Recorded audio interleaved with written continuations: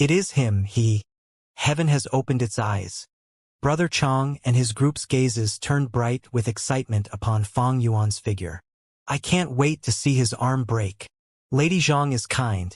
He wasn't put to execution even after offending the Zhang clan. It turns out they were waiting to send him here. Fang Yuan walked slowly towards the stone table and directly sat down. The Monkey King gazed at him, then stretched its arm. The two sides clasped their palms together and began the contest under countless gazes. The Monkey King exerted its strength, but Fang Yuan's arm was like it was made from steel and didn't budge even a little. The Monkey King's pupils shrunk, revealing a hint of astonishment. This was the strongest human it had met in its life. Fang Yuan inwardly laughed. I could defeat this Monkey King even when I only possessed strength of 2 boars, let alone now when my strength has increased by half of a crocodile's strength. The Monkey King had already gone through many rounds before and it was already lacking in strength now. One could say, this situation was of an absolute victory to Fang Yuan. This Monkey King doesn't have enormous strength. Before, those Gu masters who possessed strength of a bear or strength of a horse had ended up losing to it. It wasn't because their strength was inferior to the Monkey King's, but rather because they couldn't bring out all their strength in arm wrestling. In fact, all strength-type Gu like bear strength, horse strength, rabbit strength, fish strength, tortoise strength, crocodile strength were different. This difference wasn't only in the amount of their strength, but was more on their fields of expertise. Bear strength for smacking, horse strength for galloping, rabbit strength for jumping, tortoise strength for endurance, crocodile strength for biting. They each had their own fields of expertise. In other words, in certain situations, some types of powers could be utilized to their maximum effects. As for arm wrestling, it focused on the strength of arms. The bandit monkeys were experts regarding this. One could tell just from looking at their physique, with their upper limbs being over 2 times thicker than their lower limbs. They could arm wrestle from their birth, possessing the foundation of strength training. If the arm wrestling was changed to another form of contest, many of the defeated Gu masters might be able to win against the bandit Monkey King. From this, one could derive that every power possessed their own unique points, and they couldn't simply be differentiated by looking at the amount of their strength. Take humans for example, a punch would definitely be weaker than a kick. Under normal condition, a person cannot use all their strength. I have strength of 2 boars, half of a crocodile's strength and my own strength, but it is impossible for my arm wrestling strength to match theirs. Of course, concentrating all of one's strength in one movement is not impossible. One would need that legendary Gu worm. Fang Yuan couldn't display his true strength in arm wrestling, but he was someone with very deep foundations and could guarantee his victory. However, he couldn't make it blatantly obvious. Hence, he intentionally revealed a strained expression, his arms shaking as he maintained the deadlock with the Monkey King. Slowly, his arm pushed down on Monkey King's. When the contest ended, almost everyone was stumped. He actually won. This guy has innate divine strength.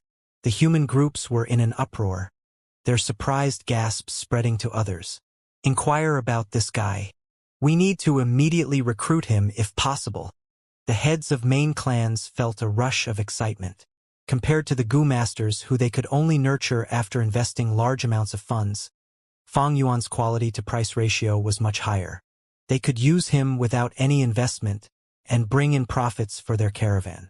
Zhang clan's luck is good, picking up such a treasure. Instantly, many Gu masters' gazes towards the Zhang clan contained some envy. No wonder we couldn't beat him. Brother Chong and his group were speechless. This is a monster. Now that I think of it, I am really lucky to not have been beaten to death by him. As this group of servants thought back, they were immediately filled with after fear. They had previously still been looking to take revenge against Fang Yuan, but now looking at this sight, all their hopes of revenge were gone. On the contrary, they became worried that Fang Yuan would look for trouble for them in future. Chun clan's old steward's expression looked ugly. To think this idiot actually had such brute strength. What bad luck. Now if only the vice leader doesn't blame me. He cautiously glanced at the Clen clan's vice leader. Chun clan's vice leader was frowning. He was thinking of much more. He started to doubt Zhang clan's intention. Was demanding for those two a trap? Did they see this servant's worth and intentionally kept him, then came to demand for them?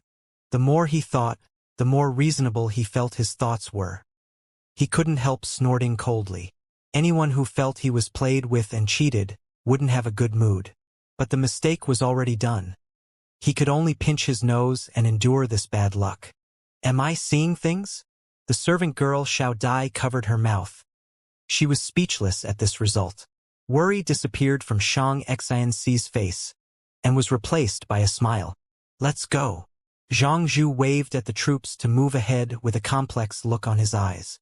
Fang Yuan won, allowing Zhang clan's caravan to pass through this checkpoint. Fang Yuan won 2 rounds straight. The Zhang clan's caravan were able to pass through most of the path. At the 3rd round, Fang Yuan intentionally lost to keep up his disguise, resulting in many goods being taken out of Zhang clan's wagons. Even so, Fang Yuan's performance was enough to make others see him in a whole new light. He received a warm welcome back at the caravan. Lady Zhang, I have finished my mission. He cupped his hands to Shang Xianci.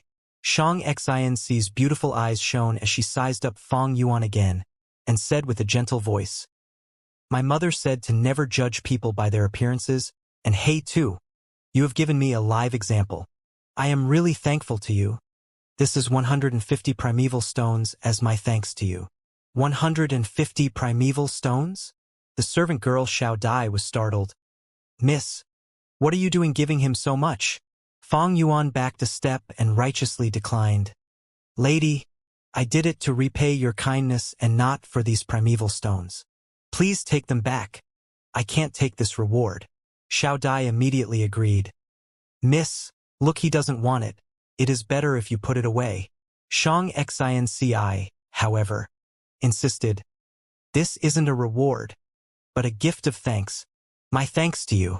Fang Yuan showed a righteous expression and said with a solemn tone.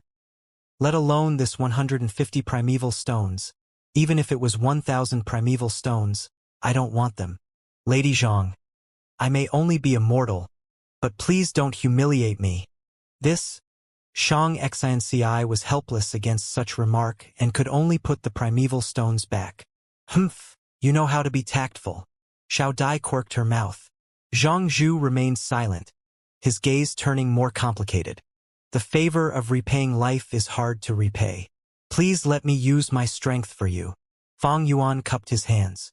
There were numerous monkey groups in Bandit Monkey Mountain, and every so often along the trade route, there would be some monkey groups who would occupy the area and set a checkpoint. Fang Yuan repeatedly went to compete with them, and under his deliberate performance he lost some and won some. Caravans moved and stopped continuously, spending over 20 days in Bandit Monkey Mountain before they got out of this tall mountain. The goods in the caravans had decreased by almost half by now. The mood couldn't help being low. Zhang clan was the only one that was happy. Because of Fang Yuan's strength, their losses were far less than their previous estimations. Fang Yuan became famous, and many clans sent their servants to visit him.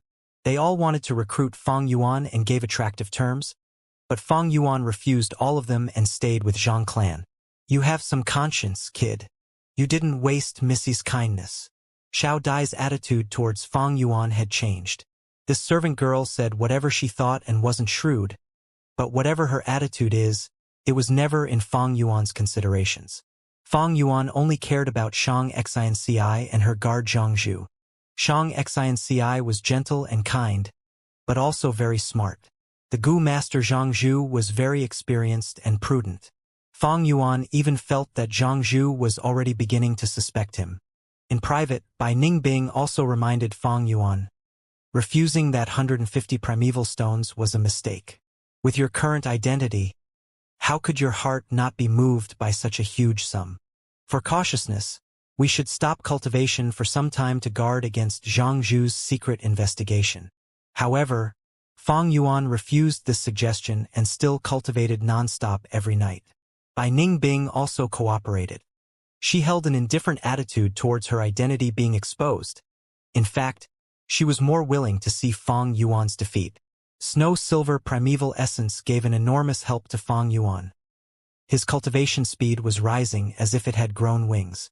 On the night they had officially left Fei Ho Mountains region, Fang Yuan advanced from rank 2 initial stage to middle stage.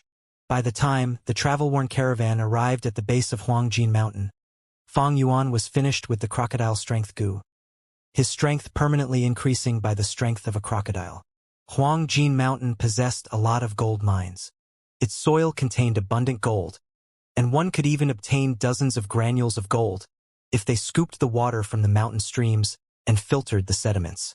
In day, when the sun shone upon the Huangjin Mountain, the mountain would often reflect a layer of hazy golden light.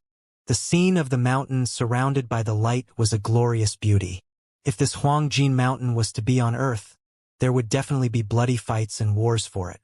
However, in this world, the currency used was the primeval stone, and gold was reduced to just a type of metal mineral.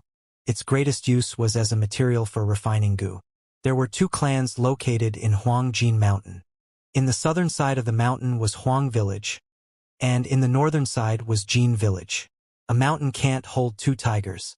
One could infer from Qingmao Mountain that the relation between Huang and Jin clan was not harmonious. The caravan's arrival would naturally be welcomed by both the clans. However, the notice from the 2 clans arrived, the caravan could only choose one clan. If they chose Huang clan, they couldn't go to Jin clan, and the same went for opposite. There were many people in caravan with many things to do, thus there was always a large flow of traffic. There were notorious records of the 2 clans attacking each other with the help of caravans. Thus they laid down strict orders. The heads of the caravans had different opinions about choosing which clans to go. They had their own needs and considerations, and so after discussing with each other, this co-agglomeration of caravans divided into 2. The 2 groups would go separately to the 2 clans. Of course, they couldn't enter the village, most of the troops could only station around the village. After this was settled, Zhang Zhu privately looked for Shang Xnci. I have secretly investigated for many days. He Tu and Bai Yun are very suspicious. I suggest we evict them from our group. Suspicious. Shang Xinci's gaze flickered under her thick eyelashes. Zhang Zhu nodded and said solemnly, "In fact, I had my doubts about them ever since we entered Fei Ho Mountain. Miss, you gave them 150 primeval stones, but they weren't moved at all by such a huge sum. This really makes one ponder." He paused for a moment and continued, "I have been secretly investigating them these days, and found even more suspicious points. First of all, they have little to no communication with the servants around them, as if they were wishing to be invisible. Second, they refused the recruitment offers of many clans, even though the terms were excellent.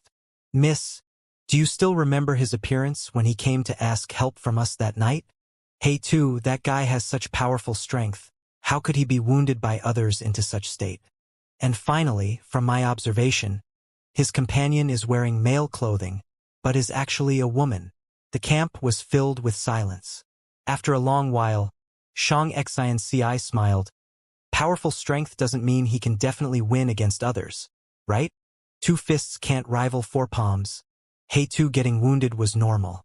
Actually, I know about all these suspicious points you spoke of." Zhang Zhu wasn't surprised at all. He understood Shang Xinci and knew of her intelligence. "Miss," Shang Xinci blinked, her face containing a gentle and charming smile. "Uncle Zhang Zhu, you have felt stifled for so many days, right? Seeing that I didn't take actions to deal with this, you came to remind me today." Zhang Zhu smiled. "I can't conceal anything from you. But why are you still keeping them by your side?" "Because I felt no ill intent from them."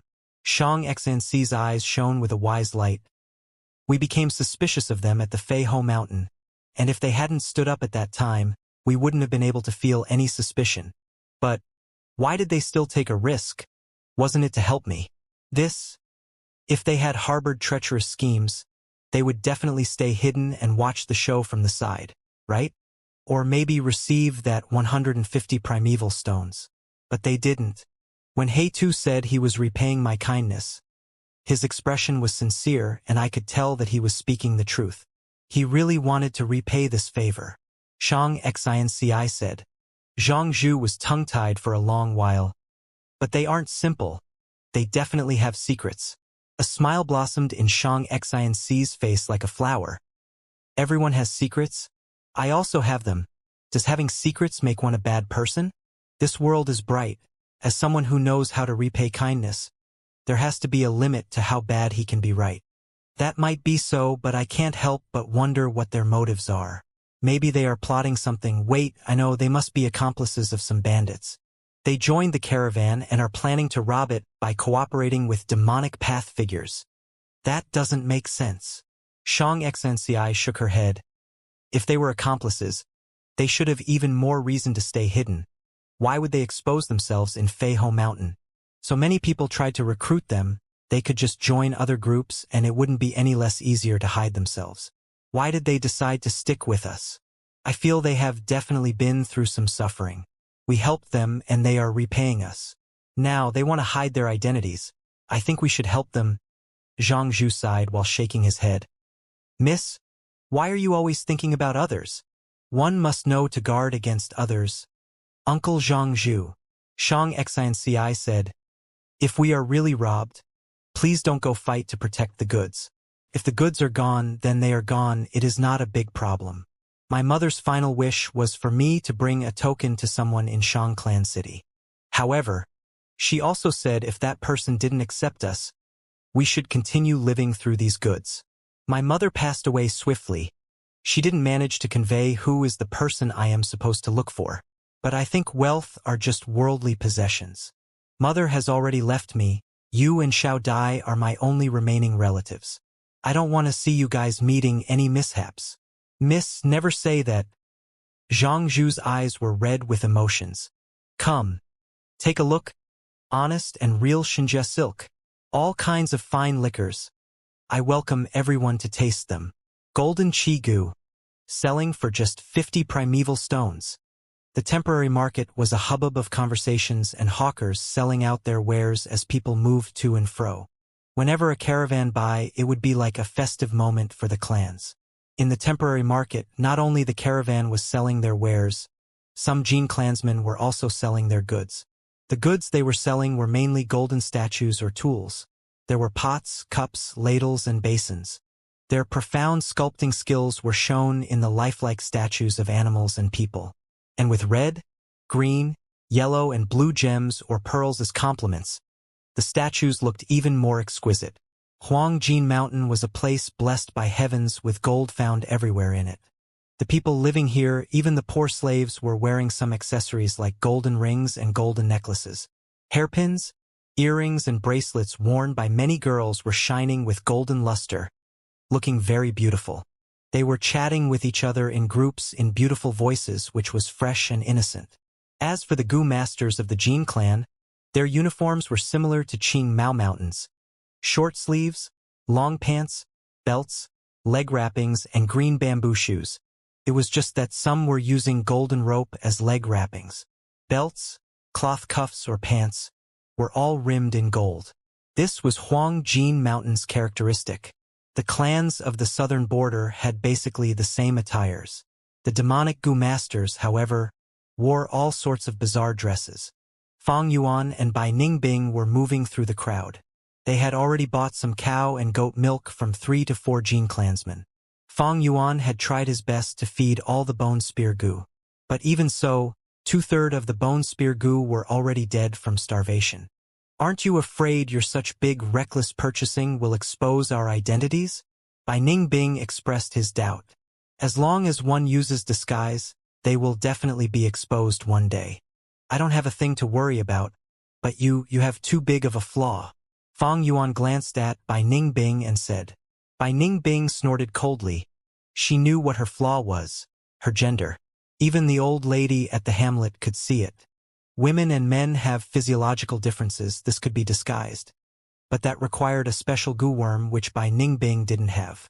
Thus, even if she was wearing loose clothes, covering her face with a straw hat, smearing her body with ash and binding her chest, her gender would no doubt be revealed as time passed by. Fang Yuan continued. So, rather than cover the truth, it would be better to reveal some things on our own initiative and let the others set their minds at rest, thinking they have seen through us and have the situation in their control. Exposing oneself was not always a bad thing. One could only receive trust when they revealed their identities. Fang Yuan couldn't reveal his cards by himself. Doing so would be too unnatural and not be in harmony with their previous behavior. Only when the other side discovered and probed could Fang Yuan take the opportunity to conveniently reveal some stuff. Bai Ningbing understood. So you are intentionally waiting for them to discover before responding? You have finally become smart. Humph. However, 3 days passed by and the response and probing Fang Yuan expected had still not arrived. Bai Ningbing finally got the opportunity to take a dig at Fang Yuan. So you also have times when you are wrong. Fang Yuan snorted while pondering inwardly. I could see from Zhang Zhu's expression and manners that he was already suspicious of us. He didn't go into it deeply and restrained himself, most likely because there could be danger at any time on the road. But now that the caravan has arrived at Jin Clan, the situation is very safe and he should have already begun his probing. Unless Shang Xianxi's figure appeared in Fang Yuan's mind. Truly smart and also bold. She's mostly likely the one that stopped Zhang Zhu. It's a little problematic. Seems like being too smart can also be a problem. Fang Yuan heaved a sigh. Shang Xianxi's gentleness and kindness had made a deep impact on him, making him slightly underestimate this girl's intelligence. Shang Xianxi wanted to reach an understanding between smart people with Fang Yuan. She was clearly trying to play dumb. However, Fang Yuan had a different motive and this layer of understanding had instead turned into an obstacle. Since it is so, I will just take the initiative. Fang Yuan sighed and went to find Shang Xianxi. You want to form a partnership with me? Inside a tent, Shang Xianxi and Zhang Zhu were wearing surprised expressions when Fang Yuan revealed his intentions. They hadn't gone to look for these two, but these two instead came knocking on their door. This was slightly beyond the young girl's expectations. Zhang Zhu's mind shook. You finally showed your true colors? Partnership, humph. Lady Zhang, I am a bit ashamed to say it, but we need primeval stones and I regard myself to be somewhat knowledgeable about merchants. I want to borrow a batch of goods, and we will divide the profits we earn in half. How about it?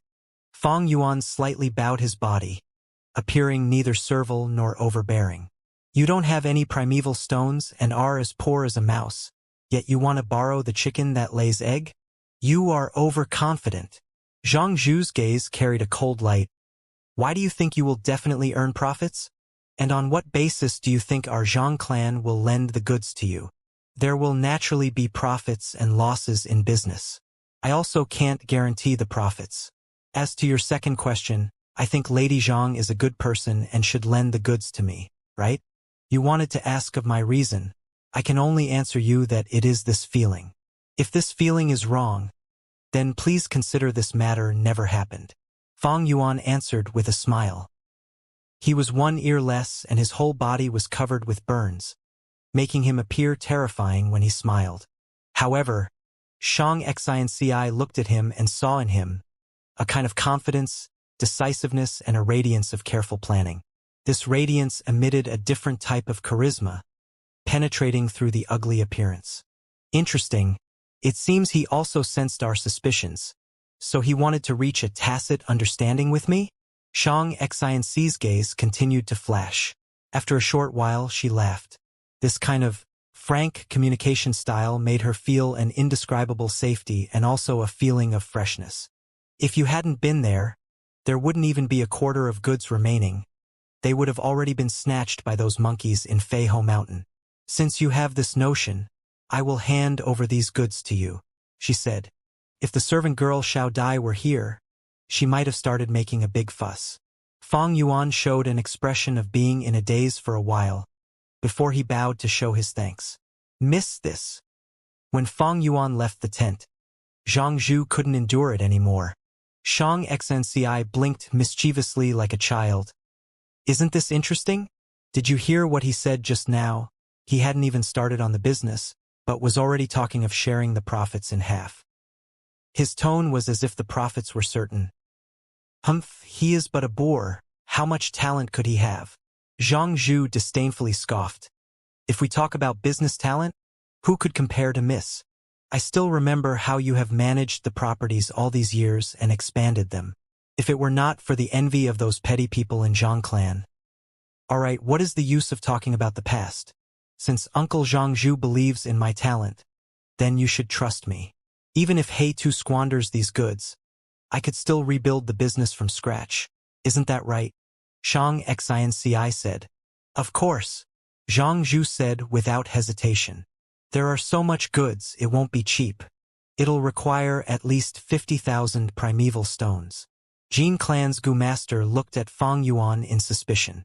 After getting approval from Shang Xinci, Fang Yuan immediately found a few Jin Clan Gu Masters. This was already the 6th.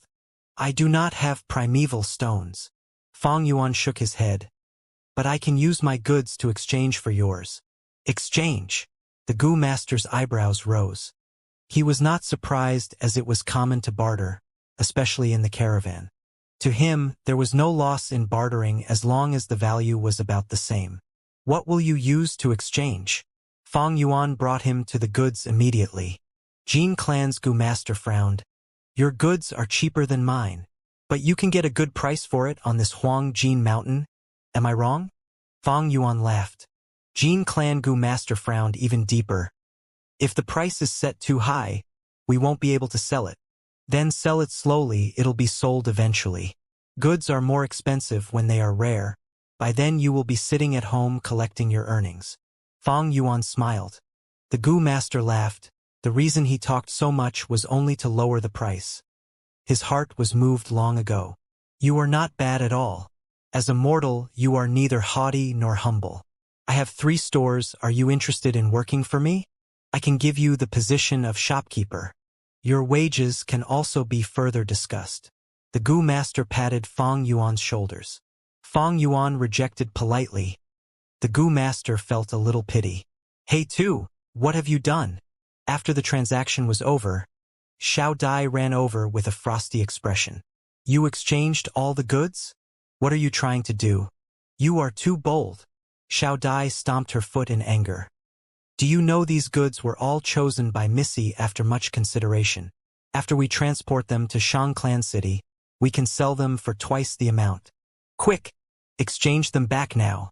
Fang Yuan's expression turned cold. Your Missy has already lent all the goods to me, which is to say, these belong to me. Humph! I am dealing with my own goods. Is there a problem? Fang Yuan's gaze swept through Xiao Dai. A cold light flashed in his eyes. Xiao Dai instantly felt a chill that made her heart palpitate. Fang Yuan had decided to expose a little more and thus putting on such a strong attitude against Xiao Dai. Xiao Dai was witty and eloquent all along. But now, a cold feeling crept up her heart. I will tell Missy, watch out.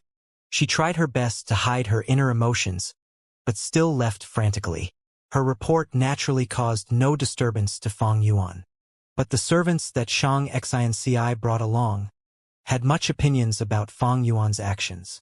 Many discussed secretly, thinking this He Tu had gone crazy. Fang Yuan knew the value of these goods and could sense Shang Xinci's business talent. But this was her first time doing business. Her experience was very lacking even though she had talent.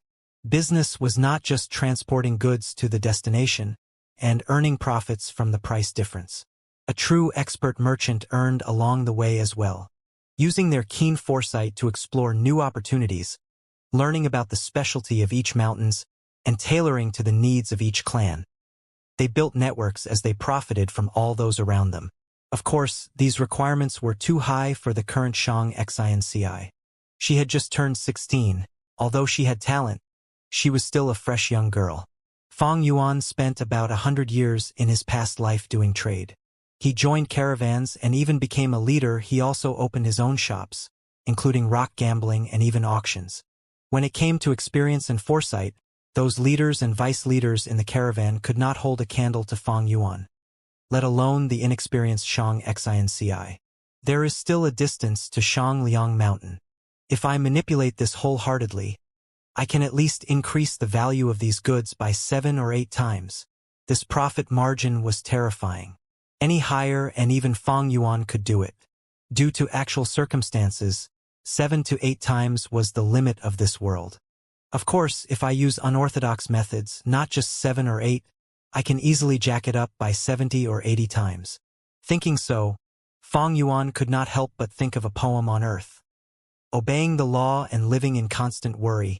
Bandits live in pleasure every night. Those who harm others to benefit themselves ride horses, while those who are righteous and fair starve in hunger. Those who build bridges and repair roads go blind, while those who murder and cause arson have many offsprings. When I died, I asked Buddha. Buddha said, "There was nothing I could do. Ha, the so-called system and law was to deprive the masses and limit the weak. Whichever world it was, the law of the jungle prevailed.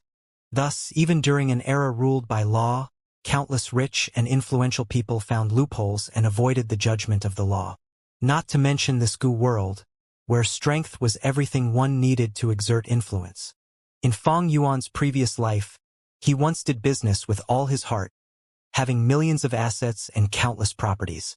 But later, some experts casually usurped them, causing him to go bankrupt and living in the streets. For the next 400 years of his life, whenever he thought back to it, he was extremely glad he had such an experience. Only through pain can one learn about the truth. Precisely because of this experience, he woke up from his delusions and broke free of the restraints that bound him while living in the lawful society of Earth.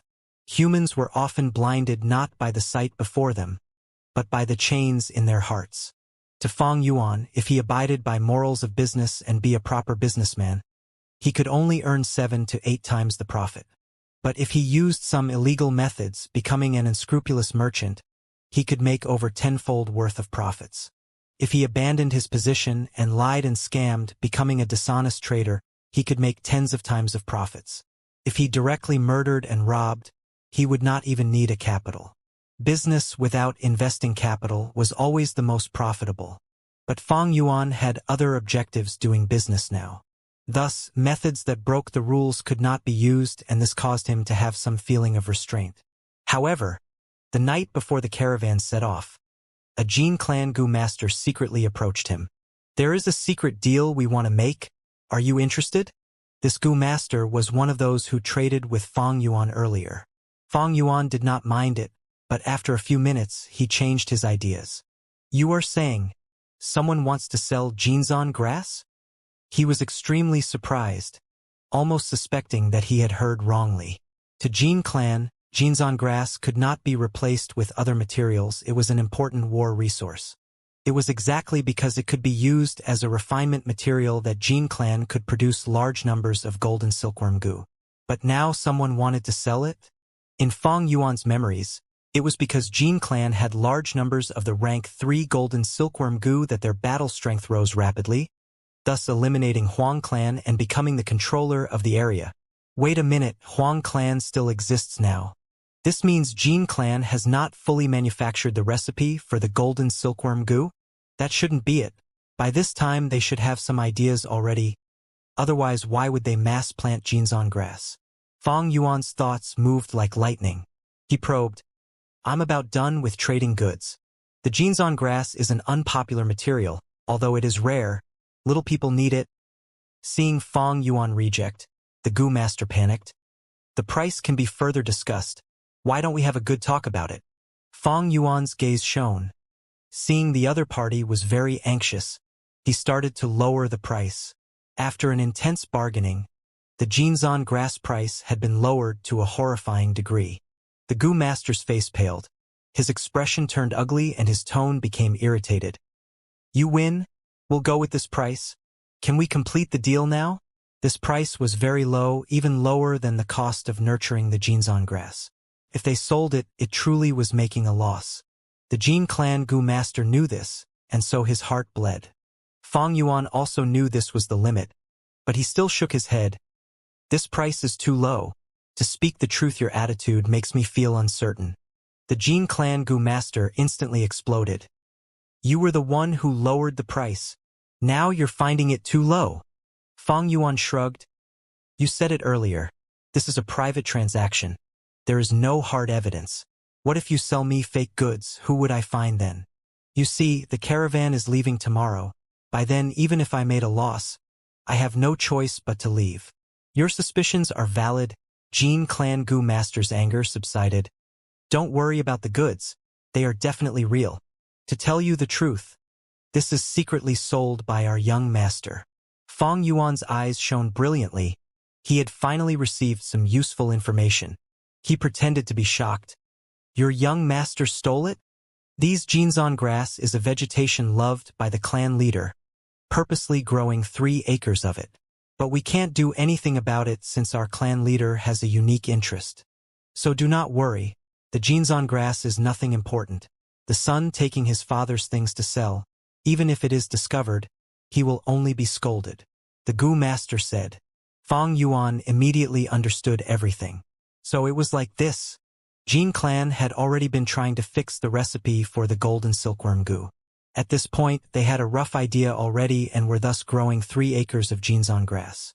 But to prevent unwanted attention from Huang clan, this information was kept among the higher-ups of the clan. Even the young master did not know, only thinking that this grass was planted out of interest. The Jinzan grass growth period was very long, needing 4 years to mature. In his memory, Jin clan launched their attack a year later. They used the rank 3 golden silkworm goo which had sharp offensive strength to eliminate Huang clan and dominate Huang Jin mountain. If this 3 acres of Jinzan grass was gone, they won't be able to find that much on the market either. Then to eliminate Huang clan, Jin clan would need to waste a few more years. Evidently, this Jinzan grass was a dangerous item. If he really bought it, it would be provoking this large Jin clan. An ordinary person would avoid it like the plague, but Fong Yuan saw a huge opportunity from it. This profit, although dangerous since it was delivered to him with both hands, how could he reject it? To speak the truth, although Fong Yuan possessed the heavenly essence treasure lotus, he still had a need for primeval stones, and it wasn't a small amount he needed. When they reached the Shang clan city, he needed to purchase goo worms, and that required a lot of primeval stones. Relying on the heavenly essence treasure lotus's daily production was troublesome and insufficient. That young master is definitely a wastrel. He is probably doted by the clan leader, but is in need of money recently, thus he set his eyes on the Jinzan grass. Hee. Thinking so, Fong Yuan couldn't help but laugh. If he took this profit, not only would it help in purchasing goo worms, it would also leave a deep impression on Shang Xinci. It was simply killing 2 birds with 1 stone. Jin clan goo master saw Fong Yuan smile and laughed. So you agree? Of course. Fong Yuan looked at him. Once this deal went through, this guy would definitely be in trouble. But what does his trouble have to do with me? What Fong Yuan was considering now was how to swallow this profit without choking himself. Dawn was breaking in the east, revealing the first rays of light. The cold air of the night had condensed into dewdrops on the grass and leaves. The temporary market in the Jin clan was currently being dismantled. The tents were packed up, the carpets on the street stalls were rolled up and the goods were packed in bags. After having stayed in the Jin village for many days, the caravan was preparing to set off. As for the merchants, no matter how many goods they sold or bought, they would be making profits eventually. Thus, though they were exhausted, they were wearing cheerful smiles on their faces. Xiao Dai's expression, however, was horrible. Missy, I just checked. That He-Tu has exchanged almost all the goods. And in the goods he exchanged for, I saw 3 carts filled with Jinzan grass. Jinzan grass. Shang Xinci's long brows slightly furrowed. Xiao Dai was extremely angry as she pulled Shang Xinci by her hand. Even a layman like me knows how worthless Jinzan grass is, but he has exchanged for so many of them.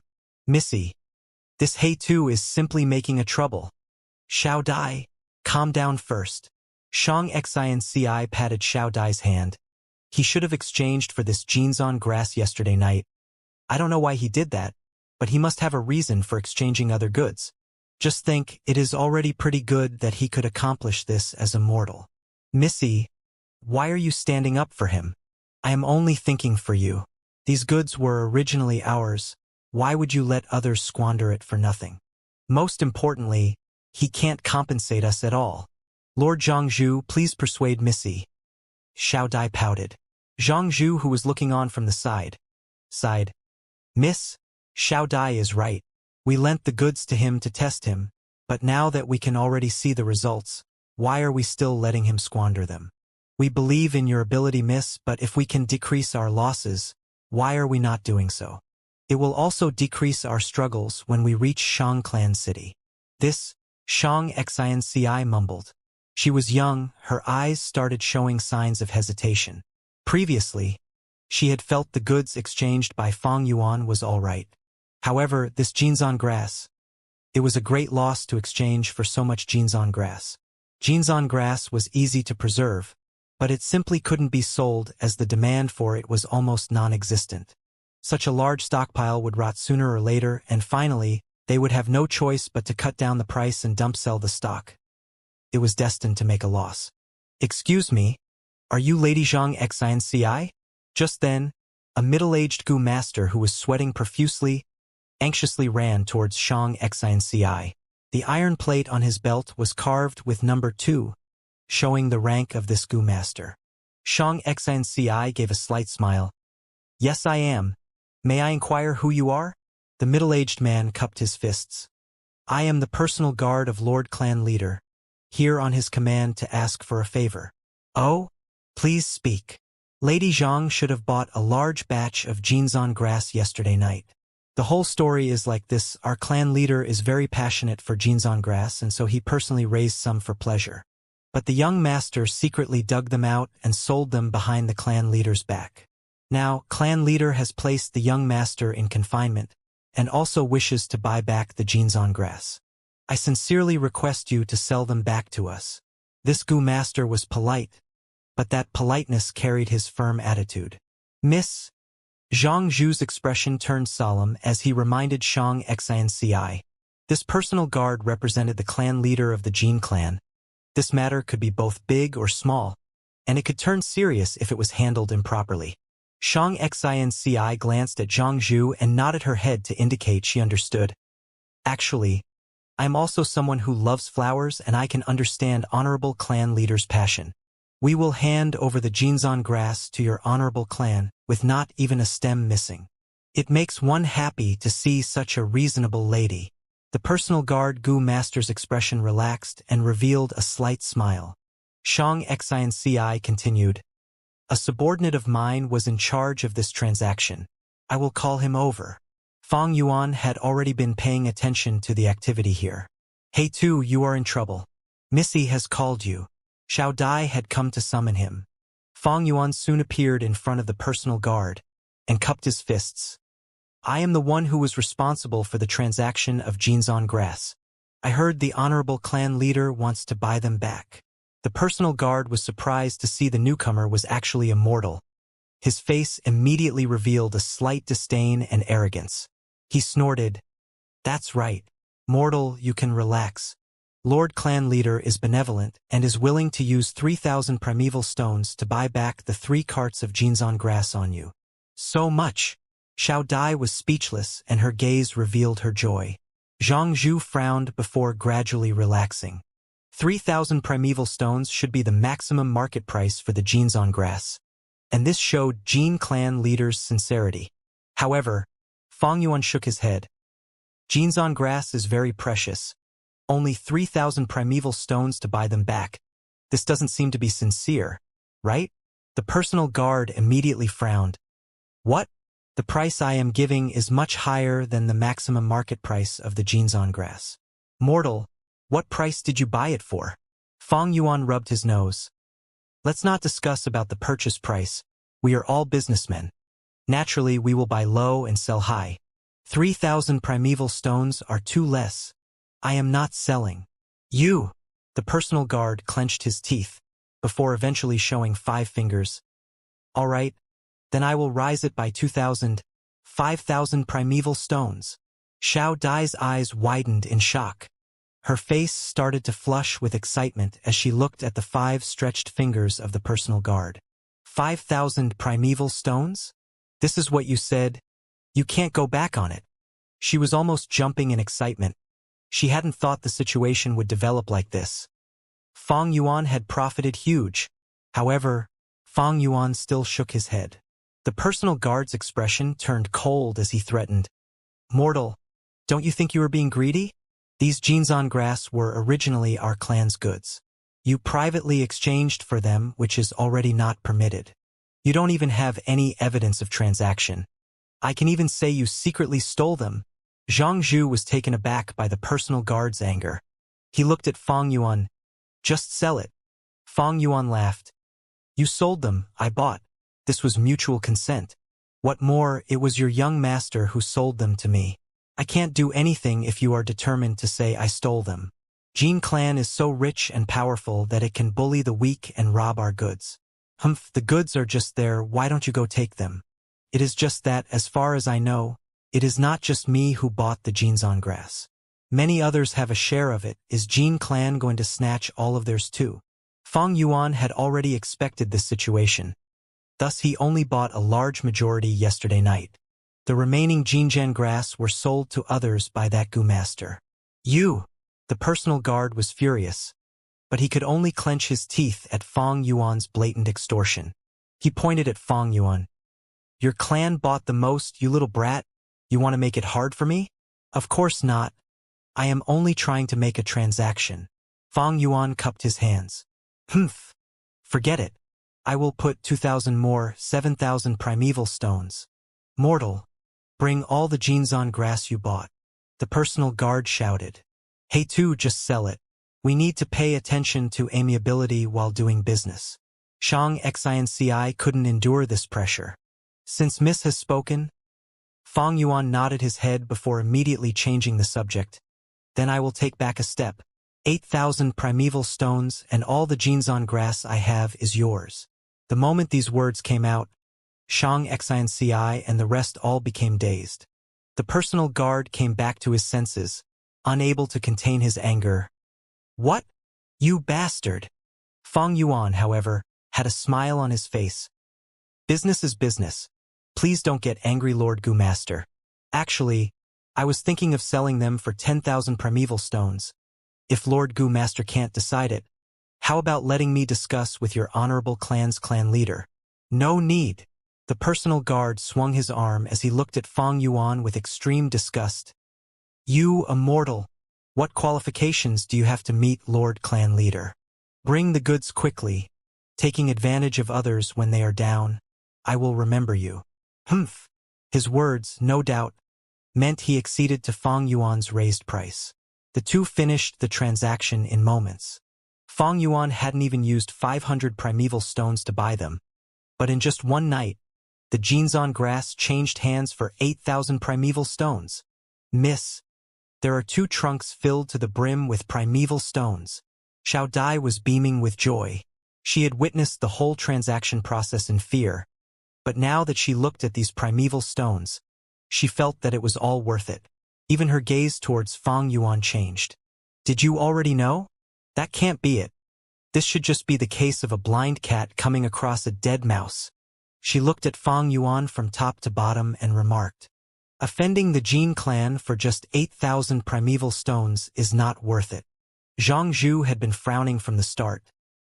He looked at Fang Yuan with some discontent and warned, never take such a risk again. Fang Yuan only smiled and turned towards Shang Xinci. According to our previous contract, Miss will get half of this 8,000 primeval stones, and I request Miss to safeguard my half of the share too. Has it been settled? Jin clan leader stood on a hill, watching the leaving caravan. An elder was standing to his side and reported, Yes, clan leader, we have bought back all the jeans on grass. It is just that Zhang clan is truly hateful for taking advantage of the situation to extort us. Jin clan's clan leader's brows furrowed. Oh? Speak. The elder elaborated on the details. Jin clan's clan leader smiled. It is just 8,000 primeval stones. No need to care. That Zhang clan's lady, however, is intelligent. She pushed out a mortal servant to sound out the situation and earned herself this money. Lord clan leader, what if this Zhang clan already knows our clan's secret and thus took advantage to extort us? Ha ha ha. Don't be overly suspicious. If they knew the importance of the jeans on grass to my clan, why would they only extort mere 8,000 primeval stones? They would buy them all or even not agree to sell them. But just in case, send some Gu masters to watch them till they completely leave Huang Jin Mountains region. Make sure to watch if there are anyone who tries to secretly go to Huang clan. If there are, kill them on the spot. The clan leader's killing intent overflowed all around him as he said this. The elder's mind trembled. As you command, Lord Clan Leader. Fang Yuan glanced back at the Huang Jin mountain. His lips curled up in a smile. Not far away in a carriage, Shang Xinci lifted open the curtains and gazed at Fang Yuan's back. Her beautiful eyes flashed with light, having fallen into deep thought. The caravan crossed mountains and valleys as they traveled west. Half a month later, the caravan arrived at Hunmu Mountain, which had a lot of weird-looking trees. Fang Yuan sold half of his goods to buy a lot of these special wood. 20 days later, they arrived at Juyu Mountain. The mountain was full of bumps and craters. These bumps were all made by the falling raindrops. At this place, once it rained, raindrops as large as wine vats fell and formed huge craters in the ground. Thus, the Tong clan of Juyu Mountain was built in the empty caves inside the mountain. If it was an open construct, it would be easily devastated by the rain. In Tong clan village, the golden lamp oil that Fang Yuan bought on Huangjin Mountain was very popular. During their stay, it rained 3 times. Fang Yuan thus acquired many blue oil raindrops. These raindrops were a type of material for many different purposes. These giant raindrops were the Tong clan village's misfortune that forced them to live inside the mountain caves. But it was also their source of income. After leaving Juyu Mountain, the caravan arrived at Fangzhuan Mountain. The rocks on this mountain were peculiar. Each were cube-shaped, varying in size and thickness. The Fang clan was a large-scale clan that had been living on Fangzhuan Mountain for over 1,000 years. Their residences were made of tiles, much better than the condition at Tong clan village. Tall large walls were constructed around the village, and within the walls were defense towers, while outside the walls were pillboxes. Fang Yuan remembered that at the Fang clan, there was an eccentric elder that liked wood carvings. After contacting him, all the weird and creepy soul wood he collected on Hunmu Mountain were sold to this clan elder. Just like this, on this journey with Fang Yuan's manipulation, his goods increased and decreased at times, but each time there was a change, he earned a ton of profit. Once he did this many times, it naturally attracted people's attention. Fang Yuan pushed everything to Shang Xinci, and rumors of her business talent started to circulate. Time flew by quickly. After another 4 villages, the caravan gradually got close to Shaoyu Mountain. This night, the caravan made a temporary camp near a cliff. We have entered Shaoyu Mountain's territory. The remaining journey is all uninhabited mountains and valleys. Goo worms and beasts roam free, and not even a hamlet exists. From tonight onwards, everyone has to place their full attention on the surroundings. Jia clan's leader instructed. In the tent, many vice leaders nodded in agreement. Shang Xinci's eyes shone with bright light. This was the most dangerous segment of the caravan's route.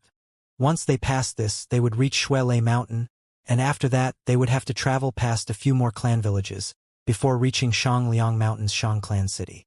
All right, next we will establish our defensive measures. Jia clan's leader continued. An hour later, the discussion ended and everyone left the tent. Zhang Zhu came up immediately. Miss, dinner has been prepared. Do we invite He Tu and Bai Yun to dine together again? Of course. Shang Xinci nodded. I have to ask him about his experiences in trading during the banquet. These few days, Fang Yuan's revenue greatly exceeded his losses, earning 5 to 6 times the profits after few trades. This caused Shang Xinci, Zhang Zhu and Xiao Dai, who knew the truth, to look at him in a different light. According to the agreement, Fang Yuan gave half the earnings to Shang Xinci. But to her, these primeval stones could not compare to his business experience and understanding. She did not have any cultivation talent, and as a mortal, engaging in business was her proudest ability. But, in this aspect where she could be proud of herself, Fang Yuan displayed a strength which she could not help but admit was far superior to her. Many seemingly absurd decisions gave surprising results after the deal was completed.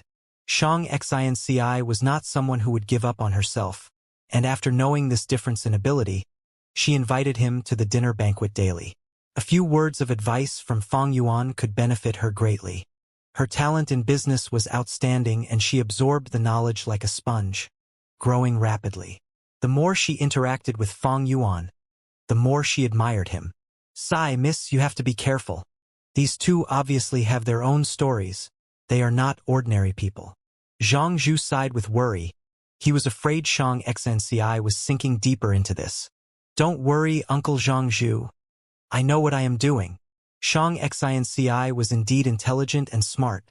She never spoke to Fong Yuan about matters outside of business. She knew what could be said and what could not, never trying to probe further than she was supposed to. She felt that Fong Yuan and Bai Ningbing might be mysterious, but they were not dangerous. Fong Yuan used proper techniques in his business trading, and he didn't go back on his words, splitting half the profits with Shang Xinci. Unknowingly, such behavior gave Shang Xinci much feeling of assurance. However, Fong Yuan did not accept the invitation to banquet this time. I am feeling a little tired today. I will not be going. He waved his hand at Xiao Dai, who came to invite him. Fong Yuan did not accept every single invitation from Shang Xinci, normally only accepting 1 out of 3 invitations. Xiao Dai pouted as she looked at Fong Yuan begrudgingly, muttering under her breath and leaving. Previously, when Fong Yuan rejected the invitation, Xiao Dai made a scene several times, feeling indignant for her Mississippi. But the more Fong Yuan earned, the more Xiao Dai's attitude changed, from indignant to accommodating and helplessness. No matter which world it was, at whatever level of society, strength was what gained respect. Fong Yuan shut the tent. Bai Ningbing had already sat on one of the beds. In the darkness, her blue eyes shone slightly. When Fong Yuan first rejected Xiao Dai, she was still a little surprised, but after a few times, Bai Ningbing found out the brilliance of this action. As the saying went, one who is unaccountably solicitous is hiding evil intentions. Fong Yuan rejecting this invitation and not accommodating to Shang Xinci gave the young girl the feeling that he had nothing to gain from her. Let's start. Fong Yuan sat down on the bed as well with his back facing Bai Ningbing. Bai Ningbing spread out both palms and placed them on Fong Yuan's back. 10% of her snow-silver primeval essence flowed through her palms into Fong Yuan's body. Bone-flesh unity goo shone with green and red light respectively, converting the primeval essence. 6% of snow-silver primeval essence entered Fong Yuan's aperture. Splash, splash, splash. Fong Yuan's thoughts entered his aperture and used these primeval essence to nurture his aperture walls. When he was rank 1, his aperture could not take the impact of the snow-silver primeval essence, but now that he was rank 2 middle stage, his aperture walls had a stronger foundation now and could endure it. Only that this could not last for a long time, and he needed to rest every once in a while. The light waves on the aperture walls flowed constantly. The white light grew stronger as some areas started to condense. Evidently, Fong Yuan was a step away from rank 2 upper stage. With his rich cultivating experience, Fong Yuan had something like a gauge in his mind. He planned to break through to rank 2 upper stage in one go. Time passed and it was already late at night. Howl! Suddenly, howling of the Grey Wolf King could be heard. The howl broke the silence of the camp, and soon after numerous wolf howled in response to their king. Wolf assault! Wolf assault! Damn it! Get up! The wolf pack is attacking camp. So many gray wolves. I can't even count how many there are. Many people screamed in shock, waking up everyone else in the camp. Everyone was riled up. Hey, hearing this volume, it seems the wolf pack is quite large. Bai Ningbing listened and laughed. In the caravan's journey, they met many beast groups attack. And now she wasn't shocked anymore. This is Shaoyu Mountain. Some people say the entire southern border wolves live here. During a full moon, the wolf packs will gaze at the round moon, and the wolf howls can cause the entire mountain to tremble and shake. This is only our first night, and we already encountered a gray wolf pack. Our luck is terrible. Fong Yuan opened his eyes slightly, but multitasked and did not stop the cultivating in his aperture. Damn it! There are too many wolves. Healing Goo Master. Where are the Healing Goo Masters? My father is injured. He is bleeding a lot. The southeast direction's defense has been broken through. Go reinforce them quickly. The situation was more severe than Bai Ningbing had predicted. After discovering the wolf pack, in just a few minutes the first line of defense in the camp was broken through, and the wolves broke into the camp. "Ah! Take up your weapons and fight these beasts!" Servants screamed as sounds of battle and shouting continued. "Do we go out?" Bai Ningbing asked. "For what? What can you do? Don't forget your identity." After a moment of silence, Fang Yuan replied nonchalantly. "But the wolves are already charging here. The goods you just purchased might be damaged." Bai Ningbing laughed, showing glee in her tone. "Then let them be damaged." Fang Yuan closed his eyes again. After a while, Xiao Dai's voice came from outside the tent. "Hey Tu! Hey Tu! Are you two in there?" "What's the matter?" Bai Ningbing asked. "Oh my God! You are still here? Such a loud commotion and you didn't even wake up." Many gray wolves entered the camp. Although the situation is under control, there might be some wolves left out. "Miss is asking you to go over, with Lord Zhangzhu to protect us. It will be safer," Xiao Dai shouted. "No need. Since the situation is under control, we shall not impose on your miss. I can handle a gray wolf or two with my physical strength." Fang Yuan replied. Xiao Dai urged some more but was still rejected. Finally she stomped her feet outside the tent. "Ungrateful bunch. Don't blame me for not reminding you if you die." "Humph." Saying so, she hurriedly left. The gray wolves continued to attack for 15 minutes before retreating. This beast group assault brought the greatest loss the caravan had suffered since their establishment.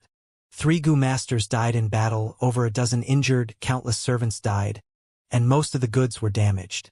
Especially Zhang clan's goods, they received the most damage. These goods were all borrowed by Fang Yuan, and at first estimation, Fang Yuan lost over 1,000 primeval stones in this one night. When it was daylight and they calculated the losses, he showed a bitter smile but did not mind it at all. Because last night he had advanced to rank 2 upper stage. Only spending just a few months, this cultivation speed was shocking even to Bai Ningbing who knew the method. The bloody night passed and the morning sun shone upon the ruined camp. The atmosphere was solemn as everyone cleaned up the battlefield and packed their goods, setting off with a heavy heart. However, the wolf pack attack this time was only the beginning. Few days later, they were attacked again by gray wolf packs. The scale of the attack this time was even larger than the previous time. But the caravan had taken sufficient precautions and were able to limit their losses to less than the previous time. They chased away this pack of gray wolves. However, they had yet to regain their breaths, when 3 days later they were attacked by lightning wolf packs. The pack contained 3 frenzy lightning wolves and 9 bold lightning wolves.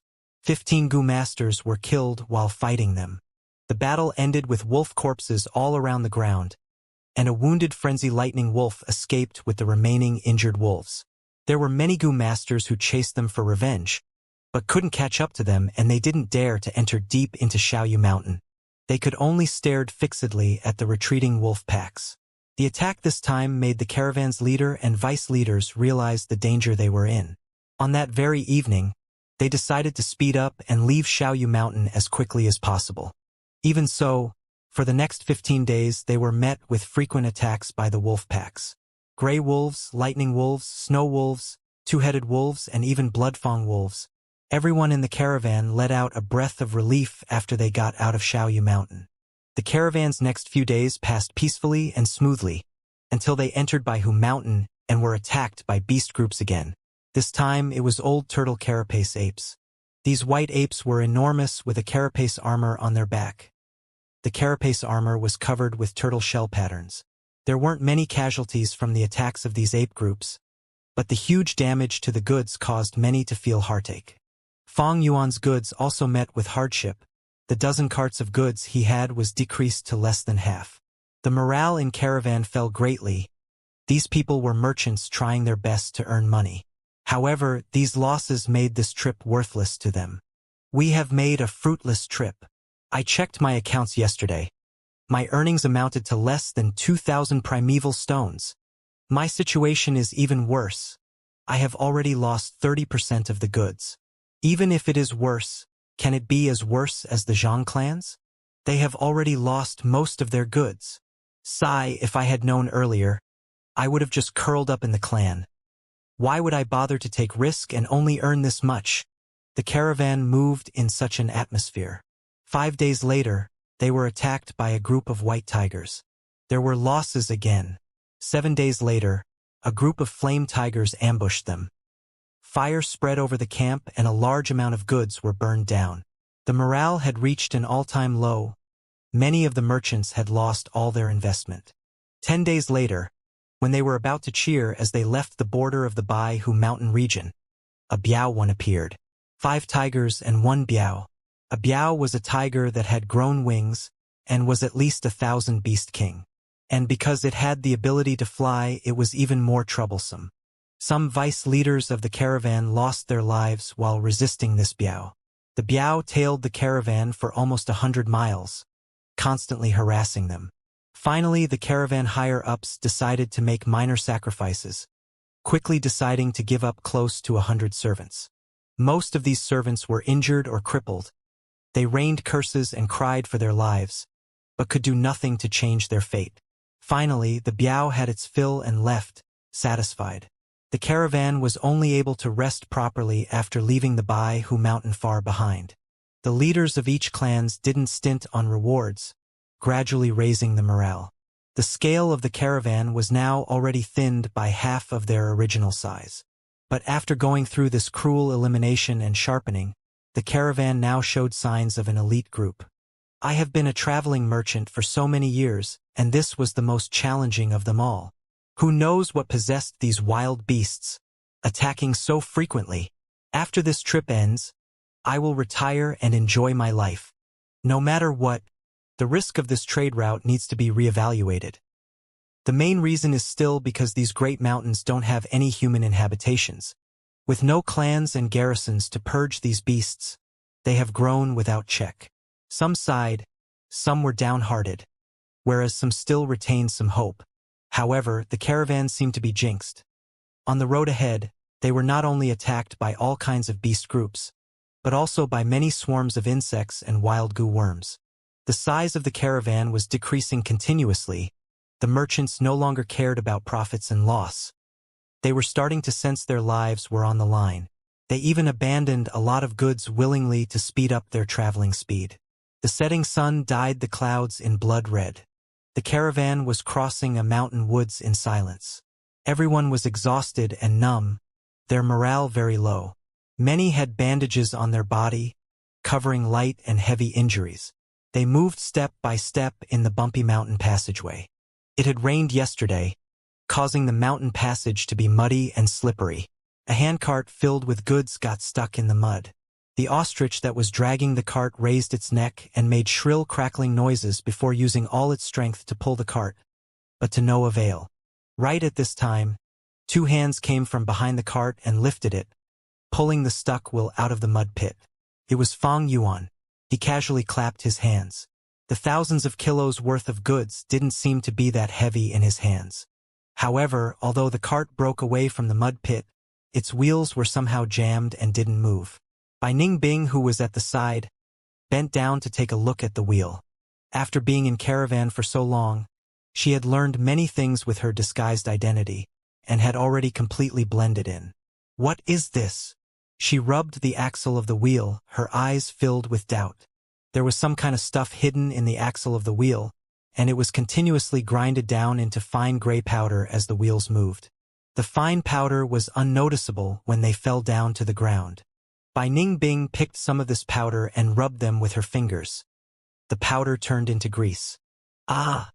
I put these oil powder in the wheels to lubricate them and make the handcart move more smoothly.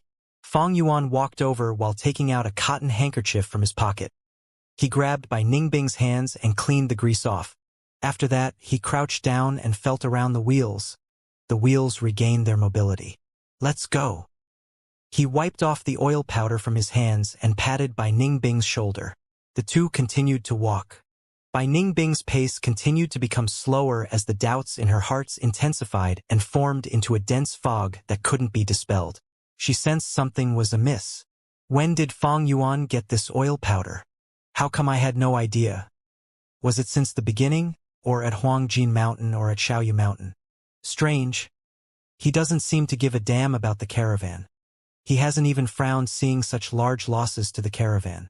But why would he care about oiling the handcart? Strange, strange. Wait a second. Suddenly, a quick light seemed to flash past by Ningbing's mind. At that instant, her whole body shivered and her pupils suddenly shrunk down to pin-sized. A possibility echoed out from deep within her mind. She stopped at the spot, her mind filled with shock. After a long while, the ostrich which had been walking beside her suddenly screeched and woke her up. Fang Yuan's figure was already far away now, gradually merging into the crowd in front. This guy! Bai Ningbing lowered her head, covering the cold light flashing past her blue eyes under the cover of the straw hat. Sun was slowly setting down in the west and the many stars began to appear in the sky. The caravan stopped near a beach. They had decided to camp here for the night. However, just when they were half finished with setting up the camp, a group of cold jade owlcats appeared in the vicinity. Beast group, it is the owlcat. Stop your work. Make defensive formations. These damn animals, I just had my dinner. People cursed and ran, but with the previous bitter suffering and tempering, they soon formed 3 tight defensive lines. Cold jade owlcat's body was like that of a leopard's and was extremely quick. Its face, though, was similar to an owl. Its enormous eyes covered almost half of its face and shone with eerie green light in the dark. The owlcat king gave a loud cry. The owlcat groups charged towards the camp like a tide. Kill! The Gu masters who were in the front lines shouted.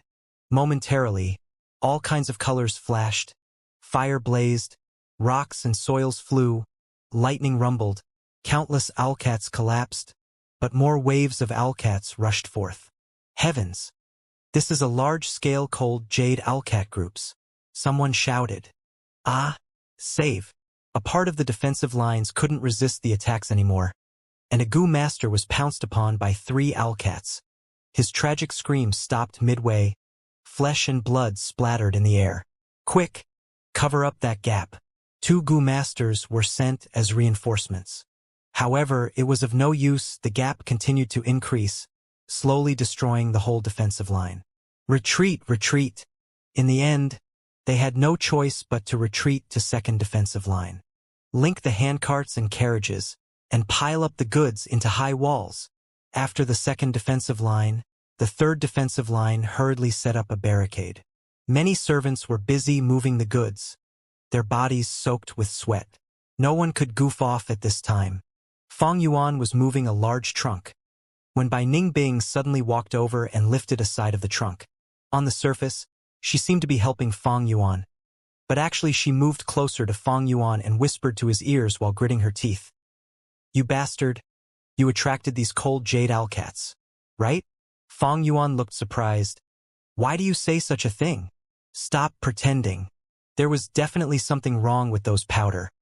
I don't believe a guy like you will kindly consider these minor details. Bai Ningbing whispered.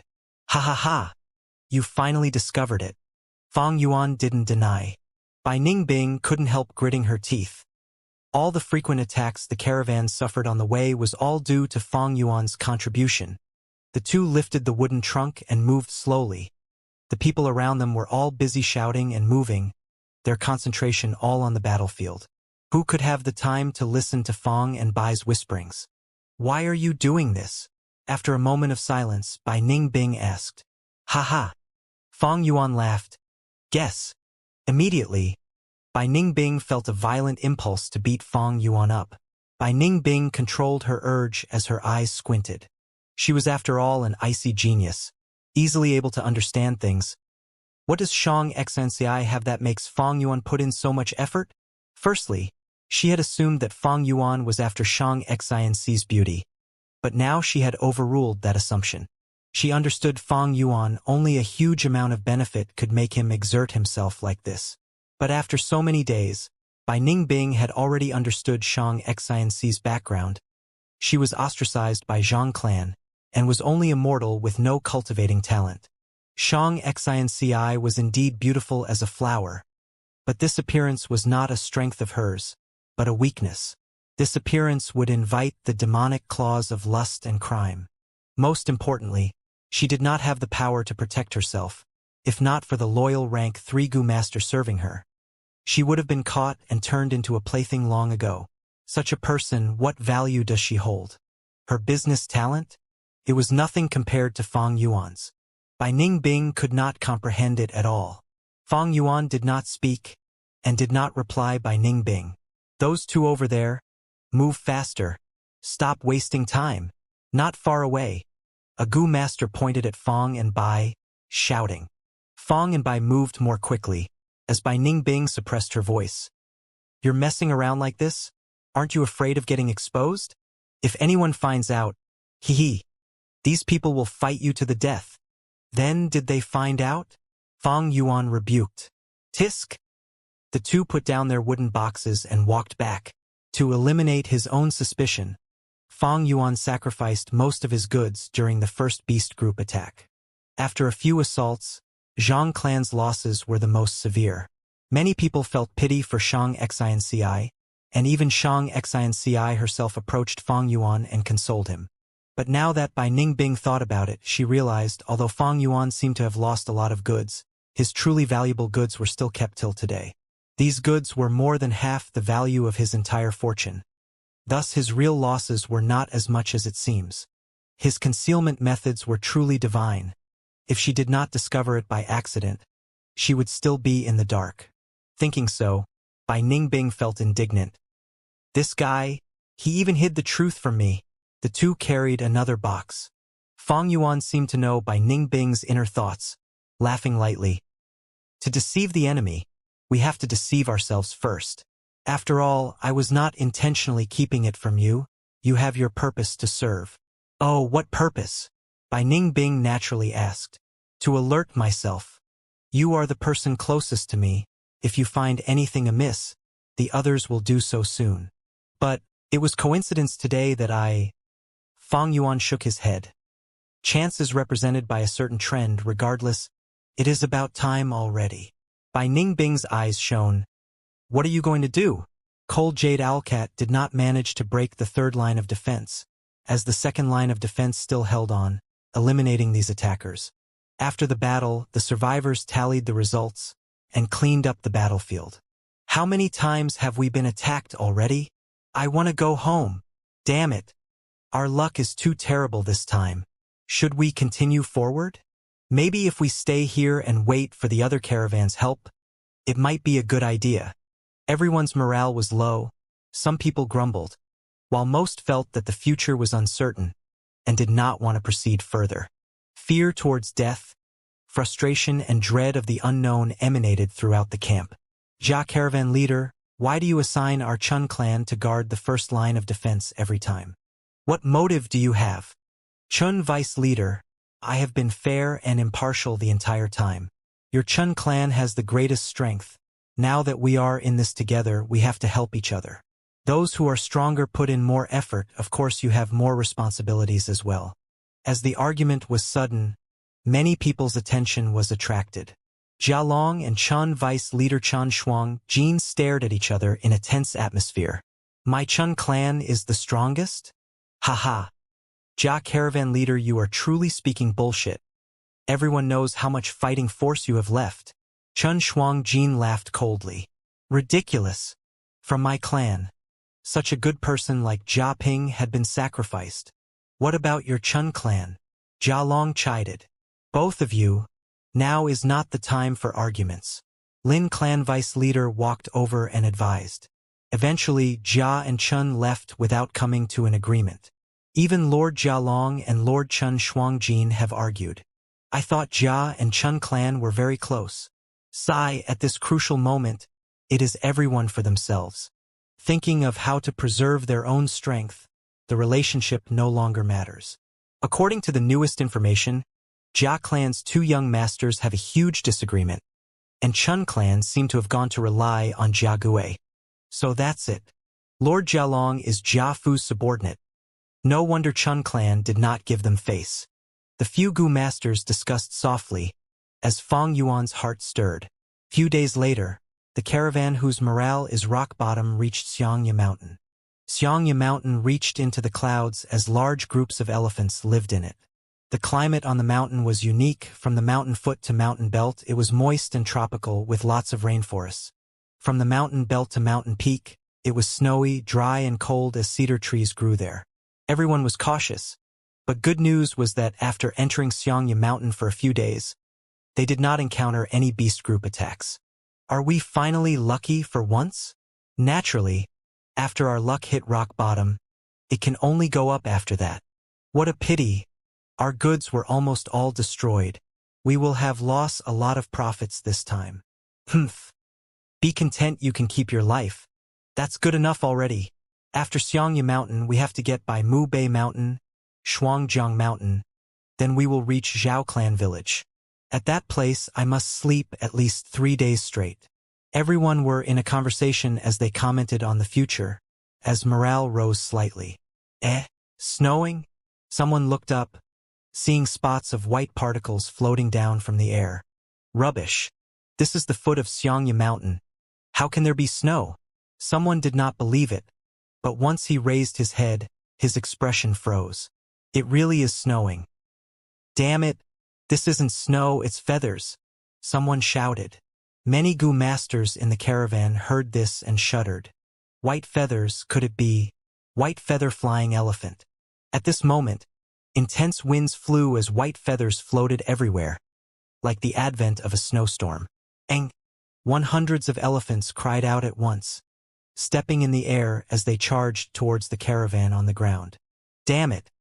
It really is the white feather flying elephants. How did we attract them? They should be living above the mountain belt. Get into formation. Faster, get into formation. But it was too late. Under the rampage of the elephant group. Anywhere they went, people were flipped off their horses. These white feather flying elephants, their bodies were covered in white feathers, with 2-3-meter long curved tusks, thick and sharp. With the huge impact of their charging, they were near unstoppable. The moving caravan were caught off guard. Under just one attack, hundreds of lives were taken away.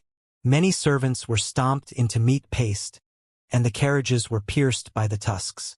3 black-skinned fat beetles were killed, and winged snakes and ostriches ran about in panic, causing stomping incidents. At once, the scene was in utter chaos. Gu masters, all of the Gu masters, gather here, Jia Long shouted from among the people. But once he gathered over 10 men, the elephant groups rushed down again, scattering the Gu masters. The elephant group flew in the sky, preparing their third attack. Sigh, Jia Long sighed. Knowing there was little hope of counterattacking, he could only shout, "Everyone, quickly escape, run into the surrounding rainforests." Even without him mentioning it, many people had already rushed into the rainforests. But the white feather flying elephants' charge were insanely powerful. After they got into the rainforests, trees were instantly fell as numerous people were stomped by the elephants. These flying elephants looked sacred and elegant, but their nature were bloodthirsty. A flying elephant aimed at Shang Xinci and descended like a comet. Miss, run. I'll divert their attention. At the crucial moment, Zhang Zhu stood out and shot a flash of red light at the flying elephant. The flying elephant was enraged, changing direction and aimed at Zhang Zhu. Zhang Zhu was a healing Gu master. His attack and defense was not outstanding, thus escaping pitifully in the rainforest. The flying elephant came flying, bringing with it a ferocious roar of the wind. Zhang Zhu sprinted and managed to leap in front of him, as the flying elephant landed right behind him, breaking several trees and feathers dropped to the ground. So close! Zhang Zhu wiped the sweat off his forehead. Just as he got up, his vision went dark. Bam! A thick tree branch was swung over by the white feather flying elephant, hitting Zhang Zhu's body directly. At the moment of life and death, Zhang Zhu activated his defensive Gu, covering his body in a golden light. Splat! The golden light dispersed and he vomited out a mouthful of blood, as he was sent flying far away. His eyes were spinning with stars, as he felt extremely dizzy, lying on the ground unable to move. Somehow he could hear the sound of elephant feet stomping, and it was getting louder. A cold chill went down his spine. His rich battle experience was telling him. His life was in danger. He could not think further, quickly rolling on the ground. At almost the same time, the white feather flying elephant slammed down right beside him. Bam! Another thunderous impact, as the white feather flying elephant crashed on the mountain walls, its two tusks stabbing deep into the mountain rocks. The flying elephant cried loudly, trying to move its head and trying to move backwards with its four legs. Zhang Zhu's vision finally started to clear up, and he stood up weakly. Seeing this scene, he could not help but sweat. If he was slightly slower earlier, he would have been torn to pieces. He checked his aperture, and there was still 50% of his primeval essence left. His defensive goo was in a bad shape, close to dying. I have to get back to Miss. He was anxious in his heart. As a goo master, he already faced such dangers. Shang Xianci and Xiao Dai were mortals. Their lives were in much greater danger and peril. That white feather flying elephant was still pulling out its tusks. As Zhang Zhu ran away rapidly, running in the direction his memories told him. At the area where they split, Shang Xianci was already missing. Zhang Zhu was hesitant on where to go, when a goo master ran over with 3 white feather flying elephants chasing him. "Save me!" he shouted. "Damn it!" Zhang Zhu cursed. He could tell this was Chun clan's young goo master, called Chun Xian. Zhang Zhu was worried about his lady's safety. How could he care about Chun Xian? Thus rapidly escaping. Chun Xian saw Zhang Zhu, and like a drowning person seeing a floating log, he chased after him immediately. Zhang Zhu cursed but was eventually dragged into the mess. It was a dangerous game of cat and mouse. While barely surviving, the two managed to shrug off the flying elephant but eventually got into a dead end at the cliff, their paths blocked by 2 flying elephants. The earth rumbled as a flying elephant came crashing. "Lad, split up!" Zhang Zhu shouted, sprinting towards the left. "God damn it!" Chun Xian shouted. Before he could react, a flying elephant came crashing and made a huge hole in the cliff behind him, as the tusks stabbed deeply into the mountain rocks. Both flying elephants were restricted in a way for now. "The heavens blessed me. My life is not fated to end yet." Zhang Zhu breathed roughly as he sprawled on the ground. The mountain wall was vibrating as the 2 flying elephants growled loudly. They continued to shrug their heads and caused shrapnels to fly all over the place as the holes that their tusks stabbed into enlarged. Zhang Zhu was shocked when he saw this. Knowing the 2 elephants would quickly get loose, he propped himself and tried desperately to get up. He had just stood up when he heard the wind blow towards him, and he shuddered. Pew! A white bone spear, with a spiral design, stabbed him from his back, penetrating his chest and stabbing firmly on the ground. Blood flowed along the bone spear, dripping on the ground. Zhang Zhu's movements halted, opening his mouth slightly as blood oozed out of the corner of his lips. He gradually lowered his head, looking at this fatal spiral bone spear. Initially he had thought it was the white feather flying elephant's tusks, but soon he realized this was the attack of a goo master. Who is it? He wanted to turn his head to see who had backstabbed him. But the next second, pew! Another bone spear was fired. This spear flew directly into his brain and came out of his mouth as the tip stabbed on the ground. Zhang Zhu was firmly kept in place, his eyes widening and futile, while his pupils shrunk. He was dead, dying with grievance. At a hidden corner, Fang Yuan observed from afar. These few days he had obtained Zhang Zhu's information. This person was an obstacle that had to be removed. The 2 white bone spears gradually dissipated into white light, dispersing into the air. Zhang Zhu lost his support and crashed onto the ground. A white feather flying elephant pulled out its tusks and charged towards Zhang Zhu's corpse, stomping on it, easily turning it into meat paste and crushing all his bones. The white feathers scattered and the flying elephant took off, flying into mid-air again. Seeing this, Fang Yuan retracted his gaze. Zhang Zhu was confirmed to be dead. After the flying elephant stomped on the corpse, Fang Yuan did not even need to clear up the crime scene. He left stealthily. After he left, the other flying elephant took off as well. Its tusks penetrated the mountain walls and left 2 bowl-sized holes. The wall caved in as it was surrounded by debris. Suddenly, under the pile of rocks, a head emerged. My God! I was scared to death. Thankfully, I had the berry goo and avoided this crisis. Chun Xen dug his way out, breathing raggedly as cold sweat poured down his spine, experiencing after fear. This berry goo allowed goo masters to dig into the ground and hide. The weakness was, once used, the goo master can only be buried at one spot and cannot move. After activating, the goo master also has to consume a lot of primeval essence to sustain it. Chun Xen was chased as he ran. Only at the final moment did he have the opportunity to use it. The situation is getting more chaotic. There is actually a goo master assassinating Zhangzhu. Seeing Zhangzhu's corpse, turned into meat paste, completely unrecognizable, Chun Xen gulped and escaped frantically.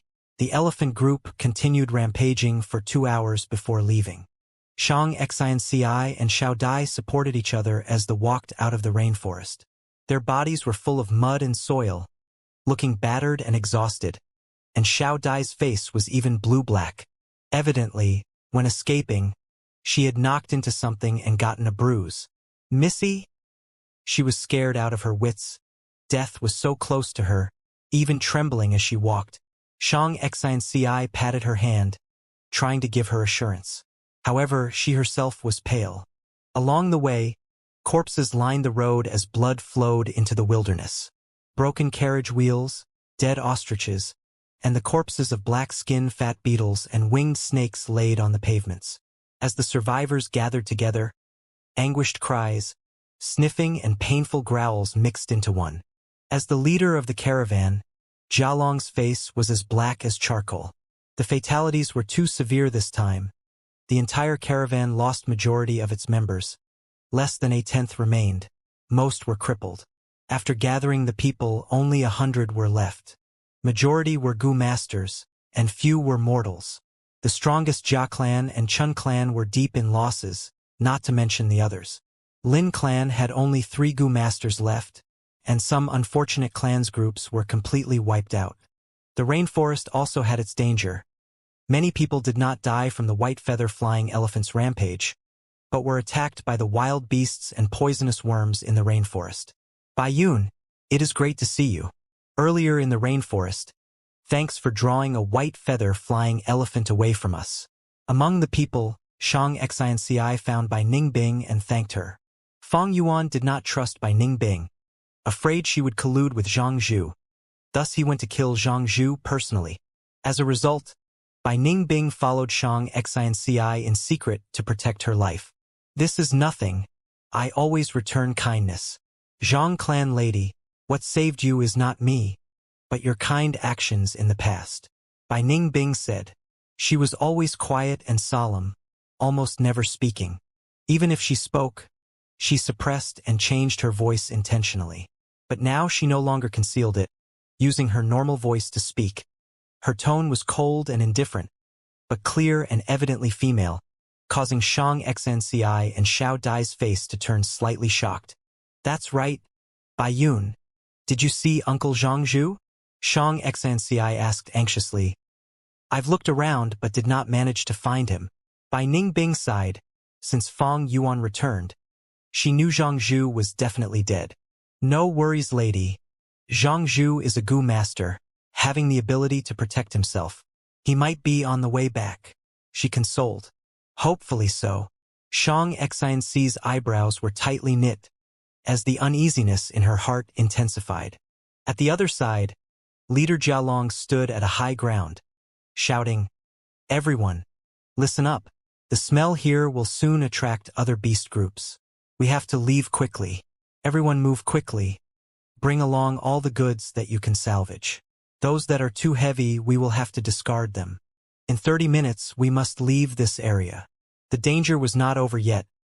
Everyone could only force themselves to work under the intense grief. Save me. Someone please save me. I am still bleeding. Bring me along. I am only crippled in one leg. I can still walk. I'm begging you. I'll pay with primeval stones. 2, 3. Even 4 will do. Those family servants who were severely injured and could not move all begged earnestly. Very few people received help. Those who were injured or crippled could not help out in manual labor and were a burden. Many were heartlessly left behind. Seeing everyone leave, many went into a frenzy and started to curse. Many crawled on the ground and tried to catch up to the caravan. Save me, Lady Zhang. You are the kindest person. Lady Zhang, please show mercy. Shang Xianxi's footsteps halted, her lips trembling. Her face was pale without any blood circulation as her eyes darted around frantically. The mountain winds blew on her green blouse, and her messy hair made her appear like a small grass in the middle of a storm. Lady Zhang, quickly leave. Now is not the time to be kind. Fang Yuan got to her side and held her arm, forcing her to move ahead. Xiao Dai, who could not stop talking normally, kept her mouth shut, moving along silently, her legs trembling. Trust me, everything will get better, Fang Yuan said in a gentle tone. Shang Xianci grabbed her chest, breathing in deeply. It was as if oxygen was thin and she could not breathe properly. At the start, she used her nose to breathe, but soon she opened her mouth and swallowed mouthfuls of air. Her footsteps became more unsteady, as her limbs grew weak. If not for Fang Yuan supporting her, she might have collapsed on the ground already. The smell of blood assaulted her nose as her entire body was drenched from sweat. When the mountain winds blew, she shuddered from the cold. But after this shiver, her breathing gradually calmed down. After a few more steps, she no longer needed to breathe heavily. After 30 steps, she closed her mouth and her nasal breathing slowed. After 50 steps, her footsteps gradually gained strength, and she no longer needed Fang Yuan's support. The mountain path extended up the cliff. She walked to the top of a slope and the mountain winds blew her hair all over the place. She stretched out her arm and began to comb them. When she had finally finished arranging her hair, the confusion, fear, and worry in her expression vanished. Only a sturdy, determined gaze remained. Thank you, she said to Fang Yuan. Fang Yuan nodded, letting go of her arm. On the slope, she gradually stopped her steps, looking back. Do you know? This is the most difficult road I've walked on since my birth. She sighed in agony, her face still pale but her voice was extremely gentle and soft. Fang Yuan's lips curled into a smile. So this is Shang Xianci? As expected of the person that impacted the southern borders. Even Bai Ningbing looked twice, seeing Shang Xianci in a different light. To a mortal young girl, after encountering such a disaster, being able to reorganize herself so quickly was an amazing feat. On this road, voices of crying and pleas were constantly heard. This was nothing to Fang and Bai, but to Shang Xianci, it was a great torture and interrogation, especially after Zhang Zhu's disappearance.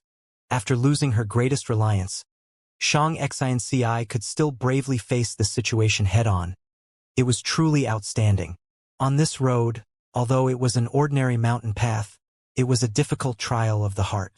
Shang Xian gritted her teeth and did not collapse, walking past with determination. At this instant, she matured. Fang Yuan suddenly laughed lightly, staring at Shang Xian's eye deeply. Lady Zhang, since you were so kind, why did you not save those who were abandoned? This attracted Xiao Dai's furious stare. Shang Xianci laughed bitterly. If I could save them, I would definitely do it, but unfortunately, no matter what I try, I cannot save these people. He. Fang Yuan laughed heartily. This is the part where I admire you the most. Irrational kindness is a crime. Although you are immortal, you have my respect. Lady Zhang, in life, there are many obstacles. Sometimes the road might be very dirty and difficult, but as long as you do all that you can, you will have a peace of mind. Shang Xianci looked at Fang Yuan, light shining in her beautiful eyes. She had guessed long ago that Fang Yuan and Bai Ningbing were not mortals. From his tone earlier, she finally confirmed this. In her perspective, she had unknowingly given Fang and Bai some help. These were small acts of kindness, but it won their recognition and admiration. Afterwards, Fang and Bai helped her many times, first during Feiho Mountain, and later earning money for her. and a moment ago they saved her life. She was a weak girl, chased from her clan, and even lost half of her goods. What did she have that they could exploit? Nothing. Under such circumstances, they still stood by her side. Just this action, she could tell that although they were mysterious, their nature were pure and righteous, as true beauty and kindness hid in their hearts. Meeting them was her fortune. Thinking so, Shang Xianxi's heart was palpitating with gratitude, as she stared at Fang Yuan deeply, saying sincerely, "Thank you." Just 2 words expressed the immense gratitude in her heart. Bai Ningbing could not help but roll her eyes. If Shang Xianci found out that the entire misfortune was caused by Fang Yuan single-handedly, who knows how she would react to that? The report on casualties have come out. Right now, we are left with 137 people, among which 78 are Gu Masters and 59 are mortals. A vice leader reported to everyone. At this time, in this tattered tent, the surviving leaders of the caravan were all gathered together, discussing their options. The mood was heavy and oppressive. The caravan leader Jialong was frowning and his brows almost tightened into a knot when he heard the report. Their caravan had originally been a large-sized caravan with over 1,000 people, but now it was down to this pathetic number. One might think 78 Gu Masters were quite a high number, but only 12 were rank 3 Gu Masters, 28 were rank 2 and remaining 38 were all rank 1 Gu Masters. This number included all the injured and disabled Gu Masters. In truth, the amount of Gu Masters who still retained their strength did not amount to even half. Mortal lives were cheap, they could abandon these servants, but Gu Masters were different. Every Gu Master was a precious resource to their clans. They couldn't be abandoned. Jialong knew these disabled Gu Masters were a huge burden to the caravan, and were just adding more problems to the already crumbling logistics department of the caravan to preserve their lives and treat their injuries. However, Jialong didn't dare to abandon them. If he abandoned the Gu Masters, the morale would completely break down and all the remaining Gu Masters would feel insecure. The whole caravan would collapse. Their end result would be food for the beast groups. At this time, the vice leader who had reported the statistics changed the subject. The only fortunate thing is there are still a lot of goods remaining in the caravan. If we distribute these ownerless goods, then the primeval stones we distribute will be enough to make up for most of our losses. In the calamity just before, there were many deaths, but the loss to goods was instead few. If the goods were equally distributed, the survivors could instead profit from this. Almost everyone present in the tent had shining eyes now. Merchants chased after profits. Even if they were in danger, this innate nature did not change. The group of people began looking at each other before Vice Leader Chan Shuang Jin coughed. "I feel that equal distribution isn't quite proper. In the battle just before, my Chun clan has sacrificed the most and has also killed the most white feather-flying elephants. I want at least 30% of these ownerless goods." 30%? Impossible! How much did your Chun clan sacrifice? What about my Wei Qi clan that had to sacrifice a young rank 2 peak stage genius? No matter what, our Ji clan demands 20%. The commotion in the tent began to turn into disputes. Everyone felt greed in front of benefits. Only Shang Xianci was sitting silently in the group. The stronger groups demanded more. The weaker groups demanded equal distribution. The dispute was turning fiercer and even attracted many inquiring gazes from outside the tent. Shang Xianci suddenly stood up. The tent suddenly quietened down. Everyone, Shang Xianci's beautiful eyes swept over everyone. The urgent matter is not the distribution of these goods, but how we should continue forward. Maybe there will be more beast groups at the next moment. We are in the same boat and are tied together by fate. However, our individual strength is limited, so we need to collaborate together to have a chance at survival. She paused for a moment and continued, "I suggest that we will all contribute our goods and take out the things which can be helpful to us. As I proposed it, my Zhang clan shall act as the example. I am willing to contribute all of the goods in my possession without seeking compensation." "What? Free contribution?" Momentarily, many became tongue-tied. Chan Shuangjin, Jialong and others all showed different expressions. "I am tired. I hope everyone can agree on an effective method soon. I will take my leave. Saying this, Shang Xianci nodded her head and opened the tent flap. She hadn't even walked 5 steps out of the tent when a huge commotion broke out in the tent. Now that Zhang clan's goods were also added on the list, the benefits had become even higher, making everyone frantic. Shang Xianci's steps slowed, but she just clenched her fists and heaved a deep sigh. She was also a merchant and naturally wanted to chase after profits. Her so-called voluntary contribution just before was of course not heartfelt. It was just that the current situation had forced her. She was like a child who was carrying a large sum of money and had no choice but to protect herself as she walked among the adults. When she walked back to her tent, she saw Xiao Dai curling up and weeping at the corner, her eyes bloodshot. She had grown up and lived together with Shang Xianci almost all her life. The horror from white feather flying elephants was bursting out right now. Xiao Dai. Shang Xianci sighed and sat beside her, consoling. Missy, I am scared. Weep, weep. Lord Zhongzhu hasn't returned yet. It can't be. It can't be. Xiao Dai buried her head in Shang Xianci's chest as she wept bitter tears. Shang Xianci patted her back and spoke words of comfort, but Xiao Dai still continued to cry. Xiao Dai, Uncle Zhongzhu might not return ever again. Shang Xianci said in a heavy tone. The moment these words were said, she clearly felt Xiao Dai's body shiver. Missy. That's not true, that can't be. Xiao Dai raised her head. Her eyes were bloodshot and she was repeatedly shaking her head. Accept the truth, Xiao Dai. Shang Xianci suddenly said in a strict voice. From now on, we can only rely on ourselves. Don't cry, don't cry. Crying won't solve any problems. Rely on ourselves? But we are both mortals. If not for Lord Zhongzhu, we couldn't have even embarked on this expedition. Xiao Dai said with eyes filled with tears, her morale low. You are right. If it was not for Uncle Zhongzhu's identity, how could these people let me become on of the vice leaders? Xiao Dai, you are right. We are mortals. But mortals also have their strengths. Shang Xianci's gaze flashed with a resolute light. She looked at Xiao Dai with her bright gaze and shook Xiao Dai's arm. Xiao Dai, do you believe in me? As Xiao Dai looked at the current Shang Xianci, she felt an unknown strength filling her. This strength came from Shang Xianci and then pervaded her body, influencing her heart and making her feel like she was being illuminated by light.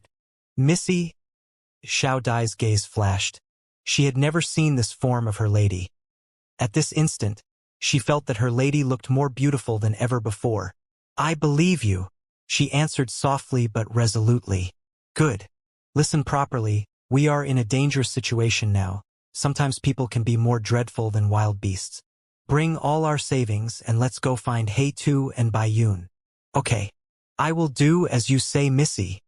After about 5 minutes, in the tent, Fang Yuan and Shang Xianci was sitting cross-legged opposite each other. Fang Yuan stared ruminatingly at the beautiful girl in front of him. You are telling me you've already contributed all of our goods for free? To those insatiable hyenas? Yes, that is so. Shang Xianci calmly admitted. Fang Yuan's lips curled up. His gaze towards Shang Xianci was filled with admiration. She was truly smart, having the resolution to let go. Zhongzhu was dead. Shang Xianci was only immortal, and even if she represented Zhang clan, her position was not equal to the other vice leaders. It would be easy for these Gu masters to swallow Shang Xianci's properties. They would kill Shang Xianci and put the blame on the beast groups. No one could say anything at that time. Zhang clan also wouldn't investigate thoroughly for a mere Shang Xianci.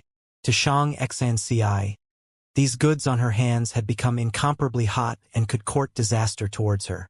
Hence, she wisely chose to give up these cause of disaster to others and guarantee her safety. However, she was very aware that this type of safety wasn't reliable at all and thus came here. I came here to apologize to you. I am really sorry. Shang Xianci bowed towards Fang Yuan. You borrowed these goods, so these goods should have been yours, but I rudely took the matters into my own hands. As an apology, I ask you to please accept these. Shang Xinci brought forward the two wooden trunks. Without even opening them, Fong Yuan knew these trunks were filled with primeval stones. Most of it was what he earned himself and the 50-50 percentage shares of Shang Xinci as well. Fong Yuan couldn't help but observe Shang Xinci. Their gazes met each other in the air, gradually coming to a tacit understanding. They were both smart and understood many things without them having been said. In Shang Xinci's perception, Fong Yuan was deliberately hiding his identity and could very possibly be a Gu master. From all his behaviors till now, Shang Xinci felt he was a reliable person. If there was someone who could still help her, Fong Yuan was no doubt the best choice because she felt at ease towards him. However, she also had some misgivings. First, she didn't know what strength Fong Yuan truly possessed. There was a huge difference between rank 1, rank 2, or rank 3. Secondly, there was definitely some painful backstory for Fong Yuan to hide his identity, so he might not necessarily reveal his identity to help her. Shang Xinci had offered up all the goods without getting Fong Yuan's consent, and after getting the most basic guarantee for safety, she brought out all her savings to find Fong Yuan. She was saying it was her apology, but this action was actually inviting Fong Yuan to her side, hoping to obtain his help. She knew Fong Yuan and her were the same type of people, and could come to a tacit understanding of smart people. The two gazed at each other for a long while before Fong Yuan smiled and broke the silence. These primeval stones, it is better for Lady Zhang to take them back. Shang Xinci's expression slightly paled as her heart sank. From her understanding, Fong Yuan refusing these primeval stones meant he was refusing to help her. However, what could she do about this? Even if she talked of it, Fong Yuan had already repaid her many times over. There were very few people in the world who would do this. Shang Xinci couldn't demand anything. However, if He Tu didn't help her, who else was there? Baiyun? That wasn't like to work. They seemed to have very intimate relationship, advancing or retreating together. Shang Xinci couldn't think of any other person. A bitter smile appeared in her beautiful appearance. I understand, but these primeval stones are my gift to you. Ordinary people holding treasures will court calamity. If you don't accept them, I might have to contribute them too. Fong Yuan laughed. Lady Zhang, you misunderstood me. When I and Baiyun had just entered the caravan, we were severely wounded and were barely hanging by a thread. Our strength had fallen to an all-time low and our goods were even coveted by some strong servants. Truly, when you are low and down, even scums come to bully you. It was you who sheltered us and gave us enough time to recuperate. It won't be wrong to see this favor as saving our lives. And I am someone who repays kindness and takes revenge for enmity. Although you are immortal, I acknowledge you and even admire you. It is fate we met each other among such a vast population. A droplet of water received in need will be repaid with a whole spring, let alone the favor of saving life. Take back the primeval stones. I will definitely protect you with all my strength. Ah! Shang Xinci couldn't help giving a soft cry. Her eyelashes shook and her eyes reddened, turning tearful. Because of her tears, Fong Yuan appeared blurry in her vision. However, in her heart, Fong Yuan's image became incomparably clear. As the saying goes, adding icing on the cake cannot compare to offering help in times of need. Troubled times and turbulence revealed people's true colors. Fong Yuan, however, wasn't concerned with Shang Xinci's expression. Next was the truly important thing. He continued, There is something I must tell you. Please speak. Shang Xinci wiped the corners of her eyes with her jade-like fingers and adjusted her mood. Baiyun and I are demonic path Gu masters, Fong Yuan said. Shang Xinci wasn't surprised and instead nodded her head. She had already anticipated this. Previously, Zhang Zhu had also guessed this and had reminded her to be on guard against Fong and Bai. She was thus mentally prepared and could calmly accept this shocking statement. She didn't have the aptitude to cultivate and was, moreover, an illegitimate child. Her different life experience made her mature fast and have a deep understanding of the world's nature. What's more, right now she didn't have any other better options. Fong Yuan's voice turned cold. Those from the demonic path are vicious and merciless. Bayun and I are no exception. We have taken lives. Shang Xinci subconsciously puckered her lips. You have to trust me, for me to be able to help you. But rest assured, after I feel that I have repaid your favor in full, I will quietly leave. Others will not associate you with demonic Gu Masters. But before that, Bayun and I will show up as Zhang Clan's Gu Masters. I hope that you can clarify our identities. Fang Yuan indifferently said. Shang Xinci revealed a resolute gaze. Lord He too. Just address me as Xinci. You are of demonic path, but you are frank and someone of principles. Xinci is not pedantic. Those righteous Gu Masters are mostly just hypocrites. Being able to receive your protection is my fortune. Ha ha ha. Fang Yuan laughed loudly and looked deeply at Shang Xinci. As long as you don't regret it later. Shang Xinci was just about to speak when there came a sound from outside the tent. Zhang Xinci is in this tent? It was an arrogant and youthful male voice. Lord Gu Master, please stay where you are. Missy is having an important discussion inside. Xiao Dai blocked the man. Important discussion? Haha. All of your Zhang clan's goods have been donated. What important matters could there be to discuss? The man sneered. Lord Gu Master, ah! Xiao Dai suddenly screamed, and then there was the sound of her falling to the ground. Get lost? You lowly slave dare to block my Fei's path? Shang Xinci's beautiful eyes immediately flashed with panic and worry. She was about to stand up, but was blocked by Fang Yuan. The tent flap was suddenly lifted and a devious-looking young Gu Master appeared in front of the two. Zhang Xinci.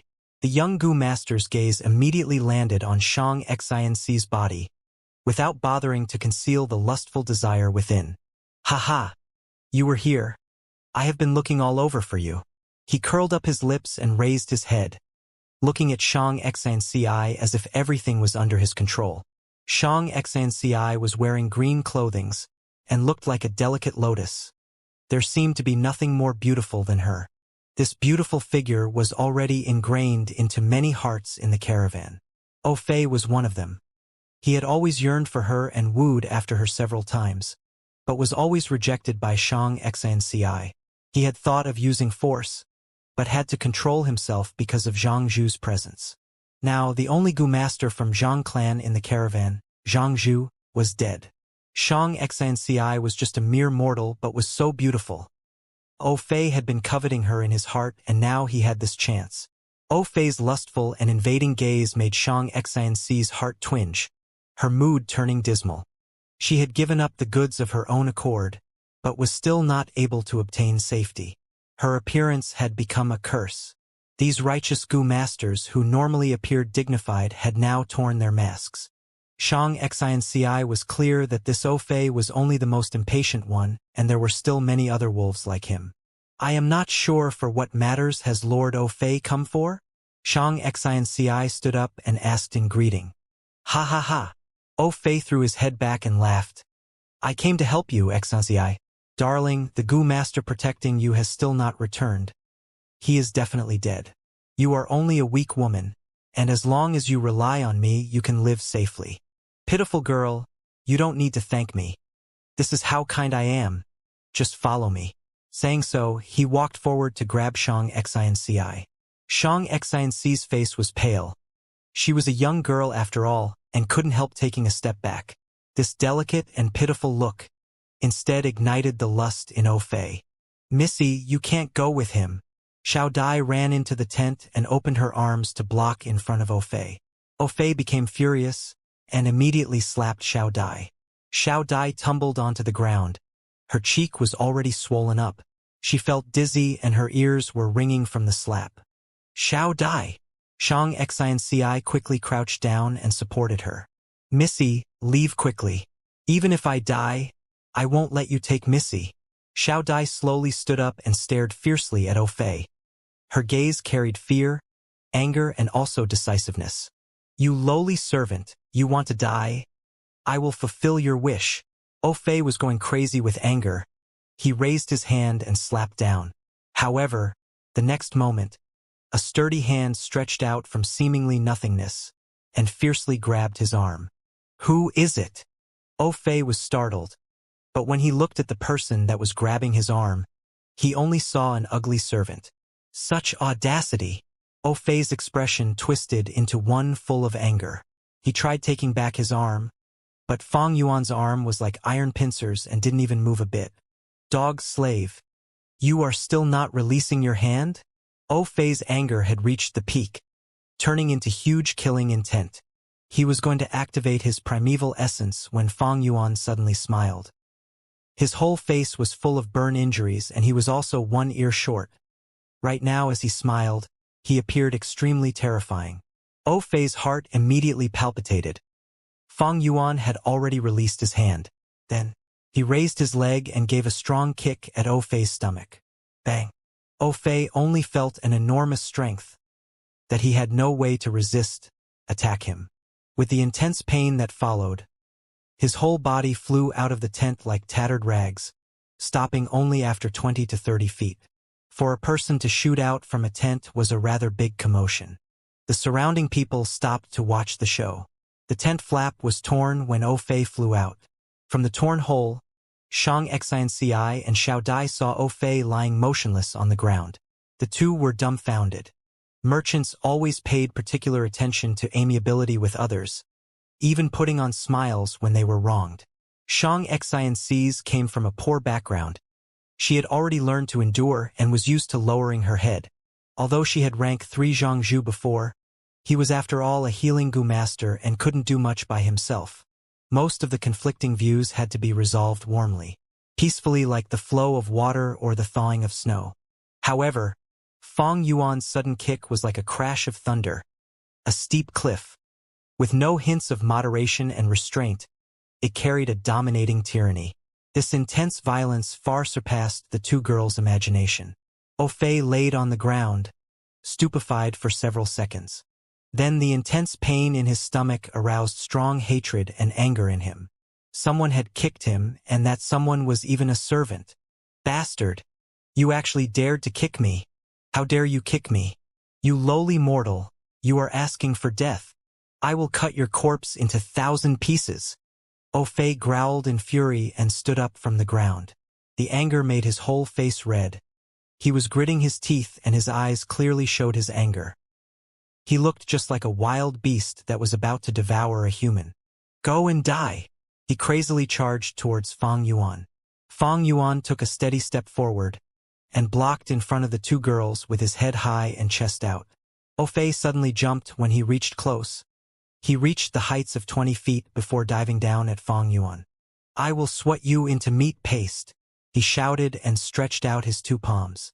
Under the influence of his gu, his palms increased in size by over 3 times, and as it ruthlessly came down on Fang Yuan, even the wind seemed to scream, indicating at its violent strength. If Fang Yuan was truly immortal, he would definitely be swatted into meat paste by Fei's palms, dying a terrible death. However, he was no mortal. Not only that, he was a rank 2 upper stage Gu master. And not only was he a rank 2 upper stage Gu master, he even had a portion of rank 3 peak stage snow silver primeval essence in his aperture. Since his advancement to rank 2, Fang Yuan's aperture had been able to contain some snow silver primeval essence. Especially during the frequent attacks by the beast groups, Fang Yuan had stored a portion of snow silver primeval essence to avoid any mishaps. Hence, Fang Yuan might be at rank 2 upper stage, but his fighting prowess wasn't limited to that. And this Fei was no more than a rank 2 initial stage trash. Whoosh! The strong wind brought forth by Fei's attack was blowing at the two girls' bunned hair. Xiao Dai's face was deathly pale upon seeing Fei descending like a deity, his two hands swatting down with an extreme power. Shang Xianci's heart was also palpitating, and couldn't help but shout, "Careful!" Fang Yuan only scoffed, before lightly flicking his forefinger. Spiral bone spear gu. A spiral bone spear suddenly shot out towards the sky. What? Fei was shocked. His mind was in chaos as he tried to immediately dodge. The bone spear pierced through his defense and skewered his shoulder, before stopping at the scapula. Fresh blood spewed out of the wound. The pain immediately stopped the momentum of Fei's dive, and he fell down on the ground in a sorry state. "You are actually a goo master," he cried out in panic and surprise. Fang Yuan didn't reply. He just rushed forward and smashed his right fist at Fei. Fei was dazed as he looked at the fist rapidly expanding towards him. "Damn it!" He cursed and promptly activated his goo worm, as well as subconsciously raising his fan-sized palm to block the attack. Bang! The strength of two boars and a crocodile burst forth. The enormous strength tore through Fei's palms, breaking his defense, and then struck his face. His nose bone fractured and his whole face caved in by the attack. The attack sent him flying, blood spurting out wildly all along the way. And as he fell on the ground like tattered rags, he was already as dead as a corpse could be. Oh my God! He killed him! A goo master was killed! The spectators were horrified. Some cried in fear and some screamed. Fang Yuan's body was covered by a layer of white light. This was the effect of the canopy goo. He couldn't have used his strength as much as he liked without this layer of defense. Goo! He is a goo master! Xiao Dai's eyes widened into the size of saucers. Shang Xanci was also dumbfounded with shock. She suddenly recalled Fang Yuan's words as she looked at his back. "Those from the demonic path are vicious and merciless. Bai Yun and I are no exception. We have taken lives. They were truly demonic goo masters. Dead. He is truly dead. What happened? What the heck is happening here?" Fei's corpse was on the ground like a dead dog. How could it not attract attention? In just a short period of time, the commotion here had become so big that it spread throughout the whole camp. More and more people started gathering. Most of them cried out in surprise when they saw Fei's corpse, as they would start inquiring about the events. In moments, the scene was surrounded by layers of human walls. Whisperings and discussions could be heard everywhere. Two people suddenly fought and one died immediately after. "It's terrible. He is the killer." Someone cautiously pointed at Fang Yuan. Fang Yuan was holding his arms crossed at his chest and his head held high. He was standing indifferently at the same spot and ignored the discussions in the surroundings as if they didn't exist. "Hey, he is only a servant. How could he kill a goo master?" There were naturally people who were doubtful. "He is not a servant. I personally saw him shooting out a white spear and also killing Fei in one punch. It frightened the soul out of me," a goo master who had seen the whole event said. "A white spear?" Chen Xian's heart suddenly jumped when he heard this. He had accidentally witnessed the death of Zhang Zhu, and the image of Fang Yuan's spiral bone spear was deeply ingrained in his mind. Thus, when he heard the sensitive term white spear, he immediately linked both scenes. What is happening? What the hell happened here? Jialong's displeased voice traveled over. "Ah, it is the caravan leader and the vice leaders too." The crowd quickly made away. "Someone is dead." "All right, someone was killed. Yeah. Isn't this vice leader O's son?" The vice leader who looked at this scene commented in a low voice. Just after he finished speaking, a mournful scream resounded in everyone's ears. "Ah, my son! What happened to you? What happened to you?" A figure rapidly ran to Fei's corpse. Then his movements slowed down all of a sudden. This person was Clan's Yang Gong. He was short and thin, with an aquiline nose. Fei's face was completely smashed. His brains and blood mixed together to form a small puddle on the ground. It was clear his life force was already completely extinguished. Yang Gong fixed his eyes at his son's corpse, tears rolling down his face. "My son, you died such a terrible death. Who was it? Who was the one that killed my son so viciously? I am going to rip him into pieces." He was ballistic with anger, and his scream was like the ravings of a madman. Seemingly as a reply to his question, every gazes gathered on Fang Yuan. Fang Yuan sneered and calmly said, "Of course it is me. Are you blind? I have been standing here for so long and you couldn't see me?" Such an arrogant reply caused the crowd to immediately fall into a clamor. Jialong and other vice leaders also couldn't help frowning. Fang Yuan's fearless appearance was causing them to hesitate. In particular, Fang Yuan's servant clothing made them unable to see the ins and outs of this situation. thus they cautiously chose to stay on the sidelines. "You are the killer." Ouyang Gong stared intently at Fang Yuan with gaze as sharp as a knife, but despite being almost crazed with hatred, he didn't make a move. Fang Yuan was slightly surprised. His own son was lying dead in front of him, but this Ouyang Gong was actually restraining his killing intent and didn't rush at him. Actually, who among those who traveled outside to trade weren't observant? Ouyang Gong had lived for so long and was habituated to life or death in his travels. He was an elder, and being able to stand in such a high position in O Clan was a proof of his ability. However, him not making a move didn't mean Fang Yuan wouldn't. In all honesty, O Fei's appearance had made Fang Yuan extremely happy. He would make an example out of him as a warning to others, and his strong presence could then awe the crowd. But just an O Fei wasn't enough for it. But what if he added in this Ouyang Gong? Ha ha ha, that would be perfect. Fang Yuan's lips curled up into an evil smile as he thought of this. "Old man, you appeared just in time. Your son dared to be disrespectful to my clan's lady. The anger in my heart has yet to dissipate. Your son committed a crime because you didn't discipline him properly. You are the main cause of this. Now pay with your life." After saying this, he ran forward and, in a blink of an eye, he was almost about to collide against Ouyang Gong. Ouyang Gong's beard flew with rage. What was this nonsense? What twisted reasoning was this? This guy was clearly the killer, but was framing him as the main culprit. He was no longer able to restrain his anger and fiercely struck back at Fang Yuan. Bang, the two collided against each other. There was a muffled sound and wind surged around them. Fang Yuan continuously took 5 to 6 steps back before he was able to mitigate the impact. The light armor on him flashed weakly several times and then stabilized. In his aperture, Canopy Gu had already become listless. In contrast, Ouyang Gong was sent flying like a puppet with its strings cut. He puffed out blood in midair, and could barely stand up when he fell on the ground, his face already pale as paper. Anyone could see who was stronger. How could this be? That ugly guy is clearly showing an aura of a rank 2 Gu master. Ouyang Gong is disadvantaged. He is old and has become weak. In contrast, that guy is using his advantage to the fullest. The vice leaders quickly analyzed the situation. "You are courting death." Ouyang Gong managed to recover after their initial confrontation. His anger flourished even more, wishing he could immediately rip Fang Yuan into pieces.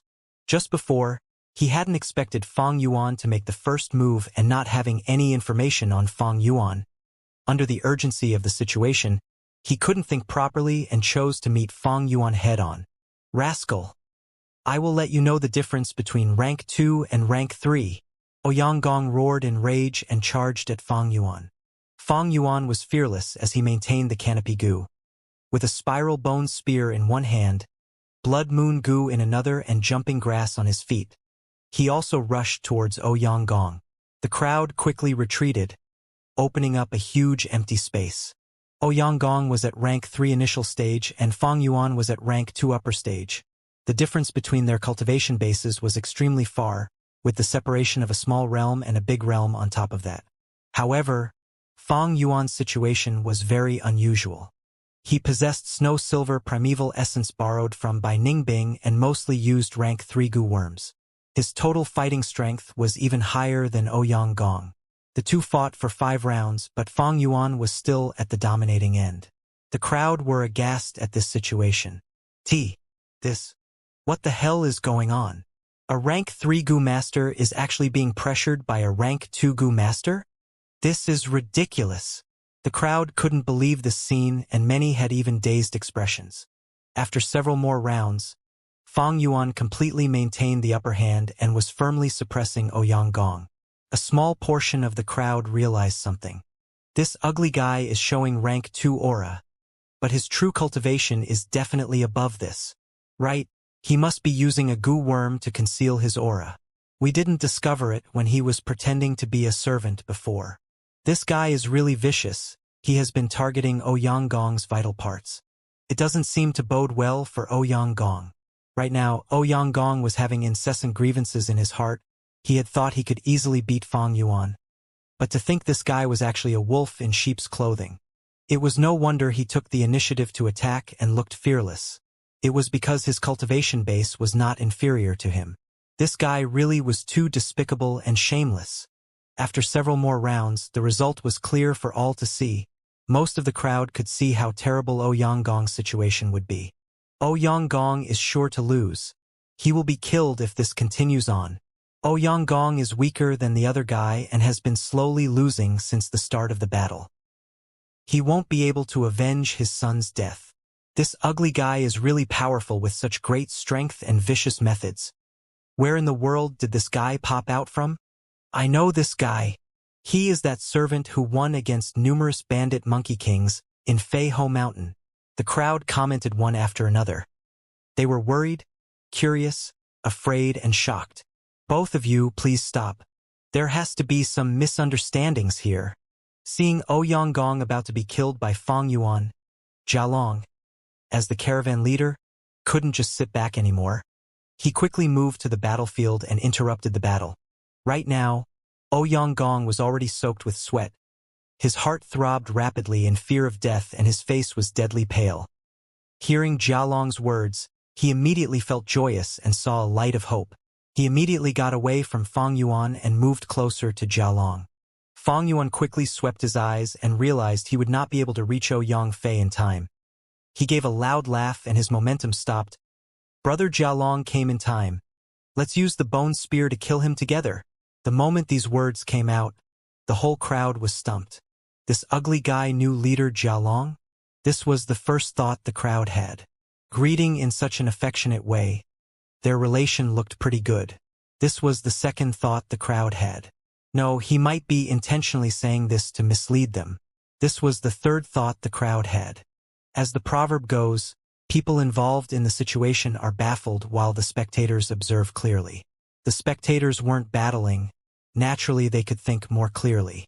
At this moment, Jialong was feeling bewildered, because he had never even exchanged a word with Fang Yuan before. Ouyang-gong was even more bewildered. He couldn't come to a judgment as to what relation Jialong and Fang Yuan had. He knew Fang Yuan could just be bluffing. But what if it was true? If it were to be true, then he would be pincer attacked by Fang Yuan and Jialong. It was a matter concerning his own life. Ouyang-gong naturally wouldn't dare to take the risk. Thus he changed the direction and escaped towards southeast direction, away from Fang Yuan and Jialong. Calm down. Jialong immediately stopped to avoid arousing any suspicions. Fang Yuan laughed loudly and chased. Ouyang-gong immediately realized he had fallen in Fang Yuan's trap. He was just about to speak up when suddenly someone charged out from the crowd. Bai Ningbing attacked ruthlessly. In that instant, 3 spiral bone spears shot out in a row. There was actually another person? Ouyang-gong was horrified and subconsciously activated his defensive goo without even turning around. However, this goo was like a spent arrow. It blocked 2 spiral bone spears. But the third bone spear directly pierced through Ouyang Fei's head from the back and penetrated his front skull. Ouyang-gong died. His death caused everyone to turn pale in fright. A huge uproar occurred among all those present. This was a vice leader of the caravan, a rank 3 Gu master. Ouyang-gong's death caused the caravan leader and vice leaders to turn pale, feeling a dense threat. Brazen lunatics. They really dared to kill a vice leader. Let's combine our strength and capture them. Who dares to capture me? Bai Ningbing threw away her straw hat. Her silver hair floated in the air, and her cold eyes swept through everyone as she fully released her snow-silver primeval essence. Ah! It is snow-silver primeval essence. She is actually a rank 3 peak stage Gu master. In the caravan, only Jialong was in rank 3 upper stage. Rest of the leaders were either in initial stage or middle stage. The group that were just about to make their moves suddenly halted. Come if you want to die, ha ha ha. Fang Yuan stood side by side with Bai Ningbing and willed a thread of snow-silver primeval essence from his aperture, playing with it in his hand. Oh God! Another rank 3 peak stage. The crowd trembled in fear. Their momentum completely stopped. Fang Yuan and Bai Ningbing gazed at everyone with cold, indifferent eyes. The camp was silent, completely silent. Whoosh! Mountain winds blew through the camp. enhancing the quietness of the camp even more.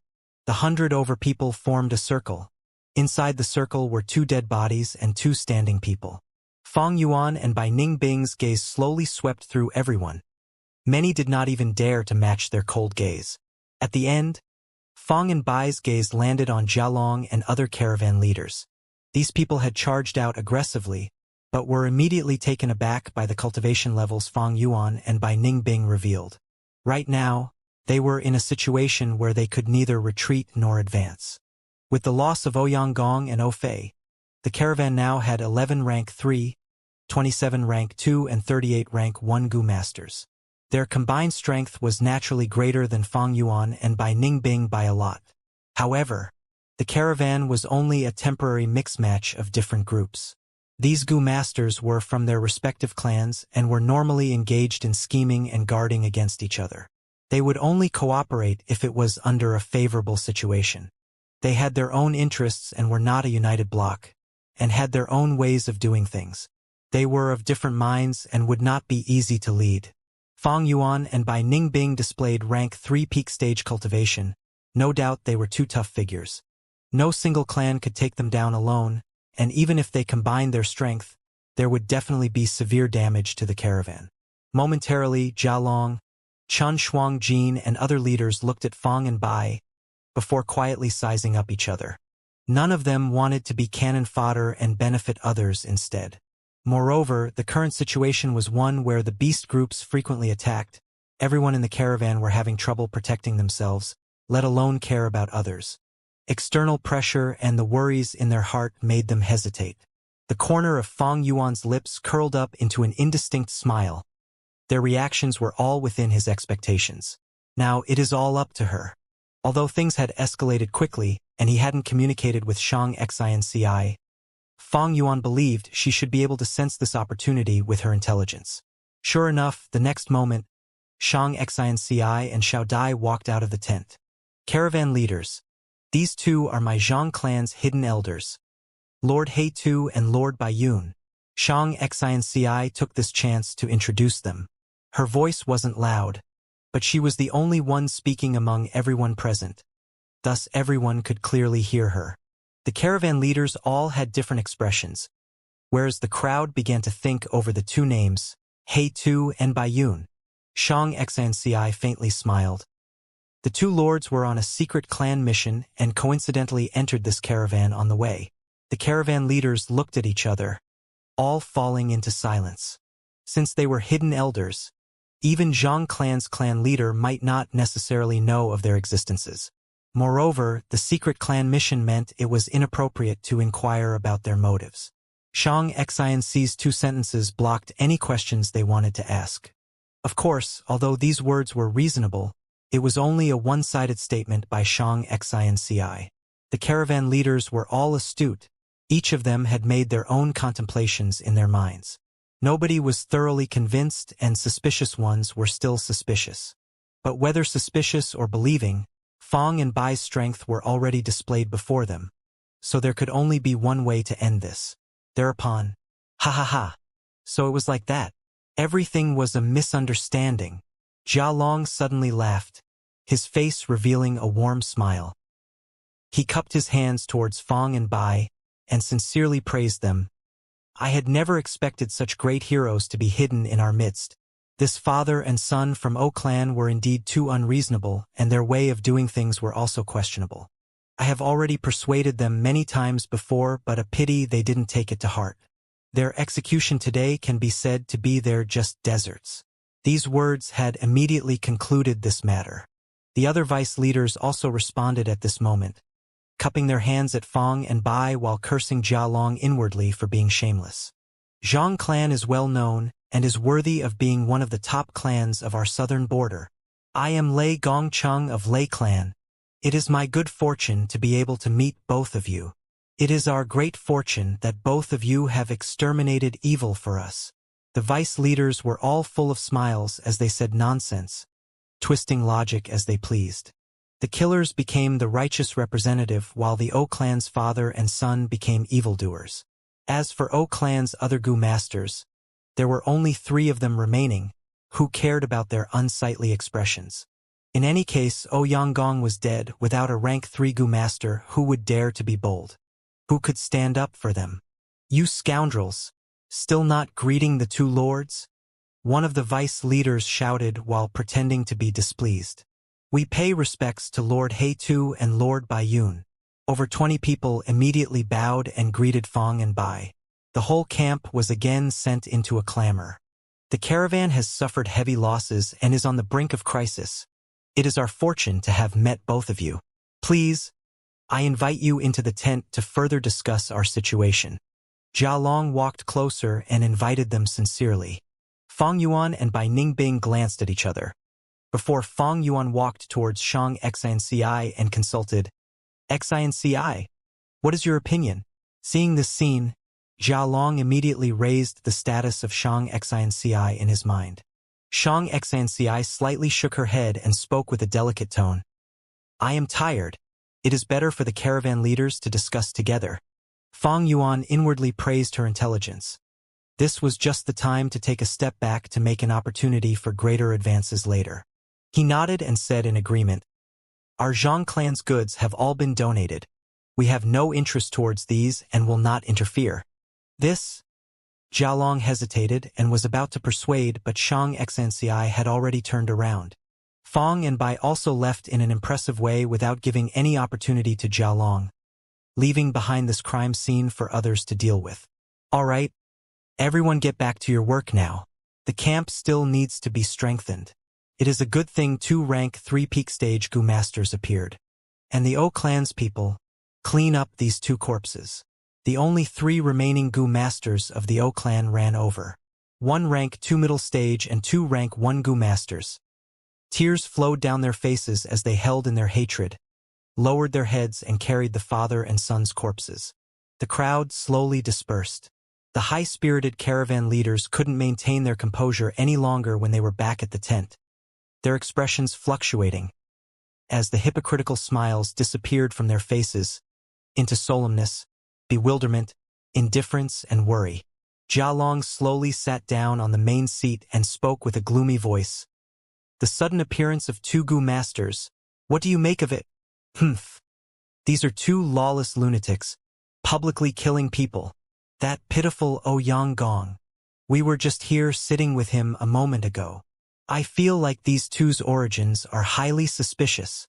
What hidden elders? That is only that Zhang clan girl's one-sided statement. From these 2's behaviors, they are very likely to be demonic Gu masters. That's right. Occasions like demonic paths Gu masters entering the caravan are common. I bet that Zhang clan girl was threatened by them. Jia Long nodded. My thoughts are also about the same as yours. Zhang clan's proud personality and their strengths are all known to us. How could there be any hidden elders? But these 2 are vicious and also rank 3 peak stage. Yes, this is troublesome. These 2 don't look to be old, but have already reached rank 3 peak stage. Such talent. Ha ha ha. Everything has merits and demerits. The way I see it, this is also good. Their strengths will greatly increase our power. A vice leader spoke. The crucial thing is how can we use them for our benefits? Just now, I took the initiative to invite them to discuss these matters and make them work for us, but it ended up in failure. Jia Long heaved a sigh. Humph, not lending their strength? When the beast groups attack, who can do nothing? By then, it's not up to them. A vice leader spoke in a displeased tone. This matter needs to be considered properly. Demonic Gu masters are arrogant and unyielding. Trying to force them with only external pressure won't work. They need to be pressured from both inside and outside. I am not sure what Brother Gongsun is suggesting. My suggestion is simple, but I am afraid you might not like it. It is to give a portion of the goods to those 2. They will naturally step forward to protect their goods when the time comes. The camp fell into silence immediately. Jia Long looked around before speaking. This suggestion is good. Humans die for wealth and birds die for food. Without any clan's backing, demonic Gu masters have an intense thirst towards cultivation resources. Moreover, you don't need to be worried about incurring losses. Did you forget O clan? The pondering gazes of the group immediately started brightening. Fang Yuan and Bai Ningbing's sudden appearance had made Zhang clan into an influential force in the caravan, while O clan was thrown by them into the weakest position. O clan's father and son were dead. The remaining 2 to 3 small fry in the O clan group were nothing to worry about. The goods held by O clan seemed quite substantial. "Uncle, I have an important matter to inform you." Chan Xian had constantly been paying attention to the tent, and once the discussion inside was over, he approached the Chun clan's caravan leader Chun Shuangjin. Chun Shuangjin grabbed his hand. "I know what you want to say. This is not the right place. Let's go." The two returned to their own tent, and after confirming no one was eavesdropping, Chun Xian spoke.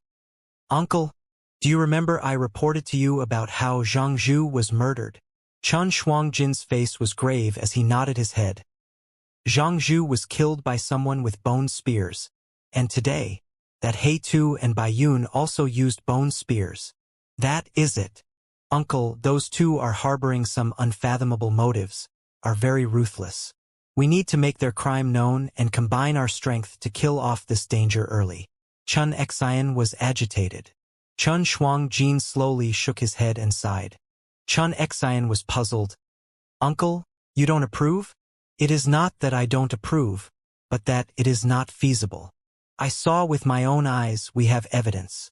As long as we announce the matter about them killing Zhang Zhu, no one will tolerate these backstabbing traitors."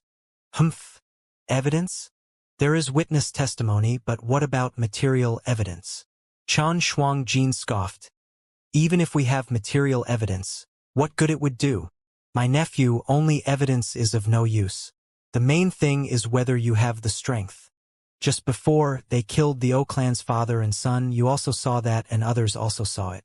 We are all witnesses, but is it any use? We are all from different clans, but with us having different motives, how could we deal against these two foes? Uncle, are we going to just ignore them? They are too dangerous, I can't even sleep properly. What if they find out that I know?" The more Chun Xian spoke, the more fearful he became. "Humph, you think too greatly of yourself. You think they don't know about you? Maybe they already know, or maybe they already saw you but didn't make a move. Why is that? Because you are nothing to worry about." Chun Xian, stop being naive. In this cold world, the only thing that matters is strength. Chun Shuangjin heaved a deep sigh. Chun Xian remained dazed at the spot. He clenched his fists. His uncle's words struck his young heart, and he couldn't say anything for a long while. Dark clouds filled the sky, bringing forth a heavy atmosphere and signs of heavy rain. The caravan moved along the mountain path with a solemn atmosphere. All the large black skin fat beetles in the caravan were dead. 2 winged snakes remained, but in a crippled state. Instead, it was the baggage toads that survived mostly, all because they were small in size and moved pretty fast, easily hiding from the wild beasts' attacks. As for the ostriches, they were similar in size to the backpack toads, but they had a habit of burying their heads in the ground once they sensed any threats, so this caused their casualty to be the highest. Shang Xianci was mixed in the crowd, her gaze somewhat complex as she looked at the dozen of baggage toads beside her. The goods these baggage toads were carrying were all Zhang clans. Fang Yuan and Bai Ningbing didn't participate in the discussion, but the caravan leaders still sent large quantities of goods to her. All of this because of strength? Shang Xianci sighed. Previously, when Zhang Zhu was here, these caravan leaders showed an indifferent attitude. But now, they were polite to the extent that they even seemed to currying favor with her.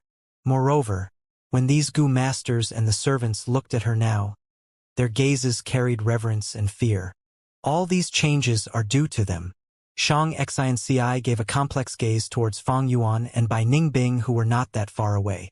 On one hand, she received a feeling of security from Fang and Bai, while on the other hand, the kind-hearted her felt fear from how they were able to easily kill people.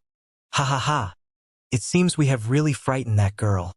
Bai Ningbing was walking side by side with Fang Yuan and feeling Shang Xianci's gaze. She laughed softly. 7 to 8 days had passed since they killed O Clan's father and son. This had affected the whole caravan, including Shang Xianci and Xiao Dai. Xiao Dai did not even dare to breath loudly in front of Fang and Bai, while Shang Xianci also didn't dare to match Fang Yuan's gaze anymore. Such reactions were all within Fang Yuan's expectations. This master and servant pair grew up in Zhang clan since young. The righteous path ideology was ingrained into them. It was inevitable for them to be aware of the differences when Fang and Bai displayed their demonic nature. They would have to change their thought process to accept these two demonic path figures. Fang Yuan wasn't worried. They would have no choice but to accept and compromise when they face external pressure. After all, humans wanted to keep on living. After few beast group attacks, the estrangement in their hearts would gradually disappear. The problem now is him. Fang Yuan looked at Chen Xian. This young Gu master was the guy that fled together with Zhang Zhu. Fang Yuan had thought he was already smashed into meat paste by white feather flying elephant, but to think he was actually alive. Gu masters that possessed unusual Gu worms, even if their cultivations were not high, could not be looked down upon. Fang Yuan had lost the earth-hearing eargrass and had no other scouting methods, causing him to overlook Chen Xian. He also did not know how much the latter had found out. But regardless, he had countermeasures for everything. He was cautious in nature and always considered failures first. At that time, he already had measures prepared if someone found out. Thus, after he killed Zhang Zhu, he intentionally displayed formidable strength. If someone had really found out, they would thus be scared by Fang and Bai's vicious strength, and would keep themselves hidden. O Clan's father and son ran themselves into the line of fire. Had it not been for O Fei coming to find trouble, Fang Yuan would have looked for trouble himself or display his formidable methods during beast group attacks. Naturally, Fang Yuan had many methods to strike back even if he was exposed. The caravan leader Jialong was one such chess piece. He was Jia Fu's subordinate and Fang Yuan had received a token from Jia Fu back at Guyu village. As long as he showed the command token, he could obtain Jialong's trust for several actions. However, for every single plan, no matter how perfect it appeared, accidents could always occur when they were implemented. Also known as, man proposes but God disposes one. Even if Fang Yuan had plentiful experience, was astute and had deep foresight, he also had the possibility to fail. But it was because of this that life could be so brilliant and full of uncertainty. Fang Yuan's first consideration was the worst outcome. If his luck was extremely bad and someone saw him or he left behind ironclad evidence when he killed Zhang Zhu, and it led to Shang Xian realizing the truth, she would feel deep hatred towards him. Someone who bit the hands that fed him. What to do then? Simple, kill Shang Xian. She was only immortal now and killing her was very simple. Shang clan's clan leader also didn't know she was his own daughter. There would be no repercussions from Shang clan if he killed her secretly. Looking at the outcome now, Zhang Zhu was dead but Fang Yuan's luck wasn't the best as he left behind a trail. But it was also not the worst, at least Shang Xian was still in the dark. Fang Yuan was sure of this because Shang Xian was still young, and her emotions were completely exposed in his eyes. There is a crocodile-elephant 2 group ahead. A crocodile-elephant group is charging towards us. Be on guard, be on guard. An investigative Gu master hurried towards the caravan from ahead, bringing bad news. A disturbance occurred in the caravan before quickly turning calm. It is just crocodile elephants. No need to panic. We don't have enough manpower to defend ourselves here. Correct. Everyone disperse. Enter the rainforests. Gu masters gave forth the most sensible command. People were already in a very strained state and were able to quickly disperse in all directions. If they had encountered such situation before Feiho Mountain, they might be worried about their goods and keep on hesitating. Now, however, they firmly gave up the goods without taking another glance at them, concentrating on fleeing. Fang Yuan and Bai Ningbing directly charged straight into the rainforest while protecting Shang Xian and Xiao Dai. He was not surprised at the crocodile-elephant group's arrival because it was his plan. Rumble, the crocodile-elephant group stomped its way through. Soon there were blood-curdling screams and sound of trees falling down. Fang Yuan carefully led Shang Xian and others through the rainforest, but there were too many crocodile elephants. They still ran into one. Crocodile elephants were small in size, about the same size as yaks, which allowed them to be more agile. Their whole body were covered in scales like that of a crocodile with defense that far surpassed white feather flying elephants. their tails that was similar to that of crocodiles trailing along the ground. Ah! Xiao Dai let out a scream upon the sight of this hill-like crocodile elephant charging at them. Shang Xianci was also pale. No need to worry, Fang Yuan indifferently said, before charging towards the crocodile elephant. One human and one elephant collided midway, their collision producing a loud sound. Fang Yuan took 2 steps back, and the white light armor on his body flickered thrice. But that crocodile elephant, its skull directly shattered and blood spurted out as it fell on the ground, pushed back by a dozen steps before colliding against the trunk of a large tree and stopped. Amazing! Xiao Dai's eyes were wide open with shock. This was an ordinary crocodile elephant and not a 100-beast king, while Fang Yuan possessed snow-silver primeval essence along with the strength of 2 boars and a crocodile. Handling it was naturally very easy. However, Shang Xianci and Xiao Dai had never seen such fierce scene. Zhang Zhu did not have great physical strength and was also a healing Gu master, so he relied mainly on dodging and assisting during a battle. Fang Yuan, however, met the attack head-on, fighting without restraint. This naturally left a deep impression on the master and servant pair. About 2 hours later, the crocodile-elephant group gradually left and the caravan group started walking out of the rainforest. After the casualties were counted, they had only lost a Gu master and a dozen servants. It was not a big loss. The caravan set on their journey again after reorganizing all the goods. Several days later, they were out of Xiangya mountain region and began their journey to Mu Bei mountain. Within the next half a month, the caravan was attacked by black rock bears, iron-crowned deers and other beast groups, and because Fang and Bai acted as inseparable bodyguards, Shang Xianci and Xiao Dai suffered no harm. This close contact all the time started to change the master and servant's attitude. Shang Xianci started to get much closer to Fang Yuan, cheerfully talking with him and no longer evading his gaze. Xiao Dai had completely changed into a worshipper of Fang Yuan and Bai Ningbing. Worshipping the strong was the character of all living beings, because strength meant higher probability of survival. Moreover, Fang Yuan and Bai Ningbing were people with principles even though they were of demonic path. In the 2 girls' perspective, those 2 did not ask for anything nor took advantage of them, only returning a favor.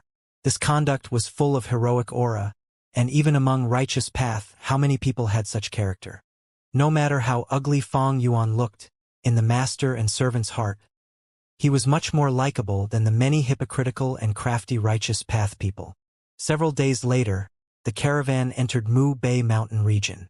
Zombies started appearing. Mu Bei mountain hadn't always had the same name. Over 100 years ago, there was a large clan on this mountain. A demonic Gu master changed everything. He used to be a servant of this clan. At the day of his wedding, his beautiful wife had been seized by a Gu master of the clan and humiliated to death. He buried this hatred deep into his heart, and as luck would have it, he obtained the inheritance of Zombie King, a demonic head. After enduring hardships for nearly 100 years, with rank 5 cultivation, he commanded an army of zombies and attacked the clan, slaughtering everyone. He did not spare their corpses, turning them into zombies. After finishing all this, he erected a huge tombstone in the ruins of the clan. On the tombstone, he carved his wife's name. This event shook the whole southern border. This mountain has been called Mu Bei Mountain ever since then. Zombies roamed free on the mountain, killing wild beasts or passerbys, absorbing blood as their food. And the tomain on them would infect the corpses, producing new zombies. Like this, there were endless amount of zombies on Mu Bei Mountain. To protect the safety of the trade route, clans organized zombie hunting squadrons every year to clean up these zombies. But no matter how much they cleaned up, they could not kill all the zombies due to their endless numbers. After all, the zombie hunting squadrons were limited in size. With so many mountains in southern border and dangers in the way, they had to make considerable expenditures for this long expedition. It was a situation where they had to invest a lot but gained less, and even then it was impossible to overturn Mu Bei Mountain. As long as a zombie escaped, a zombie army would appear again after a short while. After failing several times even after large-scale expeditions, the enthusiasm of the people started to disappear. The caravan decided to camp at the base of Mu Bei Mountain for the night. The stars were shining brightly in the sky. Fang Yuan looked at the dark Mo Bei Mountain, a thoughtful look flashing through his eyes. It is time, these people are no longer valuable. It is time to settle all these troubles. Chun Xian must die, but just disposing of him alone could make the situation even more troublesome. How much did he know? Who had he revealed to? And were there anyone else who had seen the murder? Fang Yuan didn't know any of this. However, Fang Yuan had no intention to find out, because in his plan, Chun Xian would die and others would also die. Only the dead are clean. Ding Hao looked down at the caravan from the base of the mountain as he hid behind some bushes, licking his lips excitedly. According to the information in the cave, as long as I kill 1,000 people and amass a zombie army, I can leave this place and go to Zhao Zhe Mountain to become a formal disciple of Master. Ding Hao was originally a villager but was recruited to be a laborer by a passing caravan. However, the caravan was attacked by a large number of zombies when they were passing through Mu Bei Mountain. He was abandoned along with dozens of other servants, as cannon fodder. While all the other servants died one after another, he ran deep into the mountain in panic. Just when he was driven into a corner, he discovered a cave. None of the zombies dared to approach this cave. He entered this cave and discovered a demonic inheritance. As it turns out, this was the hidden inheritance of that demonic Gu master who killed the whole clan and erected the tombstone in the ruins. This inheritance was deeply hidden and only mortals were allowed to inherit it. Ding Hao awakened his aperture in this cave and began to cultivate, passing each test one by one. He only had C-grade aptitude originally, but with the use of a rare Gu in the cave, his aptitude upgraded to B-grade. He concentrated fully on cultivating, and after spending over 8 years, he reached rank 3 realm, which was the criteria to enter the final secret chamber. The final secret chamber contained a stone slab which had an inscription left by that demonic Gu master. I profess myself as the second zombie king. If a fated individual truly arrives here, if you so wish, you can go to Zhao Zhe Mountain to be my official disciple and follow me to roam the southern border. As the final test, the second zombie king required the inheritor to kill 1,000 people and also raise a large zombie army. There were detailed standards to the test, such as how many white-hair zombies, black-hair zombies, and green-hair zombies should be in the zombie army. However, if there was a blue-hair zombie, just one would suffice to meet the condition. Ding Hao was an honest man, and honest people usually had a strong point. They were steadfast. He cultivated on Mu Bei Mountain alone for over 8 years. He had to endure the silence and loneliness, having only the zombies as his companions as he cultivated bit by bit to rank 3. He had been a servant who could only be a spectator to the world of Gu masters. Thus he did not understand many things. During the time of his bewilderment, this inscription on the stone slab no doubt gave him a whole new direction and a goal to strive. The fact that the second zombie king had also been a servant and their backgrounds were similar resonated even more with Ding Hao's heart. After reading the inscription, Ding Hao started killing people and amassing his zombie army. Ding Hao soon realized these two missions actually complemented each other.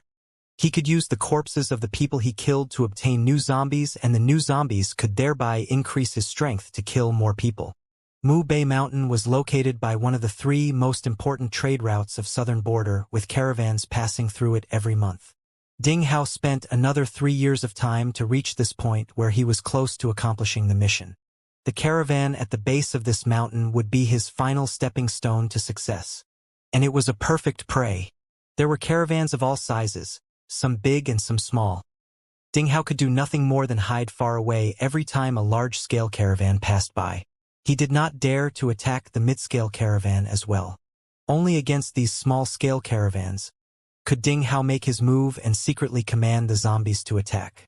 When his luck was good, these caravans would abandon some livestock or servants to flee. When his luck was bad and ran into some tough nuts, the zombies would be slaughtered and inflict great losses to him. At those times, he could only slowly amass more zombies again. However, this caravan was smaller than even small-scale caravans and seemed to have already suffered huge damage. It was like an old man struggling at death's door who could fall over with a light push. Ding Hao had confidence he could deal with this caravan. He even felt this was a gift sent by the heavens. It was night time. Dark clouds flitted past in the sky, hiding the moon. The light was dim around the camp. Kill! Ding Hao's eyes suddenly brightened as he willed. The zombie army, which was already arranged properly, moved stealthily towards the camp from all directions. What sound is this? A very vigilant, investigative Gu master positioned outside the camp seemed to have heard something. What is it? The few Gu masters beside him were tensed. The 5 Gu masters motionlessly stared at the darkness ahead of them. Although the moon was covered by the dark clouds, there was a huge bonfire burning in the camp. The bonfire produced crackling sounds as the wind brushed past. In the midst of the flickering flames, a zombie covered with white hair hopped into the investigative Gu master's vision. The few Gu masters looked at each other before laughing out loud. Haha! A white-hair zombie. TSK. Getting worried over nothing. Scared the hell out of me. Xiao-san, go take care of this unlucky zombie. The leader of this group of Gu masters said indifferently. White-hair zombies were very weak, weaker than even the common wild beasts. Yes, boss. A young Gu master laughed and walked towards the zombie. Be careful of its corpse poison. It will be troublesome if you are infected, as I do not have an antidote type Gu. The healing master in the group reminded. Understood, understood. Do you take me as a 3-year-old child? The young Gu master impatiently waved his hand. If he was really infected with corpse poison, he could ask other Gu masters to heal him, but it would cost half a primeval stone at minimum. However, white-hair zombies attacked in a set pattern and was easy to dodge. The young Gu master had already killed many of them since entering Mu Bay Mountain. There is no need to worry about this thing as long as I pay attention to dodging. Ugh. The young Gu master was mumbling to himself when he suddenly stopped on the spot. His voice stuck at his throat. His pupils shrunk rapidly and his mouth opened wide, his face revealing an extremely frightened expression. What is it? The 4 Gu masters at the rear felt something amiss and immediately asked. The young Gu master came to his senses. His whole body shook as if it was electrocuted before he immediately turned around and began running. Quick, sound the alarm. There are zombies! He screamed, his face filled with extreme fear. It is only a white-hair zombie. Why are you freaking out? Wah, what the foo dash? The 4 Gu masters all screamed. There were a few hundred white-hair zombies hopping towards the camp. There were also the stronger black-hair zombies mixed within the horde. Under the illumination of the bonfire, one could make out the overlapping figures in the darkness, but no one knew how many zombies were pressing forward. Clang, clang, clang. In the quiet camp, the sound of the bells suddenly rang. There is a zombie group moving towards the camp. They have surrounded the whole camp. Quick, quick. Everyone prepare to defend.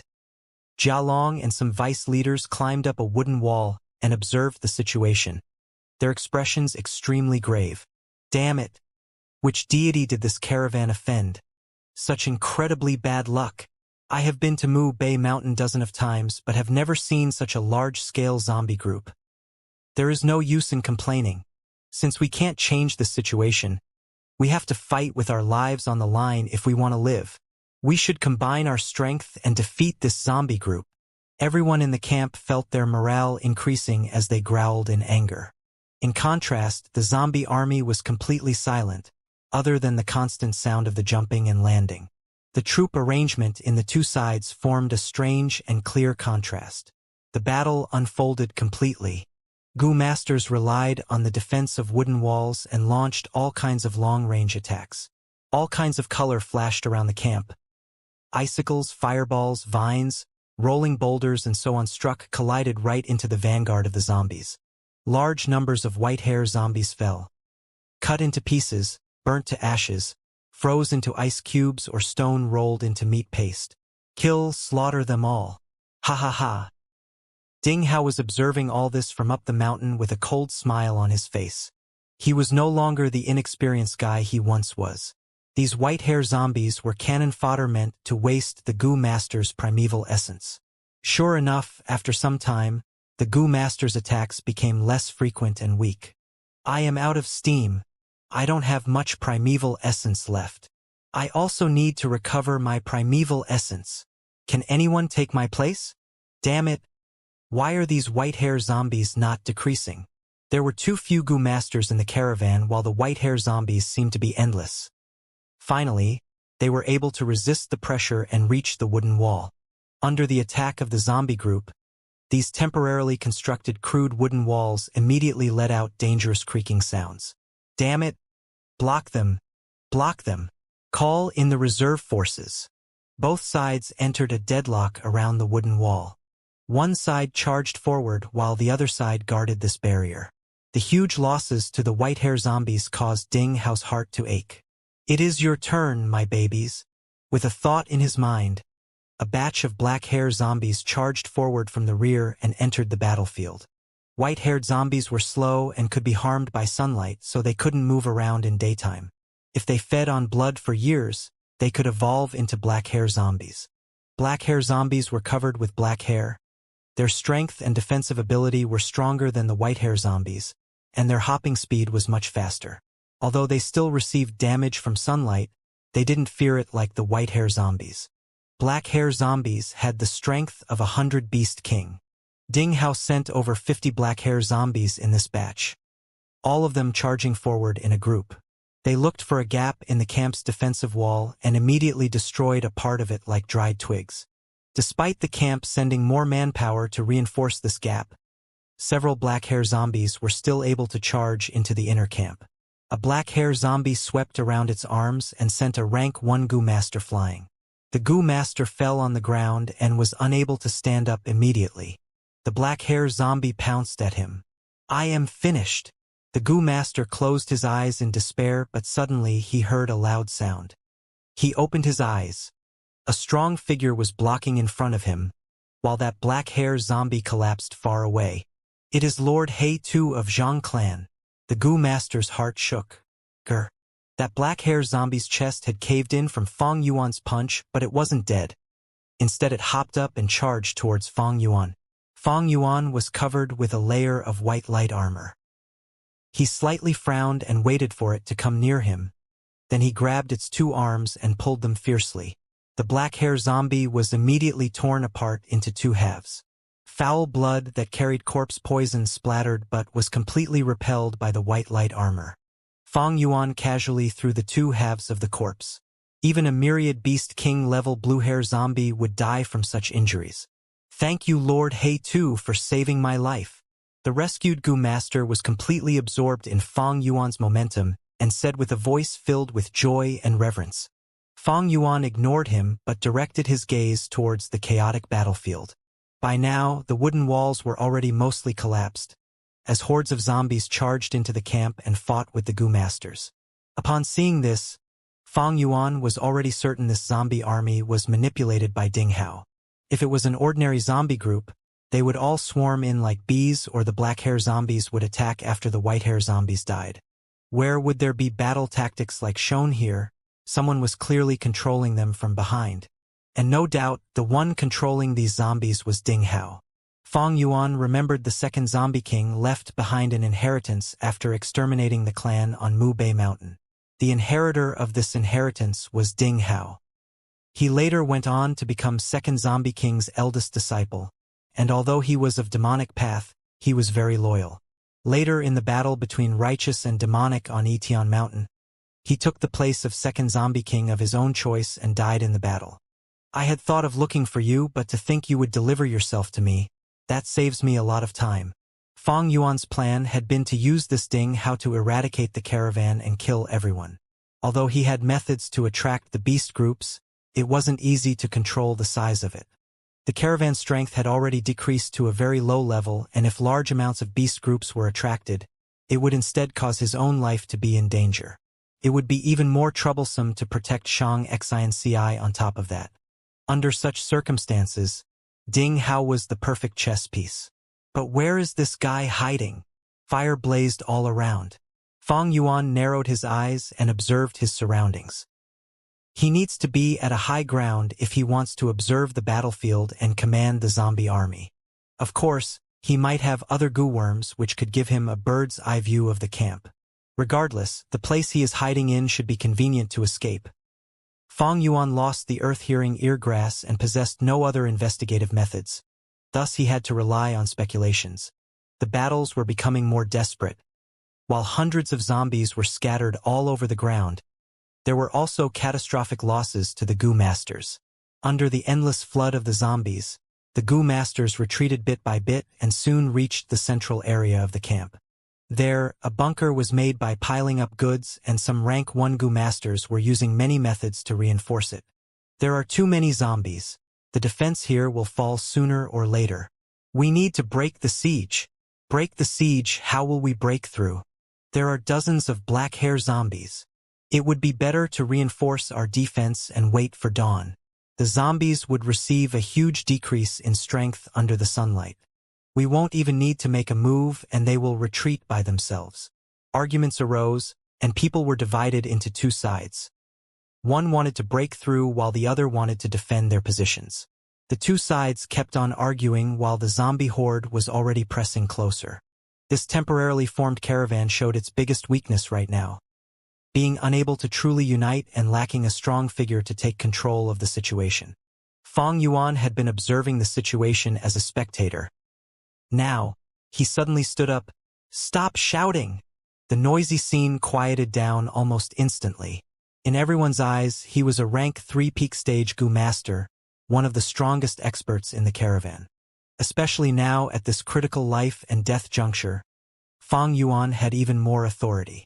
Fong Yuan swept his cold and sharp gaze at everyone. His ugly face, under the illumination of the fire, was menacing and ruthless. "All those that wants to stay and defend are idiots. Why should we stay here if we can break through?" He fiercely scolded, giving off a strong impression. The Goo Masters who were shouting about staying and defending showed indignant expressions, but they didn't dare to retort, while the Goo Masters who insisted on breaking the siege were joyous. "Lord Hei-Tu is wise. Lord Hei-Tu, we will follow you. Right now, only Lord Hei-Tu can save us from this desperate crisis." They continued to praise Fong Yuan to the high heavens, wanting to make him take charge of the dangerous assault. However, Fong Yuan sneered and cursed. "Shut up! You bunch thinking of breaking through are even greater fools." Ugh! The Goo Masters that were praising Fong Yuan stiffened, their expressions fluctuating rapidly, while those who insisted on defending their positions showed ridicule and mocking expressions. Then, "Sir Hei-Tu, what do you suggest?" Jia Long's expression was dark as he spoke in a heavy voice with an unkind gaze. "Humph, be it defending the position or breaking through the siege, the situation needs to be investigated properly first. Do you know the scale of this zombie horde? What if there is a large group of them hiding in the darkness? Wouldn't breaking through then be walking right into a trap? And if this is just all of them and you guys insist on defending your positions while you could clearly escape, the bloody odor would attract more zombies and you would just be sending yourselves to death." Fong Yuan spoke with such vigor that his saliva went flying out. Nobody would show a good expression after being scolded harshly. Chun Shuang Jin asked in a gloomy voice, "Then what good suggestion do you have?" Fong Yuan opened his eyes wide in anger and pointed at Chun Shuang Jin. "You fools, your brain is filled with shit. I have spoken for so long and no one understands. Of course we are going to break through, but first we are going to check our surroundings.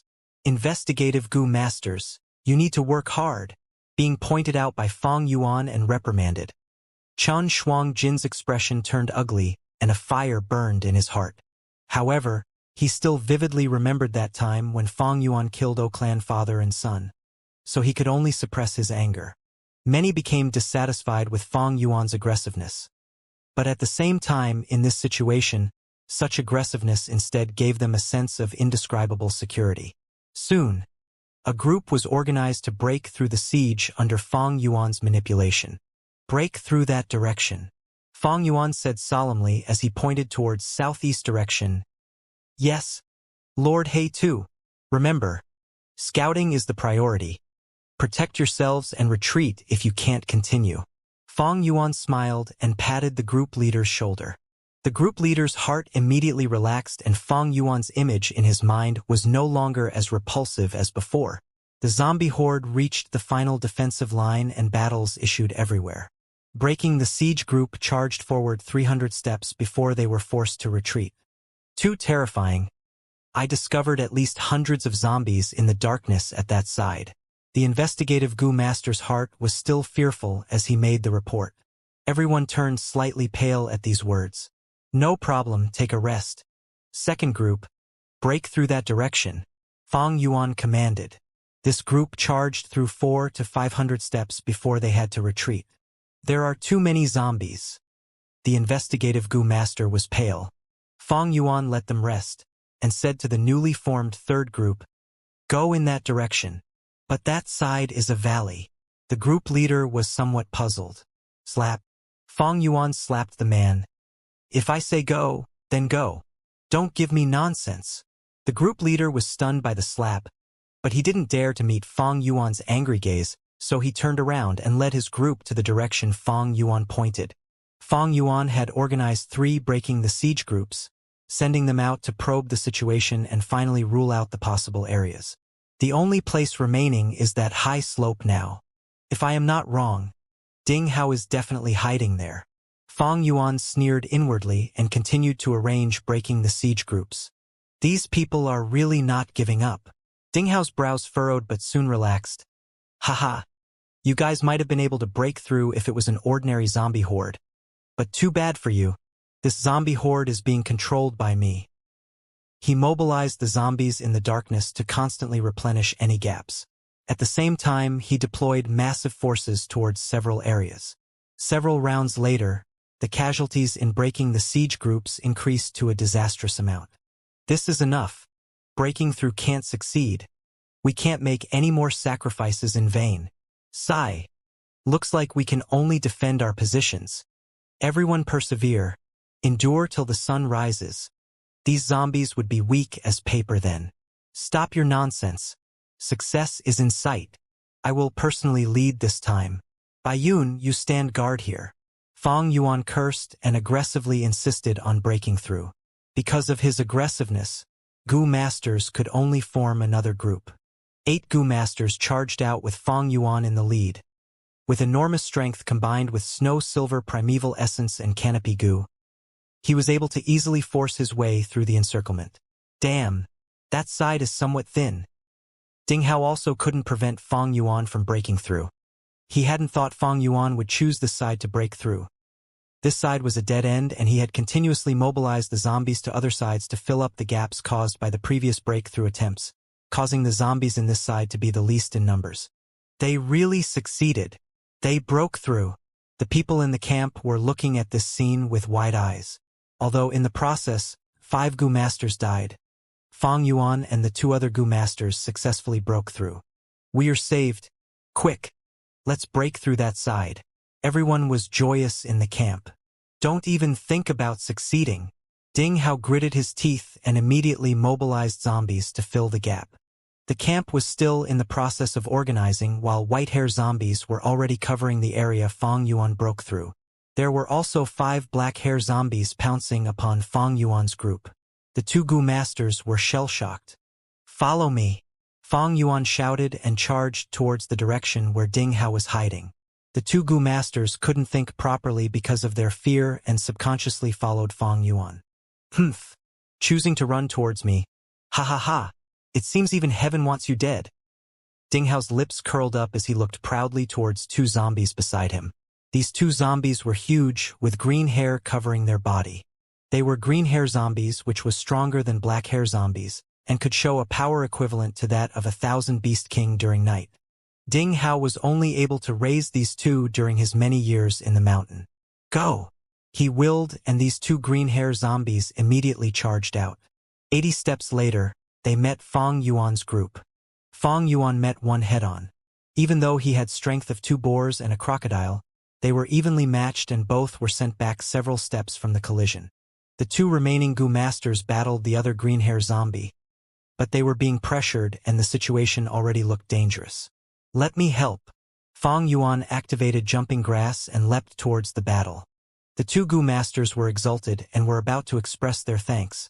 But without warning, 2 spiral bone spears shot towards them. PSH. 2 piercing sounds determined the 2 Goo Masters' deaths. Eh? Ding Hao had been observing the battle, and seeing this unexpected change raised a huge doubt in his mind. This distraction caused the two green-hair zombies to slow down. The next words Fang Yuan spoke caused even more shock to Ding Hao. Only to hear him shout, "Ding Hao, get out here!" Ding Hao started to get dizzy as if a flashbang went off in his head. Who is this guy? He discovered me and even knows my name. Impossible. I have been so careful all these years, never giving myself away. How could he discover me? Waves rose in Ding Hao's heart and his thoughts became a whirlpool. The two green-hair zombies along with the black-hair zombies and white-hair zombies around the camp became still. Everyone in the camp were stunned by this unexpected scene. However, Ding Hao immediately came to his senses and reacted. The battle in the camp resumed. Fang Yuan knew he had already half succeeded upon seeing these two green-hair zombies remaining still. He shouted, "Ding Hao, you will regret if you don't come out." Ding Hao was hiding within some bushes. He gritted his teeth and asked while controlling the green-hair zombies to surround Fang Yuan, "Who are you? How do you know my name?" Fang Yuan snorted. "Of course it was my master second zombie king who told me." "Ah!" Ding Hao could not stop but let out a cry of surprise. Master and second zombie king. These words were like a boulder descending and creating a huge wave in his heart. He stood up and walked out of the bushes, his two eyes staring tightly at Fang Yuan with shock and doubt. "Who on earth are you?" Ding Hao anxiously asked. Fang Yuan snorted and said in an overbearing tone, "Are you deaf? Didn't you hear me? I am the second zombie king's eldest disciple. Hey Tuesday Ding Hao, I will count to 3. If you don't call back these two green-hair zombies by then, You are eldest senior brother? Wait a second. How did Lord Benefactor know my name?" Ding Hao held suspicions towards this entire issue, but regardless, he still called back the two green-hair zombies to his side. Fang Yuan's expression turned stiff as he scolded. "Who is your eldest senior brother? Master has yet to take you in as his disciple. How dare you pose off as one?" Ding Hao had no way to retort back. Fang Yuan's tone softened. "Don't you talk to the stone slab all day? How could Master not know your name?" "Ah!" Ding Hao uttered a cry of surprise. All these years, he had lived alone with only the zombies as his companions. When he felt depressed and painful, he would go to the final cave and pour out his heart to the stone slab. He had never expected Fang Yuan to expose his secrets with one remark. I thought that was an ordinary stone slab." Ding Hao stammered. "Humph, what level are you at? Of course you cannot understand the profoundness of the stone slab. Master has vast powers. How would you be able to see through it?" Fang Yuan disdainfully sneered. In actual fact, even if a rank 9 Gu master were to see the stone slab, they wouldn't be able to see the profoundness of it. That was just a common stone slab. However, in Fang Yuan's previous life, Ding Hao himself had personally narrated it in his recollection of his struggles in life after he made a name for himself. Ding Hao licked his dry lips. He was almost fully convinced, but he still had some doubts. He gave a deep bow towards Fang Yuan and cupped his hands. "Lord He Tu, since you are Master's disciple, then please show me our unique characteristic, the Zombie Heart Gu." Zombie Heart Gu was a Gu specific to the Zombie King's lineage. It resembled a heart, had 7 holes and was stiff as stone. It was a rank 3 Gu, was cold to the touch and seemed to be made of bronze. Zombie Heart Gu could produce rank 2 Running Corpse Gu. It was similar to Charred Thunder Potato Mother Gu, which could produce Charred Thunder Potato Gu. Rank 2 Running Corpse Gu was also a consumable Gu and was used on corpses to form zombies. However, it had an advantage over Charred Thunder Potato Gu. The zombies it created could grow up and advance a stage. For instance, white-hair zombies could become black-hair zombies could become green-hair zombies, and so on. Fang Yuan possessed Charred Thunder Potato Mother Gu, but he had no Zombie Heart Gu. However, he was not in the least nervous towards Ding Hao's request. He opened his mouth and boldly scolded, "Cut your crap. I am on a secret mission assigned by Master. I had to disguise my identity to join the caravan. How could I carry Zombie Heart Gu with me? Zombie Heart Gu feeds upon zombies. How could I get zombies in full view of everyone?" To this, Ding Hao was stumped. "What this? Do you think I can't kill you? Fong Yuan timely revealed his snow-silver primeval essence. Rank 3 peak stage cultivation was clearly revealed. Ding Hao's pupils shrunk. He was only at rank 3 middle stage. Fong Yuan immediately followed. Although our lineage can control zombies and form an army of them, controlling zombies requires our concentration. If our soul is not strong, our mind will be weak. Then our control over the zombies' quantity and quality will only be ordinary. Although you have 2 green hair zombies, there will definitely be gaps when you defend yourself while controlling them. It will be very easy for me to kill you. Ding Hao licked his dry lips and retreated a step back with some fear. However, Fong Yuan immediately changed the topic. Before I left, Master told me about you and wanted me to check if you had the qualifications to enter his tutelage. To think you actually approached me with killing intent when I have not even started looking for you. Humph. If this eldest senior brother, it wasn't intentional. Ding Hao started panicking when he heard Fong Yuan was someone sent by Second Zombie King to inspect him. Who is your eldest senior brother? You have yet to receive Master's approval. Humph. You are still doubtful now. Fong Yuan raised his brows. Ding Hao quickly cupped his hands and said in a self-mocking tone, Eldest senior brother, since you are clear on zombie heart goose food and our weakness, no matter how stupid I am, I recognize eldest senior brother's identity. Fong Yuan kept a poker face and did not speak, only looking at the 2 green hair zombies. Ding Hao was stunned for a while before immediately realizing. With a shift of his mind, he sent the 2 green hair zombies away. Then he walked before Fong Yuan, bowed and said submissively, Please forgive me, eldest senior brother. I wanted to kill these people to collect enough zombies. I really hadn't expected eldest senior brother to be here.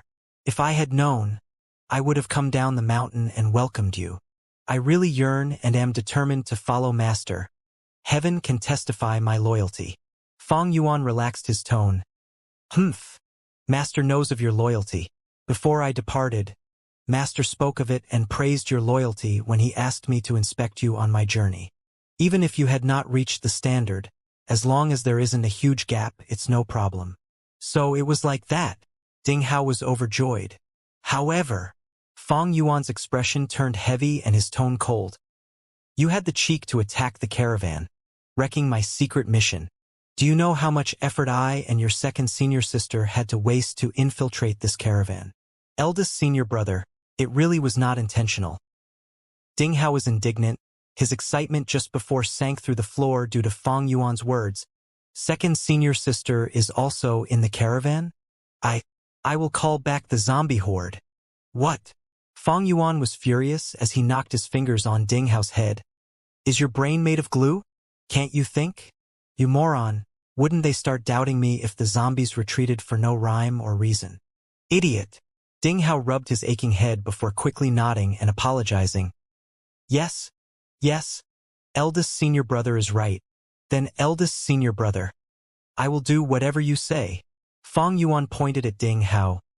You have already made a serious mistake, but considering it was not intentional, it can't be helped. Next, do as I say to make up for your mistakes. Ding Hao was like a grandson being admonished as he kept on nodding at Fong Yuan. However, Fong Yuan didn't mention his demand immediately and instead asked, Tell me the truth. How many white hair, black hair, and green hair zombies do you have? Also, any blue hair zombies? Ding Hao showed an ashamed expression. I am stupid. I have been living at Mu Bay Mountain for close to 10 years, but have yet to raise a single blue hair zombie. As for green hair zombies, I only have 3 of them. I left one inside the cave to stand guard and have brought the other 2 with me. I have over 120 black hair zombies and close to 4,000 white hair zombies. Fong Yuan had expected him to not have any blue hair zombies and was able to be at ease after confirming it. He intentionally made a sound of surprise and spoke nonsense. You are not that far from the target. Having 3 green hair zombies is pretty good, and as for blue hair zombies, even I have only 2 of them. He was clear of Second Zombie King's requirement to take in disciples. Second Zombie King had not just left behind 1 inheritance. He had taken in 7 to 8 disciples in Fong Yuan's previous life. Ding Hao was only one of them. Later on, Second Zombie King joined Etion Mountain and was besieged by the Righteous Path. The disciples of Second Zombie King commanded great zombie armies and showed off their talents, causing the Righteous Path allied army to retreat at one point. As Ding Hao listened to Fang Yuan, his heart was cleared of doubt. He looked at Fang Yuan with admiration. "Eldest senior brother, you are amazing. You have 2 blue-hair zombies. This junior brother is full of admiration." Fang Yuan patted Ding Hao's shoulder and showed an expression of feeling proud inwardly but intentionally suppressing it. "To raise a blue-hair zombie, if you say it is difficult, it is difficult. If you say it is easy, it is easy. I will explain it to you. You need to first find a rank 4 Goo Master's corpse, then the rest is up to your luck. It depends on whether this corpse had used a goo worm in his life to raise his strength.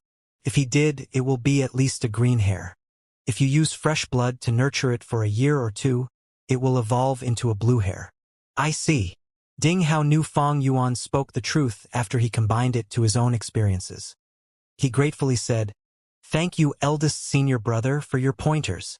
Fang Yuan slightly nodded his head and carefully checked Ding Hao's expression, knowing the latter had complete trust in him now. Ding Hao had originally been a servant and then secretly cultivated for close to 10 years on Mu Bei Mountain. His honest character made him easy to deceive. In fact, even those who were very scheming would be moved by Fang Yuan's words and would at least believe most of it. "No use in crying over spilled milk. Act with me, and if your performance is good, I will give you a pass from my side," Fang Yuan said. Ding Hao's eyes brightened and immediately replied, "Please speak, elder senior brother. I will definitely do my best to accomplish it." Fang Yuan gave detailed instructions before charging back to the camp. With Ding Hao's secret cooperation, Fang Yuan returned beside Shang Xinci without any mishaps. Seeing an expert like Fang Yuan returning to their sides, everyone in the caravan was surprised, happy, and in awe. In their perspective, Fang Yuan could have already escaped, but he fought his way back to them. "I am burdening you, benefactor." Shang Xinci felt ashamed and guilty. "No matter. You are only one of the reasons, besides, Bai Yun is also here." Fang Yuan shook his hand and intentionally said this, making Shang Xinci and Xiao Dai feel even more moved. Bai Ningbing glanced at Fang Yuan with doubt. Fang Yuan vaguely winked at her. She immediately realized he was up to no good.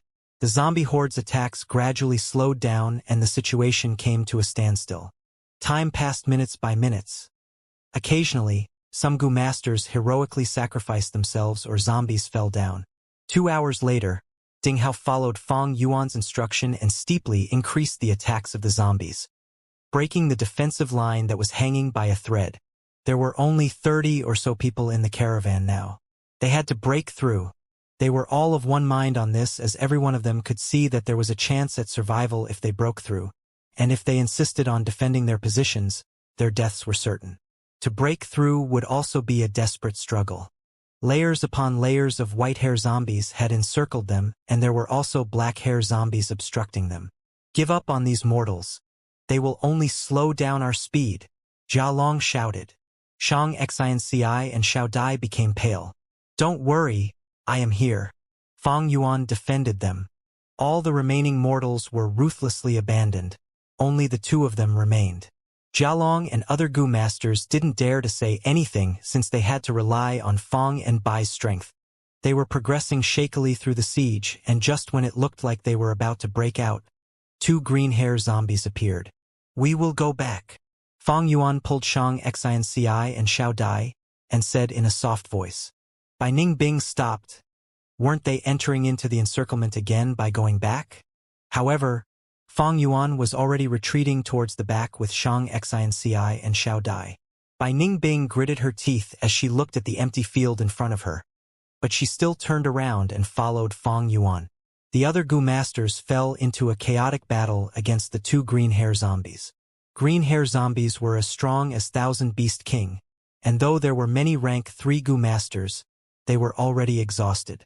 As their battle with the green-hair zombies continued, the surrounding black and white-hair zombies closed in on them. This instead caused the pressure on Fang and Bai to decrease greatly. Fang Yuan retreated dozens of steps before he started breaking through again. Numerous white-hair zombies were blocking their way, but Fong Yuan just plunged and dashed. The power he displayed was extremely high. White-hair zombies died everywhere he passed. Bai Ningbing was dumbstruck. Was this Fong Yuan's true strength? These white-hair zombies are too weak. She immediately found something amiss when she attacked. The white-hair zombies that were blocking them were many times weaker than before. They had dazed expressions and didn't even attack properly. They were more like punching targets. Did Fong Yuan discover this weakness and is using it now? Strange. These white-hair zombies look the same. How in the world did he discover these weaknesses? Bai Ningbing was bothered and bewildered. Fong Yuan, however, was hurling curses inwardly right now. Before departing, he had reminded Ding how to make the zombies appear strong although actually weak, and make it realistic. So what horrible performance is this? Ding Hao was sweating profusely.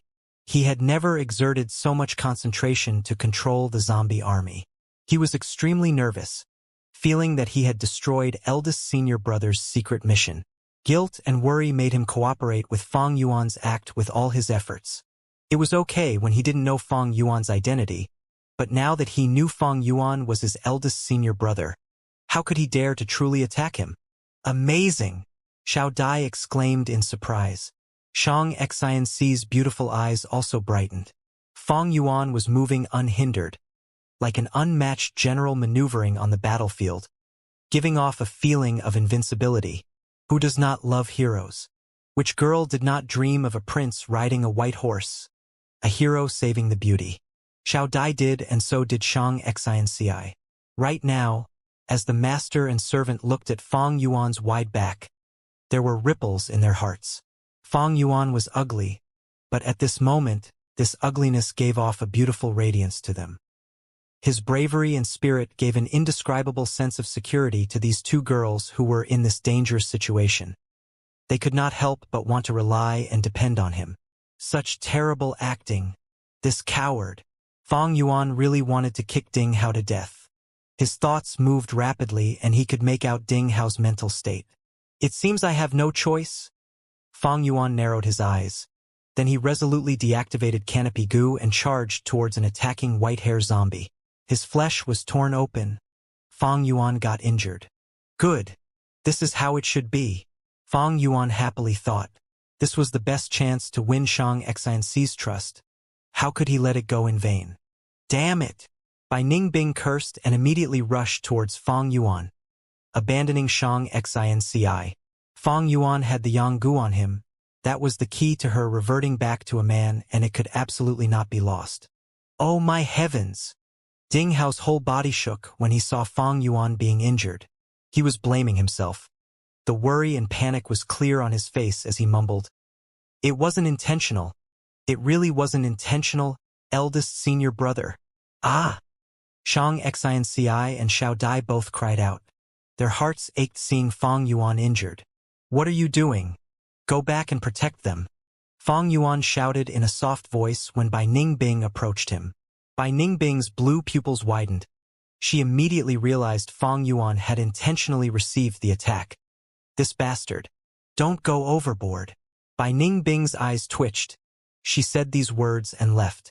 With Ding Hao's control, the white-hair zombies made threatening gestures, but it was all show and little action. Bai Ningbing kicked a white-hair zombie flying and hurried back towards Shang Xianxi. How is He Tu? Shang Xianxi grabbed Bai Ningbing's arm and asked. He is okay. Bai Ningbing's lips twitched. Why are you not switching with him? He is injured. The gentle Shang Xianxi's words carried a rarely seen grievance. Bai Ningbing's lips twitched. She couldn't tell that Fong Yuan intentionally received the attack. Right? So, she casually made up a reason. He has always been like this. He will never stop when he starts an assault, unless he falls. Shang Xianxi's beautiful eyes flickered and slightly reddened. Xiao Dai covered her mouth. Her eyes were already moist. There were ripples in the master and servants' hearts again as they looked at Fong Yuan. What kind of man was this? In this horde of zombies, he moved around without fear, constantly pressing forward. No doubt he was a hero, a sorrowful hero. Seeing Fong Yuan injured, Ding Hao was shaking with fear and didn't dare to obstruct the path. Fang Yuan charged ahead for some distance and led Shang Xinci and the group out of the zombie encirclement. That's it. He smacked his lips with dissatisfaction and grudgingly looked at the only injury on his body. It was such a good opportunity to show off, but he only received a single injury. The act was really lacking. Despite only suffering a single injury, it already made Shang Xinci and Xiao Dai extremely worried. Hey Tu, are you okay? You are injured. The wound is so deep. All because of me. Shang Xinci's eyes were becoming moist with tears. So much black blood is flowing out. Lord He Tu, you have been poisoned. Xiao Dai said with deep concern. Fang Yuan puffed out his chest and said in a deep, fearless voice. This is just a small injury. The corpse poison is somewhat troublesome, but I can detoxify it with clearing heat goo. You don't no need to worry. Ha ha ha. He started laughing. The camp was in ruins. Flames blazed everywhere. The remaining people in the caravan had set the camp aflame before leaving. It was to burn their bridges and also to have a source of lighting. Fang Yuan and the group charged out of the zombie encirclement and reached the outer perimeter of the light from the fire. The light shone on Fang Yuan's face, chest, and his injury. He laughed. His appearance was ugly, but it gave a different kind of heroic charm to the two girls. They had dreamt of dreams of hero saving the beauty, dreamt of handsome and unrestrained hero. Truthfully, the image of Fang Yuan and their image of heroes were as different as day and night. However, strangely, the two girls felt this was the true hero. He was unrestrained, fearless, and had unmatched heroic spirit. Many years later, Shang Xinci would ask herself how Fang Yuan walked deep into her heart. Every time, she would involuntarily think of this night. Layers upon layers of zombies to his back, blazing flames shining upon his face, the burned scars on his face, his smile revealing his white teeth. His deep black pupils looked at herself, the normally cold and indifferent eyes, under the orange flames, revealed a hint of warmth. Save us! The caravan group were deeply encircled by the zombie horde and started shouting for help when they saw the situation in Fang Yuan's side. Fang Yuan's gaze flashed, but he didn't speak. Shang Xinci had already grabbed his arm. You are injured. Don't go, let's leave. Do you remember what you said to me? Do only what you are able to. A peace of mind as long as one does what he can. Fang Yuan laughed and patted Shang Xinci's hand. Don't worry, I am not going. There is no kindness or hatred between them and me. Let's go. However, it wasn't so appropriate to leave like this. What if someone knew he killed Zhangzhu and under desperation, shouted it? What would Shang Xinci think then?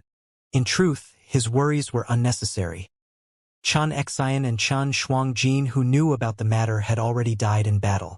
Fang Yuan's eyes flashed with a bright light as he shouted loudly.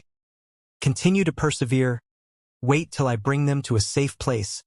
Then I will come help you. Brother He Tu is righteous. We hope Brother He Tu returns quickly.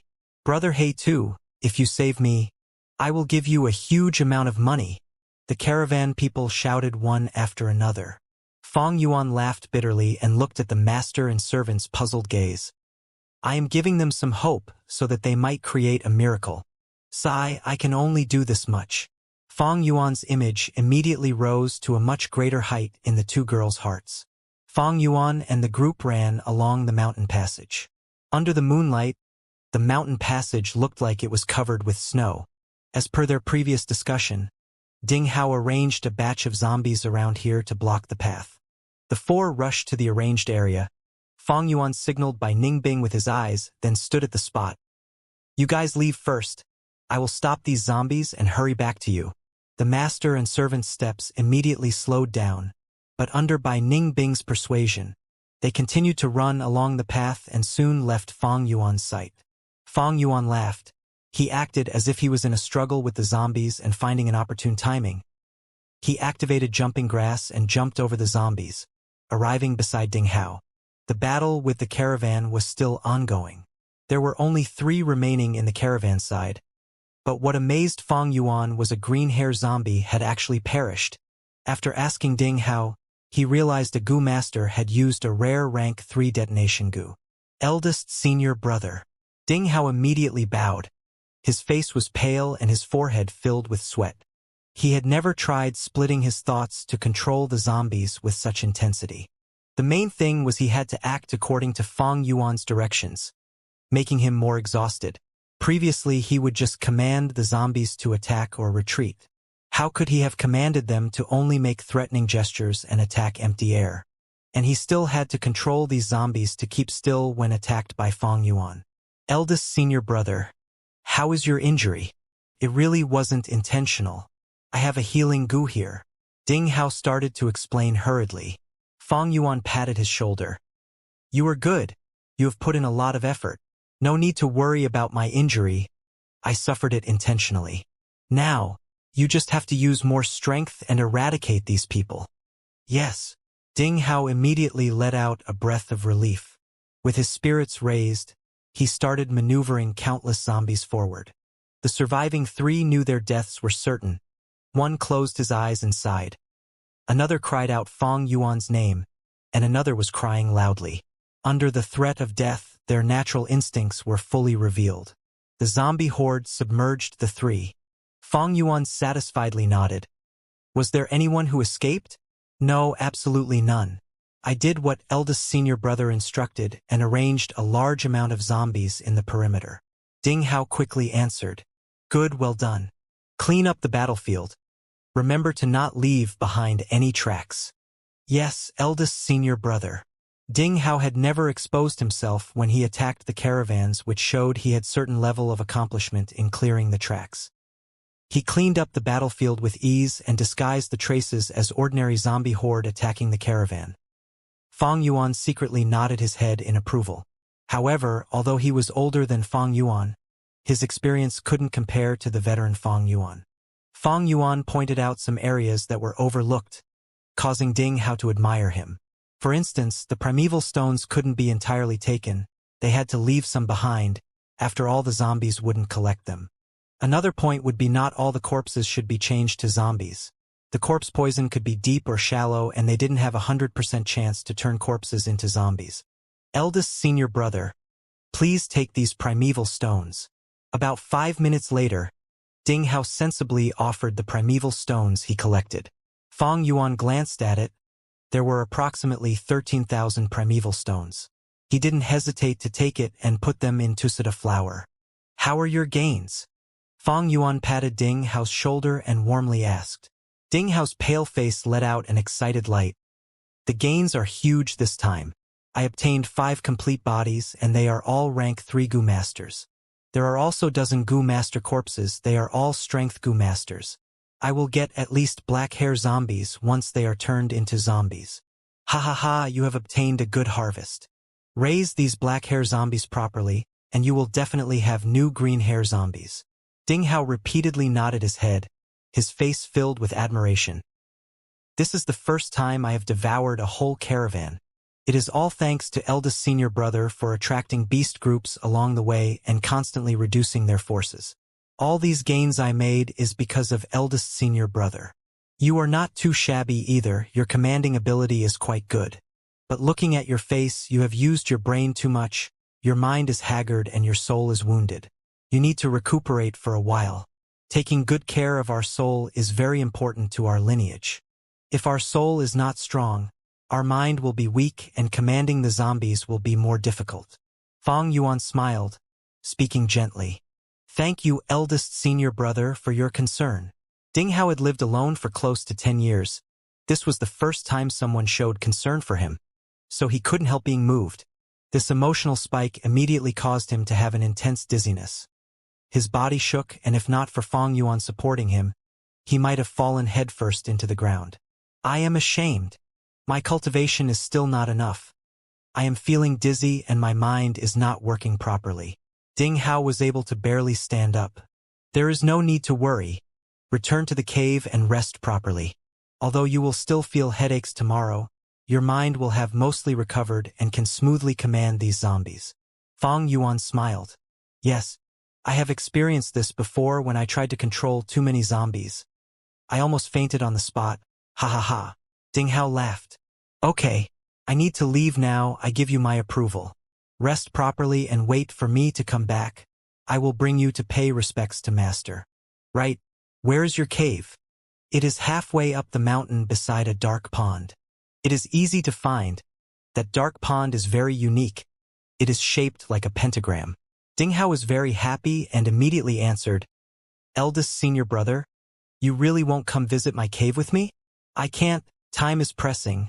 I need to hand over the secret mission to master. Not good. Someone actually feigned death. There is still someone who escaped. Where? Ding Hao's mind shook and immediately turned around to look. Pew! Next instant, a bone spear pierced his skull. Plop! Ding Hao collapsed on the ground. A thick spiral bone spear pierced through his skull. Blood and brains slowly flowed out the spiral hole. His eyes were wide open, a look of utter disbelief. The smile on Fang Yuan's face disappeared, changing into an indifferent expression. He slowly bent down and grabbed Ding Hao's leg, dragging him towards the ruined camp. The flames were still blazing. The zombies, having lost their master, started hopping aimlessly. The corpses on the ground drew their attention, enticing them. They hopped towards the corpses, biting and tearing them. Fang Yuan dragged Ding Hao's corpse past the corpses strewn battlefield. Sounds of zombies eating the corpses kept on reverberating in his ears. He threw Ding Hao towards the blazing fire and quietly looked on as the corpse slowly changed to ash. The goo worms on the corpse also mournfully wailed before gradually burning to death. Once Shang Xinci was recognized by Shang clan leader, she would definitely be strictly investigated by the Shang clan. This battle was sure to be of utmost importance. If Ding Hao was captured by them and interrogated, Fang Yuan could be in danger. Despite Ding Hao being an honest person, easy to deceive and a very good chess piece, his worth could never match with Shang Xinci. And if there were risks, it was better to abandon them. This including giving up the goo worms on his body. As long as Fang Yuan carried them on him, Second Zombie King could find him. Moreover, it was not convenient for Fang Yuan to feed zombie heart goo, and it might only leave behind traces which could be discovered in Shang clan's investigation. As for these zombies, they had turned back to being common zombie horde after losing their master. Once they finished eating these corpses, a part of them would stay here and another part would leave, wandering about Mu Bei Mountain and searching for food. Once they were done with this, the whole scene would become even more natural. Only after Ding Hao's corpse was burned to ashes did Fang Yuan slowly leave. The zombies were eating the corpses. These mindless things were of no threat now. The crescent moon hangs high in the night sky, as moonlight flowed down like water. Shang Xinci stood on a boulder and gazed far away, her face filled with worry. Why has Brother He Tu still not returned? Did something happen? Xiao Dai added. How could anything happen to him? Don't worry. Bai Ningbing leaned on a withered tree, wondering what Fang Yuan was up to again. Minutes and minutes passed, as Shang Xinci's brows furrowed while her worry kept increasing. Bai Ningbing also started feeling something amiss. Almost 8 minutes had passed. Did something really happen to Fang Yuan? She didn't care about Fang Yuan's death. What she cared about was the Yanggu on Fang Yuan. Anxiety grew in her heart. Half of this was because of Fang Yuan's disappearance. The other half was because of her own helplessness. As Fang Yuan's cultivation continued to advance, she found it incredibly difficult to deal with him and get the Yanggu. This meant that if Fang Yuan reneged on his promise, she had no way to deal with him. Bai Ningbing knew what kind of personality Fang Yuan had after traveling with him for so long. Fang Yuan's cultivation was nearing rank 3. The promised time was coming and her heart was becoming increasingly fretful. The three discussed, and just when they decided to return to assist Fang Yuan, he appeared in their sights on the mountain passage. Shang Xinci let out a breath of relief, but her heart pounded again when Fang Yuan walked in front of them. Brother He Tu, you are injured again. Fang Yuan had intentionally made some more injuries on his body. He drew in a breath of cold air. When you guys had just left, a green-hair zombie appeared. Fortunately, I ran quickly. We should leave immediately. It might still be chasing me. The three naturally didn't dare to stay any longer when they heard that and hastened their journey that very night. So far, Fang Yuan's objectives were achieved and he behaved appropriately along the way. After crossing Mu Bei Mountain, They arrived at Shuangjiang Mountain. This mountain had two peaks separated by a deep ravine. The peaks were similar to each other and gave off a majestic aura. The four no longer had the caravan's protection now, so it seemed to take a lot more effort when they moved through the mountain. Fortunately, after crossing Shuangjiang Mountain, it was Shuelei Mountain. Shuelei Mountain had Zhao clan and could not be considered to be a wild area since there were human inhabitants on it. The most dangerous part of the trade route was already over, so the danger had greatly decreased. Fang and Bai were wanted by Bai clan, so they didn't go to Zhao clan. The four moved on relentlessly. After passing through Shuelei Mountain, they continued to cross Qianku Mountain, Juren Mountain, Lu Zhao Mountain, crossing over 6 great mountains. During this time, Fang Yuan's cultivation advanced from rank 2 middle stage to peak stage. On the whole journey, they only stopped by some remote hamlets to replenish their supplies. As they neared Shangliang Mountain, the mountain path became wider and there were more people moving through the path. And finally, on this day, Shangliang Mountain finally appeared in their sights. Puff! That is Shangliang Mountain? Shang Xinci put her hand on her forehead to shield her from the sunlight and looked at the horizon before letting out a breath of turbid air. Missy, we are almost there. Xiao Dai laughed happily and excitedly shook Shang Xinci's arm. Bai Ningbing only looked and did not speak. We will go our separate ways when we arrive at Shangliang Mountain. Lady Zhang, I have paid your favor, Fang Yuan suddenly said. What? Xiao Dai gasped. Not having expected Fang Yuan to say that, she stood on the spot at a loss. Shang Xinci's expression changed. Her eyelashes slightly trembled as she looked at Fang Yuan. These days, while Fang Yuan remained silent, he had already become a pillar of support for her. Now that he is leaving, Shang Xinci immediately felt a sense of emptiness and loss. All things must come to an end. Fang Yuan heaved a long sigh. True. Shang Xinci pursed up her lips. Her breathing was becoming heavy. After being in contact with Fang Yuan all the time these days, she knew his character. He was a someone acts upon his decisions, a resolute man. Let's go. It isn't quite safe yet. We will part our ways when we reach the city gate. Fang Yuan started walking in front. The atmosphere of the group had decreased to a freezing point. Even the incessantly chattering Xiao Dai was silent. The closer they were to Shang Clan City, the nearer their parting. Shang Clan City unconsciously slowed down Shang Xinci's steps. Shang Clan City was her destination for this trip and she should have been happy as she neared her target. But right now, she didn't want to reach Shang Clan City. However, the path was after all limited. They eventually arrived at the foot of Shangliang Mountain. Shang Clan City's huge gate was right in front of their eyes. It was time to part ways. Fang Yuan gazed deeply at Shang Xinci and nodded his head, only saying 2 words. Take care. It was simply 2 words, but it made Shang Xinci's beautiful body tremble. Fang Yuan turned around and left. Wait. Shang Xinci summoned her courage and suddenly spoke. It was a sea of buzz and commotions around the city gate with people moving to and fro. Shang Xinci's beautiful pupils gazed at Fang Yuan as the crowds moved rapidly around them. We will meet again someday. Benefactor, you might have repaid my favor in your heart, but you have saved me over and over again. This favor you have given to me is as deep as the sea and as heavy as the mountain. Benefactor, you said a drop received in need will be repaid with whole river. I will definitely repay you. The young girl's tone was firm and revealed her resolute heart. Fang Yuan smiled towards her, then turned around and left, gradually disappearing within the crowd. Shang Xinci stood on the spot for a long while. Miss, they are really heartless. Leaving just like that.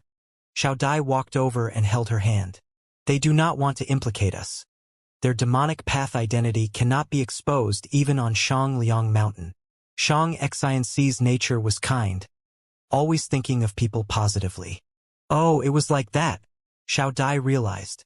They might be demonic goo masters, but they are good people. I have decided I will make it big on Shang Clan City. There is definitely a place for my talent. I might just be a mortal who can't cultivate, but I can hire goo masters to work for me. I will definitely repay their favor in future. Yes, I believe in you, Missy. Strange, you have protected Shang Xinci all the way. Why are you intentionally parting ways now that we reached Shangliang Mountain? I have to remind you that there is a huge flow of people in Shang Clan City and you don't have an investigative goo. If you are just playing hard to get, make sure you don't lose track of her. If not, you will just be shooting yourself in the foot. It would really be a great joke. Bai Ningbing coldly reminded Fang Yuan from the side. Fang Yuan ignored her. His gaze followed Shang Xinci and Xiao Dai till they walked through the city gate, and only then did he retrieve his gaze. As per his previous life's memories, Shang clan leader should detect his bloodline in Shang Xinci once she entered Shang clan city. However, for confirmation, the tyrannical Shang clan leader would round up all the people of the caravan, which Shang Xinci joined at that time, and keep them in house arrest as he interrogated and investigated them. When the truth was cleared up and Shang Xinci's identity was confirmed, Shang clan leader generously compensated all the caravan members by twice the amount of their goods. Shang Xinci directly jumped from being a mortal girl to being Shang clan leader's beloved daughter. This event caused a sensation and became a popular conversation topic. This is why Fang Yuan needed to part ways with Shang Xinci. Fang Yuan had many goo in his aperture which could never be exposed to others, especially the spring-autumn cicada. If he was investigated and his aperture searched, it would become a huge trouble. If it was an ordinary clan, Fang Yuan would have no worries because the clan leaders who usually had the highest cultivation would only be at rank 4 stage in such clans. However, Shang clan leader had rank 5 cultivation and that wasn't even the highest cultivation here. There were supreme elders in the Shang clan possessing rank 6 cultivation. If they were to search Fang Yuan's aperture, the spring-autumn cicada would be discovered even if it hid deep within. Saying his farewell had another advantage. He would appear to have no desire or need anything from Shang Xinci. This would deepen the impression of only repaying favor in her heart. Later, when he meets Shang Xinci, he would definitely obtain her trust. Actually, the quickest way to form an inseparable relation to Shang Xinci is through sexual relation. Fang Yuan could sense Shang Xinci had good feelings towards him. If he took her chastity, the future Shang clan leader would fall deeply in love with him. Fang Yuan might appear ugly, but the charisma he released already moved Shang Xinci's heart. He knew Shang Xinci would not refuse him if he wanted it. But this way absolutely could not be carried out. If he did it, he would become Shang clan's son-in-law and would be bound to the chariot called Shang clan. Then Fang Yuan would no longer be able to do things his own way. His every movement would be watched by others, his hands and feet bound. Even his cultivation would have to be purposely suppressed. As his cultivation increased rapidly, it would expose bone-flesh unity goo which was sure to cause an upheaval and attract all kinds of attention. Fang Yuan understood how much bone-flesh unity goo was worth. Even Shang clan could not keep it for themselves. And if spring-autumn cicada was revealed on top of that, those reclusive rank 6 goo masters, even rank 7 goo masters would jump out one after another. After reaching rank 6, the goo master would experience a qualitative change in their strength, each of them able to contend against the strength of a whole clan. Once he had sexual relations with Shang Xinci, after Shang Xinci confirmed his identity, even if she was Shang clan leader, they would all come looking for Fang Yuan. Fang Yuan was moreover a demonic goo master with unknown origins. It was unavoidable for him to be investigated and interrogated. If he escaped, he would have to face Shang clan's pursuit and arrest warrant. This was a completely different concept from Bai clan's arrest warrant. Bai clan was in dire straits and didn't have enough strength. But Shang clan was one of the overlords of southern border. Fang Yuan would only have one way out if that happened. That was to escape from the southern border. Shang Yanfei was sitting cross-legged in the air, his whole body bathing in flames. The flames were scarlet like blood and were burning silently in the dark void. As the leader of Shang clan, he is occupied with clan affairs every day and does not have much time to cultivate. Even so, with his domineering aptitude and comprehension, he was able to cultivate to rank 5 upper stage and was only a step away from peak stage. Today's cultivation was about to end. The scarlet flames slowly dispersed and shrunk, finally changing back to long crimson hair on Shang Yanfei's head. Without the illumination from fire, darkness spread. becoming the sole master of the area. Suddenly, Shang Yanfei opened his eyes. His pupils were dyed color of blood, and his gaze shone like lightning as it pierced through the darkness. A new bloodline that originates from mine. How did this appear out of nowhere? Shang Yanfei's thoughts stirred and immediately disappeared from within the darkness. When he reappeared, he was already at the outer area of Shang Clan City. All kinds of noise entered his ears. There were various stalls located on both sides of the street. The people in the surrounding only saw a flash of bloody flame. Then a black-robed, crimson-haired handsome man appeared in their midst. Whoa! Scared the soul out of me. Who is this man? He actually dares to use his goo in Shang Clan City. Many people cast bewildered gazes. Only few recognized Shang Yanfei, but they were not sure.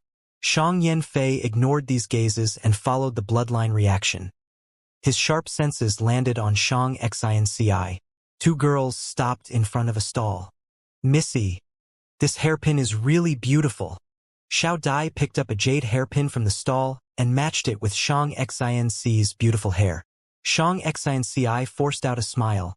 Her mood had been down since parting with Fang Yuan.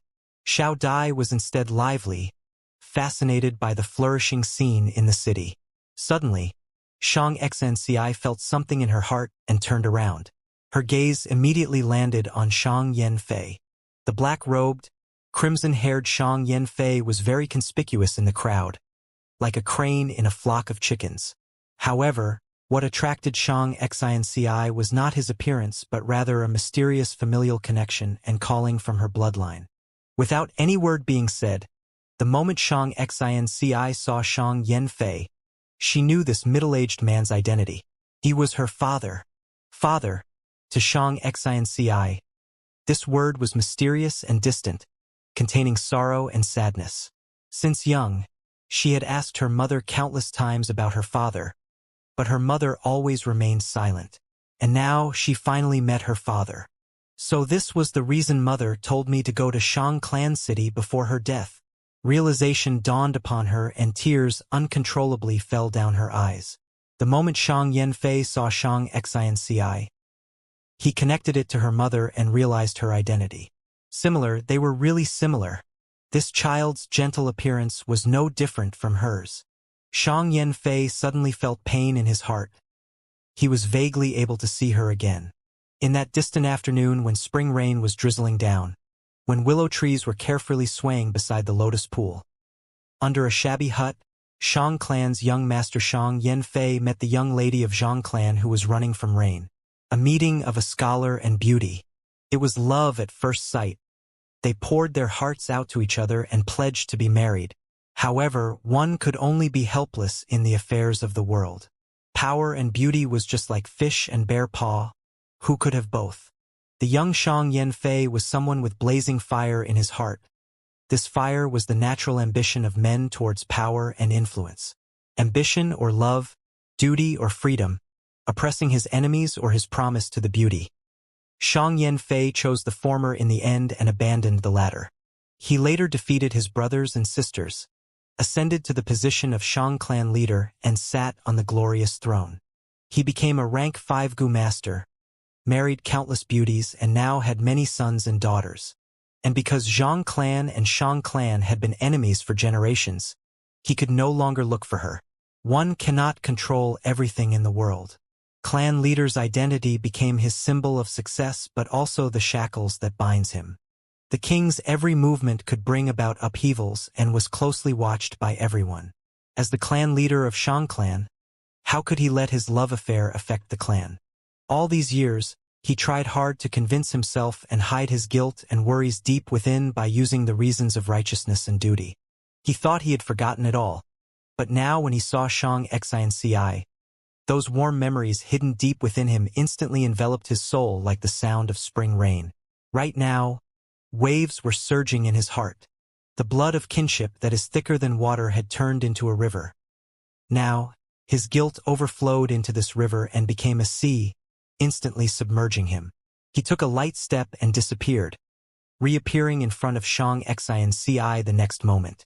Xiao Dai gasped. The surrounding people all looked astonished and shocked. But the two people involved did not sense anything. What is your name? Shang Yanfei opened his mouth with great effort. His voice carried a magnetic quality and was filled with strong warmth. Shang Xinci did not reply. Tears streamed down from her beautiful eyes. She took a step back and tightly pursed her lips. She then firmly looked at Shang Yanfei, her gaze carrying stubbornness. It was this man who hurt her mother's heart. It was this man who caused her to suffer discrimination and bullying since young. It was this man who enchanted her mother, making her think about him even at death. It was this man, and yet he is my father. Her mood surged and raged. Countless feelings mixed together to form a berserk whirlpool, threatening to swallow her mind. She fainted. Missy! Xiao Dai, who had been absorbed in Shang Yanfei's aura, regained her senses and screamed. However, Shang Yanfei was a step faster and held Shang Xinci on his hands. Who dares to openly violate the city rules and use goo? Do you want to end up in prison? A group of city guards sensed the abnormal change and came over, swearing. Lord Clan Leader. Their expressions instantly changed the moment they saw Shang Yanfei, and all of them kneeled down. The whole street was in commotion. You are Shang Clans. Xiao Dai stammered and was speechless. Shang Yanfei grabbed Xiao Dai's arm. A blood-colored flame burst forth and the three disappeared. Line up in a queue, enter one by one. Everyone needs to pay 10 primeval stones as the toll to enter the city. Once you enter the city, you are not allowed to misuse your goo. The violators will be sent to prison for at least 7 days. The guards at the city gate shouted loudly. There were many arrest warrants posted on the city walls. Some had already yellowed from age and was covered by other warrants, revealing only a corner of them, and some were completely new, posted carelessly on the walls. Fang Yuan and Bai Ningbing moved with the queue and slowly neared the city gate. Sure enough, they saw an arrest warrant for them from Bai Clan. Bai Clan. Fang Yuan inwardly snorted. Two sirs, please stop. The gate guards approached Fang and Bai. The two were wearing common clothing and looked just like ordinary people. Bai Ningbing lowered her straw hat further down. Here is 20 primeval stones. Fang Yuan was not nervous. He simply handed over a bag. The guards confirmed the amount and immediately let them pass. Despite there being arrest warrants packed all over the city walls beside him which he could easily look at, he didn't give them a single glance from start to end. These arrest warrants were nothing more than superficial show. Shang Clan prioritized profits. As long as one handed over primeval stones, they could enter the city. Every day, numerous demonic goo masters passed under the eyes of these guards. Both sides had reached a tacit mutual understanding. Demonic goo masters would sell their loots in Shang Clan City, and they would also need to replenish any lacking goo worms. Shang Clan City was the best option for them. One could even say, one of the huge pillars for Shang Clan City's development was the demonic goo masters. Of course, the demonic goo masters couldn't enter the city too brazenly and aggressively. After all, Shang Clan City represented righteous path, and they would also need to consider some consequences of their actions. A wide street appeared in front of the two after they walked through the city gates. There were people moving to and fro on the street. Large tall trees were planted on both sides of the street, and under its shade were all kinds of stalls. Some sold food like sesame breads, soft bean curd, meat and vegetable dishes, while others sold jewelry and all kinds of other stuff. The two walked past the stalls. Then they saw buildings. Tall bamboo buildings, mud buildings and white-gray tiled houses. Shops, hotels, inns, smithies and so on appeared one after another. This brother, do you need a room? Our price is very cheap. Just half a primeval stone for a night. A middle-aged woman approached Fang and Bai with a smile on her face. Fang Yuan glared at her and left without saying a word. His appearance was really terrifying and gave the middle-aged woman a great shock. She did not dare to bother him anymore, instead changing her target to Bai Ningbing, who was behind him. This brother, being away from home is not easy. Our inn is quite good. There will even be a pretty girl at night. It won't be cheap for you to visit the red light street. Mortals like us who travel outside to sell goods are using our lives to earn money. Yet spending our hard-earned money on those places would not even cause a ripple. Arin's girls are still the best. Extremely cheap too. We have mature girls and even fresh, cute and adorable ones. What is your pick, brother? The middle-aged woman said in a soft voice, with a vague expression. She misunderstood Fang Yuan and Bai Ningbing as mortals from their clothings. A dark frown appeared on Bai Ningbing's face. Get lost. She coldly snorted, her tone bone-chilling. The middle-aged woman's face rapidly changed. Her whole body stiffened as she remained stunned on the spot. So she was a female. Ha ha ha. Big Sister Zhang, you made an error this time. The nearby workers who were of the same profession and were soliciting customers roared with laughter and ridiculed the middle-aged woman. Along the way, Bai Ningbing had made great progress in disguising as a man, so even the experienced brokers made an error. Four Seasons Restaurant. 1 hour later, Fang Yuan stopped in front of a 5-story tall building. The building was made of white-black tiles, with vermilion gate and huge pillars. There was an aroma of wine and fragrance of dishes floating around the place. It was a famous restaurant in Shangclan City. Sirs, please come in. A smart waiter saw Fang and Bai, and quickly came out to invite them. The two had walked for a long while and the journey had been tough. They were also hungry, so they stepped into the restaurant. Sirs, please take a seat here. The waiter showed the way. Fang Yuan slightly frowned. This hall is too noisy. We will go upstairs. The waiter immediately revealed an awkward expression. I won't keep it from sirs. We indeed have private rooms upstairs, but they are only open to Gu masters. Fang Yuan snorted and revealed a portion of snow-silver primeval essence. The waiter quickly bent down. I had failed to recognize Mount Tai. Please come upstairs. When they reached the stairs, the waiter stopped. A young and sweet-looking girl walked over and spoke softly. Lords, could I ask which floor you want to go? Four Seasons Restaurant has 5 floors. First floor hall is for mortals. Second floor provides for rank 1 Gu Masters. Third floor provides for rank 2 Gu Masters. There is a 20% discount for them. Fourth floor provides for rank 3 Gu Masters and has 50% discount. Fifth floor provides for rank 4 Gu Masters and the services are free of charge. Fang Yuan laughed. Fourth floor then. The girl's expression immediately became a bit more respectful. She bowed in greeting. Please demonstrate your primeval essence. Steamed lamb, braised duck, steamed 8 treasure pork, glutinous rice stuffed duck, stir-fried carp, assorted stuffed intestines, spicy oil crispy roll, honey yam, sliced fresh peach, 8 treasure ding, steamed bamboo shoots, ape lips, camel humps, antlers, bear paws, 3 fresh osmanthus soup, beeswax pork trotters, fresh shark's fin soup. A moment later, Fang Yuan and Bai Ningbing sat at elegant seats on the 4th floor. As a spread of delicacies were presented before them, each possessing visual appeal, fragrant smell, and flavor, Fang Yuan picked up a pair of bamboo chopsticks and casually ate a few mouthful. He first tried the steamed bamboo shoots.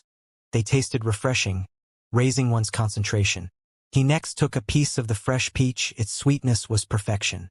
Next he took the bear paw. It was plump and tender, just like the steamed lamb, tasting divine with just a bit of flavoring. Bai Ningbing drank a mouthful of the 3 fresh osmanthus soup. Flavor spreading in her mouth as fragrance remained on her lips and teeth, causing her appetite to awaken. After spending so much time with you, this is the first time you are so generous.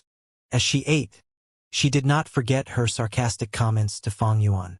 Fang Yuan laughed, not giving a reply. He knew Bai Ningbing's suspicion and impatience. He got closer to Shang Xinci, using all his effort to protect her laboriously. And yet, at their destination, he purposely split away from them. This action was something Bai Ningbing could not comprehend. Fang Yuan was now rank 2 peak stage, only a step away from rank 3. The agreement he set with Bai Ningbing back then regarding rank 3 was approaching its end too. But Fang Yuan would definitely not keep his word. In his eyes, such a thing like integrity was only a compromise made out of necessity, or a beautiful cover-up, like a convincing mask. Fang Yuan knew this, so did Bai Ningbing. Thus, she was starting to feel hasty, because she had already sensed that Fang Yuan would break his word. Yet, there was nothing she could do to Fang Yuan. The Yonggu was in his possession. Her hands were tied. Right now, without Bai clans hunting, and without beast hordes, Fong and Bai ate at the same table, giving off a sense of amiability, but their relationship was extremely tense. If they progressed one more step, they would fall apart and turn against one another. And this step is Fong Yuan advancing to rank 3. Once he advances, he and Bai Ningbing would no longer had any hopes of reconciling. The two would have to face each other directly. How to deal with Bai Ningbing? Throughout the meal, Fong Yuan considered this. His cultivation could not stay stagnant. One day, the conflict will escalate. The situation now was very delicate. Fong Yuan had the upper hand because he controlled the Yonggu, but in fact, Bai Ningbing also held Fong Yuan's handle. She traveled along with Fong Yuan, experiencing Baigu Mountain's inheritance herself, while also saw how Fong Yuan attracted all those beast hordes to attack the caravan. She knew too much. Compared to the potential threat Ding Hao was, Bai Ningbing's threat towards Fong Yuan was far greater. If I finish off Bai Ningbing, I will not have to worry about Shang Xinci, but because my cultivation is insufficient, I missed the best chance to kill off Bai Ningbing during the caravan journey. Back then, I needed her strength to ensure my survival. Moreover, with Shang Xinci nearby, I could not strike easily. This Bai Ningbing had always been wary of me secretly, and she has the ice muscles jade bones to defend her. I cannot finish her in one hit. Furthermore, her battle instinct is outstanding. With her recently gained experience, she is even harder to deal with now. Fong Yuan considered all possibilities as his thoughts flowed, but at the same time Bai Ningbing was also deeply considering her situation. Since leaving Qingmao Mountain, there's finally a time to rest and recover. I have to take back the Yonggu and regain my male body. I have little chance of succeeding if I directly snatch it, unless I can kill Fong Yuan in an instant. But this scoundrel, even though he is rank 2, his fighting strength is much greater than that, such a weirdo with extremely experienced fighting techniques. Together with that scheming, devious mind of his, capable of committing all heinous crimes, no morals can restrain him. He is somebody who can truly commit any sin. Most importantly, I have not discovered his true trump card yet. But I have my advantages. His current cultivation is still dependent on me, and I know too many secrets. Maybe I can use these things to force him to compromise. Using the poison Vow Gu and make an agreement with him that cannot be broken.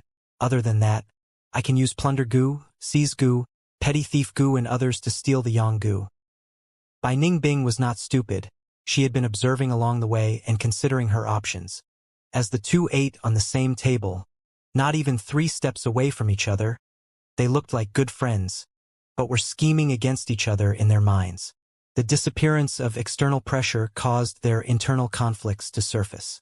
In this relatively safe environment in Shang Clan City, they had the time to consider such problems. But the more they thought about it, the more troublesome they felt the other party was. Fong Yuan did things without restraints, but Bai Ningbing was just the same. In her ideology, as long as life is exciting, anything goes. Morals and principles? What are that? They were very similar, looking at the world with disdain, and were strong-willed individuals with an extremely thirst for power, only trusting themselves. From others' perspectives, they were accursed demons, scum that harmed society. Their death would benefit the world. But because they were so similar, the two could feel each other's danger. The most difficult enemy to deal with was often oneself. Most importantly, they held each other's weaknesses. If they could not win in one strike and allowed the other party to escape and recover, then both of them would go down in flames. The two got a headache the more they thought about it. This Bai Ningbing is not easy to deal with. Fong Yuan gritted his teeth. He had too little resources to manipulate. This Fong Yuan has almost no weaknesses. Bai Ningbing squinted, her eyes shining with cold light. The two could not think of anything, thus looking up at the same time, staring at each other. Their gaze met for an instant before turning away. The delicacy before them, although delicious, had barely any flavor to the two who were deep in thoughts. Even though there was a 50% discount, Fong Yuan still paid 15 primeval stones. Shang Clan City indeed. Commodities were expensive here. The two filled their stomachs and left the restaurant. On the streets, Fong Yuan heard people discussing. Do you know? At the southern gate, Shang clan leader appeared. How is this possible? It's true. He came and left like a flash. The entire street was thrown into chaos. Bullshit. What kind of person is the Shang clan leader? Why would he appear on the streets for no reason? Rumors spread as some claimed it was Shang Yanfei, while others denied it.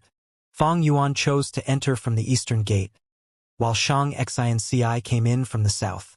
By the time the rumors got to the eastern gate, the truth had already been distorted beyond recognition.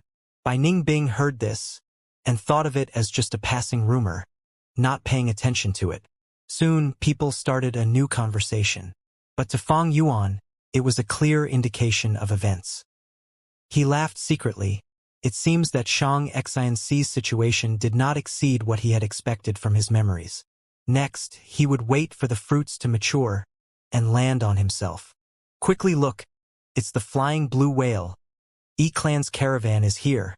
Suddenly, someone pointed to the sky, shouting in shock.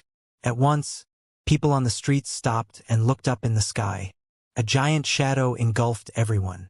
In the sky, a giant blue whale slowly emerged. Well, compared to flying, one might as well say they are swimming. Flying blue whale was a huge beast capable of moving freely in the air. They lived above the 9 heavens of the eastern seas, having a peaceful and mild temperament. Often Gu masters used the whale enslavement Gu to control them and used them in the caravan. Flying blue whale was huge, like a small mountain, and the entire caravan hid within its body, as it flew in the sky. Compared to the caravan moving through the forests, the danger was much less and the speed was much faster. But the flying blue whale consumed up to 500 kilograms of food a day. Only a large-sized clan could afford to feed them. In the entire southern border, only E-Clan owned flying blue whales. E-Clan is one of the overlords of the southern border, almost the same status as Shang Clan, and had a close relationship with the forces in the eastern seas. What a grand sight! By Ning Bing's side, she thought about the former Bai Clan village. This blue whale just had to land on Bai Clan village, and the entire village would be in ruins. The huge figure moved towards Shang Liang Mountain, as the flying blue whale gradually landed on one of the mountain peak. Fang Yuan could see from afar. It opened its huge mouth and a large number of black dots emerged from its mouth. These dots were the E-Clan caravan members, but because of the distance, they could not be seen clearly. E-Clan caravan is here. The market is going to fluctuate again. I heard E-Clan brought a rank 5 Gu this time to auction on Shangliang Mountain. E-Clan and the Eastern Seas have a deep connection. They definitely brought many specialties from the Eastern Seas this time. There is value in purchasing them. The topic quickly shifted to the E-Clan caravan. Fang Yuan and Bai Ningbing walked up the path together. Guyu Clan village was only a portion of Qingmao Mountain, but Shang Clan city covered the entire Shangliang Mountain. In the southern borders, even the number 1 clan Wu Clan did not have such a massive mountain city. The entire Shang Clan city had all sorts of buildings. Bamboo buildings, dried mud houses, brick houses, shacks, tree houses, and even mushroom houses, caves, towers, castles, and much more. These structures blended together, covering Shangliang Mountain in a beautiful garb with assorted colors. As the trading hub of the entire southern border, Shang Clan City occupied the most space among all forces. But if one thinks this is all Shang Clan City has to offer, then they cannot be more wrong.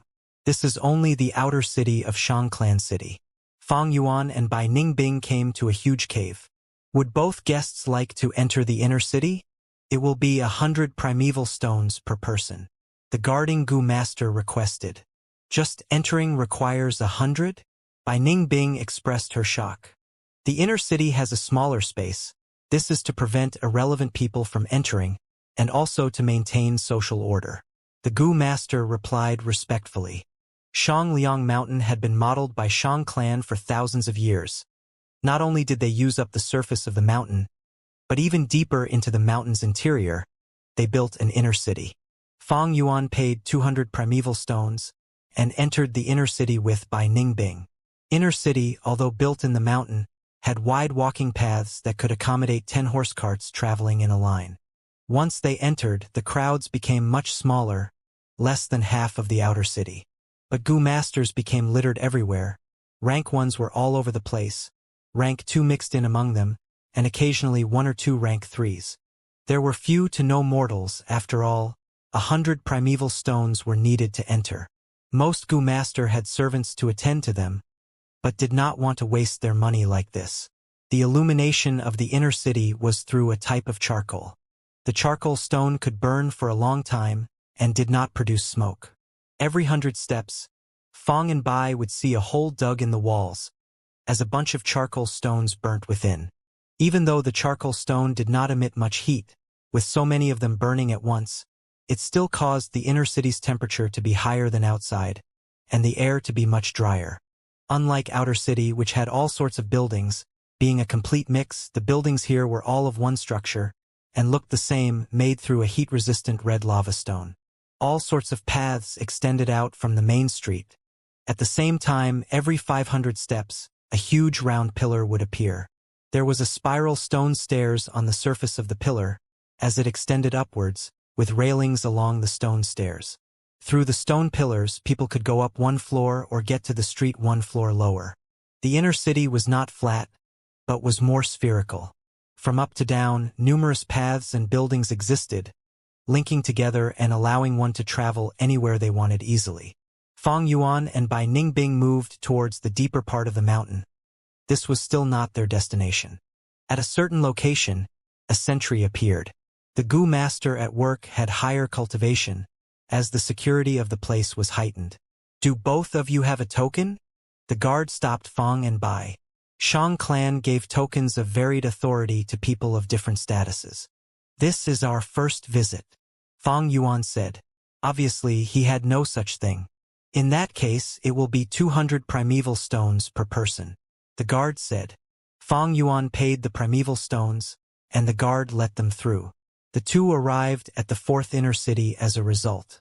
Shangliang Mountain had been through a few thousand years of development by Shang clan.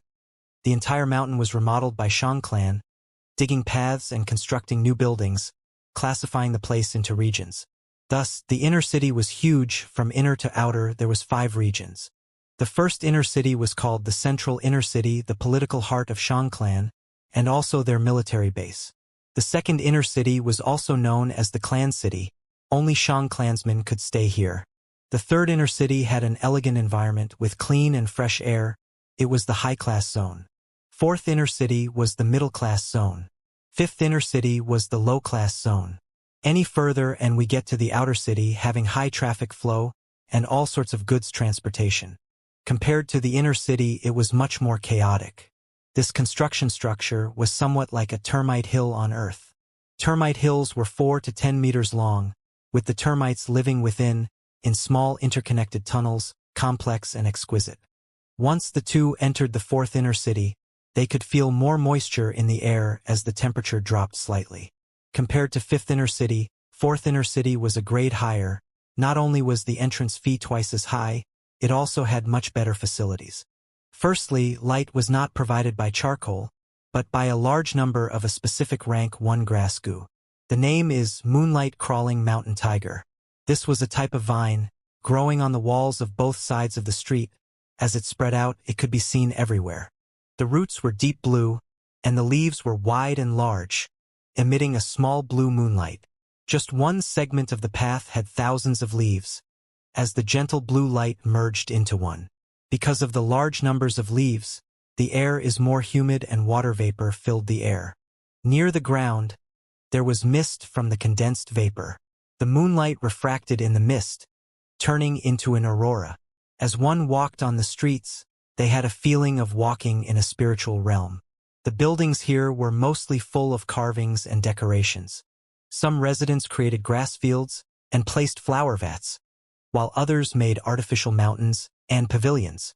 There was even less people on the streets here. Rank 2 Gu masters were now the common group. After all, 200 primeval stones was a huge sum to rank 1 Gu masters. Most evidently, the streets were still noisy in 5th inner city, but here it was much more quiet. The two continued deeper and got to the city gate. Without a token, to enter the 3rd inner city, both of you would need to pay 600 primeval stones. The guard's cultivation was already rank 3. Fang Yuan gave the primeval stones and arrived at the third area. This place was different from fourth inner city yet again. All infrastructure were made using star stones. This type of rock was a widely used material in goo refinement, able to emit starlight in the darkness. The entire third inner city used star stones. Not only buildings, but even the walking paths were made of star stones. At one glance, starlight filled the air as vision is clear, without any mist as obstruction. The air was fresh and clear. Looking around, there were pavilions, red walls and green bricks, and even transplanted bamboo forests, famous trees, making an artificial mountain with spring water flowing as well. The streets had little people, quiet and serene, like a star palace. Truly rich and extravagant. By Ningbing slightly assessed, just the cost of the buildings she could see was an astronomical figure. As the most wealthy clan in the southern border, even Shang clan's leg hair was thicker than normal people's waists. Although an exaggeration, the rumors were not baseless. Shang clan's wealth was like a mountain. In fact, the entire Shang clan city was a literal mountain. Shang clan mainly traded, and that involved the entire southern border. Shang clan's true wealth and asset, no one could make clear of it. But Fang Yuan knew, just this third inner city's construction could match with tens of Guyu clan's total wealth. At this place, even rank 2 Gu masters became rare. Once in a while they saw Gu masters, but there were almost all rank 3. This was Fang Yuan's destination. Any deeper and it is the second inner city. But to enter, it is no longer a problem of primeval stones. Shang clan city's token is required, and this token's authority has to reach a certain level. Tong O Shop. Fang Yuan looked at the plaque before walking in. This was a shop that sold goo worms. 2 esteemed guests, please enter. The attendant was a young girl, walking over and spoke in a soft volume. Her aura was not concealed, showing off her rank 1 Goo Master cultivation. Although Fang and by wore mortal clothing, one was ugly while the other was down and out. This Goo Master girl still showed a respectful attitude, displaying her superior service attitude. Fang Yuan and Bai Ningbing were brought into an elegant room. This is a private room, with wooden tables and chairs, with sculptures and paintings hanging on the white walls. The brush strokes resembled dragons and phoenixes dancing as the strokes were written with precise strength. Through the window lattice, the garden could be seen. Green trees and red flowers along with the chirping of birds. The Goo Master young girl brought over 2 cups of fragrant tea and left. Just as she left, an elderly man entered.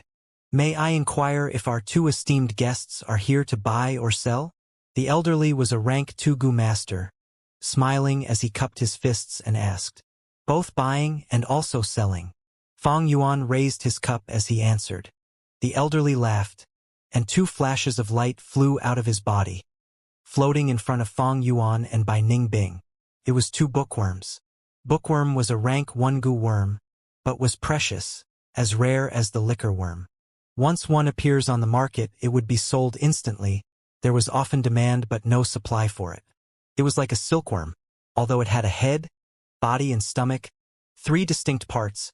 Its body looked like a cocoon overall, round and cute. Its body was white, but the surface had a layer of enamel, giving off an oily glow. Holding it in one's hand, it was round and smooth, like a high-grade porcelain vase. The bookworm was a storage-type goo, similar to the Tusita flower. The difference was, Tusita flower stored physical items, while bookworm stored knowledge and information. Even if it was destroyed, it would only explode into a flash of harmless white light. Please browse through, the elderly Goo Master said. The 2 bookworms were refined by him, thus he could easily lend them to Fang Yuan and Bai Ningbing. Fang and Bai both used a trace of snow-silver primeval essence and injected it into the bookworm. The bookworms turned into a flash of white light, entering the 2's forehead, in between their eyebrows. Suddenly, Fang Yuan and Bai Ningbing gained a wave of information in their heads. The information was like content they memorized, deeply entrenched in their minds. Bai Ningbing bit her tongue secretly. Tong O Shop sold almost tens of thousands of goo worms. Goo worms of all kinds, causing one to get dizzy from observing the selection alone. Among them, there was bookworm, liquor worm, all sorts of precious goo worms, from low to high, rank 1 to 5. Of course, there was definitely no rank 6 goo. Each goo worm had their specialized introduction to state their uses. There was even accurate prices, some were priced highly, while rare and precious goo worms even had all sorts of token requirements. This means only goo masters with specific Shang clan tokens had the qualifications to buy these goo worms. Fang Yuan needed to purchase large numbers of goo worms. After browsing through casually, he came back to reality and returned the bookworm to the elderly.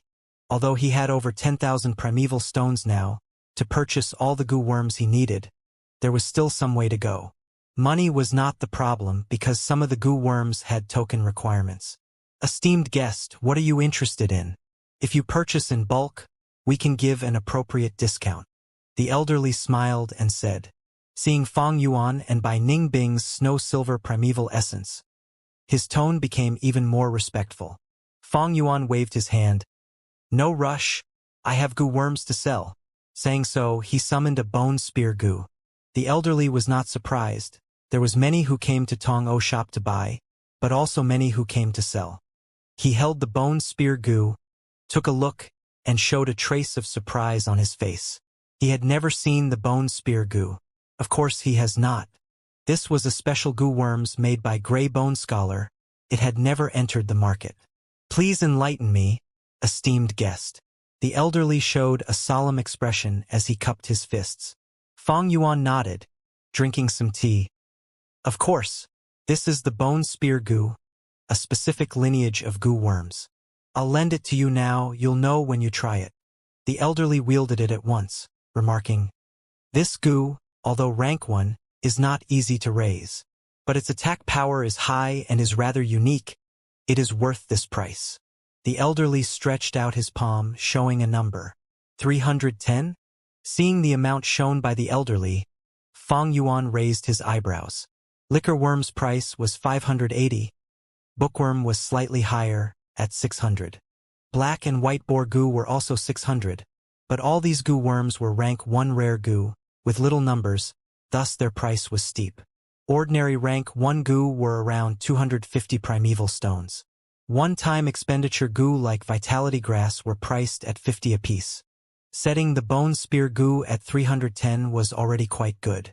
This elderly working at Tong O shop did not suppress the price purposely. But even so, Fang Yuan tried to raise the prices as much as he could. Bargaining was already mastered by him to the limits in his previous life. In just a few sentences, the elderly had no choice but to raise the price by 10 primeval stones. 1 bone spear goo, 320 primeval stones. All right, we shall deal at this price.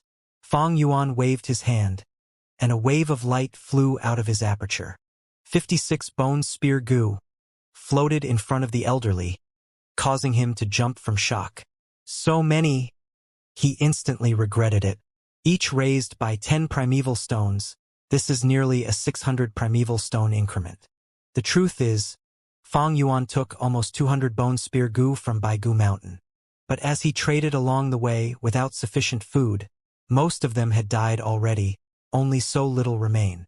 56 goo, that is 17,920 primeval stones. I will ask the servants to bring over the primeval stones over now. The elderly kept the bone spear goo into his aperture. No rush. Look at this. Fang Yuan smiled, taking out a spiral bone spear goo. This rank 2 goo resembles the bone spear goo. The elderly showed astonishment on his face. Indeed, successfully refining the bone spear goo will create this spiral bone spear goo. It has a spiral force, thus its penetration ability is very strong. Fang Yuan explained at an appropriate timing. The elderly tested and verified what Fang Yuan had mentioned, giving a price of 780 primeval stones. After a few rounds of bargaining, Fang Yuan raised the price to 800 per goo. These spiral bone spear goo were well kept by him. There were 20 in his aperture. This way, he sold them all for 16,000 primeval stones. Now look at this goo, 7,000 primeval stones. Fang Yuan gave a price and took out the bone spike goo, introducing once again. The elderly held the bone spike goo, but did not dare to test it, laughing bitterly. This goo is rank 3, but it hurts both enemies and user. The pain of bone spikes penetrating the skin must hurt greatly. To use it, a healing goo has to be used as well. This price is too high. I will consider 6,500.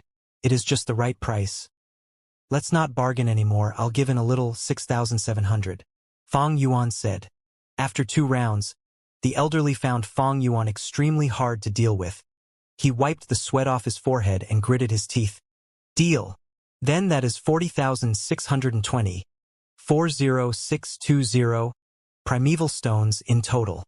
Fong Yuan's eyeballs moved as he gave an accurate amount. The elderly suddenly bowed, paying respects to Fong Yuan. Esteemed guest, these goo worms that you are selling, I have never seen them in my years of dealing in business. They are all interconnected with a clear advancement path. They seem to be of one family tree. May I ask you, are these goo from the same inheritance? Fong Yuan nodded. Any intelligent person can tell, indeed, this was obtained through a lucky opportunity, and I inherited an inheritance, getting these goo worms. The elderly was joyful. In that case, you must have the relevant goo refinement recipe. Esteemed guest's luck truly is amazing. Even an outsider would be envious. Is it possible to sell these recipes together to my shop? Fong Yuan frowned. Goods were expensive when rare, bone spear goo, spiral bone spear goo, bone spike goo, not only he possessed them, Bai clan had them too. No issue if he sold them. But the complete refinement recipe, he obtained it from the flesh sack secret room. There was only one in the world. Such a thing could not be easily sold. Anything that is below rank 6, both goo and recipes, can have a price. But how much primeval stones can you offer? Fong Yuan thought and asked. As long as the price is appropriate, this recipe could be sold. He needed money.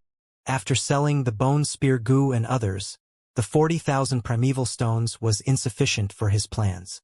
The elderly raised 2 fingers. 200,000. After selling so many goo worms, he only got 40,000. But the formless recipe could gain him 200,000. Give a man a fish and you feed him for a day. Teach a man to fish and you feed him for a lifetime. The method to catching fish far surpasses the value of the fish itself. Because the method implies a continuous source of fish. To Tong O shop with a recipe, it means they can produce bone spear goo and the others themselves endlessly.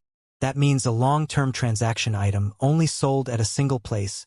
Thus the white bone recipe is definitely priced much more highly. But Fong Yuan smirked. 200,000. You dare report this price? The elderly's face turned red. This price was low indeed, he quickly said. 300,000. Fong Yuan did not speak, but turned to leave. The elderly gritted his teeth. 500,000. This price is finally looking bearable. I'll sell it for 680,000. Fong Yuan sipped his tea. The elderly's face was bitter. 500,000 is the limit of my authority.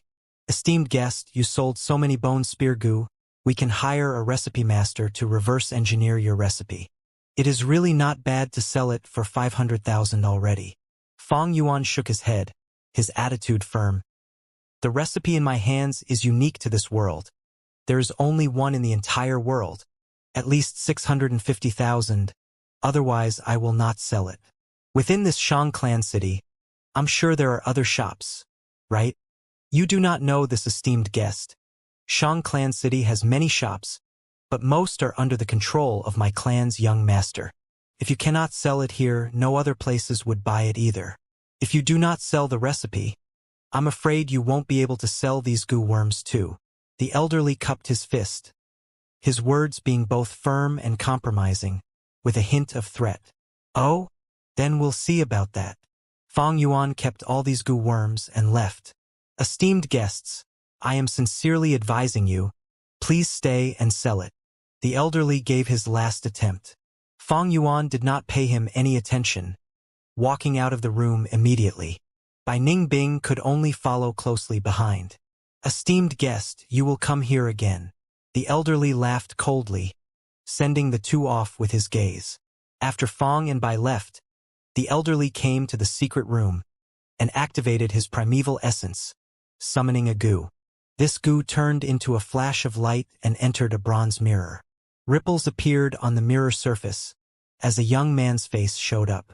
This subordinate greets young master. Seeing the young goo master, the elderly quickly kneeled on the floor. What business do you have? This young man was one of the young masters of Shang clan, called Shang Yazi.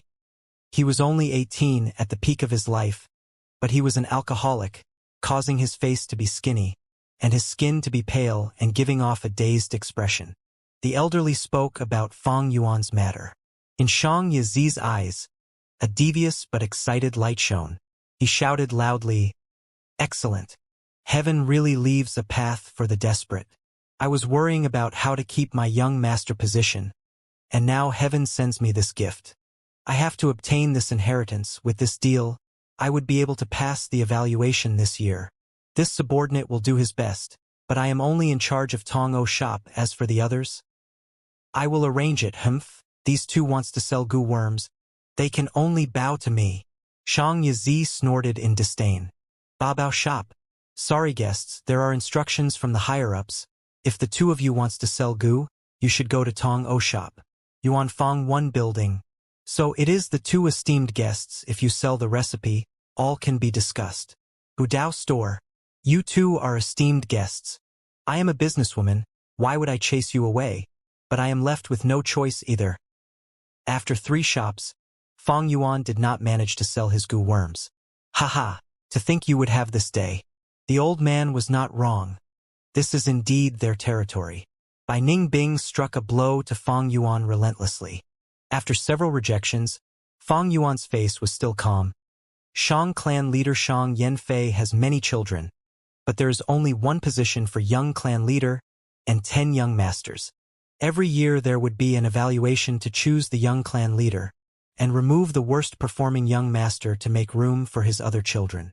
A bright light flashed across Bai Ningbing's brain. So that's it.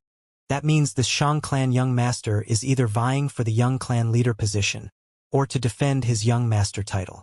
Otherwise, he would not create such a commotion.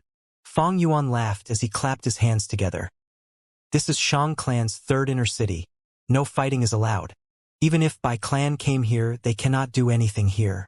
For the Shang clan young masters, their restrictions is even greater.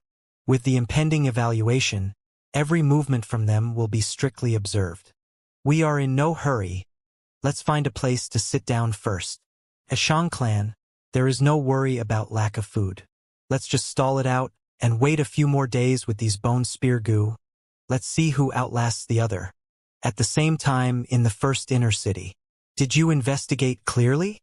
Shang Yanfei stood at the window, staring at the garden. This lady is indeed your flesh and blood, clan leader. Moreover, her soul is intact. Her body had not been taken over by another person. I've already contacted Zhang clan and clarified her identity. But there is something strange. She was part of a caravan heading towards Shangliang Mountain, but we cannot find anyone who traveled with her in the caravan. The external clan elder Wei Yang lowered his head and reported. Shang Yanfei listened quietly, sighing in his heart. "Oh heavens, thank you for giving me a chance to make amendments. I have already let down a girl. I cannot disappoint this daughter of mine anymore." Shang Xinci sat before the table. Seeing the hot steam rise from her tea, her eyes were out of focus. From Xiao Dai's words, she knew of Shang Yanfei's identity. She did not expect her father to be the Shang clan leader, a man with immense authority, whose every action can impact the entire southern border. Then why did he not find her mother? Shang Xinci was intelligent after all, quickly understanding the reason why Shang Yanfei abandoned her mother. But even on her deathbed, her mother missed him greatly. Shang Xinci felt pain in her heart, but also hatred, but mostly emptiness. She did not know how to face this father who appeared all of a sudden. But running away was impossible. Outside the door there was knocking. "Ci Air 2? Can I come in?" Xiao Dai instantly became nervous. It was Shang Yanfei. Shang Yanfei showed a sincere smile as he walked into the house. Xiao Dai hurriedly paid respects, while Shang Xinci sat beside the table, motionless as she continued to stare at the same spot. Shang Yanfei also sat beside the table, speaking in an extremely gentle voice. "Ci heir? How do you feel now?" Shang Xnci had good upbringing after all. She stood up, took a few steps back and bowed. "Lord Shang clan leader does not have to worry. I only fainted because my emotions were too intense. I have recovered now. I can hear and see well. There is no problem." Shang Yanfei quickly waved his hand. He. As long as you are fine, Ci heir. Come sit down and talk." Shang Xinci only addressed him as Shang clan leader. Purposely using such a distant term, it caused his heart to ache. Shang Xinci sat down once again, as Xiao Dai finally reacted and poured tea for Shang Yanfei. "Tell me, how were your past few years?"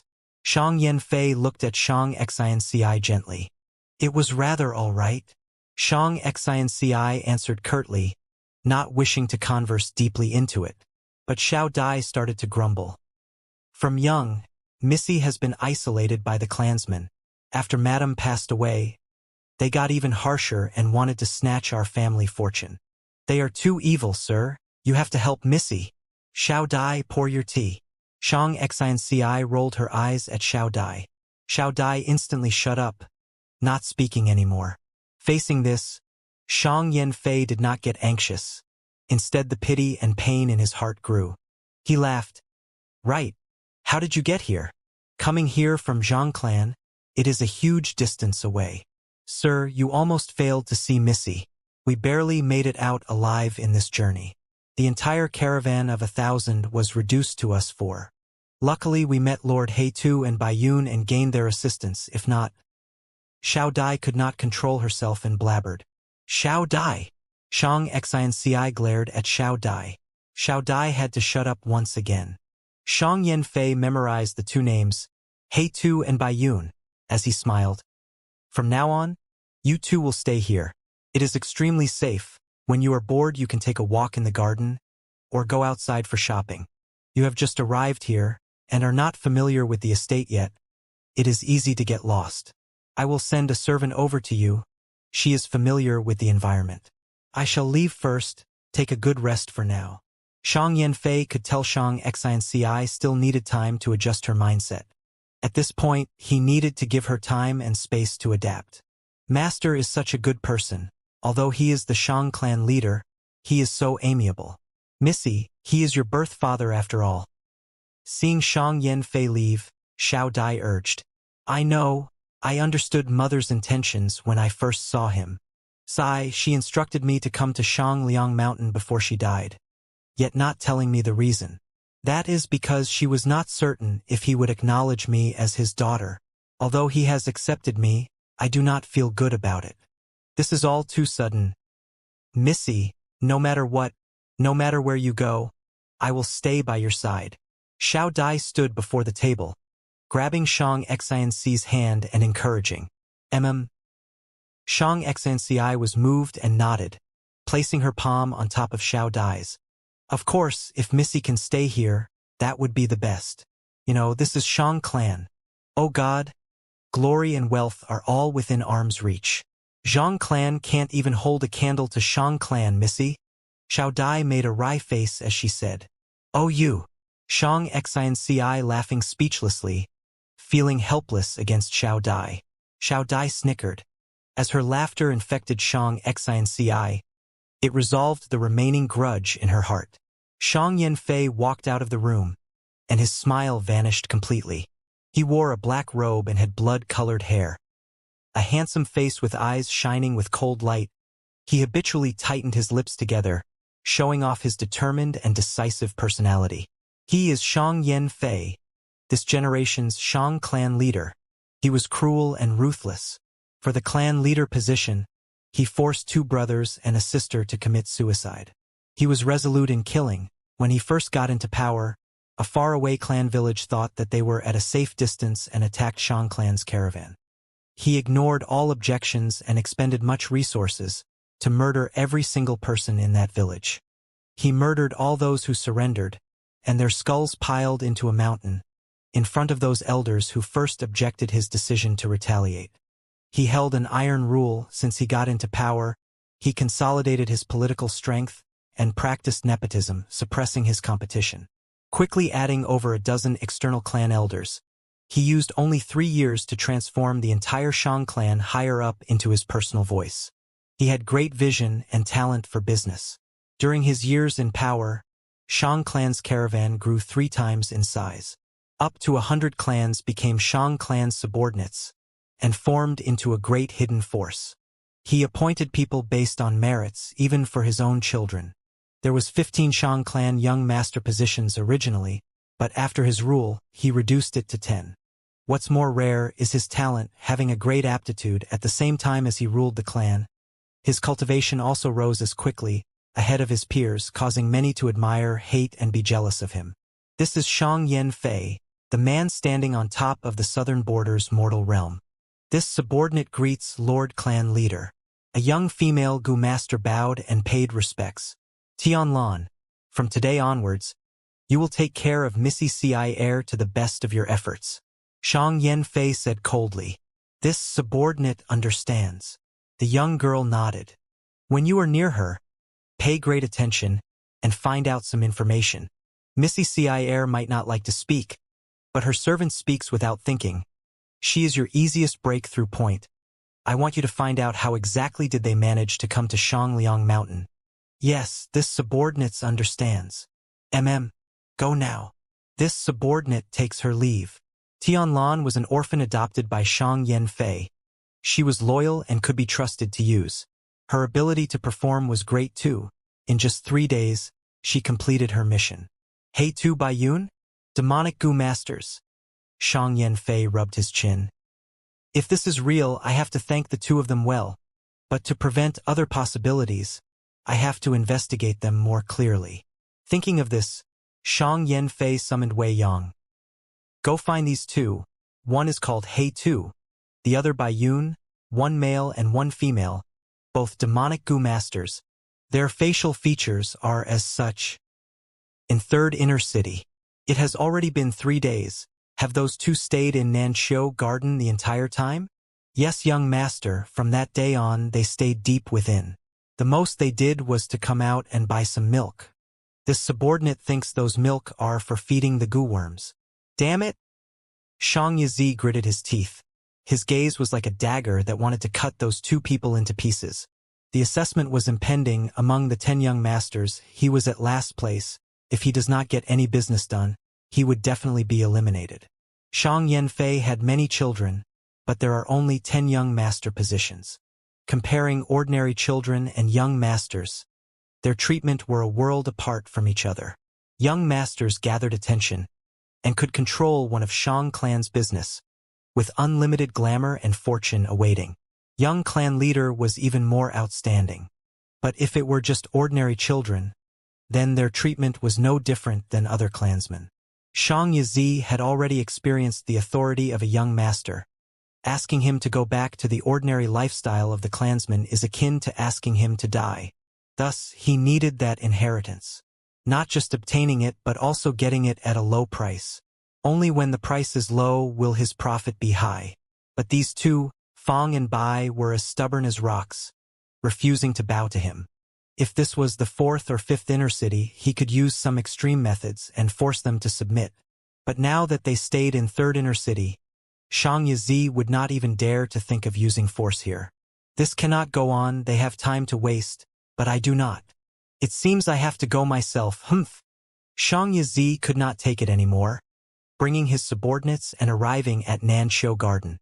Nanshou Garden was a residential area for esteemed guests to stay in. In 3rd Inner City, there was no inns, only these small-sized gardens.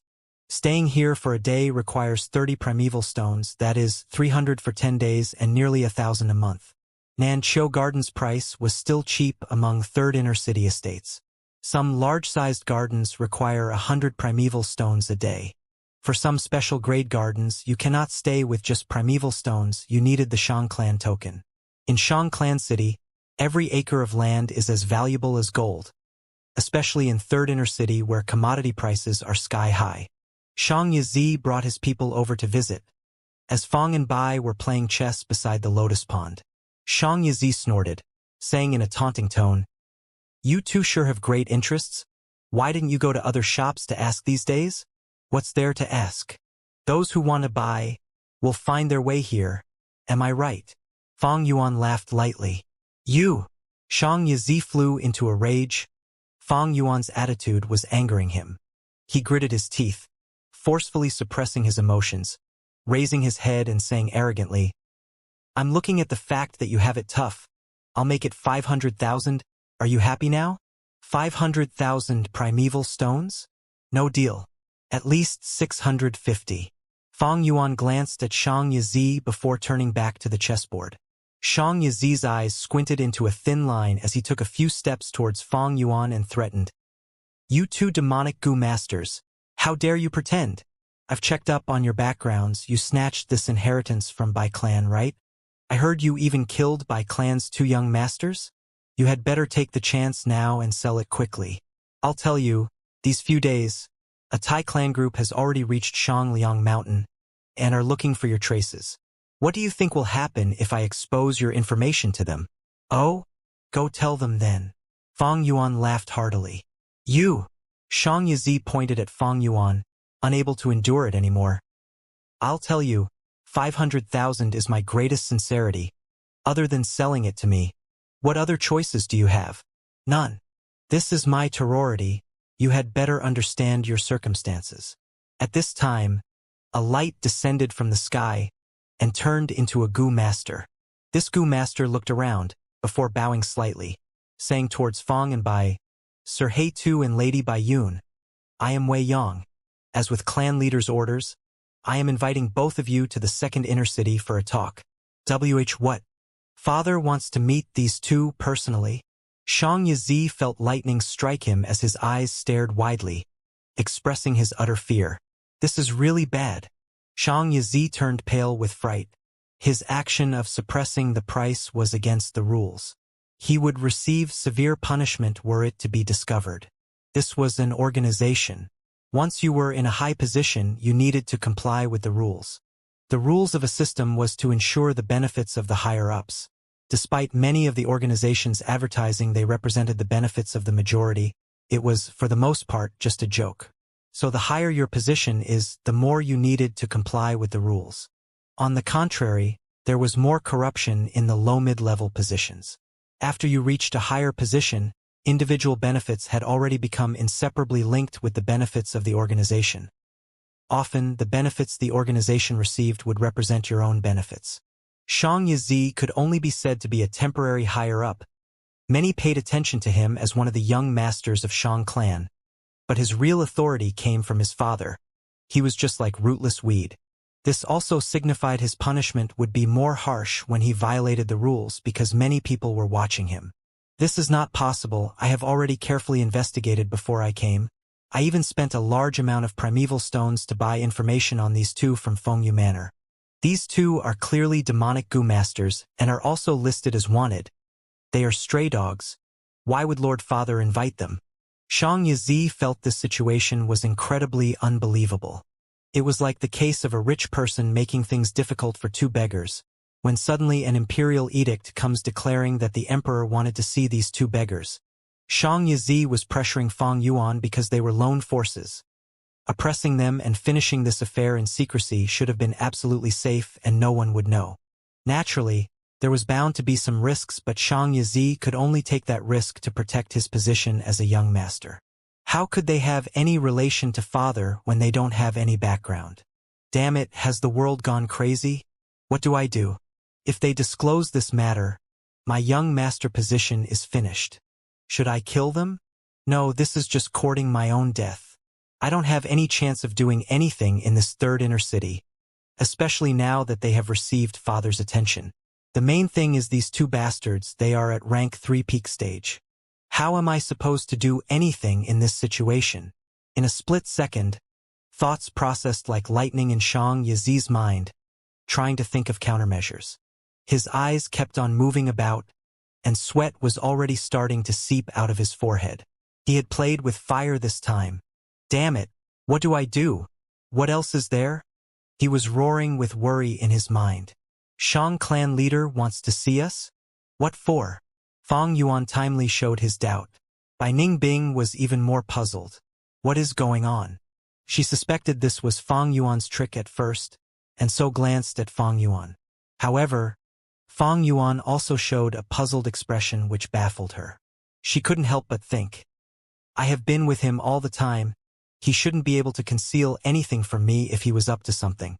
Moreover, what kind of person was Shang clan leader? He was high and above, standing at the peak of the mortals. No matter how proud Bai Ningbing was, even she acknowledged Shang Yanfei's authority and power. Then why do I feel something amiss? As if I neglected something. Wei Yang laughed. Rest assured, if Shang clan wanted to harm you guys, why would we make it so complicated? This is a friendly invitation. Lord Clan Leader is very interested in you too. It is our honor to be able to receive the clan leader's invitation. We will immediately go see him then. Fang Yuan threw the chess piece on his hand and stood up. Shang Yizi felt even more worried and promptly said, 650,000 primeval stones. Let's complete the deal. Fang Yuan glanced at him and smiled. Sorry, I don't intend to sell the secret recipe. Shang Yizi's face turned deathly pale. His mouth felt parched and his gaze towards Fang Yuan even contained some vague imploring. I was anxious and behaved rudely. Please don't take it to heart, esteemed guests. The price can be discussed. We can properly discuss it after you are back. Fang Yuan gave a shallow smile. He didn't reply. Who would discuss with you? But temporarily stabilizing this man could prevent him from taking desperate actions and reduce some trouble. As he thought of this, Fang Yuan nodded. If young master is sincere, then I will look forward to it. Shang Yizi's expression immediately relaxed and showed a grateful expression. It was like a person that was about to fall from a cliff suddenly found a tree to grab onto. Okay, I will wait for you, he promptly said. Esteemed guests, please. Wei Yang showed the way. Lead the way. Following Wei Yang, Fang and Bai entered second inner city. Bai Ningbing had been anticipating the extravagant second inner city, but when she reached there, she was astonished and disappointed. In the second inner city, buildings were made of stones and were very simple. Even the fourth inner city was better than this. But her expression soon turned grave as she realized the reason. It is easy for the frugal to become extravagant, but very difficult for the extravagant to become frugal. Shang clan's riches were as high as a mountain, but they scrupulously abided by living in a simple way. This was not because they were miserly, but to maintain the vigor of the clan. Wei Yang led Fang and Bai to a private residence. Esteemed guests, you can have some fruits while you wait.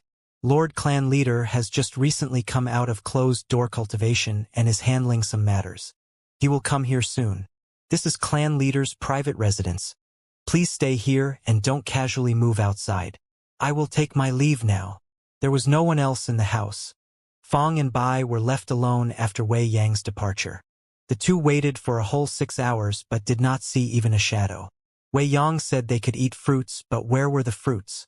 Not even tea could be found. During the first 2 hours, Fang Yuan calmly sat on a wide-backed wooden chair. During the next 2 hours, he could no longer sit calmly and started mumbling to himself, revealing his impatience. By the 6th hour, he clearly revealed impatience and unease as he began to move to and fro in the house. Humph, what the hell is this Shang clan leader doing? He wants us to wait for him. But where is he? He is too arrogant. Fang Yuan's tone was angry as he paced around. Can you just sit down? My eyes are getting dizzy. Why not just cultivate peacefully? Bai Ningbing slightly frowned. This was not like Fang Yuan's usual behavior. There is something fishy here. Do you think it was really Shang clan leader who invited us? Fang Yuan's brows were tightly knitted together. How would I know? I was going to ask you that.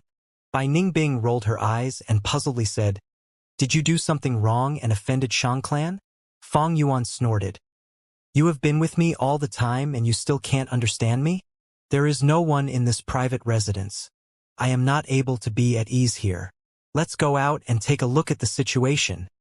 Bai Ningbing thought for a little while and stood up. All right. Fang and Bai walked out of the house. The courtyard wasn't big and there was also nothing strange. At the same time, in first inner city, Inside a study, colorful smoke curled up and rose in front of Shang Yanfei, showing the real-time view of Fong and Bai. Wei Yang, what do you think of these two? Shang Yanfei asked his trusted aide. Wei Yang mumbled, the way I see it, these two are indeed demonic goo masters. From the information we collected, they are young but have rank 3 peak stage cultivation. Their innate talents should be extraordinary. Among those two, He Tu is rather frank and is kind of rash. Bai Yun seems to have deep thoughts and should be very shrewd. He Tu, Bai Yun. These names should be fake. Your analysis isn't bad. In that case, you will be in charge of interacting with them for these few days. Test their abilities and closely follow them. Shang Yanfei finished speaking and put away the colorful smoke. He was only worried about Shang Xinci and showed little interest towards Fong and Bai. The small test just now gave him a basic understanding towards the temperament of these two. And combining it with the intelligence he received, he more or less had a general impression. Not all demonic goo masters were demented people. These two guys could be considered decent, and maybe it was because they were young, he could clearly sense their lofty character. People who had principles were often lofty and unyielding. First impression was important.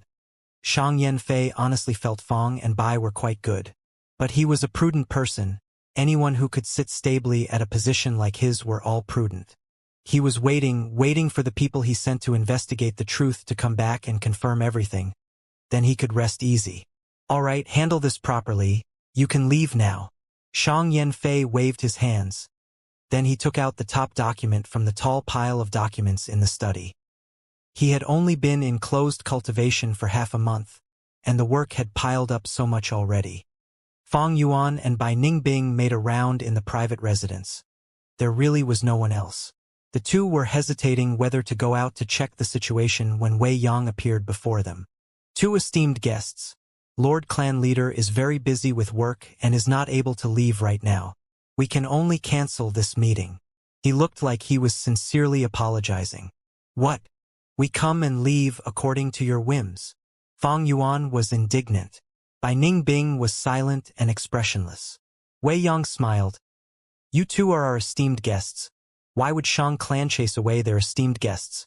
Lord Clan Leader especially had asked me to attend to you as an apology. I have already arranged for a banquet in Shirtian restaurant. Please give me the honor of hosting. Fong Yuan and Bai Ningbing glanced at each other. Then Fong Yuan said, just in time, we are also hungry. Let's go fill our stomachs first. Shirtian restaurant was one of the best restaurants in Shang Clan City and occupied a great amount of space in the third inner city. The decorations were elegant, and its dishes sumptuous. Its chefs were specialized goo masters who used special goo worms to help in cooking delicacies that couldn't be matched by ordinary methods. A typical meal here would last over 4 hours and more. There were over 100 types of dishes, each with their own characteristics. Their top-quality wine also left a rich aftertaste. Bai Ningbing didn't eat much and kept on worrying about Shang Clan Leader's invitation. She tried to get answers from Wei Yang indirectly at the banquet, but Wei Yang was a cautious guy too and kept his mouth closed. On the contrary, Fong Yuan ate with gusto, with oil marks around his mouth. He also drank heavily and began to kick up a racket. His resentment and indignance from just before seemed to have completely disappeared. Wei Yang looked at Fong Yuan, who was drinking directly from the wine jar, and then looked at Bai Ningbing, who was only drinking water. He instantly felt Fong Yuan, this ugly guy, was much more adorable. After the banquet was over, Wei Yang dropped the two off at Nanqiu Garden. Wei Yang left his parting words. Take a good rest tonight. I will come look for you tomorrow and take you sightseeing around the Shang Clan City. On the second day, as expected, Wei Yang came to Nanqiu Garden and brought Fong and Bai to tour Shang Clan City. Our Shang Clan City is #1 in the southern border in terms of size. Shang Clan has operated here for thousands of years, transforming the entire Shang Liang Mountain. Here, there are over 10,000 shops and hundreds of thousands of people. Both of you have not eaten yet. I'll bring you to a famous breakfast shop. Please follow me. Fong and Bai followed Wei Yang along the stone pillar and descended. After 3 layers, they came to a shop called Early Spring. 1,000-layer agate cake, crab roe bun, Golden Field Pancake, Snow Porridge. Shang Clan City from inner to outer has first, second, third, fourth, fifth and outer city. If they were classified even more clearly, there are many zones as well: food zone, gambling rock zone, caretaking zone, red light zone and others. Wei Yang introduced. This is the culinary zone, with many restaurants mostly owned by Gu master chefs. The delicacies are endless. This is the caretaking zone. Most Gu masters have excessive Gu worms, so they place them here for caretaking. The price is determined by situations, but ordinarily, a rank 1 Gu costs 80 primeval stones a month. This is the Gu fighting zone. This place is solely for Gu fights. Gu masters cannot interfere, and can only control their Gu. If you too have appropriate Gu worms, you can give it a try.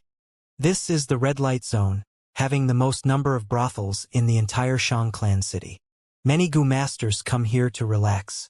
You too have come here through the caravan. You must know the immense pressure during the journey. Here you can find women, men and even Gu masters. Are the two of you interested? As Wei Yang brought them around, Bai Ningbing gained much insight to this world. Shang Clan City is bustling and flourishing, causing many to have lingering memories even after they leave. A day's time is too short, while Shang Clan City is too huge. Even if the 3 used horse carriages to travel, they cannot even cover 1% of the entire city. On the 3rd day, Wei Yang came over again to attend to Fang and Bai. This is the substitute refinement zone. You are both Gu masters, you naturally understand the difficulties in refining Gu. To us, what we fear most is encountering a strong-willed wild Gu worm during refinement, or a Gu that an expert had left behind. The higher the rank of the Gu, the harder it is to refine. Back in the day, Empress Wu Ji spent 11 years just to refine a rank 5 dragon strength Gu. Thus, substitute refinement is a necessity, and has always been in the market. This is the auction zone. Every day there will be a small-scale auction held here. Every 2 weeks there will be a mid-scale auction, and at the end of every month there will be a large-scale auction. Most items that appear on the auction are rare and coveted. This is the battle zone with over 80 battle stages. This place is always the most popular. There are single battle stages, for Gu masters to experiment and practice using their Gu worms. There are dual battle stages for Gu masters to exchange pointers, and even multi-battle stages, to experience multiple enemies at once. Just as Wei Yang had said, the battle stages were the most popular place in Shang Clan City. The place was chaotic and noisy. As human traffic stayed high, rank 3 Gu masters could be seen everywhere. Big Brother Wei, why are you here? From among the crowd, a young man saw Wei Yang and immediately called out, walking briskly towards him. This man was about 27 or 8 years old, having a common face but gave off a strong aura. Little Xiao, I heard you fought your way into 3rd Inner City. Good job. Wei Yang patted the young man's shoulders, encouraging. Yes, I recently advanced to rank 3 middle stage, and my fighting strength improved as well.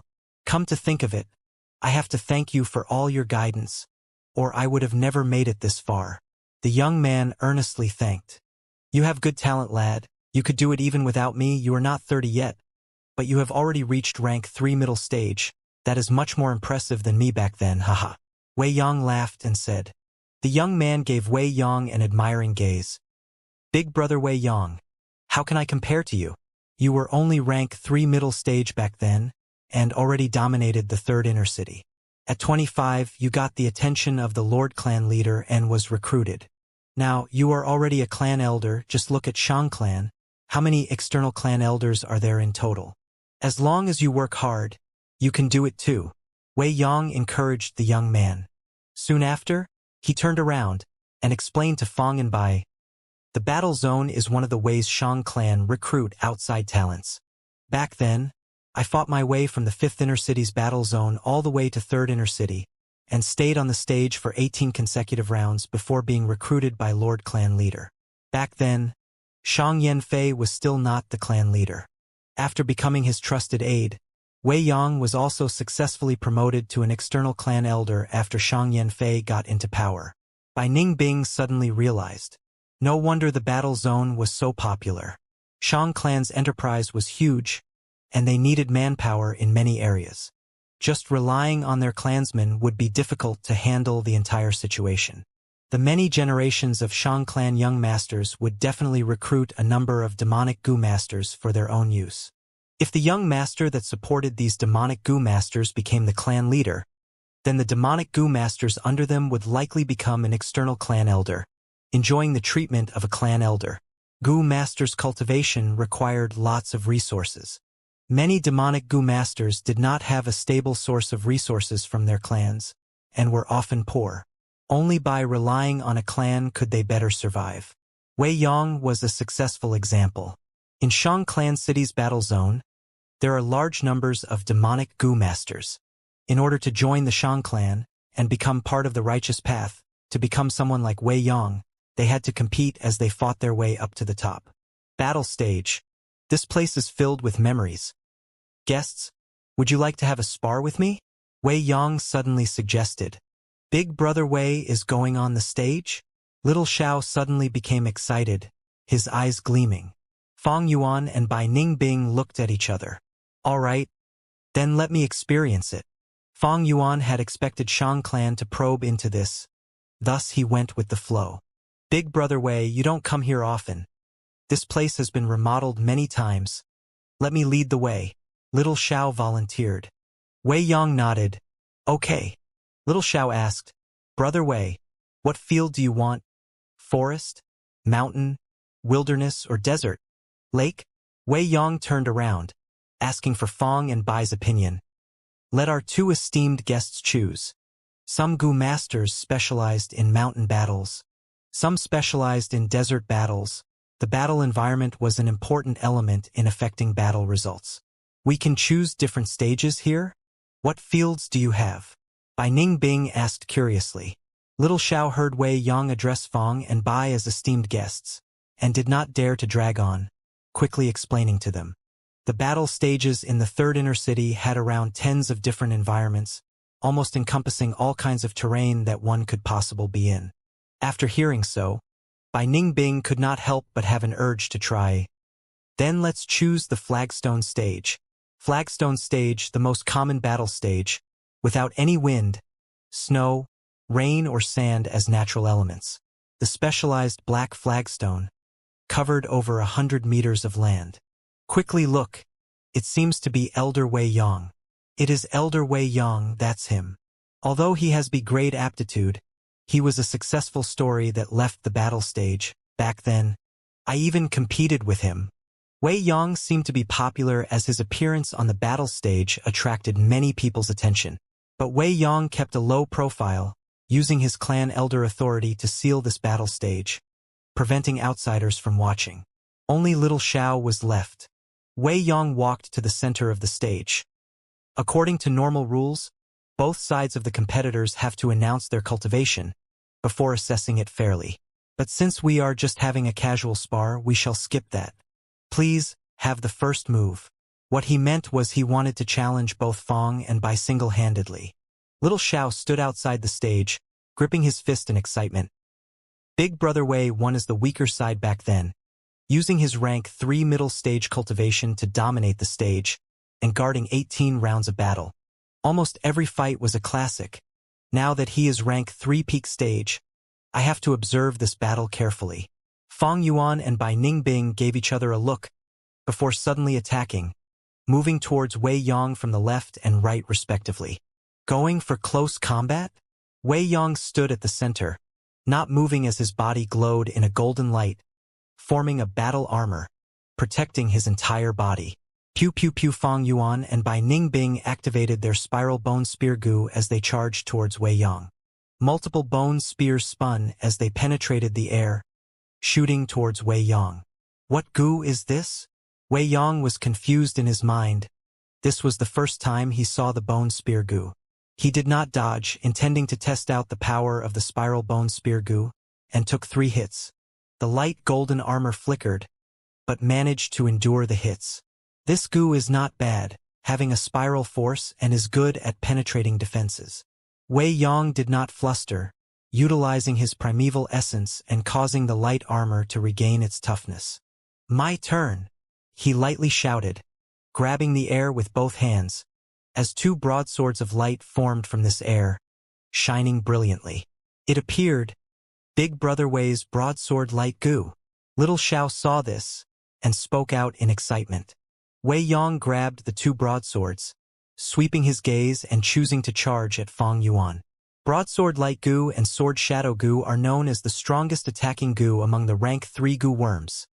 Seeing Wei Yong approaching, Fang Yuan's eyes shone with a sharp flash. Even though the broadsword light goo was strong, he was not afraid. Jumping grass. Two spring-like grass appeared on his feet. As he stepped on the ground and after gathering energy, Fang Yuan's speed increased drastically. Canopy goo, flying bone shield. Fang Yuan's body shone with a white armor, and 3 white bone shields surrounded his body, circling continuously around his front, left, back and right. Good timing, Wei Yong shouted, as he rushed to Fang Yuan, slamming both of his broadswords from above, intending to strike.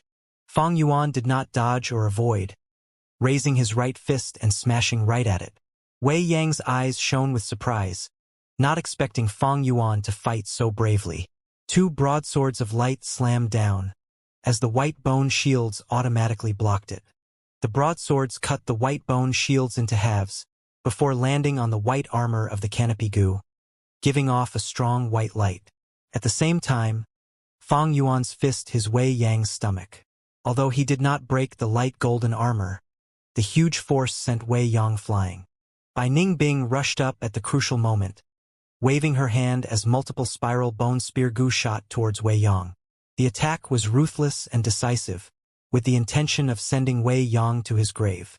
Ah! Danger! Seeing this, Little Xiao screamed out. Wei Yang was sent flying by Fang Yuan's fist, and before he stabilized himself, spiral bone spears came flying from above. The spiral bone spears penetrated the air, shooting like lightning with a crisp sound.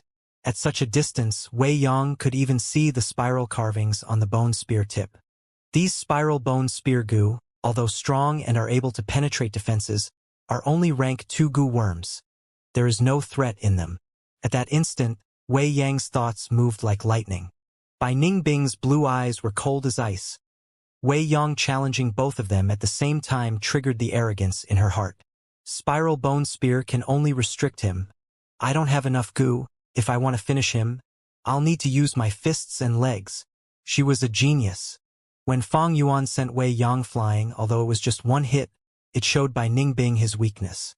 Wei Yang had never received a permanent strength boost from any goo worms. He only had the strength of a normal human. This was a major weakness that could be exploited. Bai Ningbing took many steps ahead, following after the bone spears and raising her leg to kick harshly. Brother Wei? Little Xiao, who was watching the match, saw this scene and started to worry. If Wei Yang's movements were restricted by the bone spears, it would give Bai Ningbing a chance to strike. At the same time, if Fang Yuan cornered him, Wei Yang would be in a disadvantage. He. At the final moment, Wei Yang laughed. As the spiral bone spear was about to hit him, suddenly, his body shone in a white light, and he turned into a flash and vanished. He had this goo indeed. Fang Yuan squinted. What quick speed! Bai Ningbing's pupils shrunk, feeling astonished. At the next second, the spiral bone spears pierced through the flagstone, stabbing into the ground. Bai Ningbing could not stop her momentum. With a bang, her leg crushed the flagstone. The spider web-like cracks enveloped the ground. Big Brother Wei's rainbow light goo. I thought he might not use it in time, but to think he was waiting for that moment to escape, causing his enemies to hit nothing. Superb, this is a strong blow against the enemy's psychology. Little Xiao could tell the intentions of his actions. Seeing that they were about to gravely injure their enemy, an escape at the last moment would turn hope into disappointment. Anyone would experience this change of emotion. Rainbow light tore through the air. As the light dispersed, Wei Yang's body appeared again. In the blink of an eye, he flew over 50 meters, more than half the battle stage, pulling great distance from Fang and Bai. Seeing such speed, Bai Ningbing's footsteps came to a halt. With the rainbow light goo, Wei Yang could come and go as he pleases, fighting whenever he wants to. At this point, it was impossible for him to lose. Rainbow Light Goo was a rank 3 goo, capable of allowing a goo master to turn into light and escape. It was the fastest among the rank 3 movement goo. In contrast, Fang Yuan only had the jumping grass, while the other had no movement goo. With Wei Yang's speed, they had no chance of hitting him. In terms of movement, the Rainbow Light Goo gave Wei Yang a huge advantage. Once this goo was used, Fang and Bai could work together but still fall into a passive state. Guests, this is the Rainbow Light Goo. Although it is rank 3, its speed far surpasses many rank 4 goo. The speed is so fast even the goo master cannot react in time. That is the first weakness. To use it, one has to use the Lightning Thoughts Goo or a Flash of Inspiration Goo or others. Otherwise, by the time the goo master reacts, they would have flown too far and even crashed into a wall. Wei Yang spoke, admitting the flaws of the Rainbow Light Goo. Its second weakness is that it expends too much primeval essence. Among rank 3 goo, this expenditure is already middle-high tier consumption. There is a third weakness, but I shall not mention it, you can guess for yourselves. Is that the fact that you cannot use a strength goo to raise your physical strength? Bai Ningbing immediately answered. This time it was Wei Yang's turn to express shock. He gave a look of amazement. Miss Bai Yun really has great cognitive abilities. Indeed, if a goo master uses a goo worm to alter their body and increase their strength, it will be difficult to utilize the Rainbow Light Goo. Their primeval essence expenditure will increase drastically, or worse, the light transformation might fail and the Rainbow Light Goo would be destroyed.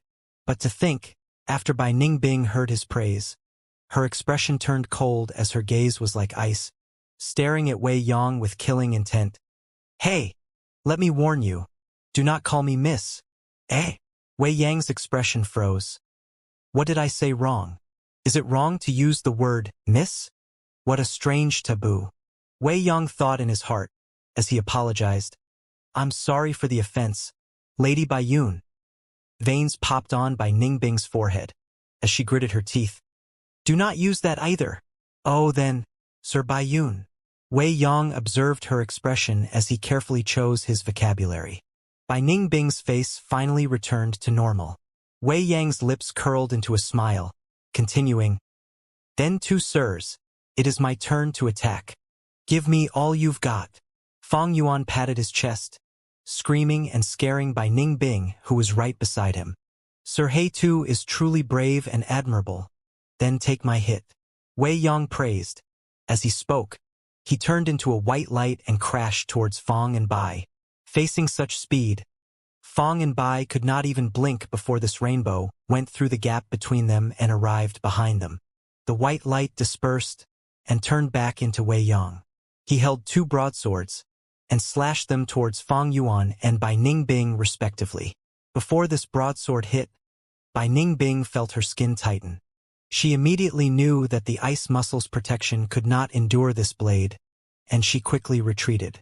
Fang Yuan growled lightly, not dodging but activating the canopy goo and flying bone shield goo, sending his fist over. The light broadsword first split the white bone shield into half. Wei Yang turned into light and fled again. Seeing his fist about to land on Wei Yang's chest, Fang Yuan was just an inch away before missing entirely. The rainbow light flew away and stopped far away. The entire exchange of blows was done at lightning speed. In less than a few seconds, Wei Yang had moved from a side of the battle stage to another, over 100 meters long. Again, Fang Yuan howled, battle intent burning in his eyes. Wei Yang turned into light again, appearing before Fang and Bai in an instant. Bai Ningbing could not endure it head-on. She could only use the spiral bone spear, but Wei Yang's speed was too fast, causing her bone spears to hit air. Fang Yuan could only endure the hits passively. Other than the first time, his fist never hit Wei Yang again. At once, light flashed across the battle stage continuously, like a bouncing ball trapped in a box. Meanwhile, Fang and Bai could barely take the hits, having completely lost their momentum. Is this big brother Wei's true power? Too impressive. Little Xiao observed the chaotic sight before him. Wei Yang's speed was terrific, like a specter moving in the shadows. After a few more minutes, he stopped his movements. If both guests want to compete in terms of expenditure, and are trying to exploit the weakness of my rainbow light goo which consumes massive amounts of primeval essence, I am afraid you are going to be disappointed. I have a light source goo in my hand. It is an assistance-type goo whose only use is to allow a goo master's primeval essence expenditure to be halved when using a light-type goo. Damn it! Bai Ningbing clenched her teeth in anger. Fang Yuan waved his hand about. No more. I can't win. Brother Wei, we concede. Wei Yong laughed heartily, cupping his fists. It has been an honor. Little Xiao, seeing the battle ended, immediately came over, with excitement still lingering on his face. Big Brother Wei is truly impressive, but both sirs managing to endure so long is equally impressive. You may not know, but Brother Wei has superior battle skills even though he is rank 3 peak stage. He is Lord Shang Yen Fei's third general, called the White Light Swordsman. If it was me, I would not even be able to exchange 20 blows with him. A loss is a loss, there is no big deal. Wei Yong, after I get my hands on suitable goo worms, I will challenge you once again. Bai Ningbing's expression was icy cold. From young, the arrogant her had never lost so badly. Her mood was obviously terrible. Little Xiao, seeing Bai Ningbing address Wei Yong by his name, showed displeasure on his face. Fang Yuan stood at the side. Brother Wei Yong held back already. I can feel it. After I buy some useful goo, I will spar with you again. Although I lost this time, I am still indignant. Next time, please use your full strength. Do not worry about the consequences. Ha ha ha, Brother He too speaks his mind. It is my fault this time. Next time I will definitely use my full ability. Wei Yong patted Fang Yuan's shoulder. That's the way. Brother Wei Yong, I accept my loss completely. Let me treat you to some wine. Brother Xiao, you can come along too, and tell me about Brother Wei's heroic tales. I can only beat him after learning all about him right. Fang Yuan laughed. Little Xiao felt that this person, although ugly and lacked a ear, was very pleasant to look at. Compared to that freak Bai Yun, his temper was way better. All right, Little Xiao laughed. Fighting made us closer. I know a restaurant, newly opened, cheap, and also serves good food. We cannot make our guests pay. Let me treat tonight. I hope Big Brother Wei can come too. Fang Yuan stared. How can we do that? Little Xiao is a local, while you two are guests. Let him treat. Wei Yong came in to advise. Fang Yuan thought about it. Okay. This time you will treat. But let me do it next time. I don't have money with me anyway. After I sell my recipe and get money, I will treat you two to a good meal. To speak the truth, after coming here, I have been shocked by the commodity prices. His words were a little cheeky, and also admitted that he was poor, causing Wei Yong and Little Xiao to laugh, thinking that Fang Yuan was a clear and upright man. Only Bai Ningbing knew Fang Yuan's acting skills. Seeing this, she was used to it already. In the room, the three drank wine and spoke, announcing their names, pulling their relationships closer together. Only Bai Ningbing drank water, being alone and enjoying her peace. Little Xiao was called Xiao Yen, 27 years old, specializing in fire-type goo worms. Recently his cultivation rose by a small realm to rank 3 middle stage, thus finally breaking through the 4th inner city's battle zone and reaching 3rd inner city. He Tu Bai Yun are just fake names. My real name is Gu Yu Fangzheng. She is Bai Ningbing. Fang Yuan pretended to be drunk and exposed some information. They had the Bai clan arrest warrant. As long as Shang clan investigated, the matter could not be kept secret.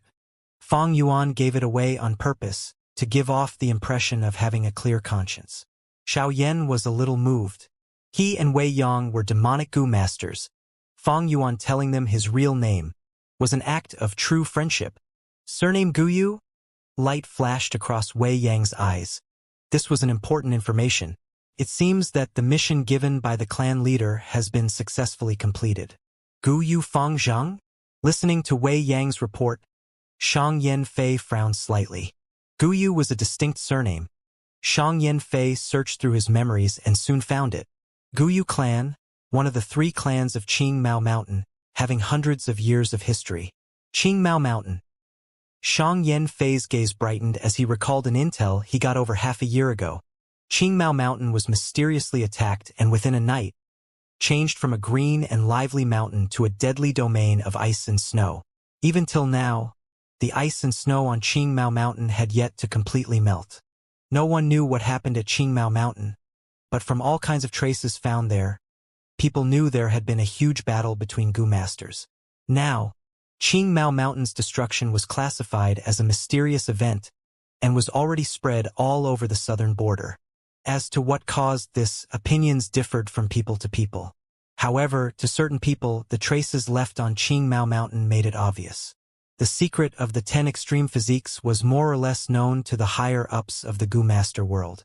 The moment he got this intel, Shang Yanfei had also immediately guessed this was brought upon by one of the 10 extreme physiques, Northern Dark Ice Soul physique. If that is the case, Gu Yu Fangzheng's origins can be explained. The group sent to investigate the incident on Mu Bei Mountain also sent a letter saying there was no suspicious point. Shang Yanfei drew up an approximate outline of the whole affairs in his mind. Now there is only one doubt remaining. Why did they conceal their identities and hide in the caravan? Shang Yanfei already had many conjectures, but it still needed to be investigated. Right, you sparred with them.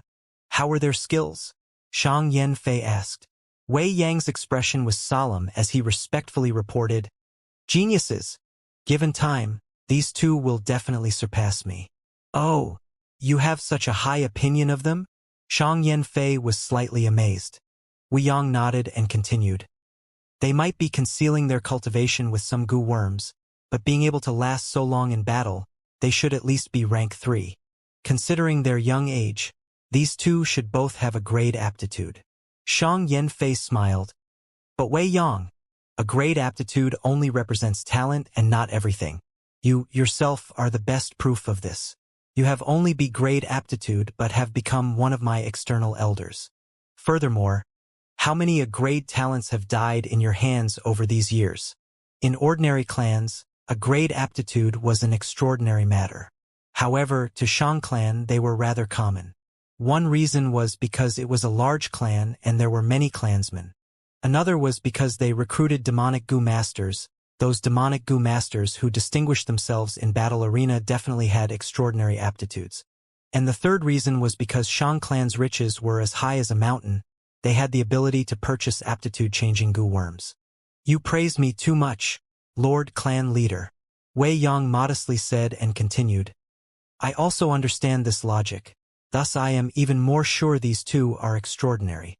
They have rich combat talents and have a sort of innate sense towards the battle situation, as if they were born to fight. They also did not have a complete set of Gu worms, but they were able to last for so long just with 2 to 3 Gu. It truly was amazing. As to their disposition, they were tough and were not discouraged when disadvantaged. When I exerted pressure on them, they were able to make a breakthrough and constantly adjust themselves. They also have tacit and great teamwork. As the battle continued, they were able to hold their ground even more stably. Their improvement was extremely clear. Individually, the two have some differences. Gu Yufeng Zhang is straightforward, charging forward with incomparable bravery, and has a lofty disposition. As for that by Ning Bing, she is quick-witted with a sharp gaze and only moves when she is sure of it. She had been constantly trying to find my weakness during the battle. In particular, Gu Yufeng Zhang admitted his loss calmly when I said I possessed a light source Gu. He is broad-minded and absolutely has a larger heart than any ordinary man. Lord Clan Leader, these two. One is a young tiger of the lands while the other is a dragon whelp of the seas. One yang and one yin, one domineering and another scheming. A perfect combination, the brilliance of twin stars, each enhancing the other's strength. If we can recruit them, it will be a huge asset to Shang clan. Shang Yanfei was moved. Before, he did not put Fang and Bai in his eyes. Now his interest was greatly aroused as he listened to Wei Yang. Wei Yang, you have followed me for many years. I trust in your foresight. But there is no need to undervalue yourself. They might not necessarily be able to top you even after they grow up. You are hindered by lacking aptitude. Otherwise, with your talent, you would be even more outstanding than now. There is no need to worry. If a reform Gu appear, I will definitely help you get it. Reform Gu could raise a Gu master's aptitude. It was extremely rare and expensive. Wei Yang's eyes turned red with emotions. I won't forget this kindness for as long as I live.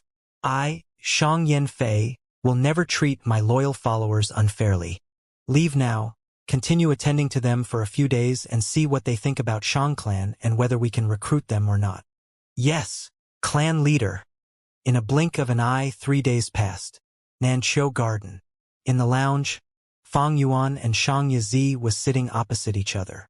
Fang Yuan leisurely tasted the tea while Shang Yizi's expression looked rather unsightly. These few days, I have been sincerely coming to look for sir, but you have been raising your price again and again. First it was 650,000, but you have raised it by tens of thousands every day and now sir actually wants 800,000. Is sir possibly playing with me to pass time? Shang Yizi was feeling stifled and talked with clenched teeth. If it was before, he would have already burst out in anger and smashed the teacup on Fang Yuan's face. But now he could not do that. Why? Because this guy could directly complain to the clan leader. I still don't know what relation they have with Lord Father. These days, Wei Yang has been accompanying them around the city. What kind of person was Wei Yang? He is known as the third general and is Lord Father's trusted aide. His actions don't usually represent himself, but rather Lord Father's will. But why is Lord Father giving such deferential treatment to these two guys that appeared out of nowhere? Shang Yizi was bothered and bewildered. Since that day he had been crazily investigating the two. But it was in vain. He was merely a young master. His authority was limited to Shang Clan City. He was far from having the huge capability of Shang Yanfei. The investigations bore no fruits, so he was forced to make guesses. Why is Lord Father expressing his goodwill? Is it because of the inheritance in their hands? No, an inheritance might interest an ordinary clan, but not ours. Unless it is the inheritance of a rank 6 Gu Immortal, it would just be icing on the cake. Or is it because they were talents? No way, there are so many loyal demonic Gu masters in the battle stage, they would die to join Shang clan, and are extremely skilled in fighting. If Father is not interested in those people, why would he want these two? No matter how he thought about it, Shang Yizi could not think of an answer. When these two guesses were rejected, a thought emerged in Shang Yizi's mind. Are these two Father's illegitimate child? Isn't Shang Tuahai, the current young clan leader, Father's illegitimate child? Shang Yizi pondered it again and felt that it couldn't be.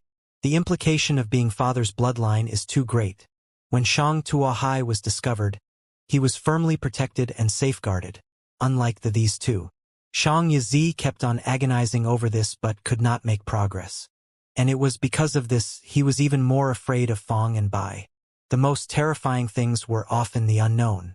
Fang Yuan could tell this young master Shang Yizi was becoming more and more restless and impatient over these few days.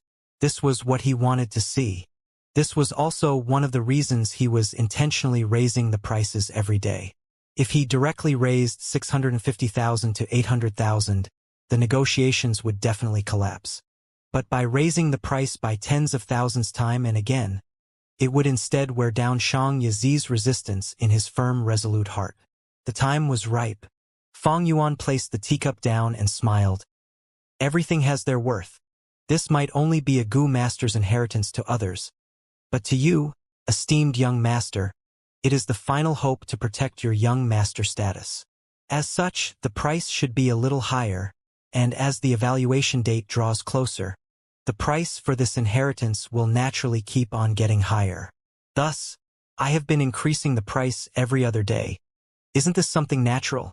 If the price is lowered, how could it be worthy of your final hope? How could it be worthy of such an important position as Shang Clan's young master? After all, only Shang Clan young masters can compete for young clan leader's position. Shang Yizi's eyes shook with anger. This was blatant blackmailing. This guy was raising the price as he pleased. How could he be so shameless? Shang Yizi wished he could chop Fang Yuan into pieces. But he thought of the position of young master and was able to barely restrain himself.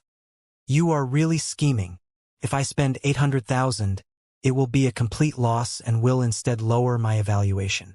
Those elders in charge of evaluation are not stupid. Thus, I simply can't buy it at this price. Fang Yuan had already expected this answer. The corner of his lips slightly curled up into a smile. Therefore, I have a good solution. I will be openly selling it to you in 650,000, but you will actually be giving me 800,000. You will maintain your young master's position and I will be getting a reasonable price. It is a complete win-win situation. Shang Yizi's expression immediately changed and stared at Fang Yuan with wide eyes. You want me to make a false account? This is impossible. If I am found out, no matter when, my young master's status will be revoked and moreover, I will receive a severe punishment. Fang Yuan gave a frivolous look. You can't say that. Who said anything about false account? I am only selling the secret recipe to you, and you feeling that I am an upright man, kindly gave me some primeval stones as a gift. There is simply no relation between the two. At that instance, Shang Yizi could only look at Fang Yuan, stupefied and speechless. He had previously thought Fang Yuan was shameless, but now saw that he had greatly underestimated this guy's shamelessness. Shang Yizi left worriedly. Before he left, he told Fang Yuan that this matter was important and he needed more time to consider it. But the fact that he was considering it meant that success was near. Fang Yuan had seen through this person, knowing that the matter is as good as decided. In fact, he could even raise the prices again when the time comes. Right now, he was hesitant, so Fang Yuan could not use prices to agitate him. Once he is determined, then the prices will soar again. That is simply too easy. 2 days later, Shang Yizi carried a haggard expression as he visited Fang Yuan again. I agree. Let's deal according to what you have requested. He gritted his teeth. After showing a hesitant expression for a long time, he finally relented. Trust me, you will definitely remember this decision. Come, drink. Fang Yuan smiled lightly, pouring a glass of wine for Shang Yizi. Shang Yizi raised his cup, drinking the wine in one mouthful. What sort of shitty wine is this? After drinking it, he frowned and scolded. This is the cheapest rice wine. Lord Young Master, I have no money to purchase good wine. Fang Yuan laughed lightly. You will have it soon enough. Puff. Shang Yizi breathed out heavily. He had first thought about it, and as he concentrated on making a decision, it was a painful process. But now that he has decided, he felt relaxed. All right, I have prepared the agreement. Take a look. Fang Yuan brought over a proposal. Shang Yizi glanced at it and stared in anger, his eyes wide with rage as he slammed the table and screamed, 950,000? You raised the prices again. Last time you said 800,000, but it has only been a few days and you raised it by 150,000. Do you think I'm made of gold? Scoundrel! You think my primeval stones fall from the sky? Fang Yuan smiled lightly as he said calmly, It has already been 3 days, of course the prices increased, you know it yourself. Shang Yizi's forehead was popping with veins as he jumped from his seat. Do you think I am easy to bully? I do not have so much money. This tiny little inheritance, you want 950? You are like a lion opening its huge mouth. One. Calm down. Anger will harm your health. Lord Young Master. This is not a tiny inheritance. It concerns your young master position. Think about it, every year one young master will be eliminated. How many people are craving for this spot? Fang Yuan said casually. Once he heard the young master position, the furious Shang Yizi lost his rage. Fang Yuan looked at his expression, knowing that 950 was over his limit, and relented. All right, then how about 900,000 primeval stones? I concede to you. Shang Yizi slowly sat down. He had only gotten into the young master position for a year, and had to deal with the evaluations. The actual amount of primeval stones he managed to pocket was only around 400,000.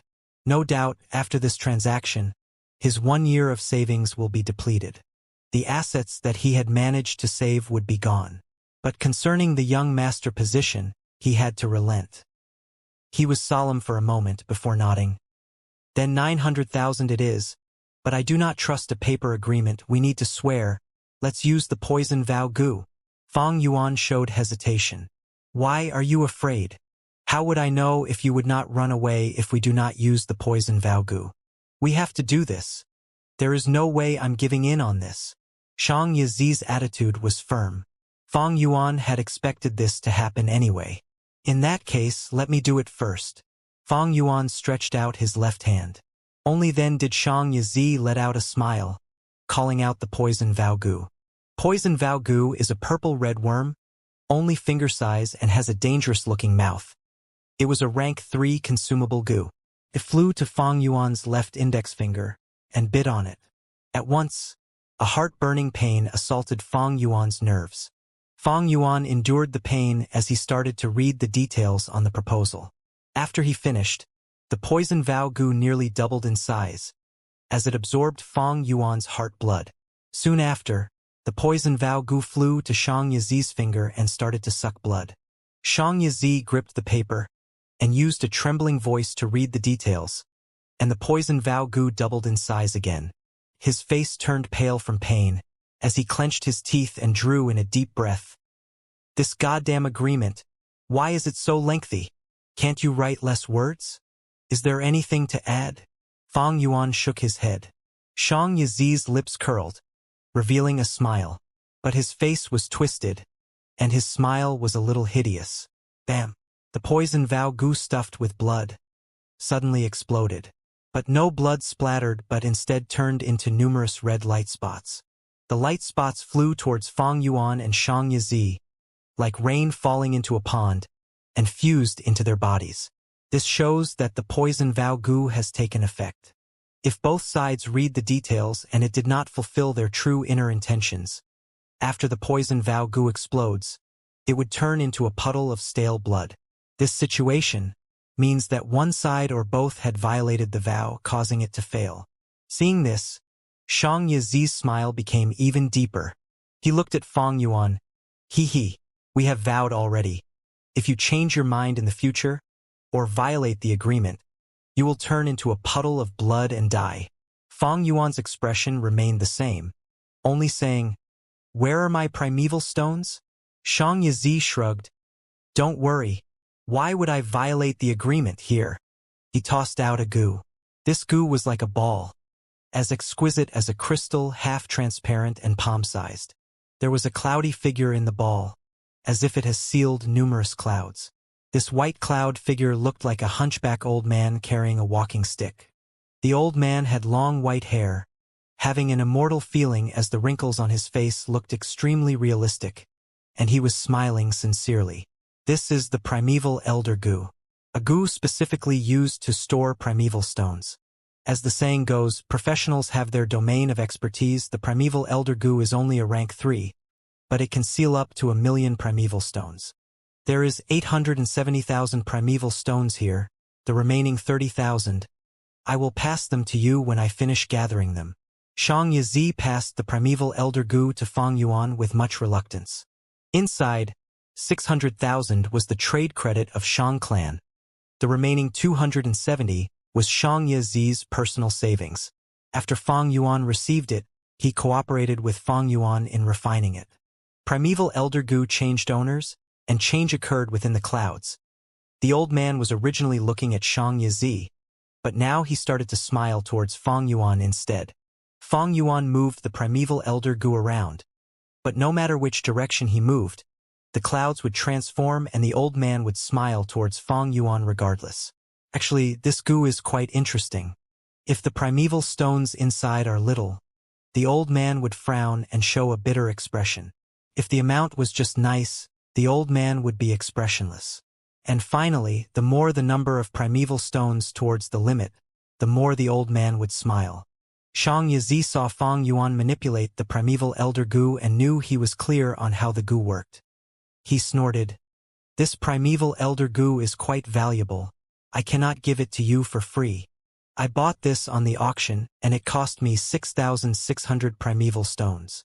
Fang Yuan nodded. Rank 3 goo were sold by thousands of primeval stones, and the primeval elder goo was a rare one. It was definitely worth that amount. He immediately took out primeval stones to give Shang Yizi. Shang Yizi used an ordinary storage goo and kept these primeval stones, feeling horrible on the inside. These were originally his primeval stones. Never mind, as long as I can keep my young master position, all is possible. I can earn my primeval stones back, and for this guy who extorted me, he will die a horrible death. Shang Yizi was not a big-hearted person. Fang Yuan robbed him of all his fortune, and he even had to borrow around for the final 30,000. White bone recipe was normally 600,000, but Fang Yuan sold it for 900. Shang Yizi rubbed his nose. After suffering such a loss, he felt extreme hatred towards Fang Yuan. The final 30,000, I will pass it to you in 3 days. This matter is known by the two of us only, no third party is allowed to know. Not even your companion. Don't think of finding a loophole, it is useless. Shang Yizi got up and left, he could no longer stand being there. Every extra second he looked at Fang Yuan's hideous face. The anger in his heart would accumulate a bit more. There are no loopholes in the agreement. You looked through, didn't you? Fang Yuan showed a plain expression. Shang Yizi snorted. He was born of Shang clan, being influenced from young, and also having managed this shop for a year. There were no loopholes that could avoid his notice. I bet you wouldn't dare to break the agreement. He laughed in disdain, quickly leaving. Fang Yuan did not take it to heart. He knew that Shang Yizi's current mood was very understandable. As for the poison vow, he was not going to obey it. Poison vow Gu's restriction is very strong, otherwise no Gu masters would use it. No way of exposing it to a third party, that is absolute. Any curveballs were risking one's own life. Like earlier, Fang Yuan passed 6,600 primeval stones to Shang Yizi. This was an extra action. He could have just deducted it from the 30,000 primeval stones. But no. In the poison vow they stated 900,000. Thus Shang Yizi had to fork out 900,000 primeval stones to Fang Yuan. This was the cold hard rules. 3 days later, Shang Yizi gathered 30,000 primeval stones and handed it to Fang Yuan. At the same time, Fang Yuan passed the recipe to him. Of course, the most valuable bone flesh unity Gu was not sold. Shang Yizi only knew of the bone spear Gu, spiral bone spear Gu, etc. After looking at the recipe, he found many other recipes that uses the bone spear Gu as the base, and felt pleased by it, his mood turning better. Fang Yuan then sold the bone spear Gu, spiral bone spear Gu, as well as the bone spike Gu to him. As with their original agreement, it was 40,620 primeval stones. As a result, after this transaction, Fang Yuan's assets rose to 934,020 primeval stones too. With his savings, the total is about 945,003. Fang Yuan placed most of his primeval stones into the primeval elder Gu. To prevent accidents, he also placed some on his body, and some into the Tusita flower. In my previous life at this time, I was still slogging in the caravan, with only 50 to 60 primeval stones on me. But right now I am nearly a millionaire. Fang Yuan compared this with his memories, and the advantages of his rebirth can be easily seen. Of course, he took huge risks as well. The larger the risk, the greater the benefits. There is no free lunch in this world. Effort might not reap reward, but to gain reward, one has to invest first. In a flash, 3 days passed. Shang clan's investigations ended, and Wei Yong brought Shang Yanfei's invitation over. 2 esteemed guests. My Lord Clan Leader has set up a clan banquet, specifically ordering me to invite both of you over. Clan banquet? The moment is finally here. Fang Yuan thought. A roomy courtyard was where Shang Yanfei set up the clan banquet. It was an outdoor feast, because within the mountain, there was no need to worry about storm or rain. The courtyard was neither luxurious nor elegant. It was even rather old. There were a dozen or so tables arranged in a circle in the courtyard, which was already looking crowded from that. There were some fruits and snacks arranged on the tables and also labels indicating which seat belonged to who. 3 seats were already occupied. Big brother, do you know why Lord Father called us this time? Shang Chao Feng asked vaguely while popping a red fruit into his mouth. The eldest Shang Chionyo was sitting upright, his eyes closed as he rested. Hearing the question, he opened his eyes by a sliver and spoke in a deep voice. Lord Father has recently come out of closed cultivation. He is holding this clan banquet because he misses us. What's so strange about it? Big Brother might be right, but when has Lord Father ever held a casual banquet? Look, don't you think there are a few more seats today? From the side, Shang Pu Lao interjected. Shang Chao Feng snickered, and Shang Qiu closed his eyes again. Shang Pu Lao's gaze flickered. He was in charge of the red light zone and managed brothels of all sizes. He would be the fastest person to get any news. In truth, he had already heard some talks. He was just about to continue when suddenly his ears twitched. Someone has arrived. All three's gazes turned towards the gate. Creak. The gate was pushed open and 3 people walked in. Wei Yang was at the front, followed by Fong and Bai. Fong and Bai had already been here before. It was that private residence they had been called to before. This private residence is the place where Lord Clan Leader, when he was a young master, was suppressed by the alliance of other young masters. Lord Clan Leader took a step back and abandoned the position of young master of his own accord, becoming an ordinary clansman. During that fallen period, he stayed here. Later, when he became the clan leader, he maintained this place as a reminder to himself and later generations. The clan banquets are always held here. Wei Yang opened the gate and introduced. Immediately after, he saw the 3 people in the courtyard. Oh, 3 young masters are already here. Shang Qiu, Shang Chao Feng and Shang Pu Lao stood up one after another and cupped their hands to Wei Yang. Our greetings, Elder Wei Yang. Wei Yang was one of the 5 great generals under Shang Yanfei and a major figure in Shang clan. Every single young master competing for the position of young clan leader has to go through his evaluation. My greetings to all 3 young masters. These 2 are esteemed guests invited by Lord Clan Leader. Wei Yang also cupped his hands in greeting, his expression calm. He was an elder.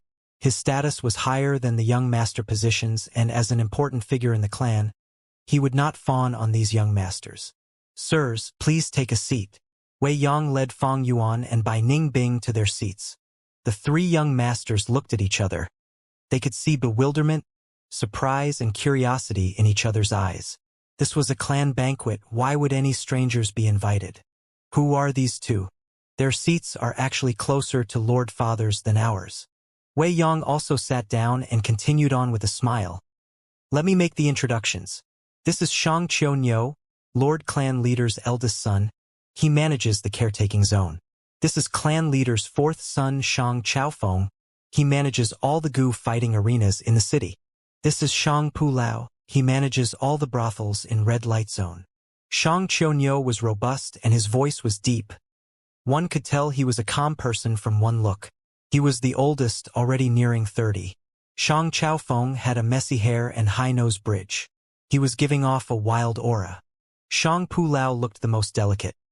A thin physique, white face, beautiful eyes, and a loose bearing showing that he loitered around with women all year round. Qiu greets both esteemed guests. Shang Qiu took the lead to cup his hands as a greeting. Wei Yang didn't introduce Fong and Bai. The 3 were smart and naturally wouldn't stupidly pursue it. The 3 young masters are too polite. I am He Tu and this is my companion Bai Yun. Fong Yuan introduced. The names were clearly fake. This made the 3 young masters more confused about Fong and Bai's origins. They could only laugh and go through the motion. As the time for evening banquet came closer, more young masters appeared. Shang Pai Xiu, who managed rock gambling dens. Shang Xuananai, who managed restaurants and silk stores. Shang Fuxi, who managed auctions. Shang Baishi, who managed substitute refinement zone. And Shang Yizi, who Fong Yuan was already familiar with. Wei Yang introduced them to Fong and Bai. All these young masters more or less revealed strange looks as they saw Fong and Bai. They sat down as talks commenced with the increased number of people. The small courtyard gradually became lively. Just before the banquet started, the gate suddenly opened and a young master hurriedly rushed in. He was tall and thin, thick eyebrows and fierce gaze. He was young Master Shang Baiyan, who was in charge of Shang Clan City's city guards. The city guards handled all sorts of disputes and contradictions, maintaining the law and order in the city, so it was the busiest. After greeting Fong and Bai, Shang Baiyan was just sitting down, when a blood-colored flame flickered on the main seat as Shang Yanfei appeared. Shang Yanfei was wearing a white robe with gold-inlaid cuffs. Scarlet hair flew around wildly before resting on his waist. Combined with his extremely handsome face, it formed into an aura and charisma that was unique to him. "Your children greet Lord Father." The many young masters stood up one after another before half kneeling down on the ground and greeting Shang Yanfei unitedly. Lord Clan Leader. Wei Yang stood up. At the same time, Fong and Bai also stood up to greet him. "Take your seats." Shang Yanfei laid back against the wide-back chair and casually waved his hand. Immediately, 7 colored beautiful lights sprinkled down like rain. The beautiful lights landed on the tables and turned into all kinds of fine dishes, their fragrance immediately spreading in the small courtyard. Fong Yuan instantly recognized the gu as gourmet food box gu. It was a rank 5 gu, especially used to store delicacies and maintain their state. In his previous life, Fong Yuan tried hard to make a living in the caravan. He had no one to rely on after the destruction of Gu Yu clan. The sudden emergence of an alliance of demonic Gu masters on Etion Mountain overstepped the bottom line of the righteous paths.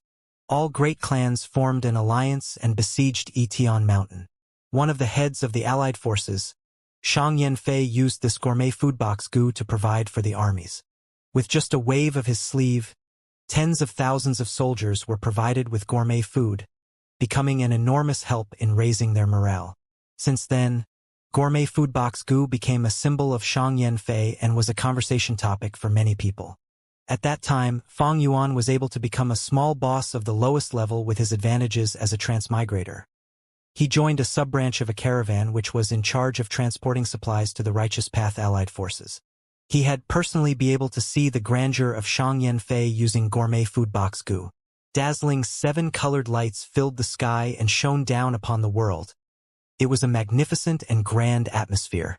Never expected that I would see this gourmet food box Gu years in advance, and also become an esteemed guest of Shang clan. Fong Yuan heaved a sigh inwardly. There was clear difference between his previous life and this life. This was the enormous advantage of rebirth.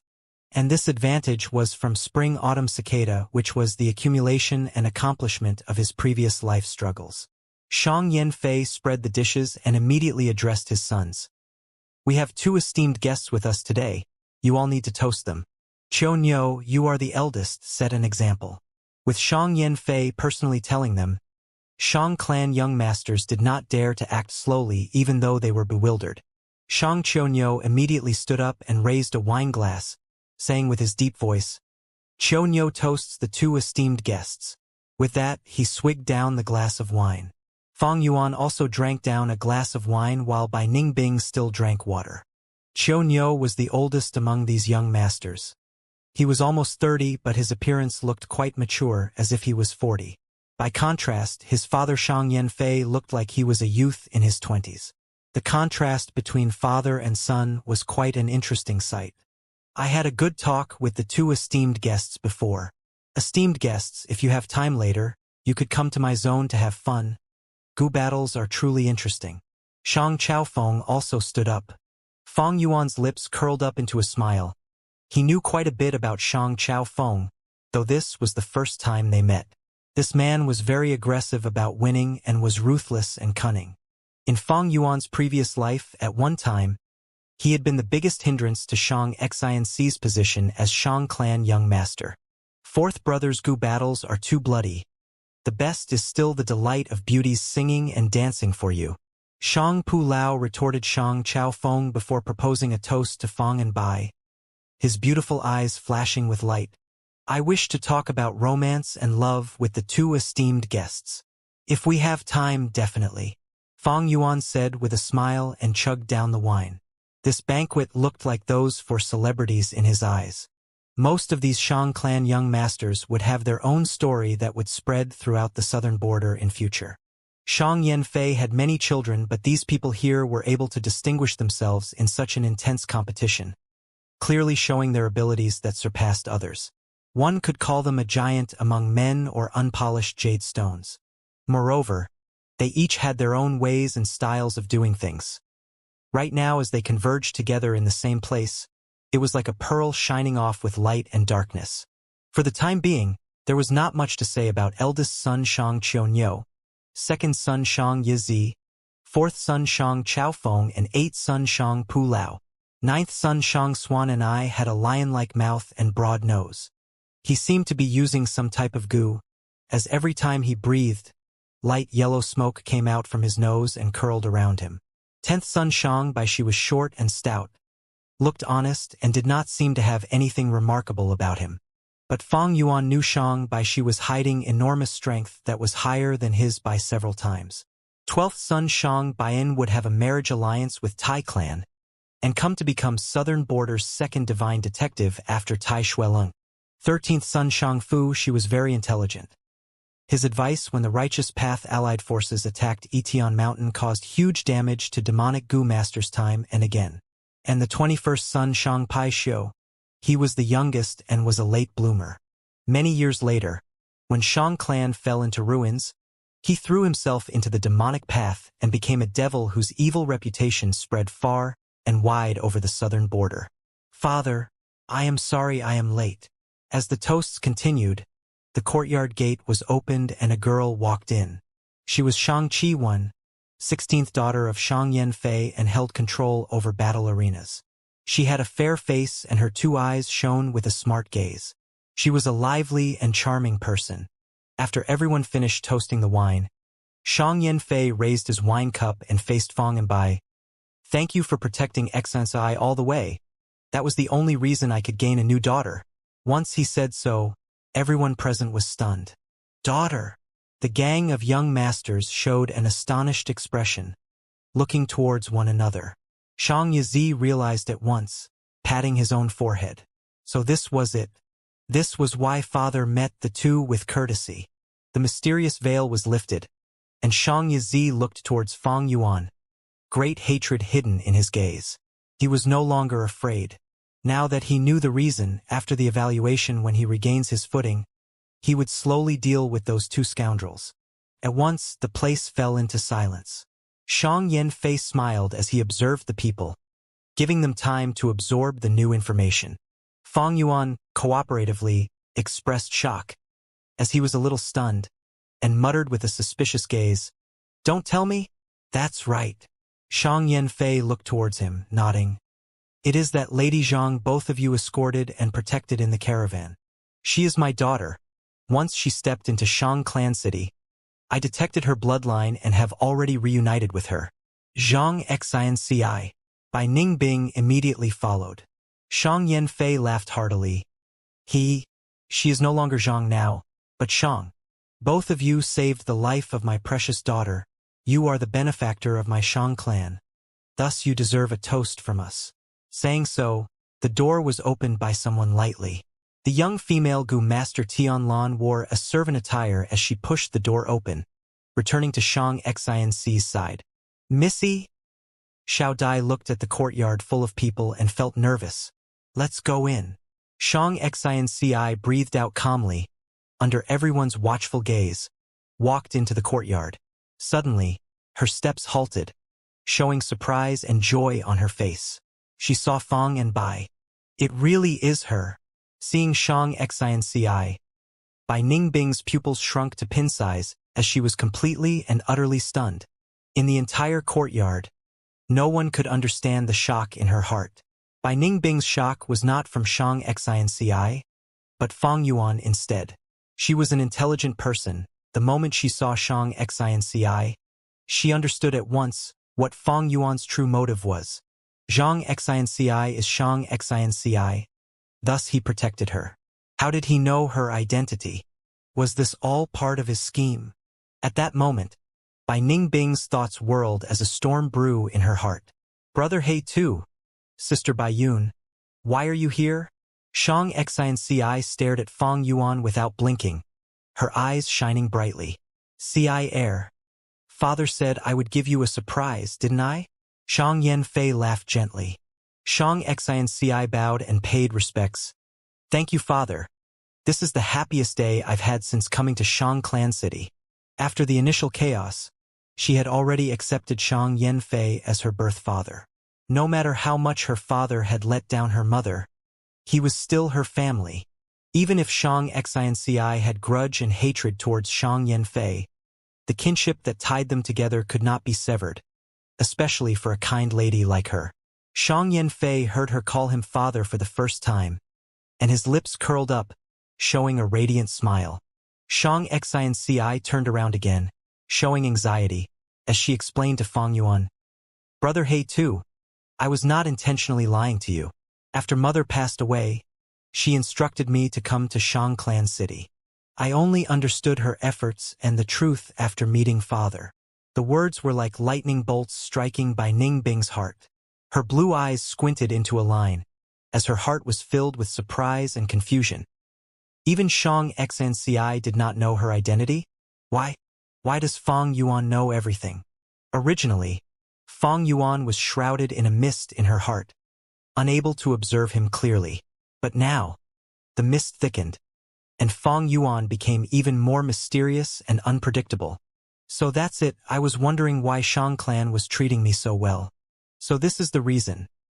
Fang Yuan sighed as he raised his head, then slowly shook his head, exclaiming, To think that you are Shang Clan leader's daughter. Brother He too? Can you forgive me?" Shang Xinci gripped her hand, asking nervously. Shang Yanfei frowned lightly, seeing his daughter's attitude. He knew that she held him in high regard. Fang Yuan laughed. "No matter, why would I blame you? The unknowing party is innocent. In fact, I have lied to you too." "What?" Shang Xinci froze. Fang Yuan rubbed his nose. "He too, Bai Yun are just fake names." Shang Xinci smiled gently, lightly saying, "I guessed that long ago." Fang Yuan hesitated deliberately, then gritted his teeth and cupped his fist. "I am ashamed. My real name is Guyu Fangzheng. This is my companion by Ning Bing." Guyu Fangzheng. Shang Xinci repeated this name several times, memorizing it to heart. Shang Yanfei's smile also widened. He appreciated Fang Yuan's honesty. The truth is, he had investigated long ago. Although Guyu clan was wiped out, Shang clan had its ways to find out information from Jia clan. Guyu village had this person called Guyu Fangzheng, and this person had a great aptitude and was the young clan leader candidate. At the same time, Bai Ningbing was the Bai clan's young clan leader candidate. The two were hailed as geniuses. As for why they had to hide themselves and sneak into the caravan, this was easier to investigate. Because of Bai Gu Mountain's inheritance, Bai clan's two young masters died in their hands. At the same time, they took over half of the inheritance away. Bai clan issued an arrest warrant, which was the best proof. "So that's why my heart was palpitating earlier." Shang Pu Lao laughed. "This child congratulates Lord Father." Shang Baishi said, "If you face any problems, tell Big Brother." Shang Chonyo looked at Shang Xinci and said, "This is awesome. I have a new sister. This banquet was worth coming." Shang Chi-wen laughed. The young masters recovered from their shock and quickly showed their affection. "This is a joyful occasion for us all, because you have all gotten a new blood-related sister." Shang Yanfei looked at his children, extremely clear of their mental state. Shang Xinci's appearance is no doubt a threat. From now on, there would be one more person vying for the young master position. Back then, wasn't Shang Tuohai father's illegitimate child?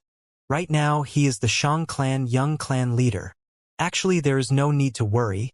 Zhang clan is a subsidiary of Wu clan and have enmity with Shang clan.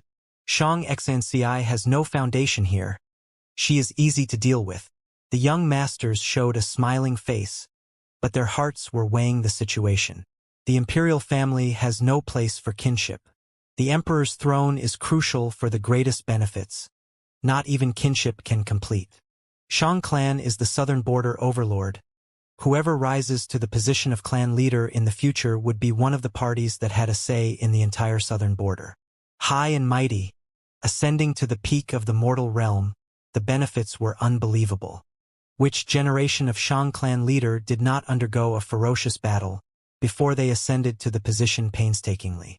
Shang Yanfei had gone through this before, so he was clear of the situation right now. Thus, his heart went out to Shang Xinci even more. Right now, by announcing her identity, although it was to protect her, it also threw her into this spiral of competition. Come, CI heir, sit here. Shang Yanfei patted the seat below him, saying, Yes. Shang Xinci replied, looking deeply at Fang Yuan as Fang Yuan nodded at her with a smile. Shang Xinci walked over, sitting beside Shang Yanfei. Xiao Lan, Xiao Dai, these two servants were close behind her. Seeing this, everyone's expression was strange. Since they were born, they had never seen father love one of his children to this extent. Even his illegitimate son Shang Tuahai did not receive such treatment. All right, all of you, take a seat. Shang Yanfei waved his hand, looking towards Fang and Bai again. He spoke. Guyu Fangzheng by Ningbing, the two of you saved my precious daughter and escorted her here. Our family is deeply indebted to you. If you have any requests, you may say it now. As the Shang clan leader, I will do my best to satisfy your needs. The young masters turned to look at Fang and Bai with a look of envy. This was the gratitude of Shang clan leader, a promise by the southern border overlord. His words were as heavy as a mountain. But Fang Yuan shook his head. Lord clan leader, the reason we protected Lady Shang Xinci is due to her previous kindness. Our debt has already been repaid. We do not owe each other anything. As he said so, everyone showed a shocked expression. Shang Fu, she quickly reacted, squinting, praising the ingenuity of the answer. Fang and Bai saved the Shang Yanfei's daughter. He had to reward them handsomely. If he does not, how would outsiders look at Shang clan? If any Shang clan young master encountered danger in the future, who would help them? Shang Xinci saw Fang Yuan rejecting the reward, and quickly got anxious, saying to Shang Yanfei, Father, during the caravan trip, Brother He too lost much of his assets too. Shang Yanfei was a brilliant man. Before Shang Xinci finished her words, he understood her intentions. This was to sought money for Fang and Bai. He nodded. Since both of you are Gu masters, I shall gift 1,000,000 primeval stones to express my thanks. Hearing this, many young masters almost drooled. Although they controlled much of Shang clan's assets, but it was under everyone's supervision and there was a yearly evaluation, they could hardly line their own pockets. Shang Yizi had talent, but was too greedy, causing his business results to be in jeopardy. Fang Yuan shook his head again. To speak the truth, I had gone through a peril situation to snatch an inheritance. After selling the recipe, I no longer lack primeval stones. Oh, is that so? Shang Yanfei looked at Shang Yizi with deep meaning. Shang Yizi was so scared his heart nearly jumped out. His mouth went dry and cold sweat gathered on his forehead. Regarding Shang Yizi's matter, how could Shang Yanfei not know? Even if he faked the accounting, what happened could be easily guessed. But Shang Yizi was still his own son. Even if he violated the Shang clan rules, as long as it was not exposed, that counts as his skill too. Being at this position, he had learnt long ago. Obeying the rules was not an ability. True ability lies in breaking the rules to gain benefits, yet not receiving punishment. Those with true capabilities demolish the old order, while establishing new rules and enjoying the benefits along the way. Shang Yanfei used this chance to remind Shang Yizi, before he gave another reward for them to consider. Shang Xinci only heard half of it, before her eyes glowed intensely. This was exactly what Fang and Bai needed the most. Shang Yanfei saw Fang Yuan reject the primeval stones, and gave another solution. You are now under Bai clan's arrest warrant. This is evidently a misunderstanding. I shall explain for you and remove this arrest warrant. What do you think? Fang and Bai were wanted. Shang Xinci knew this. Why didn't I think of it, to get rid of the arrest warrant for Brother He too? This is undoubtedly what he needs the most. Shang Xinci supported this wholeheartedly. Shang clan was the southern border overlord, while Bai clan was an ordinary clan village. Moreover, their spirit spring was running dry, the clan was gradually getting weaker. Shang Yanfei's explanation will definitely be accepted by Bai clan. But Fang Yuan shook his head. Although this was enticing, he had other plans in his heart. If Shang clan cleared up the matter, it would cause him to be branded as one of them. This would be a great obstacle in his future plans of getting close to the demonic Gu Masters and joining Etion Mountain. Short-term benefits in exchange for long-term harm. This arrest warrant may seem troublesome, but it was no harm to Fang Yuan. Which demonic lord did not have tens of arrest warrants on them? Fang Yuan had over 100 in his previous life. So what if the arrest warrants pile up? The most ironic thing was, after he established the Bloodwing demonic sect in his previous life, and dominated a region, many clans took the initiative to remove the arrest warrant for him. This was the truth of the world. Eventually, only strength matters. According to Fang Yuan's plans, he wanted to stay in Shang Clan City for 2 to 3 years.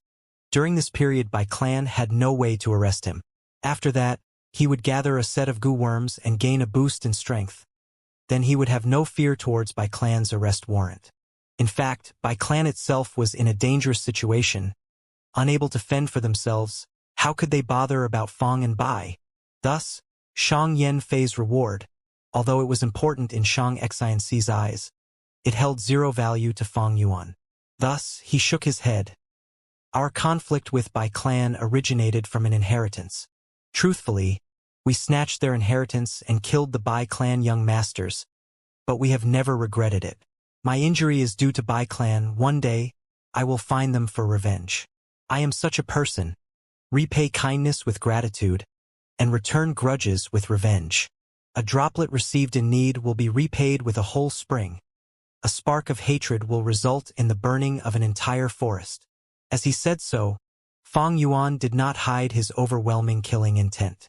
Immediately, many of the young masters had differing feelings. He has an extremely demonic nature. Some were disgusted. A person exacting revenge on a clan. This person is truly naive. Some looked with disdain. He, being so honest in front of father, is this person a fool, or something with great courage? Some were amused. Shang Clan was a righteous path overlord. But Fang Yuan declared his intentions for revenge in front of Shang Yen Fei. His arrogance and confidence caused Shang Xianci to feel inwardly shocked, but not surprised. This was Brother Hei's true nature, wasn't it? Shang Yen Fei was also unfazed. In his opinion, Fang Yuan was very honest and straightforward. Wei Yang's evaluation was spot on. Such a person can be easily read. Compared to the quiet Bai Ningbing, he preferred Fang Yuan much more. There is no need for Lord Clan Leader to intervene and remove the arrest warrant for us. I need this to encourage myself, to whip myself and continuously get stronger. Thank you, Lord Shang Yen Fei, for your kind intentions. Fang Yuan cupped his fists. In that case, tell me what reward you want. Don't talk about your debt being repaid. If my Shang clan wants to reward someone, they will be rewarded. This is our rules. Even if you throw the reward away, that is none of my business. Shang Yen Fei frowned, acting unhappy. Immediately, the relaxed atmosphere in the courtyard became slightly more solemn. The young masters became much more careful when they raised their glasses to drink. This was the dominating aura of Shang Clan leader, Shang Yen Fei, a rank 5 Gu master. I want to reward you. Even if you do not want it, you have to take it. It is not a choice. Fang Yuan looked around and laughed. But what if I really do not want it? Shang Yen Fei spoke calmly, but his gaze was determined. That is not an option. Many of the young masters saw this conflict and scolded Fang Yuan as an idiot secretly. He must be stupid, pushing away Shang Clan leader's reward. Many people would die for this opportunity. Some praised his overwhelming bravery. Shang Xian's hands were sweating, worrying for Fang Yuan. Wei Yang laughed, soothing the atmosphere. I thought about it. Brother Fang Zhang was injured and disfigured. Why don't Lord Clan Leader ask the doctor to restore his appearance? This is a good idea. Wei Yang, call Dr. Su Shou to come here. Shang Yen Fei nodded and said. Fang Yuan was silent, as Wei Yang went away. Soon, Wei Yang reported, Dr. Su Shou has been invited here. Please come with me, Brother Fang Zheng. Fang Yuan paid no attention to his own appearance, but at this time he could no longer be pushy. He looked at Bai Ningbing. Come along too. Get a full body checkup as well. Bai Ningbing snorted. She knew exactly what injuries she has. But then again, she knew Fong Yuan had other plans. Thus she agreed. The two left the courtyard and entered the house. They were familiar with this house, because they had once waited here for Shang Yanfei for 6 hours, and did not even get to meet him. Dr. Su Shou was a slim woman, wearing a veil on her face and a white shirt and skirt. She was drinking tea at her seat. She had a complex relationship with Shang Yanfei. Favor, grudge, love, hatred, all of them. She held a unique position in Shang Clan City. She was a rank 5 healing Gu master. A rare day where my mood is great today. She placed her cup down, looking at Fong Yuan. You seek treatment? Go bathe first. She then stretched out her finger, pointing at Bai Ningbing. Especially you young lady. What did you apply on your face? Ugly and dirty. Clean it before you come back. Bai Ningbing had concealed her looks on the entire journey. She continued to do so even in Shang Clan City. Her face was smothered with cinnabar, pretending it was her birthmark. She even applied special black oil, and her hair covered her forehead, causing her to look unkempt. Hearing this, Bai Ningbing was surprised. Fong Yuan had the same expression. Wei Yong quickly explained. This is Lord Dr. Su Shou's rule.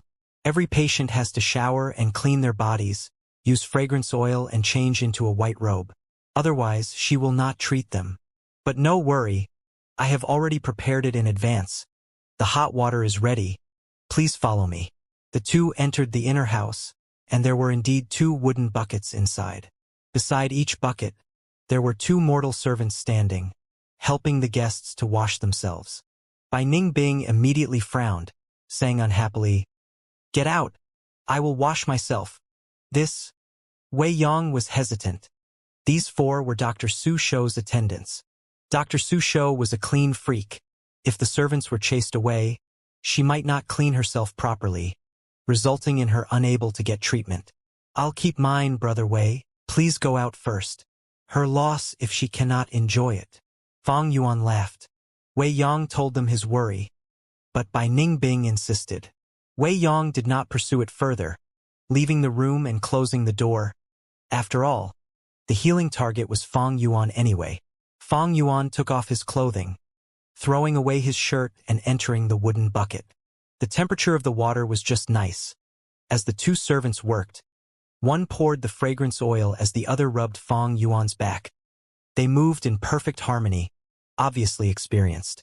Bai Ningbing stood before the bucket, not moving as she hesitated.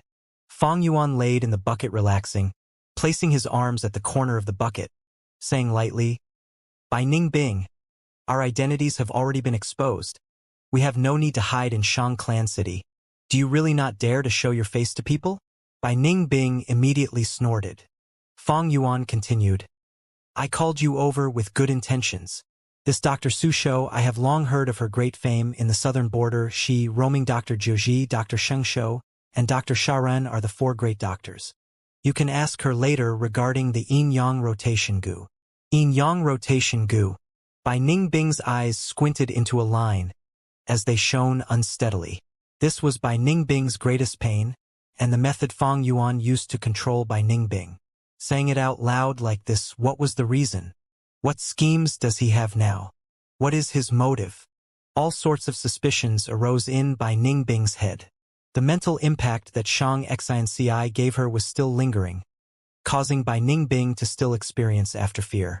This Fong Yuan was like an unknown abyss. Even Shang Xianci did not know her identity, but he knew, otherwise he would not have approached her. How did he do this? Bai Ningbing could not guess the spring-autumn cicada that was a rank 6 gu, and too far from her understanding. But she made another guess that is a predictive ability gu. Fong Yuan must have a precognition type gu, able to see scenes of the future. I thought he was familiar with Bai Gu Mountain due to the experiences of past people, but now it seems it must be the effect of this gu. The problem is, which predictive gu does he own, and what rank is it? Undoubtedly, Bai Ningbing's pressure at this moment was the greatest. Even if she understood that predictive gu have their own severe weaknesses. Sometimes, the predicted future is either wrong or chaotic. But now that she wanted to deal with Fong Yuan, she would be forced to think. Would this plan of mine be forewarned? If I use this method to deal with him, will he just make use of it instead? Enemies that can predict the future were too terrifying. In the inner house, hot steam rose. Bai Ningbing stood on the spot, but felt her hands and legs freezing. In the steam, she could almost see Fang Yuan lying in the bucket as the servants washed his body. She could feel that Fang Yuan was staring at her, using his abyss-like dark eyes, those emotionless and deep eyes, quietly staring at her. She could hear Fang Yuan screaming in her heart. What are you going to do? Bai Ningbing. That's right, this is my trump card, a precognition goo. You want to deal with me? Go ahead. I can see the future, you have no chance of winning. But the truth was, Fang Yuan was already resting his eyes. Whether Bai Ningbing washed or not, it was part of his probing, killing two birds with one stone. He was testing both Bai Ningbing and Shang Yanfei. The two servants were really experienced. When the water turned cold slightly, they immediately added hot water. The room was not big. After placing 2 buckets, it was crowded. This portrayed the state Shang Yanfei faced when he decided to give up the position of young master back in the day to become a commoner. But this was normal. Heroes often met despair. But that is not to say the fate of heroes is full of calamities. But because only despair and desperation can create heroes. Shang Yanfei could be called a hero, but he is more of a schemer, an ambitious person. After an hour of washing, the servants stopped. Fang Yuan wore the shirt they prepared and walked out of the room. But Bai Ningbing was still standing there, thoughts flowing in her head. Get out! I will wash myself. After Fang Yuan left, Bai Ningbing chased the 2 servants away. Fang Yuan smiled. The more Bai Ningbing thought, the more pressure she faced. The more she thought, the more her willpower was sucked away. Sometimes strengths might not be strengths. If Bai Ningbing was a straightforward boor, so be it. But she was extremely intelligent, and the more intelligent she was, the more she thought, and the more she would find Fang Yuan unpredictable and hard to win. Bai Ningbing could have felt nothing wrong with the bath, but Fang Yuan could tell that she had lowered her head to him from this insignificant matter. Smart people were suspicious. From another angle, it was Bai Ningbing who helped Fang Yuan subdue herself. Back at the main room, Fang Yuan found Dr. Su Shou. She did not waste time, stretching out her palm and placing it at Fang Yuan's shoulder. A gush of pure white light burst forth like water and enveloped Fang Yuan's entire body. A refreshing and cool feeling spread throughout Fang Yuan's body. His burnt skin could be seen recovering rapidly. At the same time, flesh started to grow at the right side of his head. As time passed, the flesh grew and formed into shapes of ear and cartilage. Fang Yuan gritted his teeth as the numbing feeling assaulted him like waves, continuously challenging his limits. Quickly, new skin formed on his body, and from the pores that were burnt, new eyebrows grew. In 15 minutes' time, his injuries healed. He not only regained his looks, but his right ear also grew out, matching with his left. Dr. Su Shou pulled back her hand, commenting, "Now you look much better. Leave, and bring your companion along." Humph. She chased my servants away. How would I know if she had cleaned herself properly? Eh. At this time, the room door opened, and Bai Ningbing walked out. She wore a white robe, returning to her formal appearance without any concealment. Her blue eyes shone like the blue sky, with ice muscles and jade bones. Her face was slightly red, and she carried with her the lingering steam from her bath. Even the woman Dr. Su Shou was moved by her divine appearance. Dr. Su Shou's impression of Bai Ningbing changed completely, as she said gently, "Little sister looks incredible. I almost got charmed by you." This attitude was a 180-degree turn. Fang Yuan could not help but roll his eyes. But he knew this was Dr. Su Shou, pursuing all things beautiful in her life. Or using Earth's words, she had an appearance complex. Bai Ningbing shook her head. "I do not need healing. I just want to know about the yin-yang rotation goo." "I will answer anything little sister wants to know," Dr. Su Shou gently said, then turned coldly at Fang Yuan. "As for you, why are you still here? Go out." Completely different attitudes towards Fang Yuan and Bai Ningbing. Fang Yuan rubbed his nose, having been chased out. The moment he got out, he saw Wei Yong. Brother Fong Zheng? Wei Yong looked at him hesitantly. Fong Yuan nodded, showing gratitude in his eyes. Thank you, brother, for guarding here the entire time. Ha. To think you look so handsome. Wei Yong raised his thumb as he praised. Actually, Fong Yuan looked extremely plain and ordinary. He could only be considered middle-upper level in terms of looks. But his eyes were dark like the abyss, giving off an unquestionable aura. Most importantly, he was way too ugly when he was injured. In contrast, he became much more handsome. But Wei Yong quickly laughed bitterly. Little brother, since you call me brother, I shall lecture you. Why did you refuse clan leader's reward? I know you have your principles, but Shang clan has their rules, as they say. Follow the customs of the place you are in. Moreover, Lord clan leader is not trying to harm you. This is a good thing. But if you continue insisting, the good thing will turn sour. A wise man submits to circumstances. I'm sure you do not want Lady Xinci to be stuck in the middle, right? Fong Yuan frowned. I accepted treatment because I was considering this point. Wei Yang's smile became even more bitter. Just this treatment alone is no reward. If Shang clan does not produce a proper reward, it will cause outsiders to laugh at us and ruin Shang clan's reputation and image. In future, if Shang clan's young masters encounter trouble, who would help them? Thus, you must accept this reward no matter what. Wei Yang spoke as he observed Fong Yuan's expression. Seeing him frown even harder, he continued urging, You?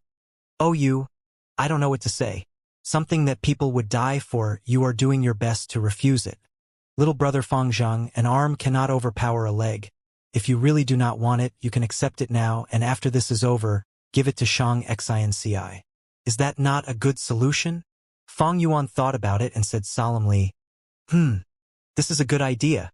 First, it does not violate my principles. Second, it would not make life difficult for you. But brother Wei, what do I ask for? Wei Yong immediately replied, Oh, course it is a token. Fong Yuan laughed secretly. That was what he wanted to hear all along. He wanted to hear it from Shang Yanfei.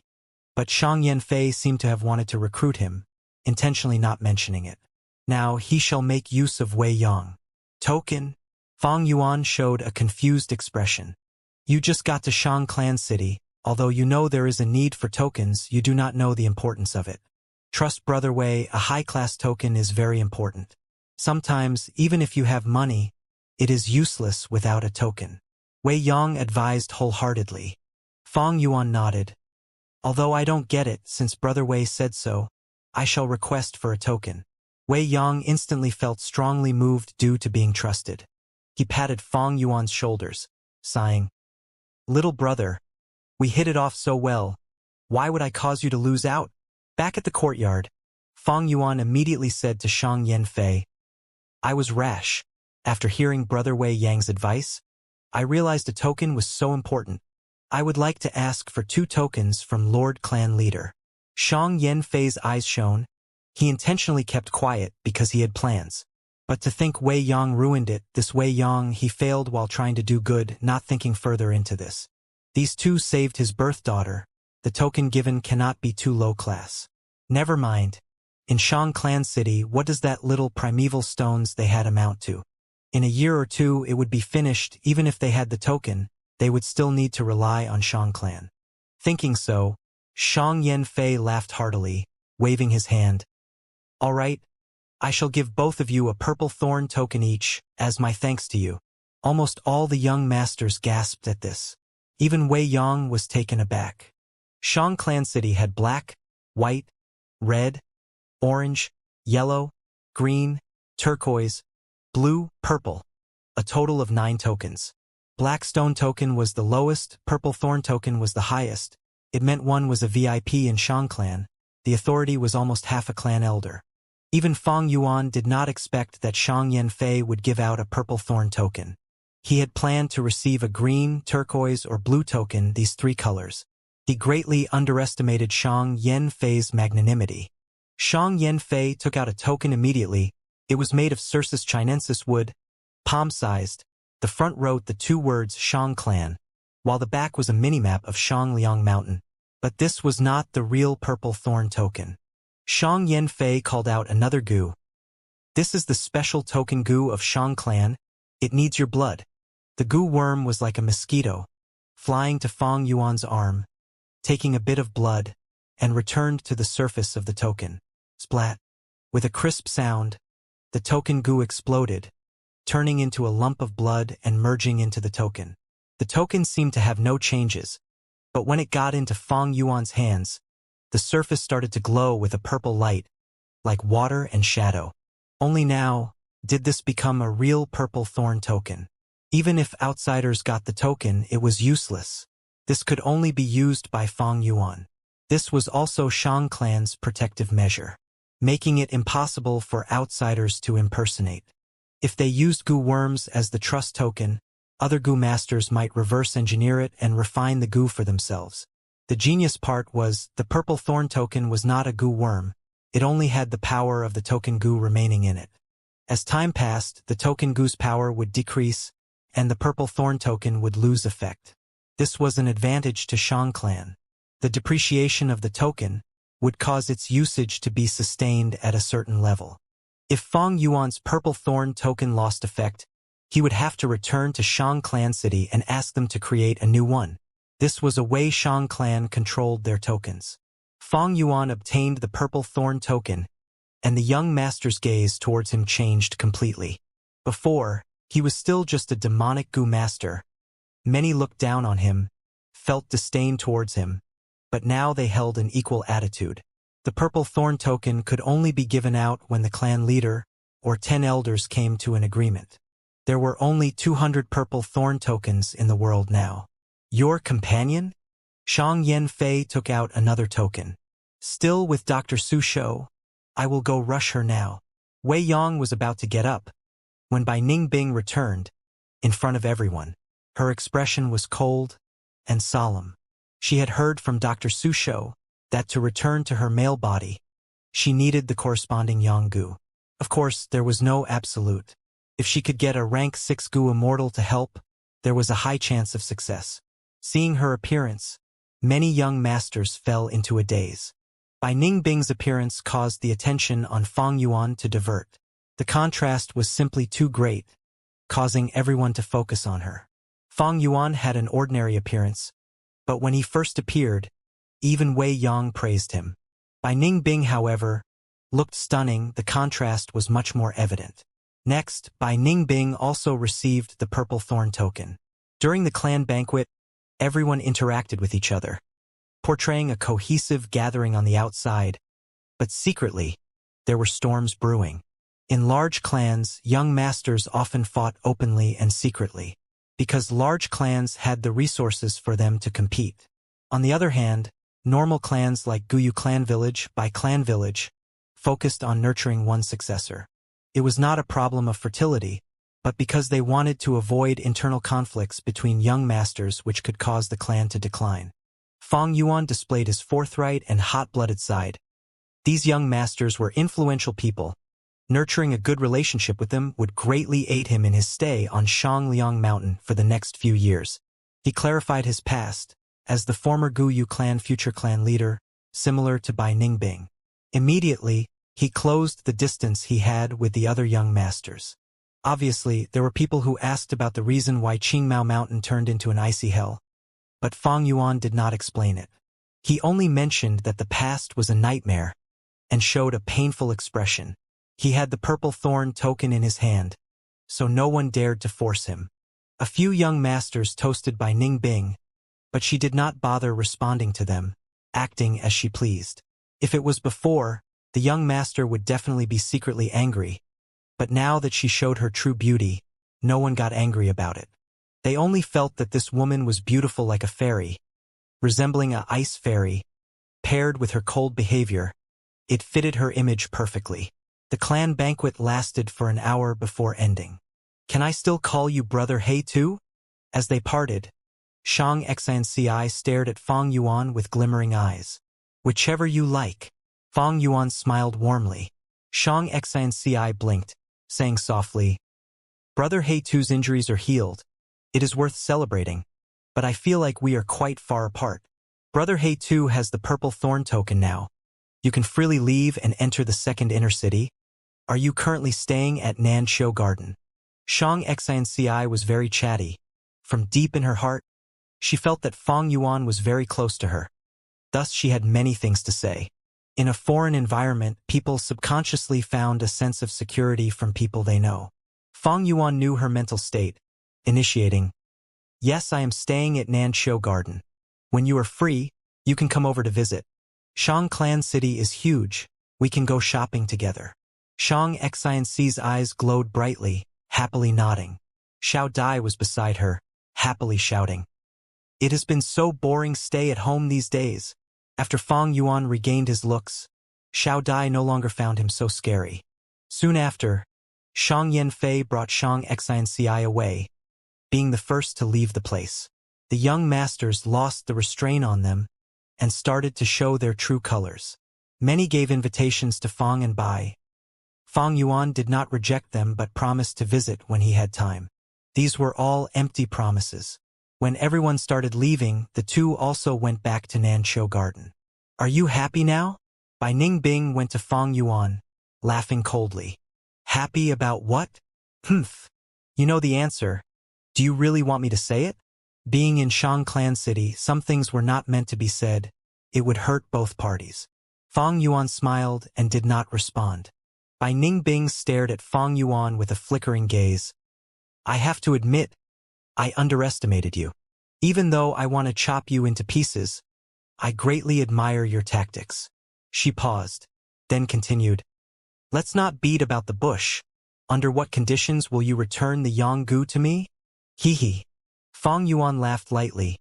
Bai Ningbing looking for him meant she had lost her bearings. Shang Xinci's matter had a great impact on her. This was no doubt a chance. Since she wanted to lay their cards on the table, so be it. Thus, Fang Yuan said, We are both smart people. If you were in my spot, what would you do? Bai Ningbing immediately gave a cold snort, her eyes closing into a line, as she shot daggers with her gaze. Let me warn you, do not go overboard. Otherwise, I will disregard the consequences and act. Let's see who loses out more then. Fang Yuan laughed. You are right. I have been thinking these days. We each hold the other party's weakness. At this point, how can we struggle among ourselves and let a third party take advantage of our conflict? Bai Ningbing was silent. Fang Yuan continued. How about this? Assist me to rank 5 peak stage, and I'll return the Yanggu to you. Fuck you. The corner of Bai Ningbing's lips twitched, immediately snickering. You think I am an idiot like Shang Yizi? Rank 5 peak stage. I can't believe you have to face to say that. They agreed upon rank 3 earlier, but now it seems Fang Yuan was really going to go back on his words. Although Bai Ningbing was ready for it. Seeing Fang Yuan's shameless smile, she felt anger rising in her. Bai Ningbing, don't be ungrateful. I saved your life. If I did not use the Yinggu, you would have perished on Qingmao Mountain long ago. Fang Yuan's expression turned cold. Bai Ningbing did not relent, immediately retorting, Humph! If I did not block first-generation Gu Yu's hit for you, you would have died before me, on Baigu Mountain.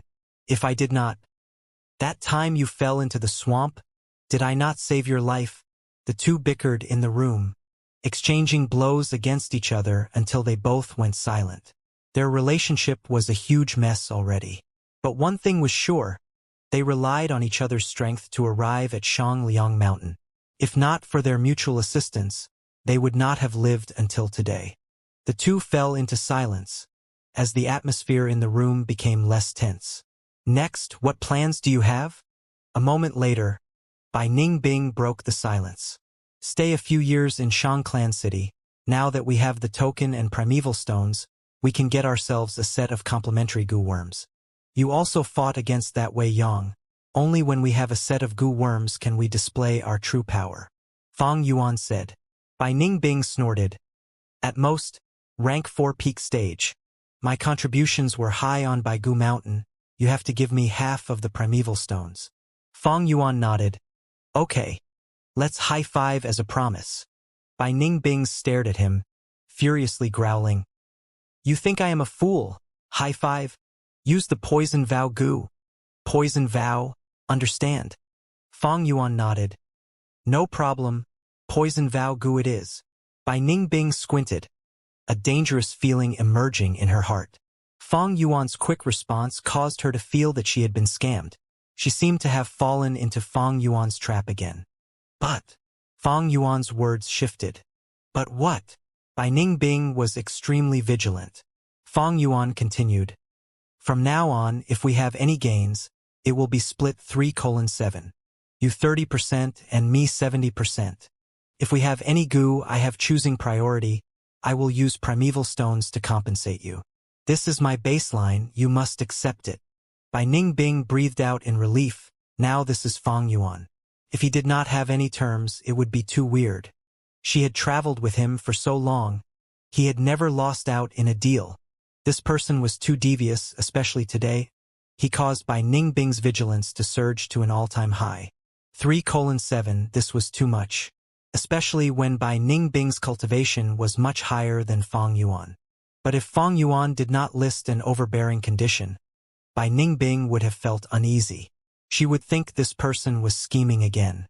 Thus, after Fang Yuan gave his terms, Bai Ningbing felt at ease. So be it. Bai Ningbing agreed immediately. Gains or benefits, she did not care about them. Her only goal was Yanggu. After getting information from Dr. Susho, her final hope was crushed. The two conversed for an entire night. Bai Ningbing looked at the agreement over 10 times, finally concluding that Fang Yuan did not have any loopholes left to use. Thus, on the second day, their first job was to buy the poison vow gu. Poison vow gu was a rank 3 gu with wide uses. Almost every shop in Third Inner City sold it. One cost 4,500 primeval stones and needed at least a yellow pear token. But when Fang Yuan showed the purple thorn token, the shopkeeper immediately cut the price by 1,500. Fang Yuan paid 3,000 and obtained the poison vow gu. The 9 tokens held differing discount for different gu. Let me refine it this time. Bai Ningbing immediately took the poison vow gu. She was very careful, personally refining the poison vow gu to prevent Fang Yuan from making sneaky moves. This poison vow gu had originally been refined by the shopkeeper already. With his assistance, Bai Ningbing spent 15 minutes to refine the gu and kept it for her own use. Does this shop sell the primeval elder gu? Bai Ningbing asked again. Shopkeeper shook his head, respectfully explaining that the primeval elder gu was a precious rank 3 gu. It would only be sold in auctions. But the two had the purple thorn token. They could easily pre-order it before an auction as long as it isn't a large size one. The auction zone in Third Inner City, Wei Yang had brought them there long ago. They easily got to the area and spent 6,700 primeval stones to purchase the primeval elder gu. We spent 10,000 just like that.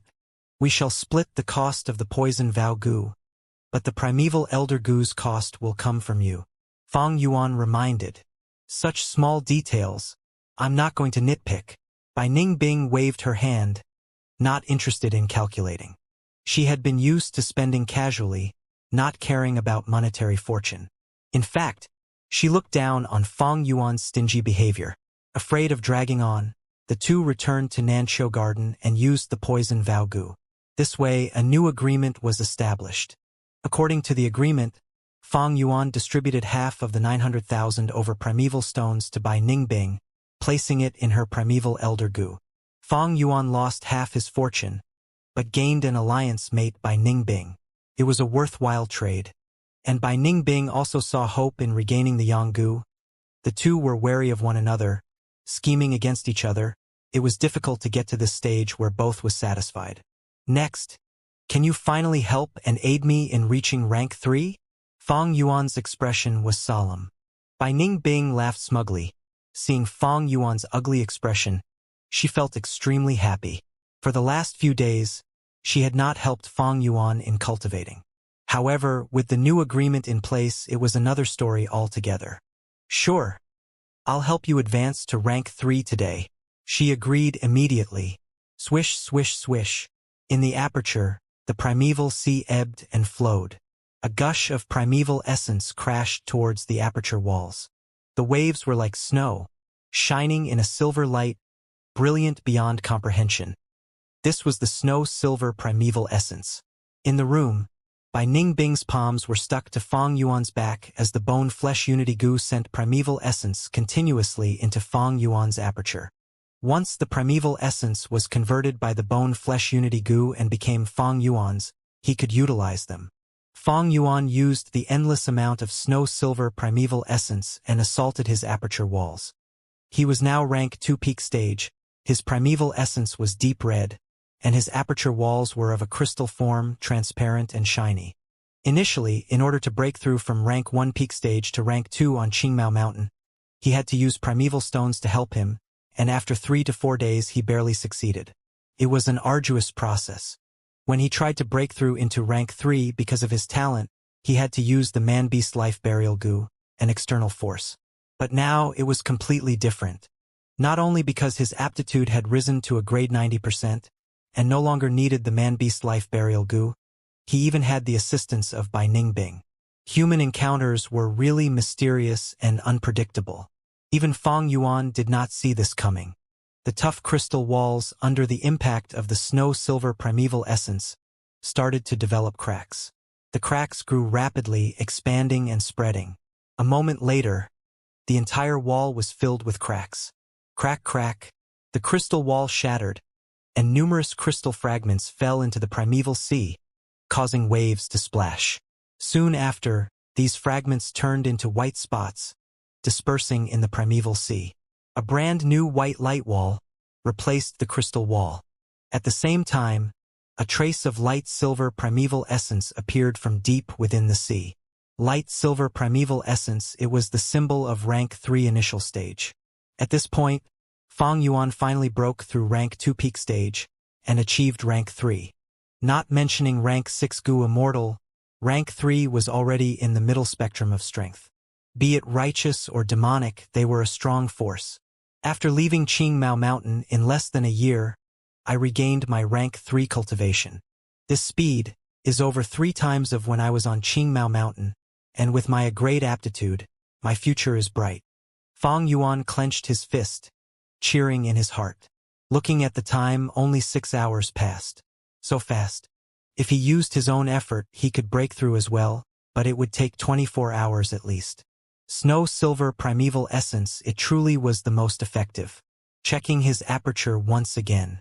The sea of bone spear goo, spiral bone spear goo had all been sold. Over half of the deep red rank 2 peak stage primeval essence remained.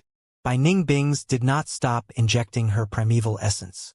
A gush of snow-silver primeval essence fell from the sky like a waterfall into the primeval sea, and after some turbulence, it sank to the bottom of the sea. The higher the realm, the better the quality of the primeval essence. Red steel primeval essence and light silver primeval essence could only be pushed up by the snow-silver primeval essence. At the bottom of the primeval sea, a bone-like white and blue flower moved along with the sea currents. It was the rank 3 heavenly essence treasure lotus. The movable primeval spring, able to produce 50 primeval stones a day. Beside the pure treasure lotus was the demonic blood skull goo. The blood-colored skull had 2 eye sockets, glowing with a purple flame.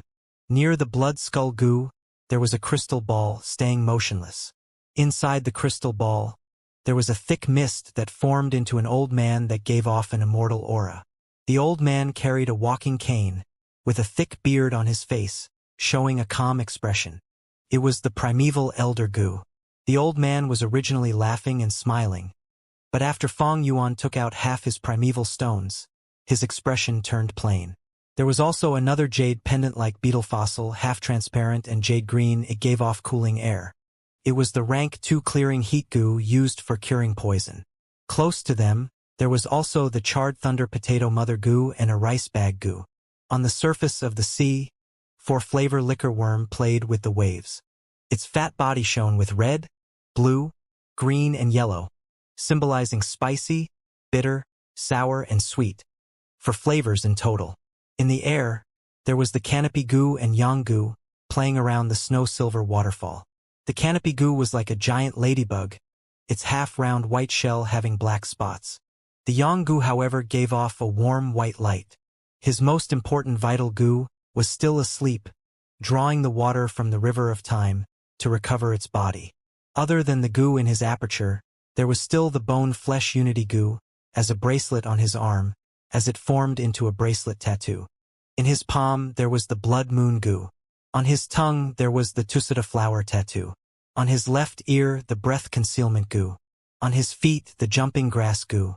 Fleshbone goo was by Ningbing's. It had been returned to her. Originally, there was a plunder goo that resembled a black beetle. Fong Yuan had used it to snatch the goo worms in by Ningbing's aperture, but it had died from lack of food during the caravan journey. These were all the goo Fong Yuan possessed.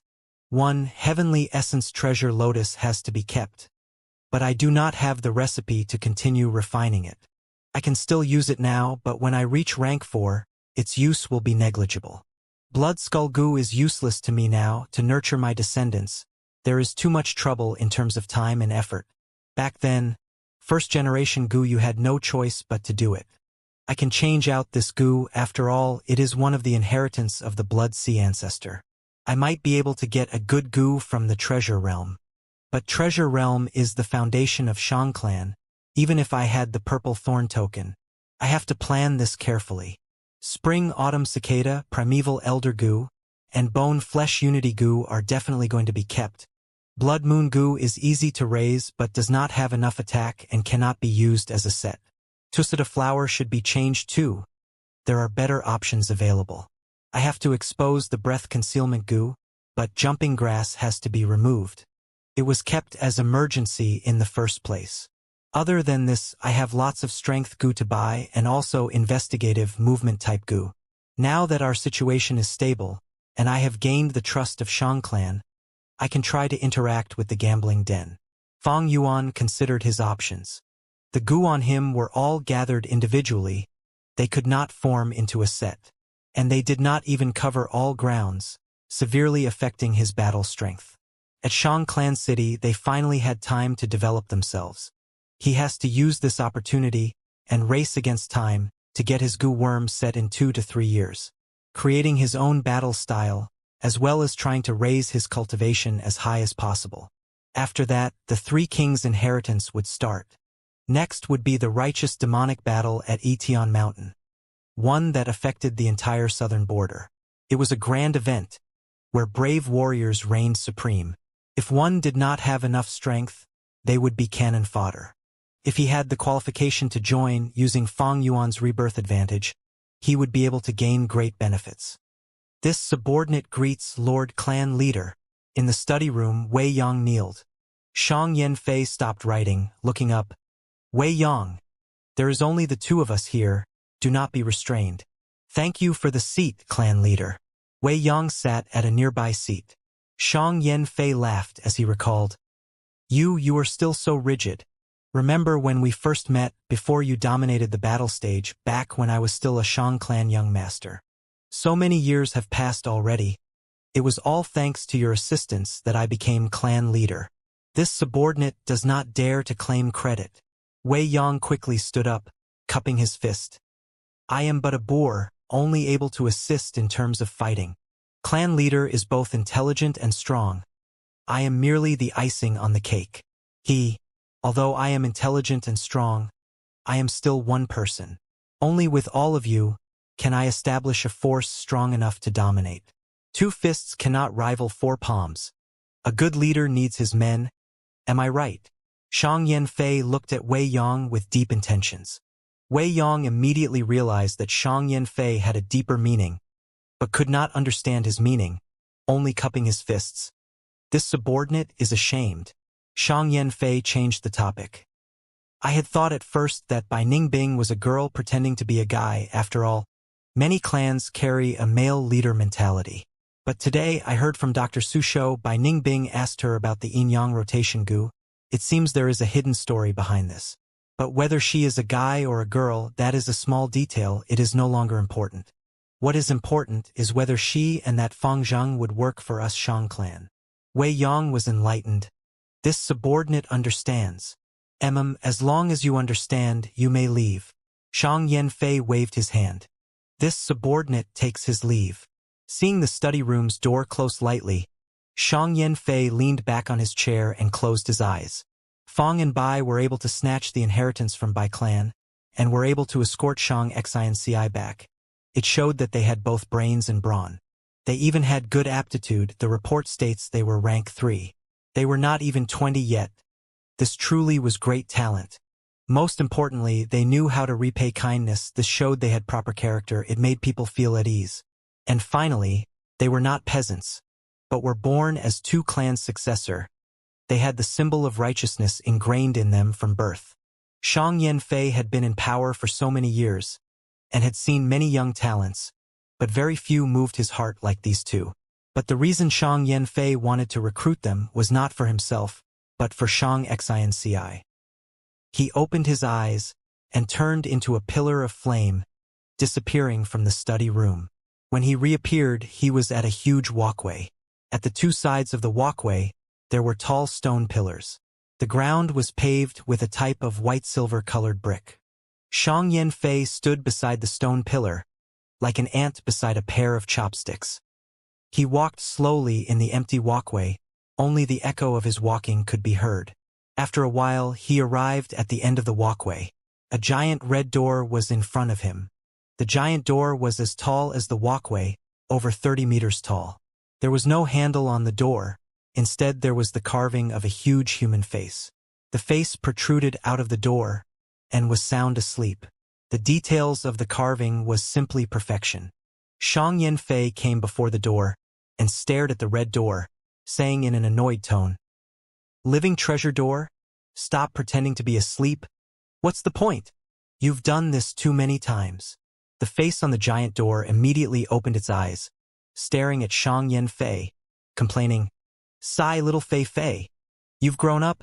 You are not cute anymore." As it said so, it opened its huge mouth and a strong gust of wind blew, causing Shang Yanfei's hair to dance in the wind. Its voice was like thunder, as the echo reverberated in the walkway.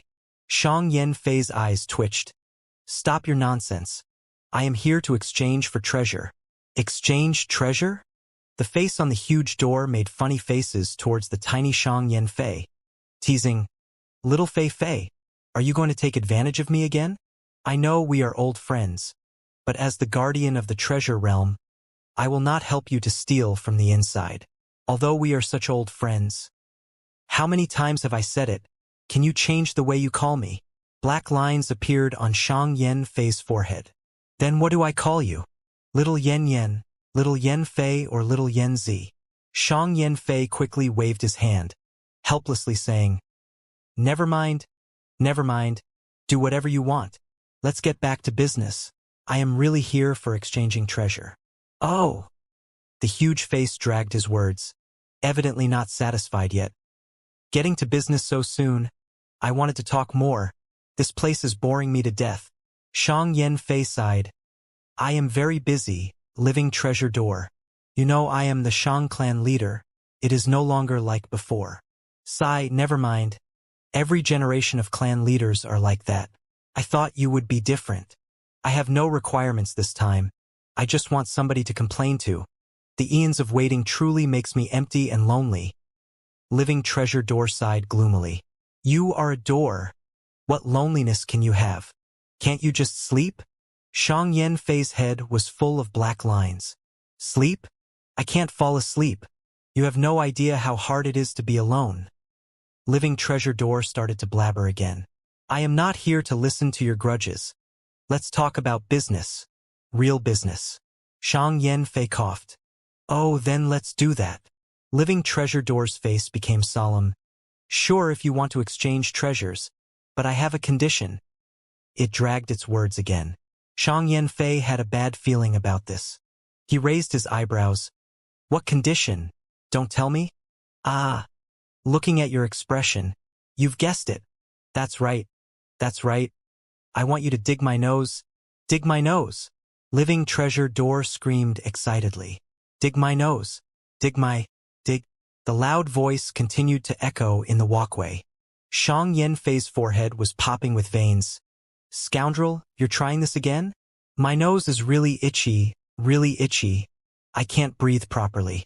I have no hands. I cannot dig my nose myself like you humans. I am so pitiful. Ah, little Fei Fei, my good friend. Please help me. Please dig my nose. As a reward, I will give you my treasured booger. Living treasure door sang out in a poetic tone. Hey, enough is enough. Shang Yanfei clenched his fists, screaming out after he could control himself no longer. Living treasure door snorted, giving a "what can you do to me" look.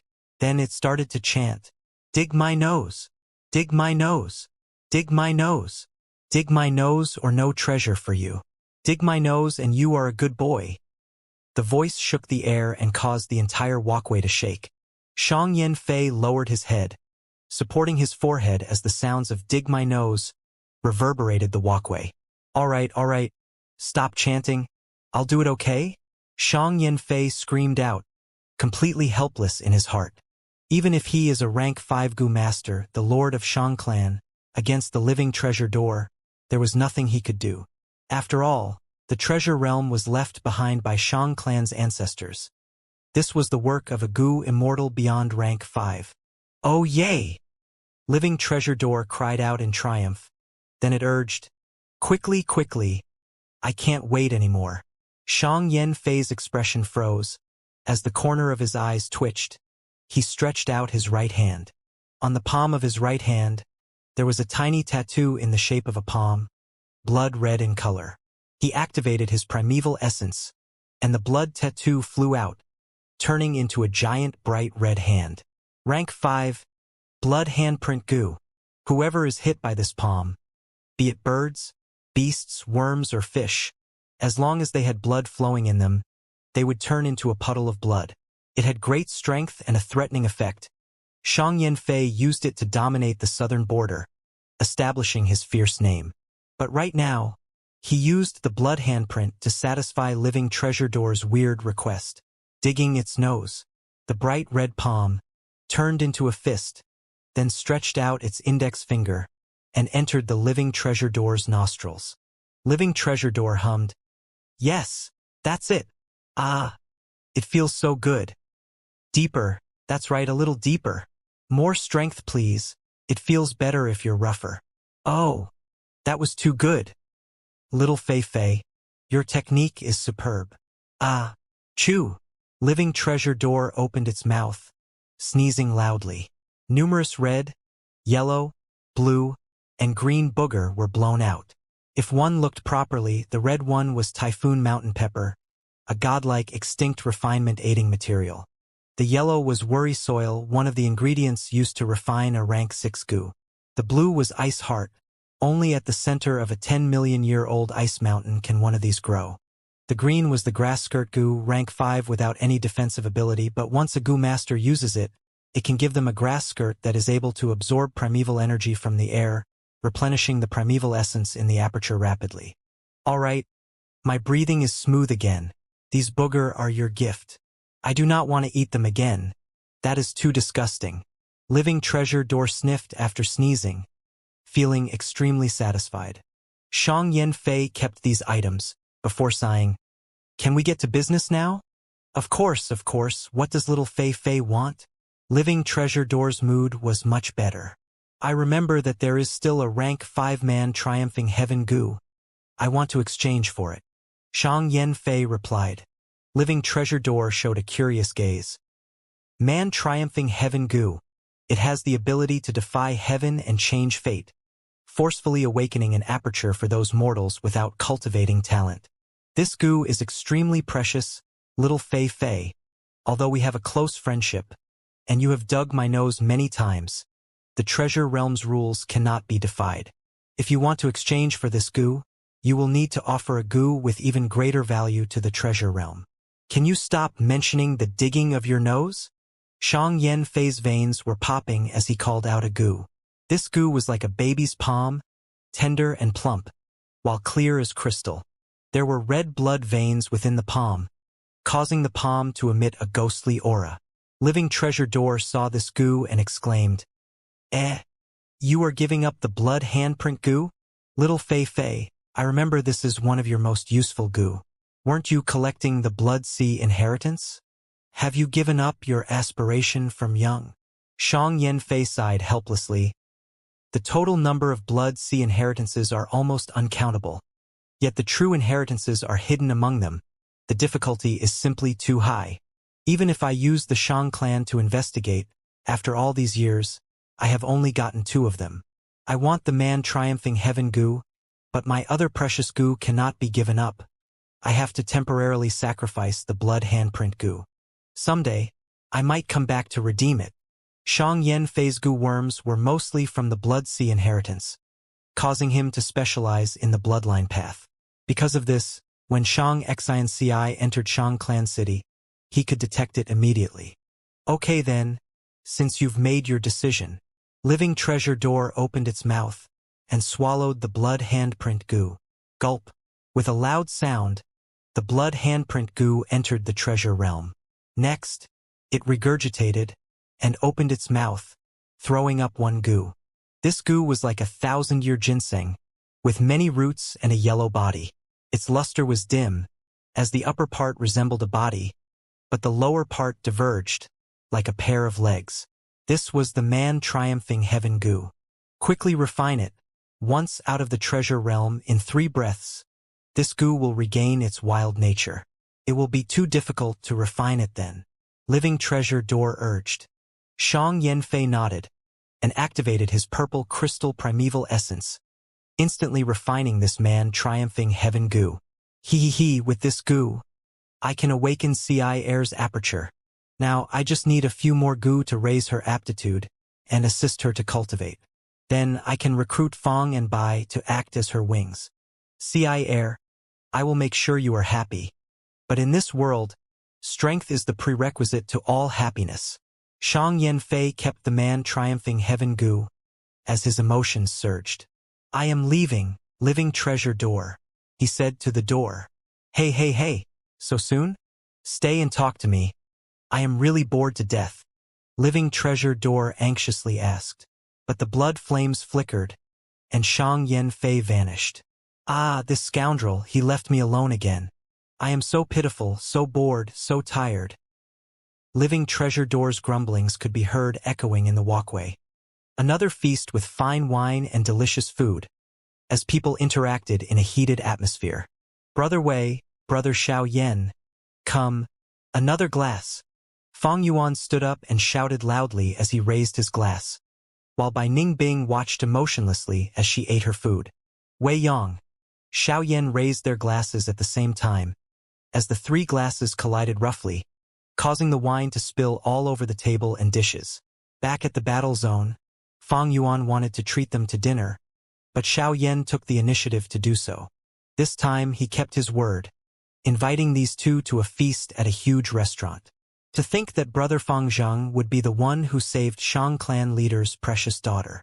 Good people truly get rewarded. Purple Thorn Token. I am extremely envious. Xiao Yen was a cheerful and honest person, not hiding his envy at all. He had lived in Shang Clan City for many years. He knew what the Purple Thorn Token entailed. Wei Yang put down his glass. What are the 2 of you going to do from now on? Fang Yuan then answered. We plan to stay in Shang Clan City for a while, and sell the useless goo we have. Next, we will buy a set of complementary goo worms. Excellent, that is the proper thing to do. If you did not have such plans, I would have reminded you to do so anyway. Wei Yang raised his thumb as he cheered in his heart. Fong and by staying here meant that there was a greater chance of recruiting them. If the both of you do not mind, you can tell us your plans. Big Brother Wei is very knowledgeable, he can give you good advice. My fire goo path was also recommended by Big Brother Wei. Xiao Yen said at the corner. Nurture, use and refinement, those were the 3 aspects of a goo master's cultivation. No matter which aspect, they were extremely profound, and each contained knowledge that was wide as the sea. Many people spent their entire lives without venturing fully into one of them. Please advise me, Brother Wei. At the feast, Fang Yuan cupped his fists. We hit it off so well, I shall not beat around the bush. Wei Yang cleared his throat before officially teaching. From the general aspect, goo masters are split into 9 ranks. Rank 1 to 5 are mortal, while 6 to 9 are immortal. Among 10 million goo masters, not even 1 might become an immortal. It is too tough to become one, even recognized geniuses may not reach it. But let's not talk about immortals, but focus on mortals. The 5 mortal ranks, rank 1 and 2 are beginners, and rank 4 to 5 are a high-level fighting force. Rank 3 is in the middle, it is what connects the two. By this point, both of you are already full-fledged Gu Masters. Rank 3 is the most important stage because here you will build upon your foundations and choose the right direction to advance. It will definitely result in a better future for you. By rank 3, a Gu Master's strength is already a force to be reckoned with. In many villages, rank 3 are clan elders. At this stage, the Gu Master has to determine the direction they want to go and create a set of Gu worms along that line. If you want to be a support Gu Master, your Gu worms will be mainly storage type. If you want to be an investigative Gu Master, the core of your Gu worms will be investigative types. If you want a future in Gu refinement, you can choose to work on existing recipes to create your own new recipe. If someone likes to plot, they can collect thinking assist type Gu worms like the Lightning Thoughts Gu or the Immortal Showing the Way Gu. Wei Yang introduced again. The so-called direction refers to attack, defense, healing, storage, movement, and investigative, the 6 aspects.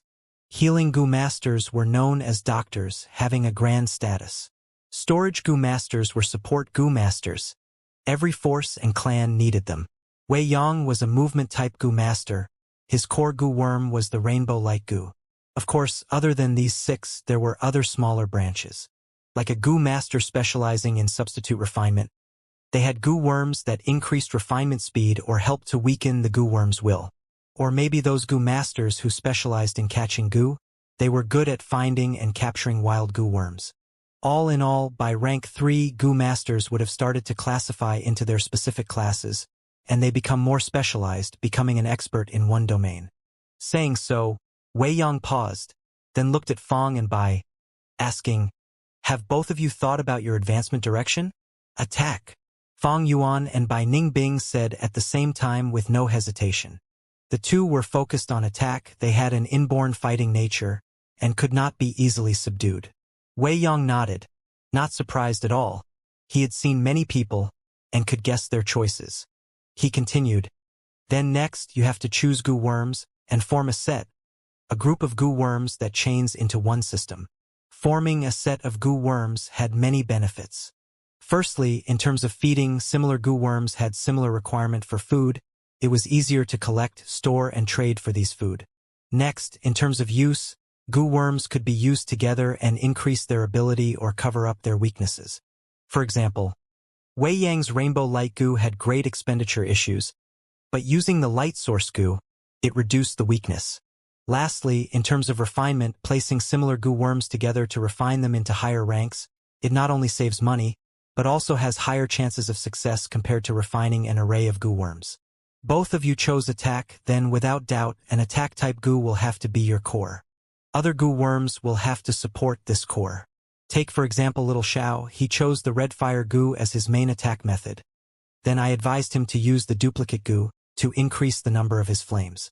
I next chose the Enlarge Gu, causing the flame to enlarge in size and become stronger. After that, I chose the Fire Source Gu to reduce his primeval essence expenditure. Lastly, I chose the Fire Discharge Gu as his movement-type Gu. Wei Yang patted Xiao Yan's shoulders as he said. Xiao Yan purposely showed a bitter expression. "Big brother Wei, you dug up all my secrets." Wei Yang did not mind it. "Haha, your secrets are well known to everyone. Among the people in the battle stage now, who does not know what Gu you own?" Wei Yang then turned to Fong Yuan. "It is no matter even if your Gu worms are exposed. As long as you pair it well, you can deal with all situations. Your core Gu worm is the foundation of the entire set. Have you thought of what attack-type Gu worms you want to use as your core?" Fong Yuan clenched his fist. "Before this, I have already used many Gu to raise my strength. Strength is my advantage. I want to continue on it, and crush my foes with overwhelming strength." Bai Ningbing said the name of a Gu, Frost Demon Gu. Speaking of which, Bai Ningbing had a rank 3 Frost Demon Gu in the past. It allowed the Gu Master to turn into the Frost Demon. Bai Ningbing had a great compatibility with it. But during the battle with Gu Yu Qingshu, it was destroyed. This caused Bai Ningbing to still have lingering emotions towards the Gu. Wei Yong heard this and frowned. You want to go on the strength path and ice path. For ice path, the advantage lies in defense. Frost demon goo, snow fairy goo, ice crystal goo. These are the three most famous transformation type goo. Frost demon goo and snow fairy goo are for women, while ice crystal goo is more suited for men. As for Feng Zheng's strength path, Wei Yong shook his head. I'm not trying to discourage you, but this would not work. The strength path is the most common route people choose. Why is that? Because it is cheap and affordable. Most of the goo related to the strength path are cheap, but because of this, the goo masters do not stand out and are very ordinary. I'll tell you the truth, I tried the strength path in the past, but wasted a lot of primeval stones later to remove the increased strength in my body. Most demonic goo masters lack resources, and use the strength path as a stepping stone. But Brother Feng Zheng, you have the purple thorn token and hundreds of thousands of primeval stones. You do not have to take this narrow path. The strength path makes it hard to succeed in life. Hearing Wei Yang's words, Feng Yuan and Bai Ningbing looked at each other, nodding. Wei Yang smiled. He did not waste his efforts. Xiao Yan laughed too. After hearing Brother Wei's words, I have gained much insight as well. Brother Wei makes sense, but I still want to walk on the strength path. Feng Yuan cupped his fist. Yes, I have decided to give up on the frost demon goo and choose the ice crystal goo. Beside him, Bai Ningbing also made her decision. Huh? Wei Yang's smile froze on his face. Hey. Did you listen to what he said at all? Xiao Yan shouted. Bai Ningbing smiled as determination shone across her eyes. Precisely because the ice crystal goo is suited for males, that is why I chose it, heh. Feng Yuan rubbed his nose. I am thankful to Brother Wei for the advice, but I still like the strength path. Others might not achieve success out of it, but if I can, doesn't that show my superiority? Ha, challenges lie in difficulty, and there is only a sense of accomplishment if there is a challenge. I was hesitant before, but now that Brother Wei has said it, I am definitely choosing this. Choosing the strength path was part of Feng Yuan's plans. It involves the Three Kings' inheritance in a few years. Of course, he cannot mention that to anyone. You too? Xiao Yan stared in a daze, unsure of what to say. This? You have to reconsider. This is not a joke. Wei Yang's expression was solemn. His tone was anxious. He did not expect his heartfelt advice to work in the opposite direction. No need to say anything else, Brother Wei. Paths are made by men. My decision is final. Ha. Let's continue drinking. Feng Yuan said, showing his determination, causing Wei Yang to swallow his words. Sigh. Wei Yang lifted his glass helplessly, but swore in his heart that he had to convince them otherwise, especially this Feng Zheng. He was truly messing around. Treating his future as a game, he should not do this. At this rate, it would put his superior aptitude to waste.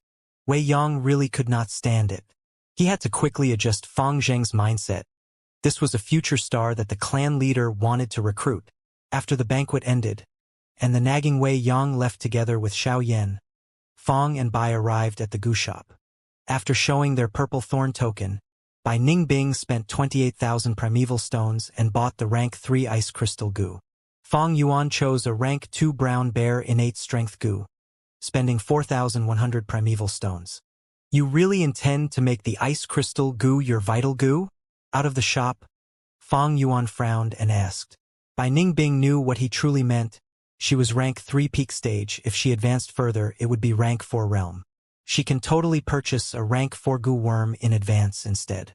But Bai Ningbing shook her head, her expression grim. I do not intend to advance to rank 4. Just yesterday, I found that my aptitude rose by 1% again. The northern dark ice soul physique was a curse coiling around Bai Ningbing. As she continued to cultivate, Bai Ningbing's aptitude would eventually return to 100%, regaining the 10 extreme physique status. Thus, she would rather give up on advancing. Rank 4 yellow gold primeval essence had better quality than white silver primeval essence. It could nurture the aperture better, and would cause Bai Ningbing's aptitude to recover more quickly. Feng Yuan's steps halted. Is that so? In that case, you can't live without the yang goo in my hands. Maybe you can go to Fengyu Manor and ask them. They specialize in selling information. They might have what you need. You are not going with me? Bai Ningbing stopped, looking at Feng Yuan. I am going to walk around the gambling den. Feng Yuan laughed. All right. Seeing Bai Ningbing walk away, Feng Yuan's smile vanished. He returned to the shop. Shopkeeper, I forgot to buy some things earlier. Do you have them? He gave a list. Shopkeeper did not dare to make a purple thorn token owner wait. He quickly looked at the list and nodded. Yes, esteemed guest, we have them all. Good. Prepare one portion for me immediately. Yes, yes, yes. A moment later, he walked out of the back door of the shop and went into another path, going to a lower level and arriving at the gambling den. Now then, let me see that sealed legendary goo fossil. Moving according to his memories, Feng Yuan entered an extravagant gambling den. It was a black rock, the size of a person's face. The black rock's surface glowed with bits of blue light. At one glance, it resembled the stars shining in the night sky. This was a stellar stone. But different from the surrounding stellar stones, this one was cubic and looked like a brick. But this rock, buried in a pile, was that legendary goo that someone obtained. And that lucky person, from someone unknown, he became a famous strength path goo master, all due to this goo, causing everyone to look in envy. Feng Yuan stood here, observing the surroundings, instantly understanding why no one cared about this rock. This was an extravagant, large-sized gambling den, and had great business. Although it was third inner city, there was human crowd around it. Gambling rocks were classified into 5 categories: scrap, low, medium, high, and super grade. At scrap grade, each rock was sold for over 10 primeval stones. Low-grade rocks were around 100 primeval stones, medium grade were 1,000, high grade were 10,000, and super grade were a few 100,000 per piece. And this stellar stone was of scrap grade. Scrap grade gambling rocks were the ones most looked down on. Most were solid on the inside. Even if there was a goo, it was mostly dead carcasses. Especially after the demonic goo master Wei Xinjing's appearance. It caused the scrap grade rock's market value to be severely affected. Wei Xinjing was skilled at creating counterfeit items, called the counterfeit master by people. He had once sold large amounts of counterfeit scrap grade gambling rocks, causing almost all large clans to post his arrest warrant. In the southern border, he was hated by everybody. This caused the scrap grade gambling rocks to become even more unpopular, but it was not completely ignored. Sometimes, when goo masters were in the mood when they were shopping, they would engage in small gambles for fun, buying a few scrap grade gambling rocks, just for entertainment. Other than that, professional gamblers also used them for practice. After all, scrap grade gambling rocks were cheap. To some goo masters, there was no pain in losing the gamble. But the problem was, this is third inner city. Here, most goo masters were rank 3. Rank 3 was clan elder level. At this stage, most had their own assets. Even if they were practicing, they would choose low-grade rocks which had a much higher chance of winning. Scrap-grade rocks were an insult to them. Despite so, in such a large gambling den, which was overflowing with people, there were certain goo masters who had their attention on these scrap rocks. But still, how would they guess that the stellar stone used to support a leg of this counter would hide a legendary goo worm? Feng Yuan laughed in his heart. Indeed, this stellar stone was used to fix a shaky counter, placed below one of its legs. People moved about, but who would notice an ordinary counter out of tens of rows of counters at the scrap rock area? These counters were filled with scrap-grade rocks, one piled on top of another. They were so cheap it was like the rows of vegetables and fruits in a market back on Earth. None of the goo masters who came here placed their sights on these scrap-grade gambling rocks. Thus, this stellar stone became unnoticed, and eventually gathered a layer of dust, causing it to be even more unappealing. No one knew when this stellar stone started being used as counter-support, but during this period, an uncountable number of people walked past it daily. Until one day, a down-and-out goo master came here and tripped at this counter. To be honest, this goo master should be blamed for not looking at where he's going. The counter was an inanimate object, So many goo masters walked past it daily, but no one had ever been tripped by it. Like a lamp post, it stood straight on the street, being no obstacle to men, but some people tend to knock onto it for no reason. Can you blame the lamp post for that? But no matter what world it is, reasons do not resolve arguments, only strength does. A farmer raised a rooster, but it was so noisy the farmer could not get his nap. Feeling angered, the farmer slaughtered the rooster. There was seemingly nothing wrong with that. No matter which world, the stronger person only had to relent a little to resolve conflicts. But the eventual settlement of the issue would often result in the stronger person not giving in, and the weaker person would pay a heavy price. The goo master was tripped. Even though he did not fall down, he was angry. He vented his anger on this piece of rock. Since you dared to trip me, I will slice you open. Thus, the goo master bought this rock and dissected it in public. And then, the legendary goo appeared in this world. It was a very dramatic incident, but precisely because it was so dramatic that people passed around the story in Fang Yuan's previous life. And now, this incident has not happened yet. This stellar stone was still used as a counter-support, quietly and silently awaiting its fate, and Fang Yuan's feet was only 2 inches from it. Dear customer, is this your first time here? A clerk walked over, seeing Fang Yuan's dazed expression. He was not aware Fang Yuan was looking at this rock with the corner of his eye. Fang Yuan rubbed his nose, saying, "Yeah, I guess." If he did not consider his previous life, this was the second time he was at a gambling den. Newbie, easy to trick. The clerk's smile became extremely bright. Please come inside. To speak the truth, the rocks here are the cheapest, but nothing cheap is good. They have poor quality and are of all shapes and sizes. What can you get out of them? Let me introduce for you, customer. Oh? Then talk. Fang Yuan's eyebrows raised as he followed the clerk into the gambling den. Customer, do you know how gambling rocks are formed? The clerk walked ahead as he looked back and asked. Before Fang Yuan replied, he answered already. As the saying goes, man is the spirit of all living beings. Goo is the essence of heaven and earth. Man has great inspiration and thus are able to innovate. They have the highest intelligence and can create many things, many new goo worms that do not originate from nature. Goo is the essence of heaven and earth. They have little intelligence, but their tiny bodies contain the law fragments of the great Tao. Heaven and earth always leaves a chance of survival. Some goo worms get gravely injured or run out of food. They might go into hibernation. Through long periods of time, a rock layer would form around their bodies. The rock gets thicker and thicker until it gains substantial mass. As time passes, more and more layers form, until a fossil is created. These rocks wrap around the goo worms, and due to the influence of the law fragments in the goo worms, they become different from other rocks, and look very different compared to the surrounding soil. People find these fossils, and collect them. This is the truth of the gambling rock that you see before you. Fang Yuan nodded. As he walked, he answered, I've heard of the story of the gambling rock before. The deeper he went into the gambling den, the more goo masters he saw. Many goo masters were picking rocks or discussing quietly. The gambling stage and empty spaces felt even more silent due to the soft discussions. The clerk calmly said, Since customer wants to gamble, you cannot be rash about it.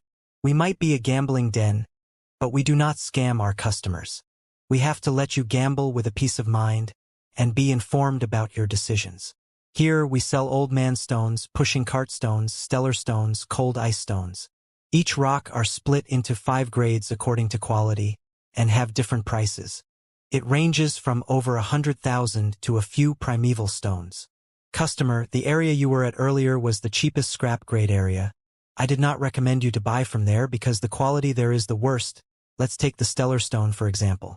In the stellar stone, starlight type goo are the most commonly seen. These goo contain the law of the stars. Thus, the fossil develops markings that resemble shining stars. Among star-type goo, the most commonly seen are the rank 1 star dart goo. Thus the fossil would become the shape of a dart. If it is the star arrow goo, the fossil would be long and have a pointy tip and a spreading end. There is also the shooting star goo. The fossil would be round but carries a tail. There is a very high chance of having a goo within rocks of these shapes. Of course, other than the appearance, there are many other elements like the number of shining stars. The more there are, the more likely there is a goo within, and the higher rank it could be. Customer, what you are seeing now are medium-grade rocks. You will discover that better-grade rocks are better. Of course, the price is steeper.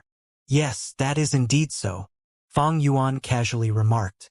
The clerk used a proud tone as he said, "Our shop has the most talented rock dissecting masters. They have at least 20 years of experience. There is a Master Duan. He specializes in using acid to dissect the rocks, having over 50 years of experience. I strongly advise you to dissect the rock in our shop after choosing your gambling rock. The rock dissecting master are professionals, and they have a set of goo worms specially used to dissect rocks. The method of dissecting has to be appropriate, like for the stellar stone, magnetism should be used. For old man stone, acid should be used.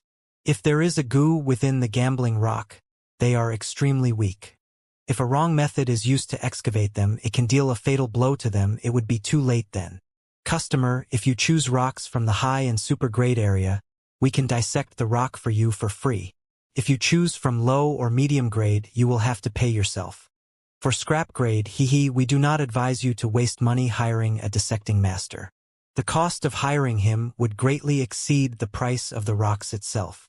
Back on Qing Mao Mountain, when Jia clan caravan came, Fang Yuan once dissected the purple gold rock for himself, but his method was simply brute force. Thankfully, the purple gold rock was softer. The mudskin toad had a strong life force. Of course, it also had to do with Fang Yuan's great experience. Rock dissecting cannot be done through brute force. It would easily murder the goo worm inside. If Fang Yuan wanted to dissect rocks, he would need to employ the rock dissecting masters in this shop. After one round, Fang Yuan chose a few rocks at the low-grade area. Old man stones, pushing cart stones, and stellar stones, a few of each. The clerk was disappointed, after spending so much effort in speaking and encouraging, trying to convince Fang Yuan to buy a few high-grade rocks. But how could Fang Yuan fall for this? Getting this result after such a long time, the clerk spoke listlessly. "Dear customer, do you have a token? If it is a yellow pair token and above, there are discounts available. Please show me your token if you have one." Soon after, his expression changed. As he opened his mouth wide, his eyes about to fall off. "Purple thorn token? Oh my God!" The purple thorn token was letting out a dreamy and illusionary light. The clerk stared at this token closely, his expression sluggish as he was lost for words. After a long while, he came back to his senses and respectfully said, "Esteemed guest, please forgive me for being blind. Please wait a moment. I will go call the shopkeeper." The shopkeeper was a middle-aged white fatty who ran in flustering when he heard a purple thorn token holder appeared. He immediately bowed deeply towards Fang Yuan. "Esteemed guest, your presence brings light to this little shop." Fang Yuan pointed at the rocks he chose and said indifferently, "I have chosen some rocks. I will have to trouble you guys to dissect them." The shopkeeper was stupefied when he looked at the rocks. How could they all be low grades? He could not help quickly glancing at the clerk with a reproachful gaze. "Those with purple thorn tokens are all important characters. Big clients? You actually let him choose these rocks?" The clerk stood uneasily at the side. Words stuck at his throat. The shopkeeper bowed his head towards Fang Yuan. "Esteemed guest, you don't need to worry about dissecting the rocks. Purple thorn token holders can have rocks dissected free of charge in Rock Gambling Zone. After calculating the discounts for these rocks, it comes down to 650 primeval stones. I know the rock gambling rules. Pay first before dissecting the rocks." Fang Yuan nodded and took out the primeval stones from primeval elder goo. The shopkeeper swiftly received the primeval stones and turned towards the clerk. "Go and call Great Master Duan, Master Huang, Master Zhang, Master Zhao and Master Ma here quickly." He then turned towards Fang Yuan.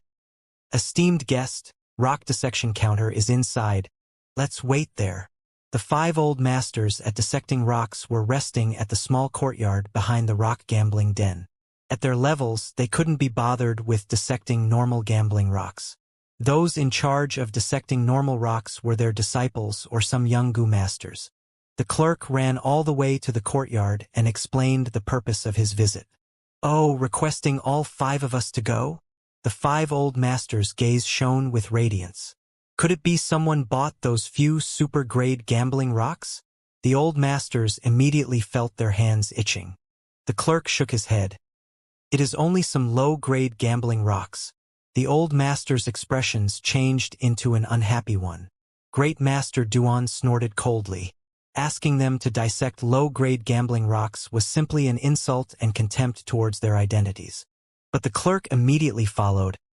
"The person has a very high status and possesses the purple thorn token.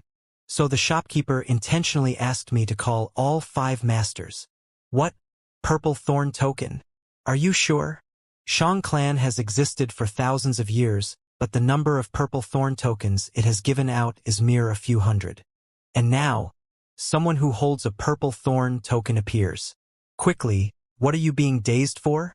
The 5 Gu masters hurriedly ran out of the courtyard and walked up the platform.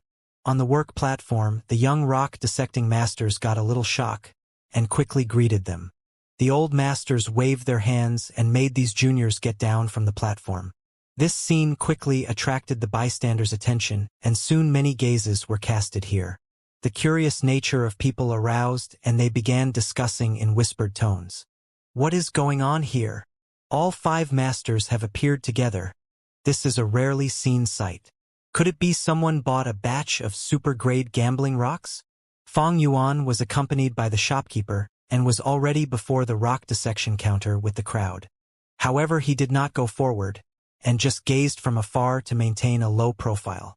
But the 5 old masters were astute and saw the shopkeeper following a young man like an attendant. How could they still not recognize Fang Yuan's identity? However, Fang Yuan remained gazing from afar and did not walk towards the platform.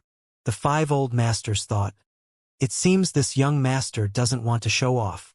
This was also normal. Many people behaved the same before dissecting rocks because they would have no face if they lost the gamble. "I have to do this properly and leave behind a deep impression in this esteemed guest. Having a connection with someone of higher status would be great." The 5 old masters were all scheming in their mind and rubbing their hands, eager to try it out at that thought. The rocks Fang Yuan chose was delivered by the clerk. The spectators couldn't believe their eyes when they saw these rocks. "What? These are only some low-grade rocks. I am not seeing it wrongly, right? These damaged rocks." Making the old masters dissect low-grade gambling rocks.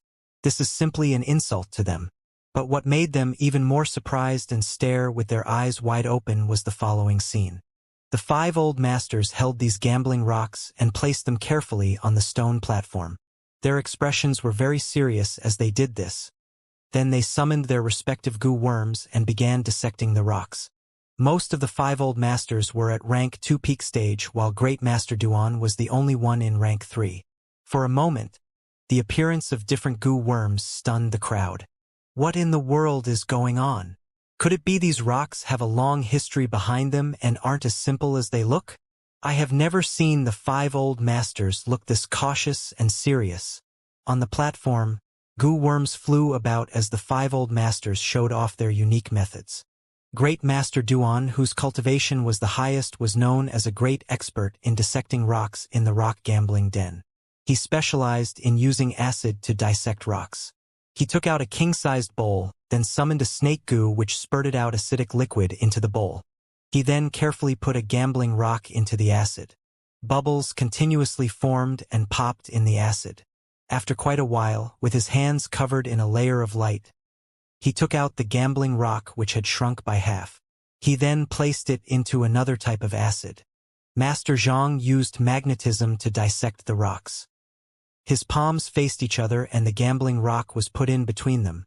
The gambling rock floated in air and bits of rocks was continually extracted by the power of magnetism. As for other masters, one called out a frog goo which used its tongue to lick the gambling rock. Another used fire to roast the rock, and another controlled a small whirlwind to cut down the gambling rock. The group of young rock dissecting goo masters watched from behind the old masters with a stunned gaze. Why was there a need for such a great fanfare for some low-grade gambling rocks? It was simply using an ox cleaver to carve a chicken, or using a talented person for an insignificant task. Could it be the old masters have some hidden intent for doing this? It won't do. I need to observe it properly. The results, however, made everyone flabbergasted. After the dissection, these low-grade gambling rocks didn't have anything impressive. It was either solid rock or hollow inside. There was not even a dead goo. What the? I thought there was something special going on. So they were all ordinary low-grade rocks. Why were these old masters in such a hurry for? They really wasted my time. The surrounding spectators were greatly disappointed and stormed out. The shopkeeper's face paled as he heard these remarks. In the past, he would have been really happy if the gamblers didn't get any goo worms from the gambling rocks they chose. But now, he really wished he could stuff in some goo worms inside the rocks. Purple thorn token holders could not be easily offended. He cautiously looked at Fong Yuan, thinking of something to say to comfort him. However, Fong Yuan was smiling. No matter, it seems my luck isn't good today, so I will stop now. I will come again another time. The shopkeeper and the clerk respectfully accompanied Fong Yuan towards the door. They were even thinking of accompanying him out to the streets, but were stopped by Fong Yuan.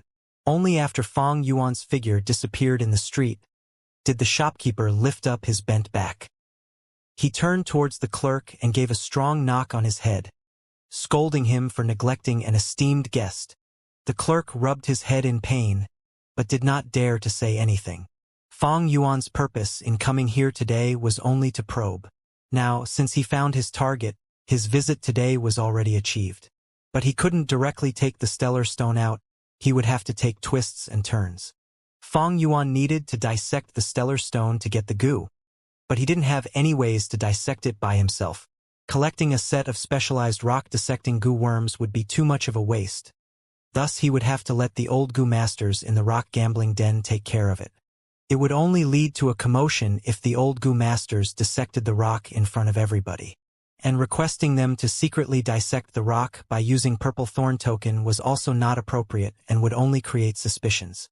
If Fong Yuan got a legendary goo worm right off the start, it would mean his luck was way too good.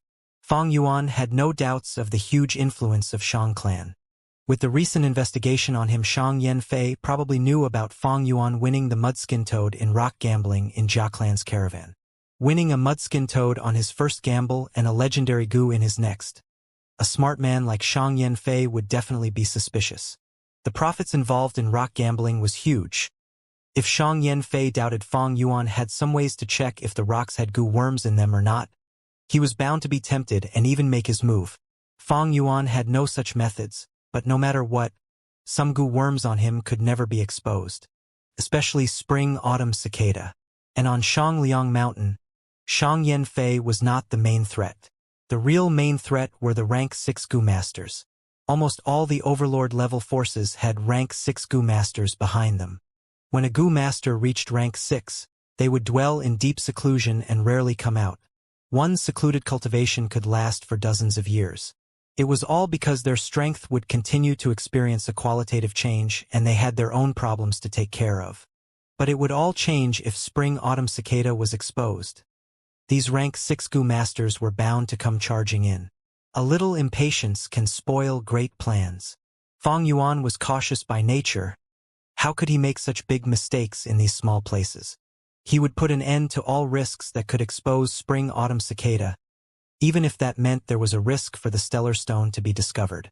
According to his previous life's memories, the probability of the legendary goo being discovered was infinitesimally small. But even if it was discovered, Fong Yuan had already planned for it, and it was better than attracting suspicions on himself and risk the exposure of spring-autumn cicada.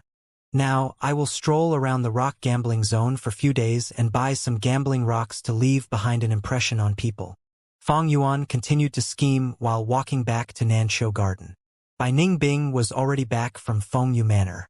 I have been waiting for you. She took out the ice crystal goo and gave to Fong Yuan. Fong Yuan used the aura of spring-autumn cicada to refine it, then threw it back to Bai Ningbing. Bai Ningbing would help him in cultivation and he would help Bai Ningbing in refining goo. This was one of the terms in Poison Vow. Bai Ningbing took the ice crystal goo and walked to a secret room to refine it. Fang Yuan also walked to another secret room and began refining a goo. The name of the goo eating one's words. Starlight shone on the secret room. Fang Yuan sat cross-legged on his mat and started refining his goo. After he parted with Bai Ningbing, he went to the shop again and bought all that he needed to refine the eating one's words goo.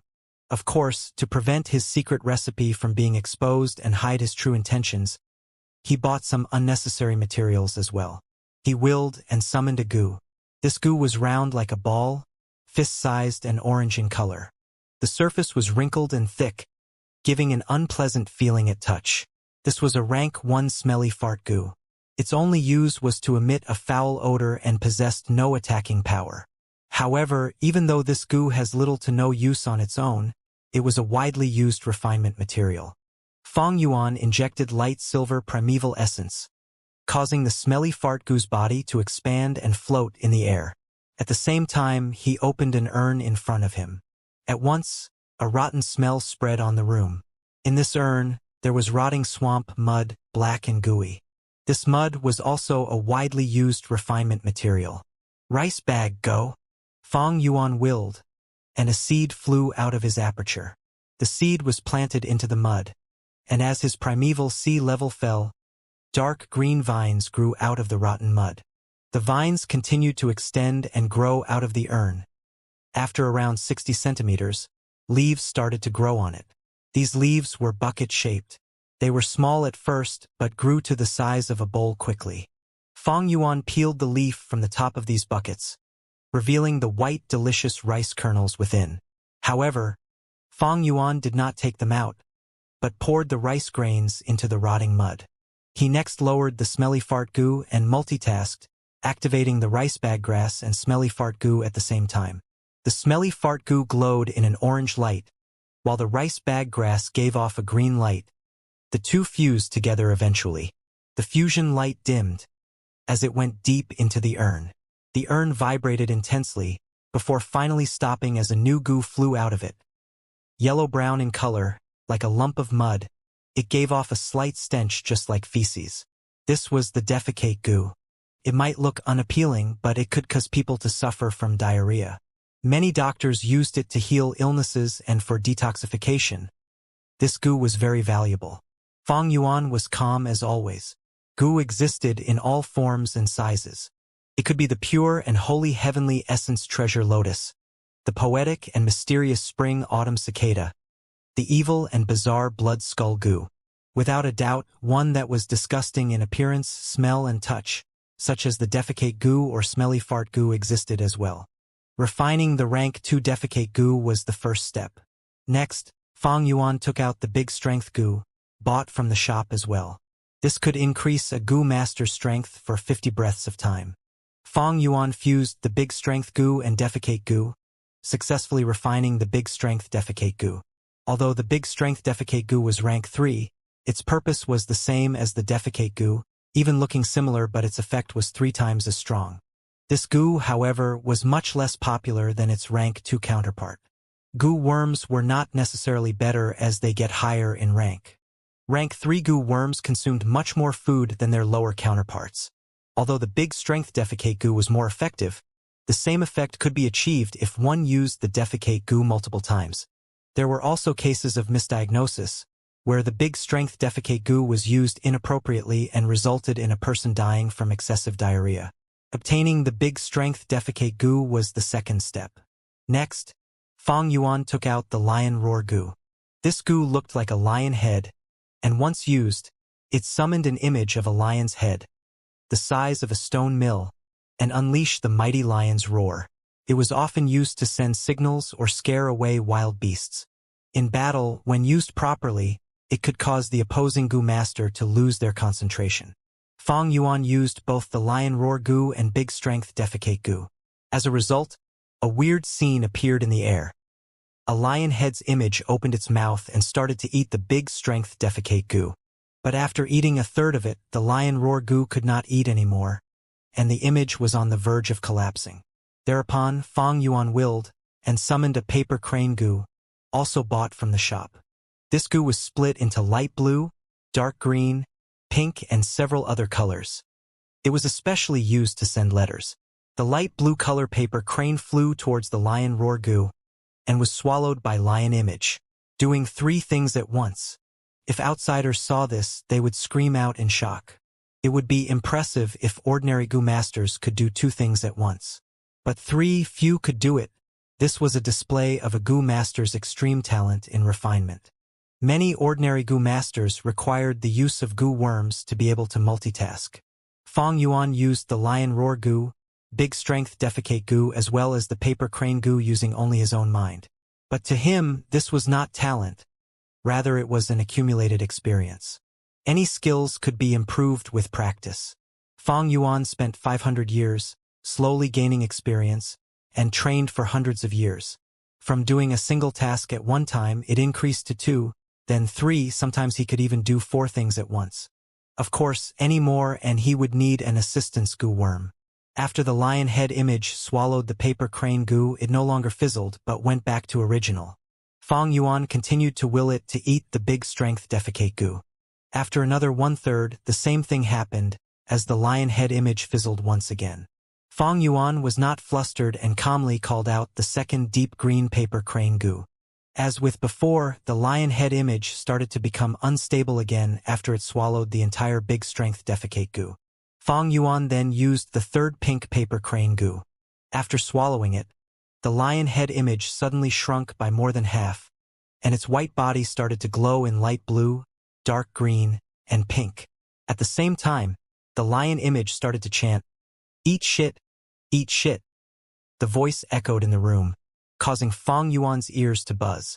He was not afraid of the sound leaking, as it was a special secret room with reinforced walls, isolating any sounds. He cheered in his heart. This goo was finally completed. This was the eating one's words goo. But this eating one's words goo could only exist for 10 breaths before it destroyed itself. Fong Yuan did not dare to waste any time, calling the eating one's words goo to his side. As the light blue, deep green, and pink color lights shone on him, Fong Yuan's body started to produce a faint purple smoke. "Eat shit, eat shit." The smoke trembled and moved about as the lion roared. In 2 breaths' time, the smoke gathered into the images of 2 poison vow goo. Fong Yuan willed, and the lion head image opened its mouth, swallowing it.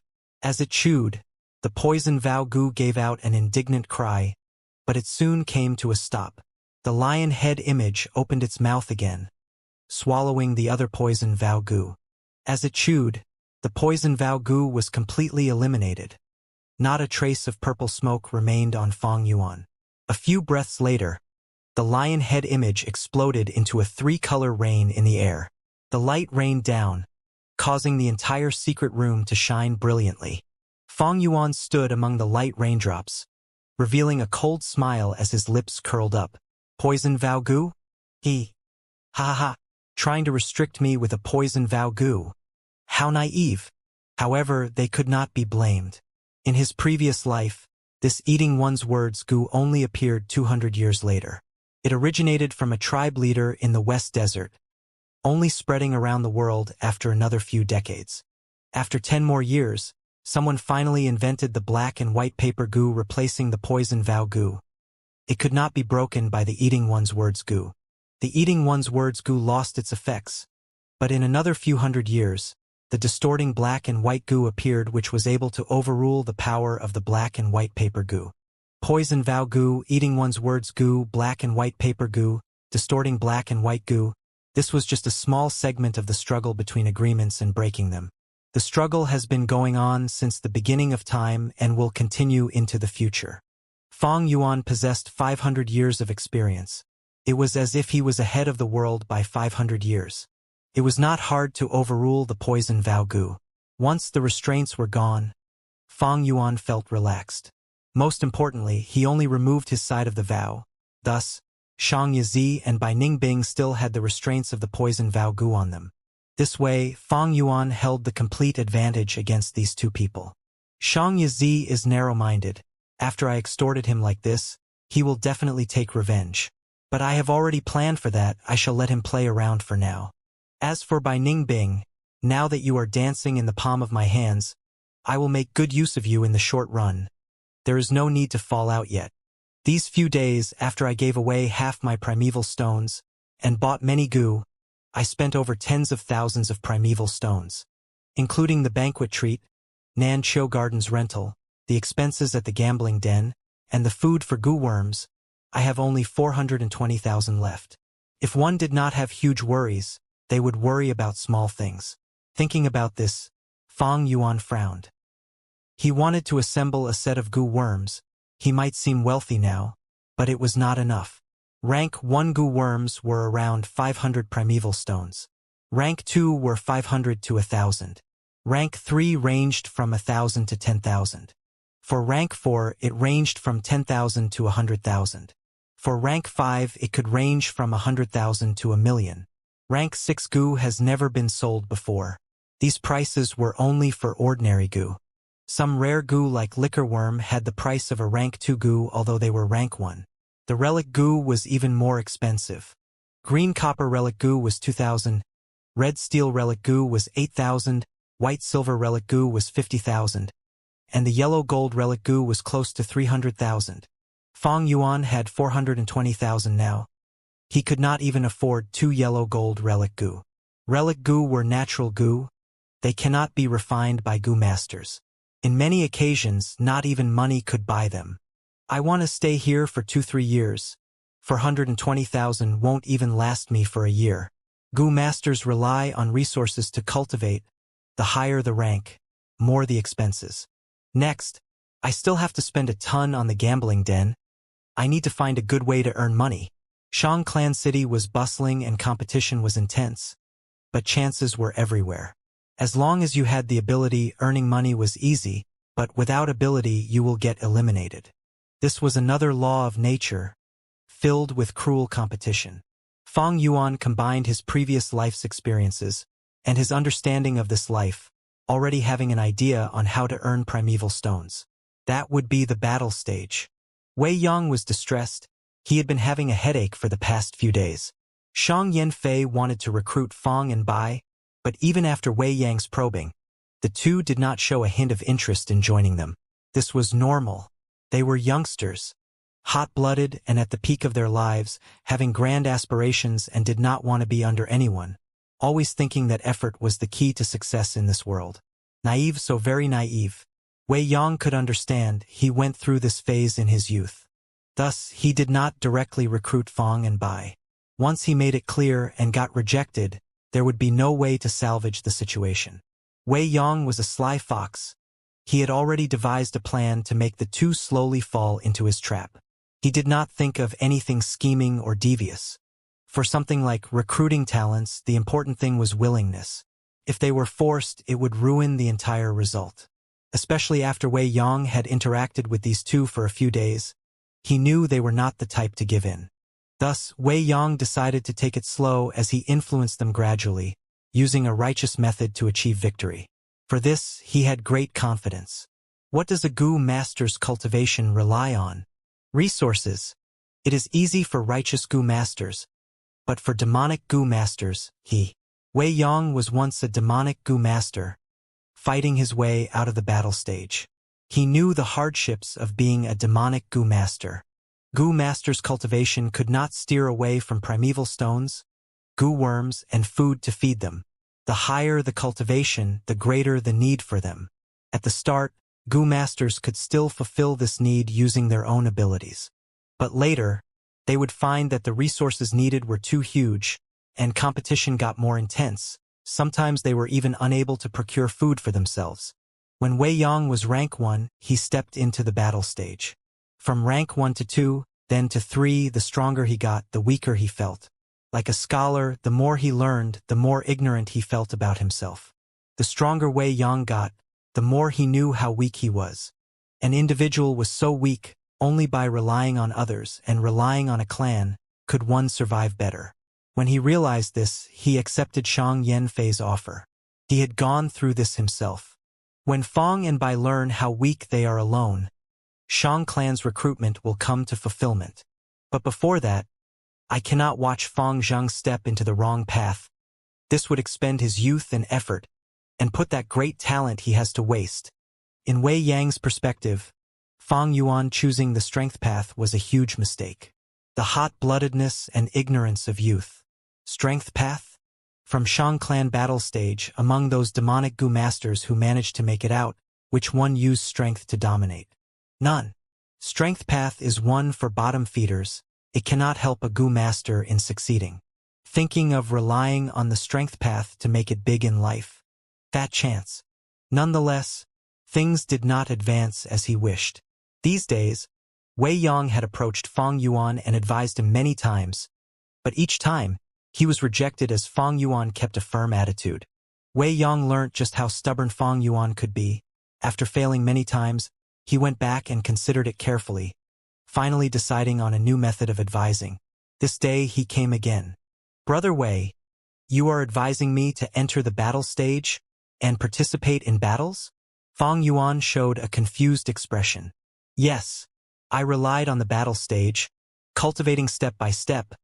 I will definitely share my good experience with you. Wei Yang gave a sincere gaze. Next, he lifted 3 fingers.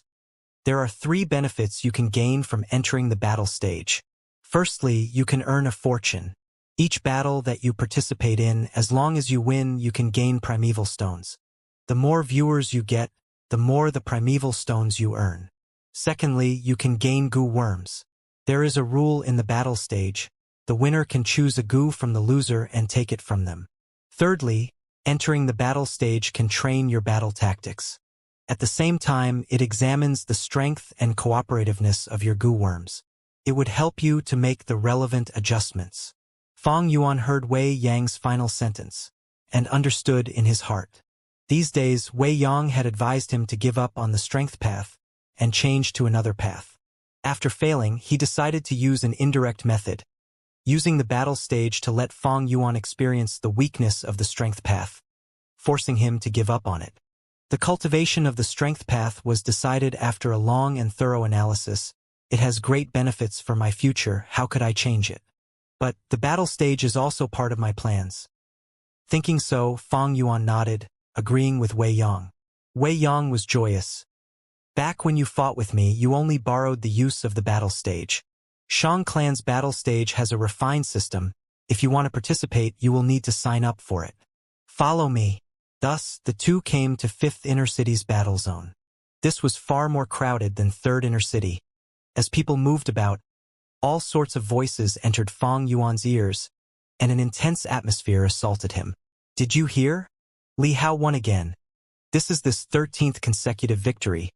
Before long, he would be able to rise to 4th Inner City. He has rank 3 cultivation. It is certain that he will enter 4th Inner City. Did you see Wang Dehan and Ma De Quan's battle? It was so exciting. Wang Dehan lost to Ma De Quan, losing his most important raindrop Gu. He is nearly crippled. Zhao De Xiong and Zhang Miu's battle is about to start. Go see. These two are both from the strength path. There is nothing nice to watch. We might as well go see the match between Qiao De and Qiao Er. A battle between brothers. Wei Yang purposely disguised himself, as he led the way for Fang Yuan.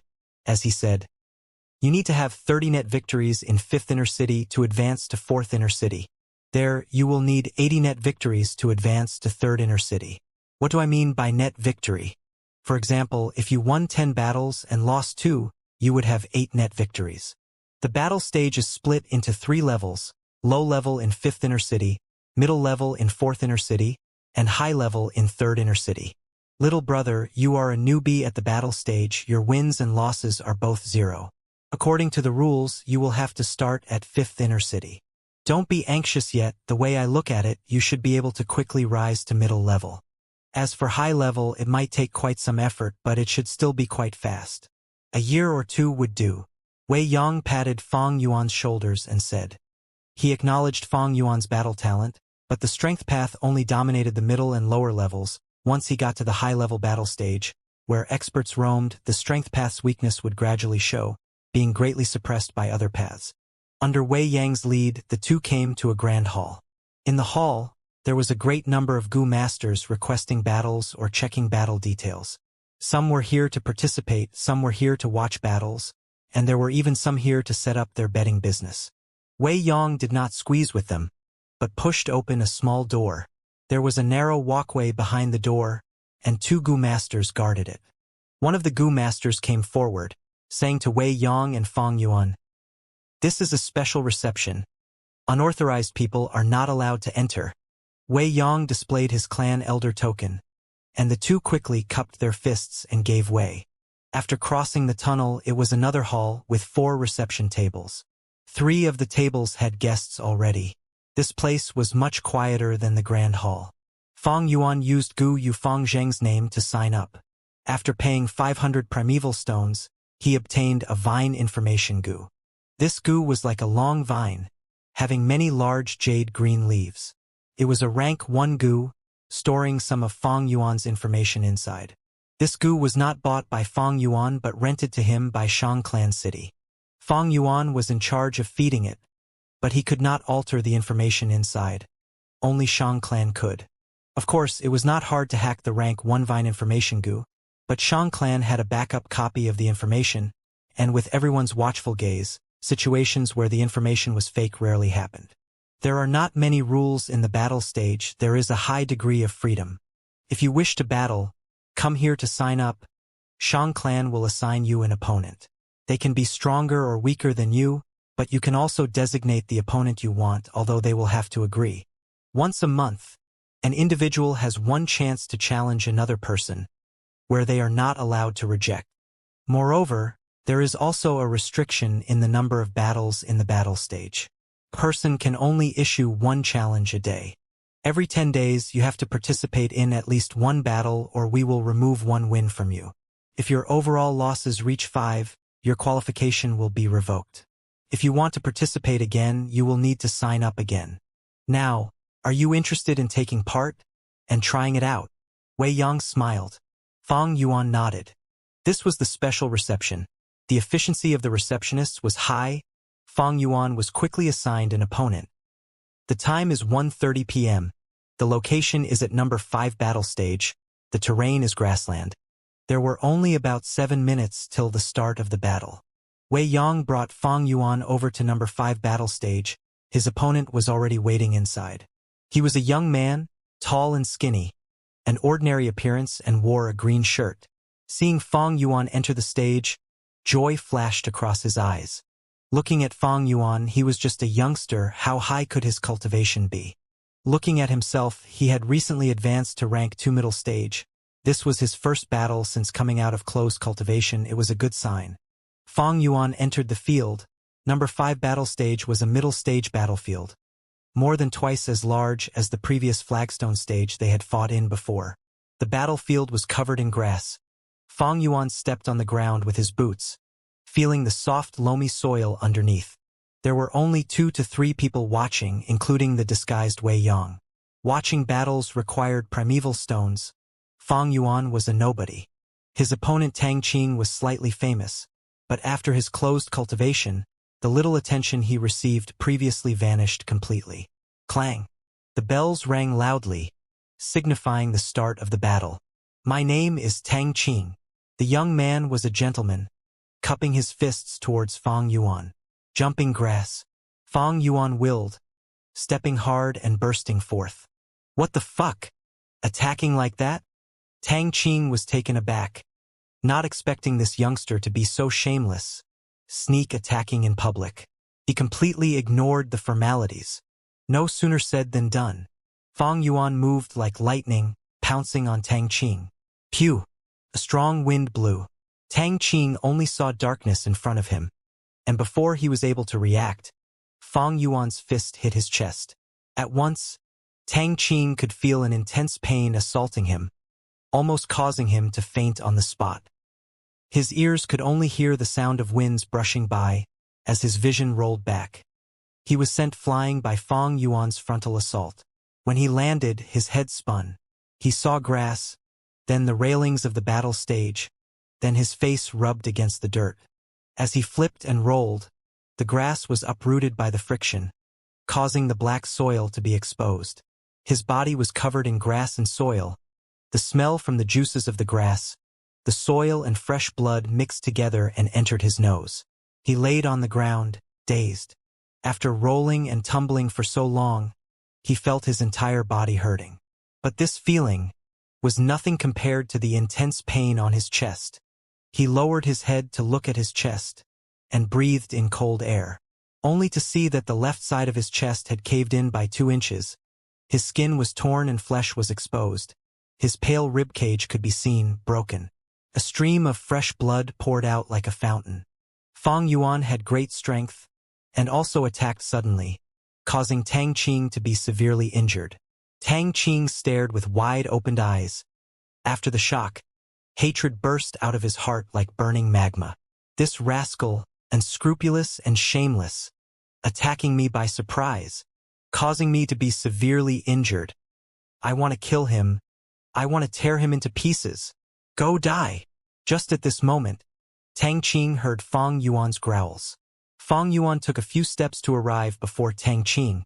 He raised his leg and stepped harshly at the area between Tang Qing's legs. Tang Qing felt his vision blurring and squinted. Fang Yuan activated the canopy goo, and his body was covered by a white armor. Tang Qing's heart trembled. A rank 3 goo master. Fang Yuan had first used the breath concealment goo, but now that he attacked, he could no longer conceal his rank 3 aura. The truth directly sent Tang Qing's soul flying beyond the horizon. Such a young rank 3 goo master. He subconsciously activated his defense goo as a gust of green wind surrounded his body. Fang Yuan had stored a lot of energy into this kick. It was supposed to smash Tang Qing's lower body part into paste. But because of the wind, the impact was greatly reduced. Ah! Tang Qing opened his mouth. His face contorted as he screamed out in utter anguish. Even with a defensive goo, the damage he suffered was like a lightning strike. His body automatically bounced up as he sat on the ground, using both arms to shield his pants. Fang Yuan's eyes shone with cold light. His left hand gathered into a fist and punched. He used all his strength for this punch. The force tore through the winds. Bam! A fist covered in white light landed heavily on Tang Qing's face. Tang Qing's screams came to a stop as he rapidly fell backwards, his head hitting against the ground, motionless and not breathing. A fatal blow. His entire nose caved into his face. His eye bulged out as more than half of his eyeballs were outside the socket, and his skull was completely smashed. Blood flowed down slowly, dyeing the soil and grass red. Fang Yuan stood upright and looked down at the corpse as the scene froze. After a few breaths' time, screams erupted from the surroundings. Dead. He died. Someone was beaten to death. The 2 to 3 goo masters watching were tongue-tied. Even Wei Yang showed a peculiar expression. Although there were many battles in the battle stage, there were few deaths. Firstly, the battle stage allowed surrendering. Secondly, the goo master overlooking the battle can often stop the fatal attack in time. Thirdly, competitors tend to control themselves. After all, they were all trying to make a living in the battle stage. They would have to interact with one another quite often. Although they might argue over benefits, they would not try to take the other person's life. There was 2 reasons why Fang Yuan could kill Tang Qing. Firstly, he had just come out of cultivation, and his battle instincts were dull. If it was during a normal period, he would have used his defensive goo from the start, not getting into such a state. Secondly, Fang Yuan looked way too young, and used the breath concealment goo to hide his cultivation, causing Tang Qing to relax. Before he could react, Fang Yuan launched a sneak attack with the first blow severely injured Tang Qing, and his next 2 attacks were lightning fast. Before the goo master taking care of the stage reacted, Tang Qing was already dead. The goo master hosting the battle rapidly came over. But when he saw Tang Qing's concaved face, and the brain matter and blood oozing out from the cracks of his skull, he gave up on trying to save him. "Youngster, you were too much." He stared at Fang Yuan, speaking with an unhappy tone. Although the battle was short, he had observed the entire thing. Fang Yuan had control of the situation. He could have gone easy on Tang Qing and spared his life, but he did not. Fang Yuan shrugged. "It is just a life. Why are you freaking out? According to the battle stage rules, I killed him, so all his possessions are now mine, right?" The battle stage host goo master snorted. All his things are yours, but we have to take back the vine information goo. Young man, I have to remind you, you do not respect life at all. That is a dangerous thought. I am really sorry. Wei Yong walked over apologetically, then turned around. This little brother of mine have been roaming outside. This is the first time he is participating in the battle stage. The Goo Master did not recognize Wei Yong, showing disgust on his face. Humph! You demonic Goo Masters are all like this. Such an aggressive nature and enjoy killing and slaughtering. Never mind, I can't get through to you. Pass me your vine information goo. Fong Yuan took out the vine information goo, and the host Goo Master edited the information inside, and returned it to Fong Yuan. Fong Yuan inspected the goo, and his 0 wins record had become 1. He next searched Tang Qing's corpse, obtaining 4 goo. 3 rank 2 and 1 rank 1, they were ordinary goo worms. The total value was around 2,000 primeval stones. Tang Qing died very abruptly, causing him to have no time to self-detonate his goo worms. And he had just come out of closed cultivation. There was only 20 to 30 primeval stones on him. Brother Fong Zheng, try to avoid killing in the future. After they left the battle stage, Wei Yong advised Fong Yuan. Even though there is no rules to prevent killing in the battle stage, Wei Yong shook his head. There is no need to fight to the death in every round. Although the battle zone might be huge, you are bound to encounter an opponent stronger than you eventually. We interact with each other more than you think. After all, we all live in Shang Clan City. When it is possible to spare a life, one should show mercy. Fong Yuan frowned slightly. But if I let someone off, they might not let me off. I have encountered demonic Goo Masters in the past, attacking without a second word. If I do not strike, I will be assaulted. My experiences tell me to kill when I can, otherwise, I am breeding threats for myself. I cannot give my enemies a chance. Precisely because of this, I am able to live till today. Wei Yong was caught speechless. He suddenly thought, wasn't this Fong Yuan acting just like him in the past? Ruthless and savage, not trusting anyone. It all boils down to having no sense of security. Demonic Goo Masters had little to no sense of security. They were different from righteous Goo Masters who had their clans to rely on, clansmen to help them, safely getting resources. It gave them a sense of security and trust in each other. Demonic Goo Masters were mostly lone cultivators, receiving no support from anyone. Even primeval stones and food have to be acquired by themselves. Many times they eat one meal without the next, unable to fend for themselves. How could they feel safe? To ensure their survival, they could only take risks and attack people to loot them. Demonic Goo Masters were often alone. They did not dare to attack righteous groups. Thus, they can only lay their claws on other demonic Goo Masters. Thus, it leads to a vicious cycle. Demonic Goo Masters do not trust each other, often attacking on sight. They had no sense of security, thus their attacks were more ruthless. Wei Yong converted from demonic to righteous.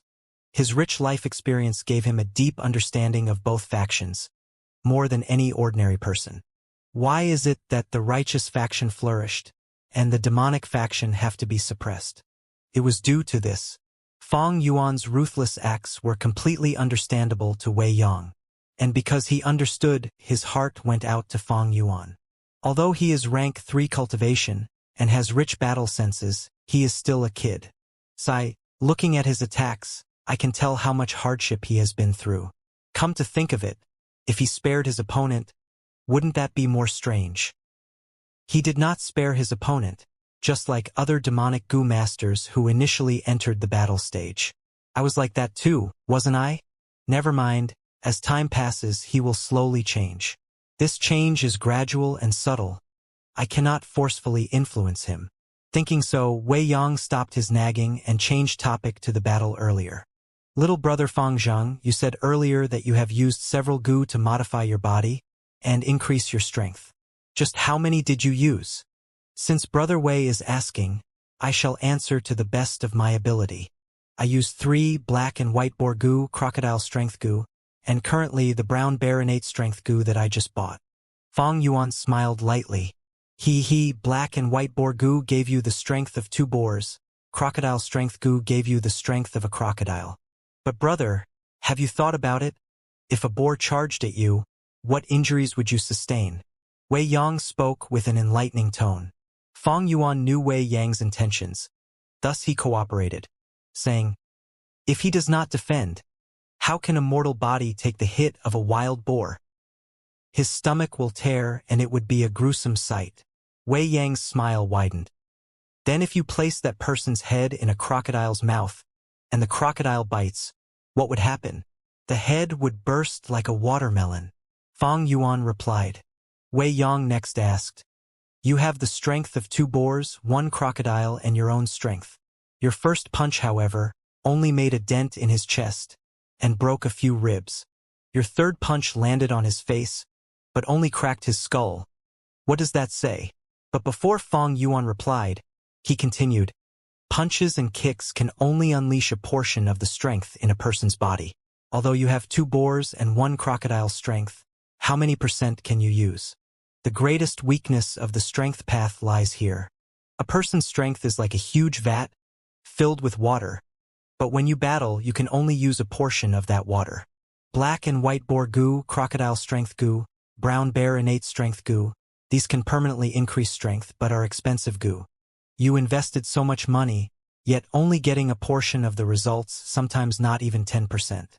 If you invest your money elsewhere, you can gain much greater effect." "I see, Brother Wei is saying all these to make me give up on the strength path." Fang Yuan smiled lightly, like he finally understood what was happening. "I understand that logic. The human body has a different structure from wild beasts. We can hardly display their true strength. But using goo also depends on being one with them. I've heard of many strength path goo masters who manage to unleash the beast phantom, displaying the full power of the goo worm. There is such a thing indeed. When I was still in the battle stage, I met many strength path goo masters. As their proficiency in the goo increases, sometimes the beast phantom appears in battle and they can use the full strength of the goo. It is very threatening. But you do not know, the number of times this happens is too few. Moreover, the attack method is very rigid. Only when using a specific attack style can the beast phantom be summoned. It is easy to evade." Wei Yang continued to advise painstakingly. Fang Yuan pondered for a moment. He had the exact thought, but that is also why he needed that legendary goo. What came out of his mouth was, "Brother Wei, I appreciate your concern, but the strength path is my choice. I want to see it till the end." "Sigh. Then go ahead with it." Wei Yang sighed. Seeing Fang Yuan being so obstinate, he could not force him. Thankfully, Fang Yuan had already joined the battle stage. Wei Yang thought, what happens next should change Fang Yuan's mind. Fang Yuan had to stay in Shangclan City for a few more years. There was a lot of time left. Wei Yang was not anxious. Soon, half a month passed. In the gambling den, the shopkeeper bent his back, standing beside Fang Yuan, smiling. "Brother Wei, wanna pick a few rocks to play? We might get something good. I'll treat you to a few." Fang Yuan smiled and said. Wei Yang stood beside Fang Yuan, shaking his head. "Today is the day Tang Xiong forcefully challenges you. To think the Tang Qing you killed was his brother. Fang Zhang, you should be vigilant in order to take revenge." Tang Xiong purposely fell from 4th inner city to 5th. He has a small fame, able to use the strength of 3 bears. He is coming with vengeance. Although he said so, he was not worried, but instead, looking forward to it secretly. These days, Fang Yuan won another match. Thus this would be his 3rd match. Wei Yang was hoping this Tang Xiong would awaken Fang Yuan and cause him to abandon the strength path, changing to another style. "I will deal with it when it comes. What is there to worry about? If Brother Wei is not going to choose, I'm going to. I have already seen several good rocks." Fang Yuan's eyes glowed as he picked a few gambling rocks. The shopkeeper instructed his clerks to carefully select the gambling rocks and bring them out. "Eh?" Fang Yuan said, pointing to a leg of the counter. "This rock supporting the leg seems to be a stellar stone?" The shopkeeper was stunned, but quickly replied, "Esteemed customer sure has amazing eyes. This rock was placed there a few years ago by me. The counter leg was damaged by a gambler's kicking, so I picked a squarish stellar stone and used it to fill in the gap." Fang Yuan frowned. "Rocks are meant for gambling. How can you use it like that? You're truly burying the rock's potential." Today, for my last piece, I shall choose that. Yes, yes, yes. Esteemed customer is right. The shopkeeper nodded rapidly, but he felt indifferent in his heart. The grade of the stellar stone was very important. Arrow or shooting star-shaped ones were the best. This rock was obviously a useless one. No one asked for it when it was on the counter, so the shopkeeper used it to balance the counter instead. The clerks worked together, pulling out the stellar stone from the counter leg, then placing it together with the other rocks to send it for dissection. At the dissection counter, a few young dissection masters were opening rocks for a middle-aged Gu master, moving delicately and slowly. Wei Yong did not approve of Fang Yuan gambling rocks. Seeing him pick this rock, he shook his head secretly. Even if he was not a gambler, he knew the importance of grades. Fang Yuan's final rock was completely chosen at random. Even he could not stand it. Fang Yuan had been spending the last few days at the gambling den, spending primeval stones, but did not get much rewards out of it. Sometimes he got a few gu, but they were rank 1 or 2 or even corpses and carcasses. In Wei Yang's heart, Fang Yuan was purely wasting his money, but he did not say anything against it. The less primeval stones Fang Yuan had, the more he needed to rely on Shang Clan. That was something he wanted to see. Fang Yuan was excited in his heart, but kept a calm expression, staring at the dissection counter in anticipation. These days, he had been roaming around the gambling dens, purposely choosing some bad rocks to leave an impression. Although he had controlled himself and only played small, the gambling rocks were like an endless abyss. In less than a month, he lost over 100,000 primeval stones. But thinking about the legendary gu he was about to receive, not only 100,000, even 500,000 was worth it. Although this legendary gu was rank 3, its effect was simply amazing, and it was nearly extinct. Most likely, this was the last one in this world. Wei Yong frowned. Mind the time. You have to rush to the battle stage later. Shopkeeper, can the dissection be faster? Of course, of course. The shopkeeper recognized Wei Yong, the external clan elder, and quickly nodded. He ran to the dissection counter, waving his hand, saying to the young dissection masters, "Go, go, go!" He sent those dissection masters away to one side. "My rocks!" The middle-aged Gu master cried out. Rock dissecting was a meticulous process.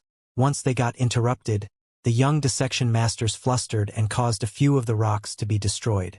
Li ran. "Stop screaming. We will return you your primeval stones," the shopkeeper shouted. The middle-aged Gu master with a messy beard stared with wide-opened eyes, saying indignantly, "What if there was a Gu inside?"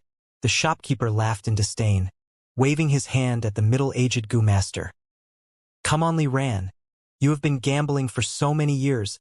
You only choose low-grade rocks. When have you ever gotten anything good? Stop making a din, or you will lose your compensation." "Spit. Such a large shop's bullying customers. You are looking down on me. One day, I will make it big in life," the middle-aged Gu master muttered, his tone furious but did not continue making a din. Li ran. This name made Fang Yuan recall a certain memory. He could not help but show a weird expression. This Li Ran was that person who obtained the legendary Gu. Of course, they might have the same name, but no matter what, Li Ran's one chance at success was snatched by Fang Yuan. The 5 old masters took the stage, starting to dissect the rocks. The younger masters were speechless. These seniors were using all sorts of flashy methods. Many rocks were easy to dissect, only requiring little primeval essence, but they had to use their full force, and cause their primeval essence to be greatly expended, using many steps only to raise the success rate by a meager %. More than 10 rocks, including scrap grade, low grade and middle grade, were quickly opened. There is a Gu, the Sword Shadow Gu. Rank 3 Sword Shadow Gu. So rare. A living Gu. It is definitely alive. Congratulations, esteemed customer. The old masters cupped their fists at Fang Yuan, sighing in relief. Fang Yuan had been gambling these few days, but did not get any rewards. It caused these old masters to feel uneasy. The shopkeeper ran over, looking joyous. "Esteemed customer, you have earned a lot. The Sword Shadow Gu can be sold for 32,000 primeval stones. But you only spent 8,000. The surrounding people were envious of Fang Yuan, and that Li Ran even pouted, saying sourly, "Humph, you just got lucky. That's good, brother. The sword Shadow Gu is at the same level as my broadsword Light Gu. I advise you not to sell it but use it yourself." Wei Yang congratulated. He, the light at the end of the tunnel. I said my luck was not so bad. Fang Yuan laughed. Brother Wei, after today's match ends, I will treat you to a drink. Let's celebrate. Wei Yang nodded, not rejecting it. He did not know that although Fang Yuan was cheerful on the outside, his heart was in complete shock at the moment. The sword Shadow Gu was an accident, it was not his goal. That stellar stone supporting the counter had no Gu inside after dissecting it. It was a useless rock. How can this be? Where is that legendary Gu? At once, Fang Yuan's mind was flashing with questions as his heart stirred. Numerous suspicions popped up in his mind. How can this happen? Wasn't the legendary Gu hidden in this stellar stone? If it is not this stone, where can it be? Or maybe it was not this rock or not this gambling den. Or maybe the rumors were false. Where am I supposed to find that legendary Gu now? Things had progressed way out of Fang Yuan's expectations. The Gu that he thought was easily obtainable had gone missing, and the sword Shadow Gu he had obtained out of luck was not enough to recoup his losses these few days. If there is no legendary Gu, my efforts would have been in vain. Damn it, how can this happen? There might be an error in the rumors, but rumors travel far and wide. There has to be a basis for it. Especially when this detail was so specific. There was nothing that deviated from the rumors. But why is it? Fang Yuan gritted his teeth secretly. Without this legendary Gu, his strength path cultivation would be gone like smoke. Do I really need to change my cultivation direction? But if I do that, the Three Kings' inheritance would be greatly affected. The result of the rock dissection greatly affect Fang Yuan's plans. But he did not know what the problem was or what went wrong. The rumors had been shrouded in a deep, mysterious fog. It is almost time we should head to the battle stage. At this time, Wei Yang reminded.